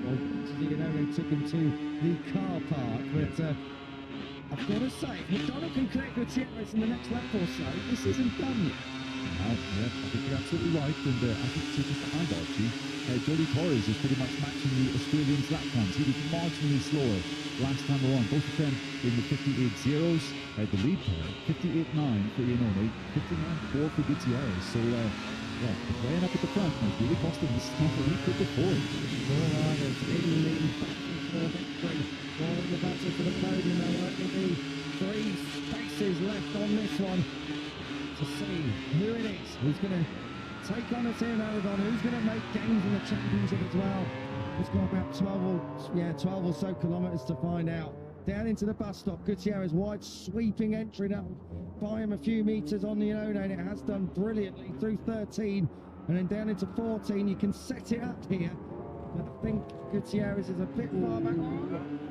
Archie McDonald, where are you going there? The number 69 right out, using every single bit of track and more. Now that has cost him. Watch Gutierrez blast on bike, got flat gun at turn 15. And Iannone relegated to second. He's picking up a bit of slipstream. Will he do the same again? What he did a lap ago? He's going to think about it. On the rear right, back it in. Iannone through up the inside. Once again at 16. A bit neater that time. Oscar Gutierrez knew it was coming. Let's see what Gutierrez has got on the run to the line. Important to note as they cross the line, it was Iannone towards turn one.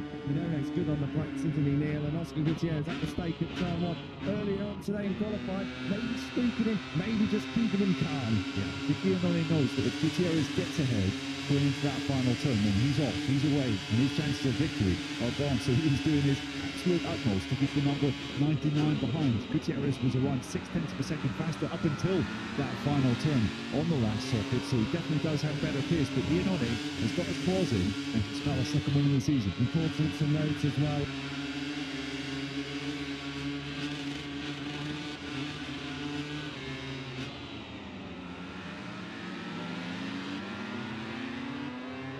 By the line, but you would need a mistake from the rider ahead of you. And Andrea Iannone last time around, yes, he was a little bit slower coming onto the main straight, courtesy of Oscar Gutierrez having such drive coming out the final.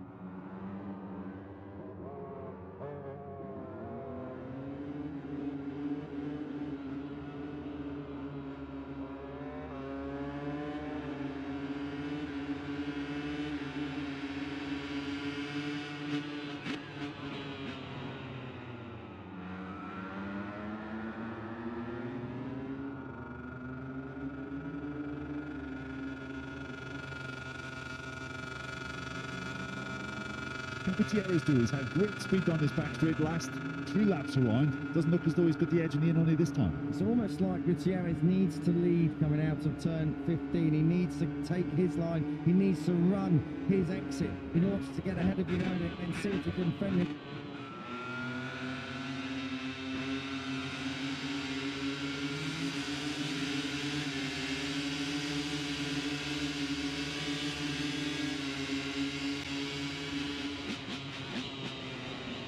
Needs the points to try and keep his title hopes alive. Near it's very one line through sector one, but there are the passing opportunities. Well, 25 coming up here might just be one of them, but it doesn't look as though Gutierrez is anywhere near.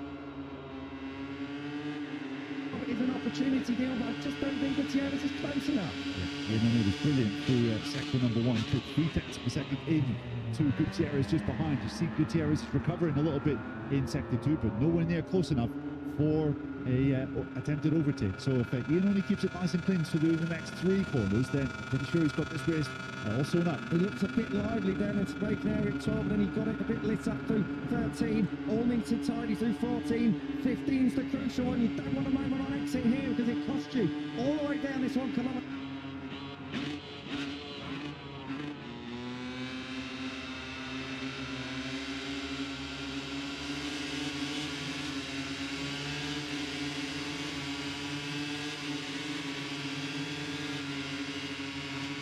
Gutierrez is building, but I don't think he's going to get any time. Andrea Iannone has done it again at Aragon. Brilliant stuff. The 29, just like he did in his victory in Mugello, set the fastest lap of the race on the final lap. A brilliant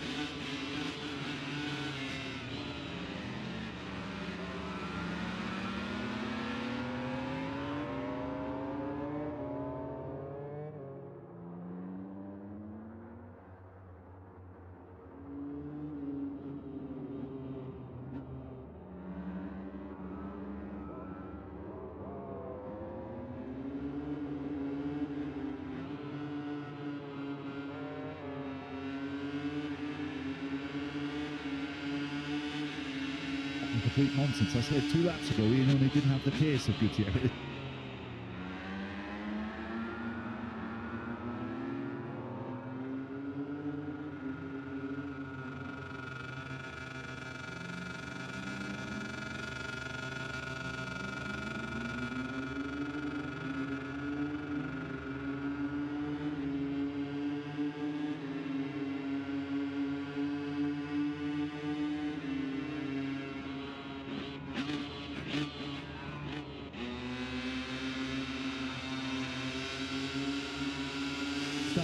points, now covering your top three.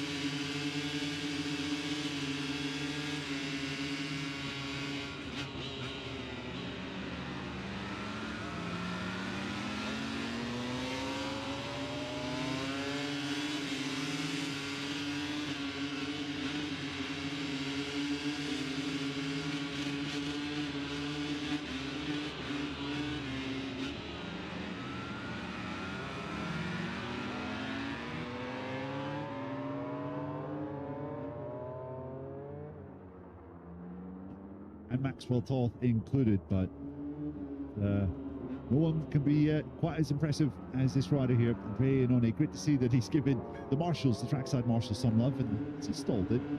Oh, he's got it going again.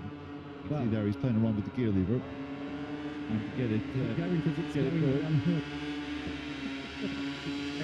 Yeah, but there it goes. It's kicked in now. He's such a welcome addition to the paddock in the Bagger World Cup. It's great to have him back in the MotoGP paddock in general.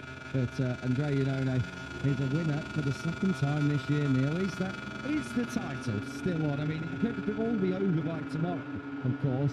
What I can tell you now is that there will be no champion tomorrow. It could only be Eric Granado. There's no way that Archie McDonald can leave here with a 50-point advantage. So we do have a season showdown in the Red Bull Ring. It will be a Spielberg thriller, I'm sure.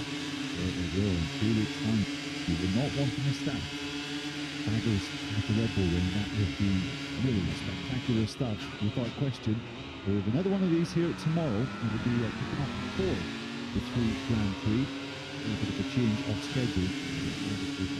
It's off at 9 AM on Sunday morning, so you can tune in for that. But a bit of performance from Archie McDonald. The first lap seriously did not go to plan, and is he off to celebrate with some fans? He's spotted an Australian flag somewhere in the grandstand. Maybe there's some friends there, or not sure exactly, but Archie McDonald playing to the crowd as per usual. And as you said, Kiko, he now is in control of this championship, and the rider that we were expecting him to have to fight with most has gone and made a massive error, we think, at this point. It was a strange crash for Eric Granado up at turn 5, the rear end coming on. Yeah, he was offline, wasn't he? Ever so slightly offline, but the thing is here at Aragon, you don't need to be far offline because it is so dusty away from the main racing line. He has been taken to the medical centre. If you are just joining us late, we're talking about a crash that happened for Eric Granado at turn 4. He didn't get caught up with the bike, it was just a heavy fall. Hopefully he is okay. Hopefully he can take that P3 on the grid for tomorrow. Lights out tomorrow at around 8:55. We should be underway.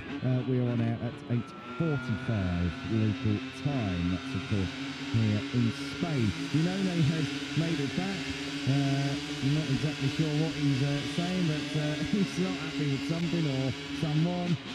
Just Andre Inone usual behaviour, I suppose you could say, down there in Park Ferme. Second place Oscar Gutierrez, and I think he's just pulled in now to Park Ferme, as well as Archie McDonald. That's Archie McDonald who's just pulled in there. Third place for him. Great job all round, the new championship leader. Yeah, he would have taken out at the start of the season with 3 races to go. 10 points in hand over Oscar Gutierrez, but you feel that there's 1 or 2 more twists in this championship just yet. Does remind me a little bit of Moto3 World Championship in that there were several seasons where it seemed as though the main challenger in the championship was kind of shifting weekend to weekend, and something similar has happened so far this year in the inaugural Bagger World Cup.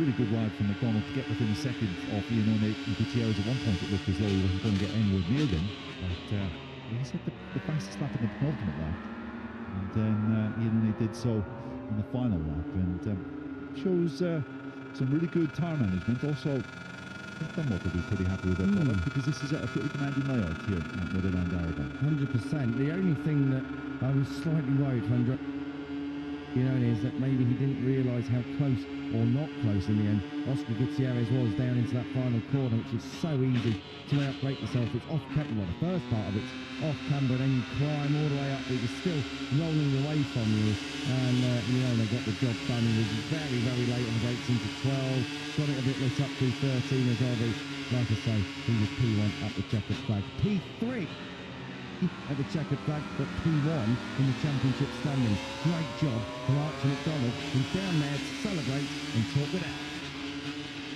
That's a great job, another podium and in the victory fight once again. You must be pretty proud of that one, and now you are the championship leader once again going into tomorrow too. Yeah, it's very pressurizing when you say that. I did see Eric go down, and from then on I was shaking in my boots. I thought I better keep it clean and finish this race, which is what we successfully completed. And there was a battle up the front between Andrea and Oscar, and I thought these two were going at it for the win, regardless of their teammates or for the championship. So I thought I better sit back and watch it play out. Nothing happened. They both finished successfully, and like you said, we've got a championship leading, so now we're going to keep our heads screwed on, do this podium over here and go on to tomorrow. Got a podium model. Thank you so much. Ozzy! Oi, oi, oi, because he's in P1 in the championship. As we said, Neil, he's only been off the podium twice, so another consistent, solid ride from someone who we really didn't think would be a main title contender, and here he is leading with 3 to go. Yeah. The only time he was off the podium was the 2 races in Assen, where he had a massive crash on the Friday, which seriously hamstrung him come the 2 races, but even still he was able to pick up 4th and 5th, and as the old saying goes, people win the championships on your bad days, and if the bad days are 4th and 5th, then that is a pretty successful championship in 2010. Genuinely means that the good days are very good indeed. It's a very good day for Oscar Gutierrez. Pole P2, he would have wanted 1 place harder to get another chance to do it tomorrow. Oscar placed the second place in the race. You get a pretty good day at the office. I know you're going to be a little bit frustrated. Just talk to us about that battle with Andrea and how pleased you are with the pizza. You know, I need to be grateful to my team because after my crash in qualifying, I didn't know if I could make the race. So they repaired a spare bike in a record time. So yeah, I was a bit careful because you know, when you change the bike, you never know how it works. But yeah, today the crazy the race was a bit crazy. What can I say? Andrea maybe wanted this victory so much. A bit some overtakes were a bit risky, let's say, but you know, I was calm because I saw on the pit board 51 cow. So let's say I said to myself, finish the race. If I could, I win, of course. But I saw it was a bit risky. So good points for the championship. Tomorrow we will have another opportunity with more cold temperature. So yeah, happy. This second place is an effort, great effort of my team. So yeah, focusing tomorrow. Cheers, Oscar. Let's decide for those 2 points, Neil. Andrea, you know, they wanted to win the race quite a lot, and some moves were risky. Let's translate them. Oscar Gutierrez not happy with some moves that Andrea Iannone was making. I think that first one that he made, final turn, the penultimate turn I should say, turn 16, was probably the one to which he was referring, and well, did send him out to the car park. I don't think he was expecting it. He didn't get his line right, but to be fair, you know, he did make the corner, so I don't think, I mean, it was tough, but I wouldn't say it was overly tough. Both stayed on the track. I mean, there's not more you can ask for. Okay then, Andrea Iannone, a winner once more at Motorland Aragon. It's his 2nd this year in the Harley-Davidson Bagger World Cup. This will be fun and exciting. Take it away, Andrea and Al. Andrea returning to the top step for the 2nd time this season, and here of course at Motorland Aragon as well. A great battle. You wanted that one, didn't you? An important point for the championship as well. Talk us through it. Yes, for sure. I don't have so option. This is the only option I have, and it's try to win every race. So it seems it's really hard because I'm become a really older rider. But in any case, I try my best. I put all my experience so in the middle. Since I don't know, the bike in the field is really good about the setup and something like this, but in the street we struggle a lot from Assen, and now we will see. So maybe for tomorrow we will try to understand well, because we are a little bit more slow than everybody in the straight. and if we improve a little bit in this area, so I think we possible improve. Great job on enjoying the podium. Yes, thanks to the team, thanks to Harry Davidson for made all this possible, and see you tomorrow. Ciao. Couldn't have put it better myself, Andrea. Cheers, El. Down there, second win of the season, Neil. Great move. Elbows out. Oscar Gutierrez said he wanted it, and Andrea Iannone proved just how much he wanted it. And let's be honest, it's motorcycle racing. If you want to pass, there's always an element of risk. Yeah, that was the second of those penultimate turn moves that Iannone made in successive laps, and that was a little cleaner than the first one. But one thing was clear, Iannone was like a dog with a bone in that contest. He really, really wanted it, and well, did we say he's still in championship contention? He's what, 34 points back. It's not completely out of the realms of possibility after his second victory of the year, but brilliant stuff from Iannone, and charismatic Park Ferry interview as well. You've got to love it. Still trying to make sense of it, but great to see that Andrea Iannone, that, let's say, in contention. 36 points with 3 races to go. We can do 12 out of everyone else, and particularly after McDonald's leading the way, and he's right there in Austria. These are your final results from race 1 here of the Harley-Davidson Bagger World Cup at Aragon. Andrea Iannone, Oscar Gutierrez, Martin McDonald the podium. Jordi Torres makes it 2 Spaniards inside the top 4 to give the home crowd something to celebrate. Maxwell Todd, a career best 5th. Filippo Rivelli in 6th place ahead of Travis Wyman. No finishes for Eric Granado, Jake Lewis and Dimas Epicatano. A change at the top. Archie McDonald moves forward into P1. He controls the standings with 3 races left on the calendar. Oscar Gutierrez also leapfrogs Eric Granado, who crashed out and drops to 3rd. Andrea Iannone holds 4th and closes in overall on the lead. And all the way down, Jordi Torres as well, making up positions, jumping up to 7th place. Maxwell Todd, he'll just keep accumulating points and probably by tomorrow be ahead of Bradley Smith, your Silverstone winner from last time out.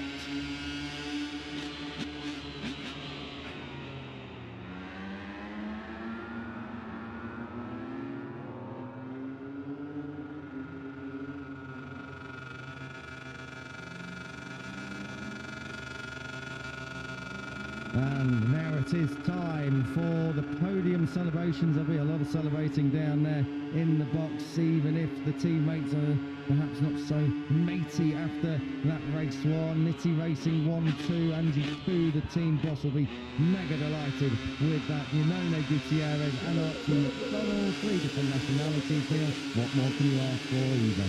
Yeah, some really ferocious racing. I think that's the most important thing at the end of the day as well, isn't it? And well, 3 riders on the podium covered by less than 1 second.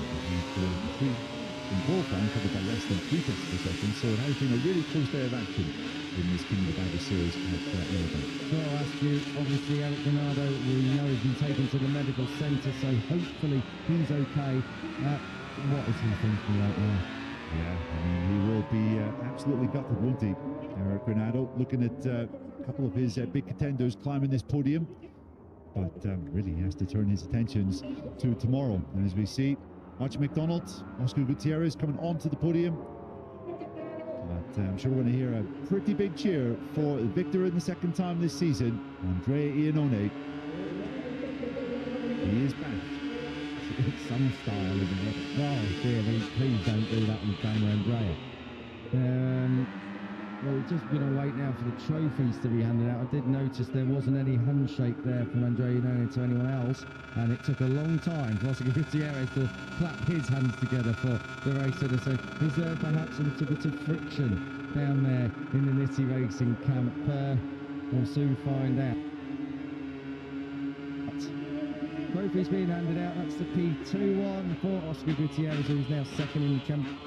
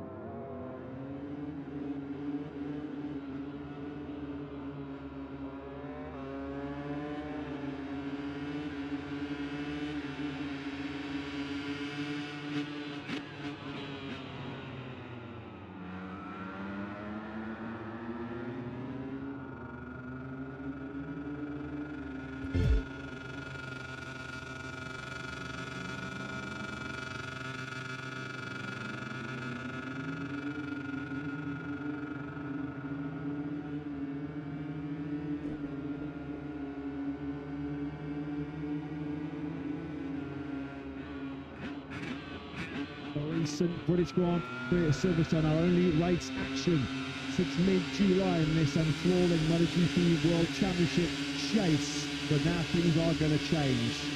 We are going to be racing 10 times over the next 14 weeks as we find out who will be crowned 2026 MotoGP World Champion. We saw on that tyre graph, we bring you the latest information coming to the grid. The Achilles of Marco Bezzecchi on pole with Jorge Martin, the world on offer right on in this sprint. Start to the sprint for the factory Honda team. Mears at the back of the field and Marini's already out. Down into turn 12 we go. We're coming in front of the WR90. Racing in the sprint here in Aragon. It looks like Marco Bezzecchi has nailed the start from pole position. Good launch away too by Marc Marquez. He's going to hold on to second place. He darts to the inside line though. Ultra aggressive from Marc Marquez. He found a way through. Alex Wright's around the outside of Bezzecchi. This has been a nightmare for Marco Bezzecchi. The factory pulley rider from pole block. Initial good launch up the line, but the Marquez brothers have mugged him in that first corner. Yeah, Mark just went for it. That looked like Mir going wide further back. So what does Bezzecchi do now with that soft rear tyre? Does he play the patient game or does he attack back straight away? Martin was also trying to attack, but he got boxed in and dropped back behind Ralph Fernandez. Bezzecchi was aggressive on the brakes in the turn one. The fact was, Marc Marquez was just that little bit more aggressive to seize the initiative here. And he had to check up. Alex Marquez just rode around the outside of Bez, going through turn 2. Spectacular early action on men here in this sprint. Marquez that will lead them through the reverse corkscrew. Now he'll drop down the hill through turn 10. This long left-hander named after him here back in 2018. Marquez from Bez. The yellow flags at turn 7 for Luca Marini, who has cracked out to a miserable start to the sprint for the factory Honda team. Mears at the back of the field and Marini's already out. Down into turn 12 we go. We're coming in front of the WR93 grandstand right now. They are going to be making a right old racket of Marc Marquez then leads down the hill. Martin had a real go at Fernandez there into turn 13. Fernandez though taking it straight back again. That's medium versus soft, and look at Pedro Acosta picking up some of the brilliant pieces. Not sure if something's up the front more, but open soon there and just tumbled down the timing tower as well. He just picked up 19th place back from Salvadori into the slipstream. Then goes Acosta blitzing through. Oh, Ralph Fernandez is a brilliant. He's going to lose another place there is Fernandez. Look how the slipstream paid effect there for both Acosta and Martin. Oh, that's aggressive. That is aggressive by the British Grand Prix winner Fernandez. Properly lifting up Martin. He's going to potentially lose a couple of spots here. He got the check up there big time, didn't he, Martin? He's got Moreira on the inside, Fernandez on the outside. These two have got previous, haven't they? Fernandez and Martin. Look at that into turn 2. And Martin looks like he might finally have that move done. They were battling for 4th, but because of Acosta taking advantage, they're now fighting for 5th. And we can't normally give Marc Marquez clear time like how did it here in Aragon, because it tends to be game over, even from this very early stage. He's got his brother Alex on his rear tyres. We go halfway around this second lap of 11. There is Martin, just about gets himself back in front of this epic struggle. I get another big battle he's having with Ralph Fernandez. So Martin started the sprint in P5. That's where he currently sits. Yeah, Moreira's now all over Ralph Fernandez. Remember, Moreira and Zarco and the 2 LCR Hondas inside the top 10 are also both on the soft rear tyres. So they may make some early moves too. Capitalising some of the early drama was top up Razgat Ugly. He started down in 21st place. Holding on to the final position at the moment with the tyre fitted, and looks like he fancies a crack at the 2-time MotoGP. Yeah, and suddenly did have the more belly on. At the front. Softly Marquez 93 flag. Will it be the checker flag in P1 once again tomorrow though for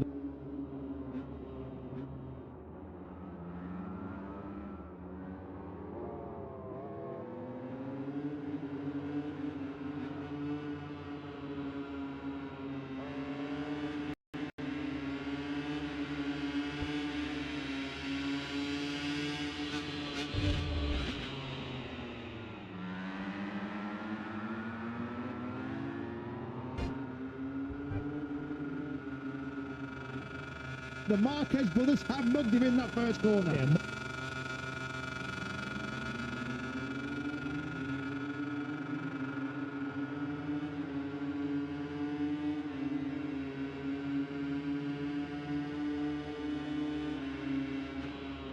Gets himself back in front of this epic struggle. Again, through the left-hander of 5. He's now going to try and find a way back through on the very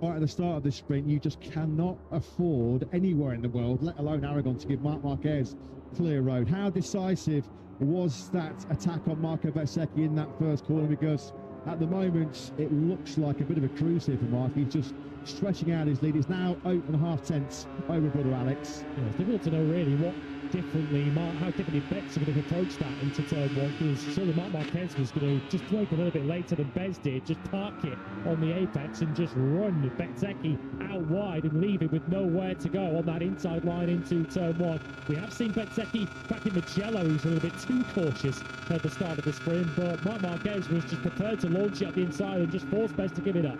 There's a couple of points positioning off in here for LCR Honda, which is some performance by both Moreira, who's still 6th, and Johan Zarco, who on that last lap picked up Pecco Bagnaia to get himself up into 8th place. Some ride this by Zarco when you think that he has not been in race action for over 3 months. He was that going to car park through that last corner. It was last out the old look. There he is on the 0.7 Team of Yamaha. Alex Marquez is trying to put some pressure on brother Mark. He's just done his best out of the sprint, a 146.7, but he was still slower than Mark on that lap. There you go, see it right out to the red paint on the outside was top back at the opening, which showing lose place to both Rins and to Brad Binder. So from 13th back to 15th now for Toprak, who is also on that soft rear tyre, so he may have taken a little bit too much grip out of his tyre in these very early stages. Yeah, Caldwell have already cooked it. Toprak, he had a right good go at it when he did have some grip underneath him. Fair play to him as we approach the halfway point then of this sprint. Acosta's been not able to retaliate on Martin's aggression. They had a couple of hefty old moves down here into 8th and 9th, the reverse caution. We're looking back from Martin's Aprilia to the factory KTM of Acosta, already on the floor twice this weekend. Pedro Acosta has been in. Nothing though disrupts his confidence, does it? He's all in once again. The only rider that can get anywhere near the Ducatis and the Aprilias is Pedro Acosta. At the moment, the Aprilia we're looking at, Jorge Martin, is actually the faster of the two factory Aprilias. Not by much. He did a 46.995 versus Bezzecchi's 47.70 on the last lap as we're riding on board with Acosta now, potentially trying to tee up a move on the World Championship leader. But is Bezzecchi already coming to the realisation at half distance of this sprint that a sprint podium, a sprint medal, albeit not a gold one, is the best he can hope for today? Not seen too much from Ralph Fernandez. He was having a real early battle with Martin a little bit wide. He's going to, he's gone wide. Oh, I don't know. He just couldn't swing, he couldn't keep the power on there. He had to roll off because with that much lean angle, right onto the marbles, right onto the dirty part of the circuit, he could have flung himself to the moon. So yeah, early on the side of caution there was Jorge Martin. Just thought, yeah, I had to just yield the position as Fabio Quartararo has hit issues on the factory Yamaha. There's smoke coming out of the exhaust there on just under his right boot. So Fabio finally, that's gone for putts. Fabio Quartararo, dreadful Aragon weekend just goes on and on and on. Let's hope that no fluids have been spilled. The marshals down there on the exit of turn 15 will be right on the scene and on the case just to have a look. We don't want a red flag at this stage. We're not at the point at which a result will be declared in this sprint. We've just passed half distance round lap 6 of 11. But Quartararo, in any case, he was down in 16th place, but he's now out of the action. Fernandez under the caution. We've got Zarco and Aldeguer for company. Zarco and Aldeguer are just producing heroic performances here. Both of them have been out of the saddle for a good period of time. We haven't seen Aldeguer since Brno. We haven't seen Zarco since Catalunya, and they're hunting down our most recent Grand Prix winner. So Ralph Fernandez, he might just be picking up a solitary point at the end of what's been a rather underwhelming sprint, given the fact that he did start at the head of that second row in 4th place. He has gone the wrong way, hasn't he? And the medium rear tyre for him at the moment not potentially paying him back. And that's what credit you have to give, particularly to Moreira, who's doing personal best on his soft rear tyre. Bezzecchi did 2 actually, up in 3rd place. He said it was around 3/4 distance. That was what Paolo Bonora said to Jack on the grid. So you're talking maybe a lap or 2 from now, if that soft rear tyre is going to drop, that's when you'll start to see it. How much is Bagnaia doing on that last lap? Pecco was back in the 48. It's 1.5 seconds slower than his teammate Marc Marquez. Bezzecchi then, he's finding some pace. He needs it as well because he knows that Pedro Acosta behind him is also keeping him honest. Bezzecchi and the Acosta exchange first to best laps of this sprint. That's the first time in the sprint. It's what's taken him until lap 7 of 11 for Bezzecchi to actually put in a lap that was quicker than Mark and Alex ahead of him. Yeah, and we've also got Toprak further back. He has just set a personal best 2 on that soft rear tyre, so the cliff hasn't arrived yet where the performance and the grip will start to drop away from that soft rear tyre. But we still do have 5 laps of this sprint to go, which will be an awful long time if that rear tyre starts spinning up. Fermi Aldeguer, who we're looking at now, only 54, his first sprint for quite some time. He's now joined the Raul Fernandez Joan Zarco battle. Yeah, this feels like it's who's got the best painkillers in the paddock, doesn't it, between Zarco and Aldeguer. Those two at the moment are just riding on pure adrenaline alone. It's one thing to get on Raul Fernandez's rear tyre, another thing to try and find a way through. On a rather lonely 6th place at the moment, just moving out your picture as they go through turn 10 was Moreira on the LCR Honda. He's still doing pretty respectable, low to mid 47s is Moreira. I think Martin's got away too much though, ahead of him. 1.5 seconds is the gap between that pair, fighting for 5th and 6th. Lovely move back from Fermi Aldeguer. You wouldn't think that those are 2 riders riding in ditch. They both want this, don't they? Aldeguer up the inside then of Joan Zarco into turn 13. He has his fans around this circuit, and why wouldn't you be a fan of Fermi Aldeguer in this kind of move? He's now up into 8th place. Fair play, upholding the Yamaha on the wins again with Miller there. Just behind us, back as Zarco tries to get some slipstream down this near 1,000 metre back straight. That's going to be close. Aldeguer just late enough on the brakes to hang on to that final place in 8th rather. Yeah, there's Miller just at the top of your picture. Cracking ride this by the Australian. He's just done successive fastest lap, has Miller. A 47.477 on his last lap, keeping him in 10th place, keeping him right in this battle for a point scoring place. Alex Marquez just took a 10th or so off his older brother Mark on that last lap. I don't think Mark will be too concerned at the moment. If he can keep that pace in the high 46s, he should be fine from there. His teammate could only dream of a 46. He's barely doing 47s at the moment. Here is Pecco Bagnaia leading a train of riders behind him. We've got Bastianini on the KTM, Rins on the Yamaha, Binder and Toprak all queuing up behind Pecco Bagnaia. A bit of a reprieve, a bit of a respite this morning, but it's all falling away again. Oh, that's nice by Razgat the Ugly. That's lonely, trying to find a way through.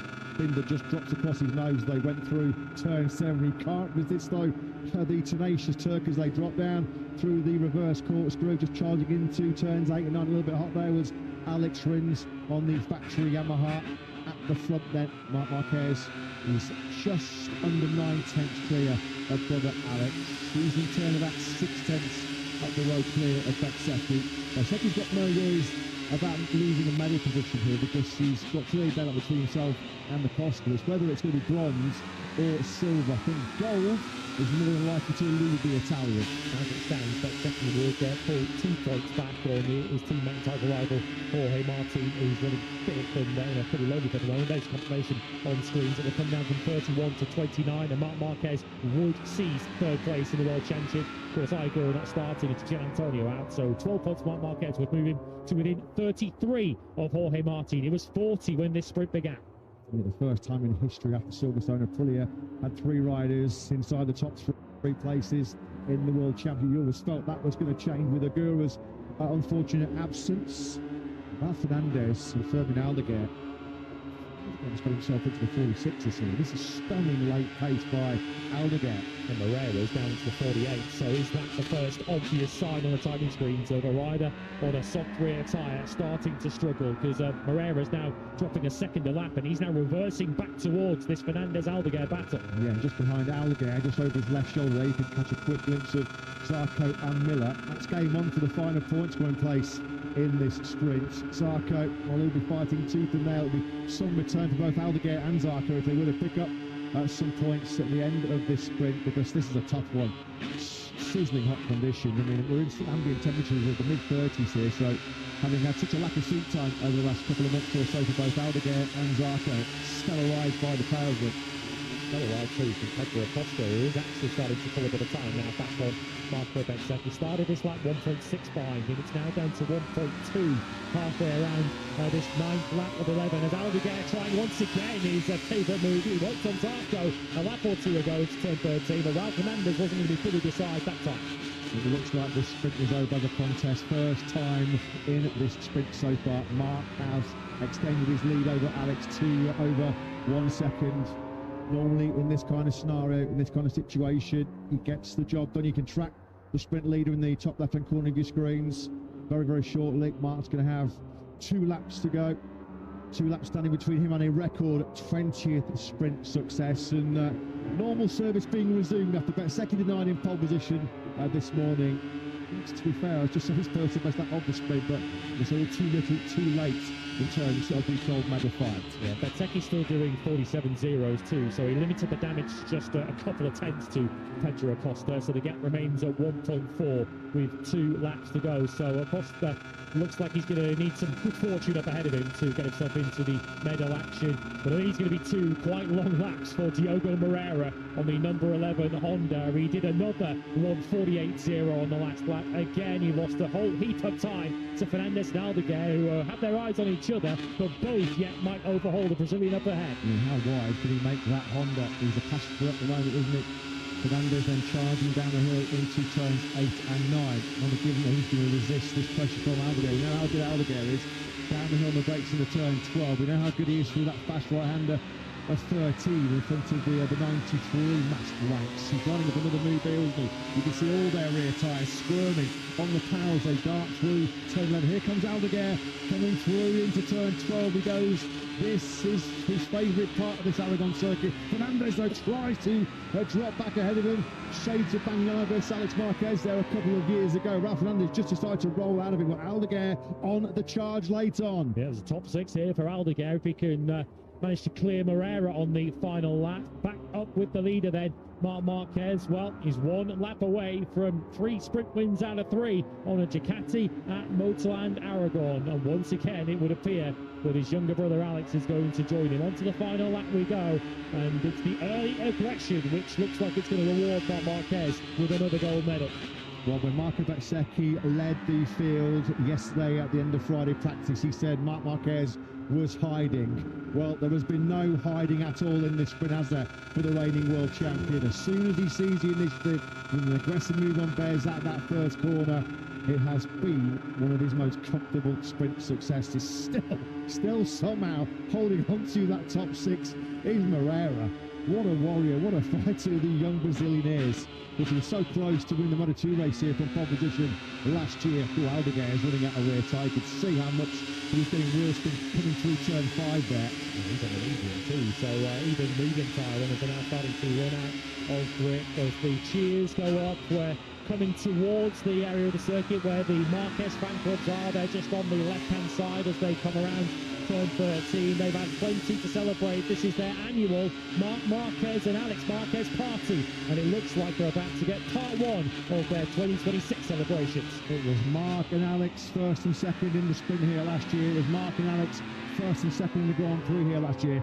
History is about to repeat itself. Aldeguer has finally picked off Diogo Moreira, whose resistance is proving futile late on here. But Marc Marquez powers the factory down this long back straight. He said Aragon is a place where he has to go on the front foot. He has to attack. He attacked Marco Bezzecchi into that first corner to start the sprint. And it's going to be a record-breaking 20th sprint victory. He remains undefeated in sprints here in Aragon. The nod to the crowd as he crosses the line. Marc Marquez victorious in the sprint once again here. He won in 2024, he won in 2025, and he has won for the hat-trick here in 2026. 1.1 seconds clear of brother Alex. Marco Bezzecchi's long wait for a sprint victory rolls on from pole position. He takes third. Acosta an excellent fall. He did his best lap of the sprint on the last lap, holding off Jorge Martin for 5th place. Aldeguer then does snatch 6th away from Moreira. Ralph Fernandez and Joan Zarco. What a ride. 2 outstanding performances by Aldeguer and Zarco to claim points in that sprint. But Marc Marquez, after a pretty frustrating, a pretty disappointing British Grand Prix at Silverstone, back in business and back with another gold medal at his beloved Motoland Aragon. From the first corner when he looked like he just wanted that little bit more than Marco Bezzecchi, but Marquez never looked back. Alex Marquez did his best to stay with him, but ultimately couldn't close in. And Marco Bezzecchi, well, he'll be glad that was an 11-lap sprint, not a 12-lap sprint, because at the rate that Pedro Acosta was starting to catch him, he might well have lost that bronze medal, but a very useful 7 points for Bezzecchi in 3rd place. Martin in the end 5th, so not too much damage done to his World Championships. Adds that to the catalogue of Aldeguer overtakes in this sprint. We've seen him at 13, we've seen him overtake at 12. He took Gilbert Moreira through turn 10. Nice way to celebrate his move to the VR46 Ducati squad in 2027. Further Aldeguer. Thumbs up from Alex Marquez. Good job that by Alex. That takes his sprint medal tally to 20. His first sprint podium since the Sachsenring. He has converted all of his front row starts so far this season into sprint podiums. Good job by Alex, but never really looked like he had anything, did it, for Mark at the front of that sprint. Marco Bezzecchi, well, the sequence of 3rd place finishes continues. And he's now 3 third places in a row after his double over Silverstone. I'm sure he would have expected more, he'd have been hoping for more. He just keeps the points tally ticking on as Pedro Acosta goes trackside. Just took to some of his fans. Another top performance, yeah, thumbs up. How does he keep doing this on the KTM? Acosta was 4. The next best KTM was Bastianini, down in 14th place. 14 seconds behind Acosta, well over a second behind Pedro Acosta's pace. Where would they be without the mercurial 22-year-old? We'll find out next year, although Alex Marquez and Fabio Gian Antonio, I'm sure, will spearhead the factory team in strong style. He was actually the fastest rider on track on the last lap, was Pedro Acosta, with that 1:46.598. Well, there you see us. You can see on screen, Marc Marquez remains unbeaten in sprints at Aragon. He's led every lap of all 3 of them, hasn't he? Marc Marquez has been absolutely untouchable in sprints. It will be interesting tomorrow, with clearly management required in even the medium rear tyre over double the distance when we go racing tomorrow over 23 laps. And Aprilia will surely fancy their chances of running Marc Marquez closer. But today, once again, the colour is red. 20 sprint victories then now for Marc Marquez. As you can see there, he is now our most successful sprint rider in history. 20 wins, 36 podium finishes in the Saturday format. In terms of the championship, no serious damage done, as Jorge Martin salvages a very hard-earned 5th place. He only loses 2 points in the standings. Marc Marquez, the big winner today, though, as he claws back 7. The gap from 40 down to 33. Marquez back inside the top 3 in the World Championship. This is where it could have easily got worse for Jorge Martin as he goes wide into turn 16. You can see how dirty and dusty it is out on the outside offline there. Could have easily spat Martin off the racetrack altogether. We had that crazy early battle. It's entertaining, but it was aggressive, and perhaps slowed the pair of them down. That battle that Martin had with Ralph Fernandez in the early stages. And from this moment, he never really looked to have the speed to chase back after Pedro Acosta. So Martin in the end having to settle for 5 World Championship points for 5th place. And as Matt mentioned, loses 7 today to Marc Marquez. Martin, though, will, whatever happens, lead the World Championship at the end of tomorrow. He's done it again, not just in the sprint format, but right here in Aragon. Tomorrow, he was chasing what would be his 8th MotoGP success here. All the talk, all the weight of expectation on his shoulders coming into Aragon, where most fans there, they pretty much demand a success, they demand a victory. So many times down the years he has delivered. Once again he has done so. Interesting to see how Marc fares over the full distance tomorrow, over 23 laps. All 3 of the Sunday Grand Prix podiums so far this year have been victories. Johann Zarco, I don't think he's probably worked harder or ridden harder for 1 World Championship point. What a ride, what a performance. 3 months out of the seats, 36 years of age. He's no spring chicken these days, is he, Johann? But a 9th place in that sprint, just about held off Jack Miller. Fair play to Miller, the Australian. He knows that he's been cut loose by Yamaha and Prima Pramac for 2027, but still giving his all, just as you knew he would be. Honest as the day is long, isn't he, Jack? 10th place at the line, not even a 10th and a half he was behind Zarco from registering his first sprint point of the campaign. But once again, the Motorland headlines will be dominated by the number 93. The fans, they got what they came for. And tomorrow they'll be hoping it is yet another double victory to really inject some major momentum into Marc Marquez's World Championship.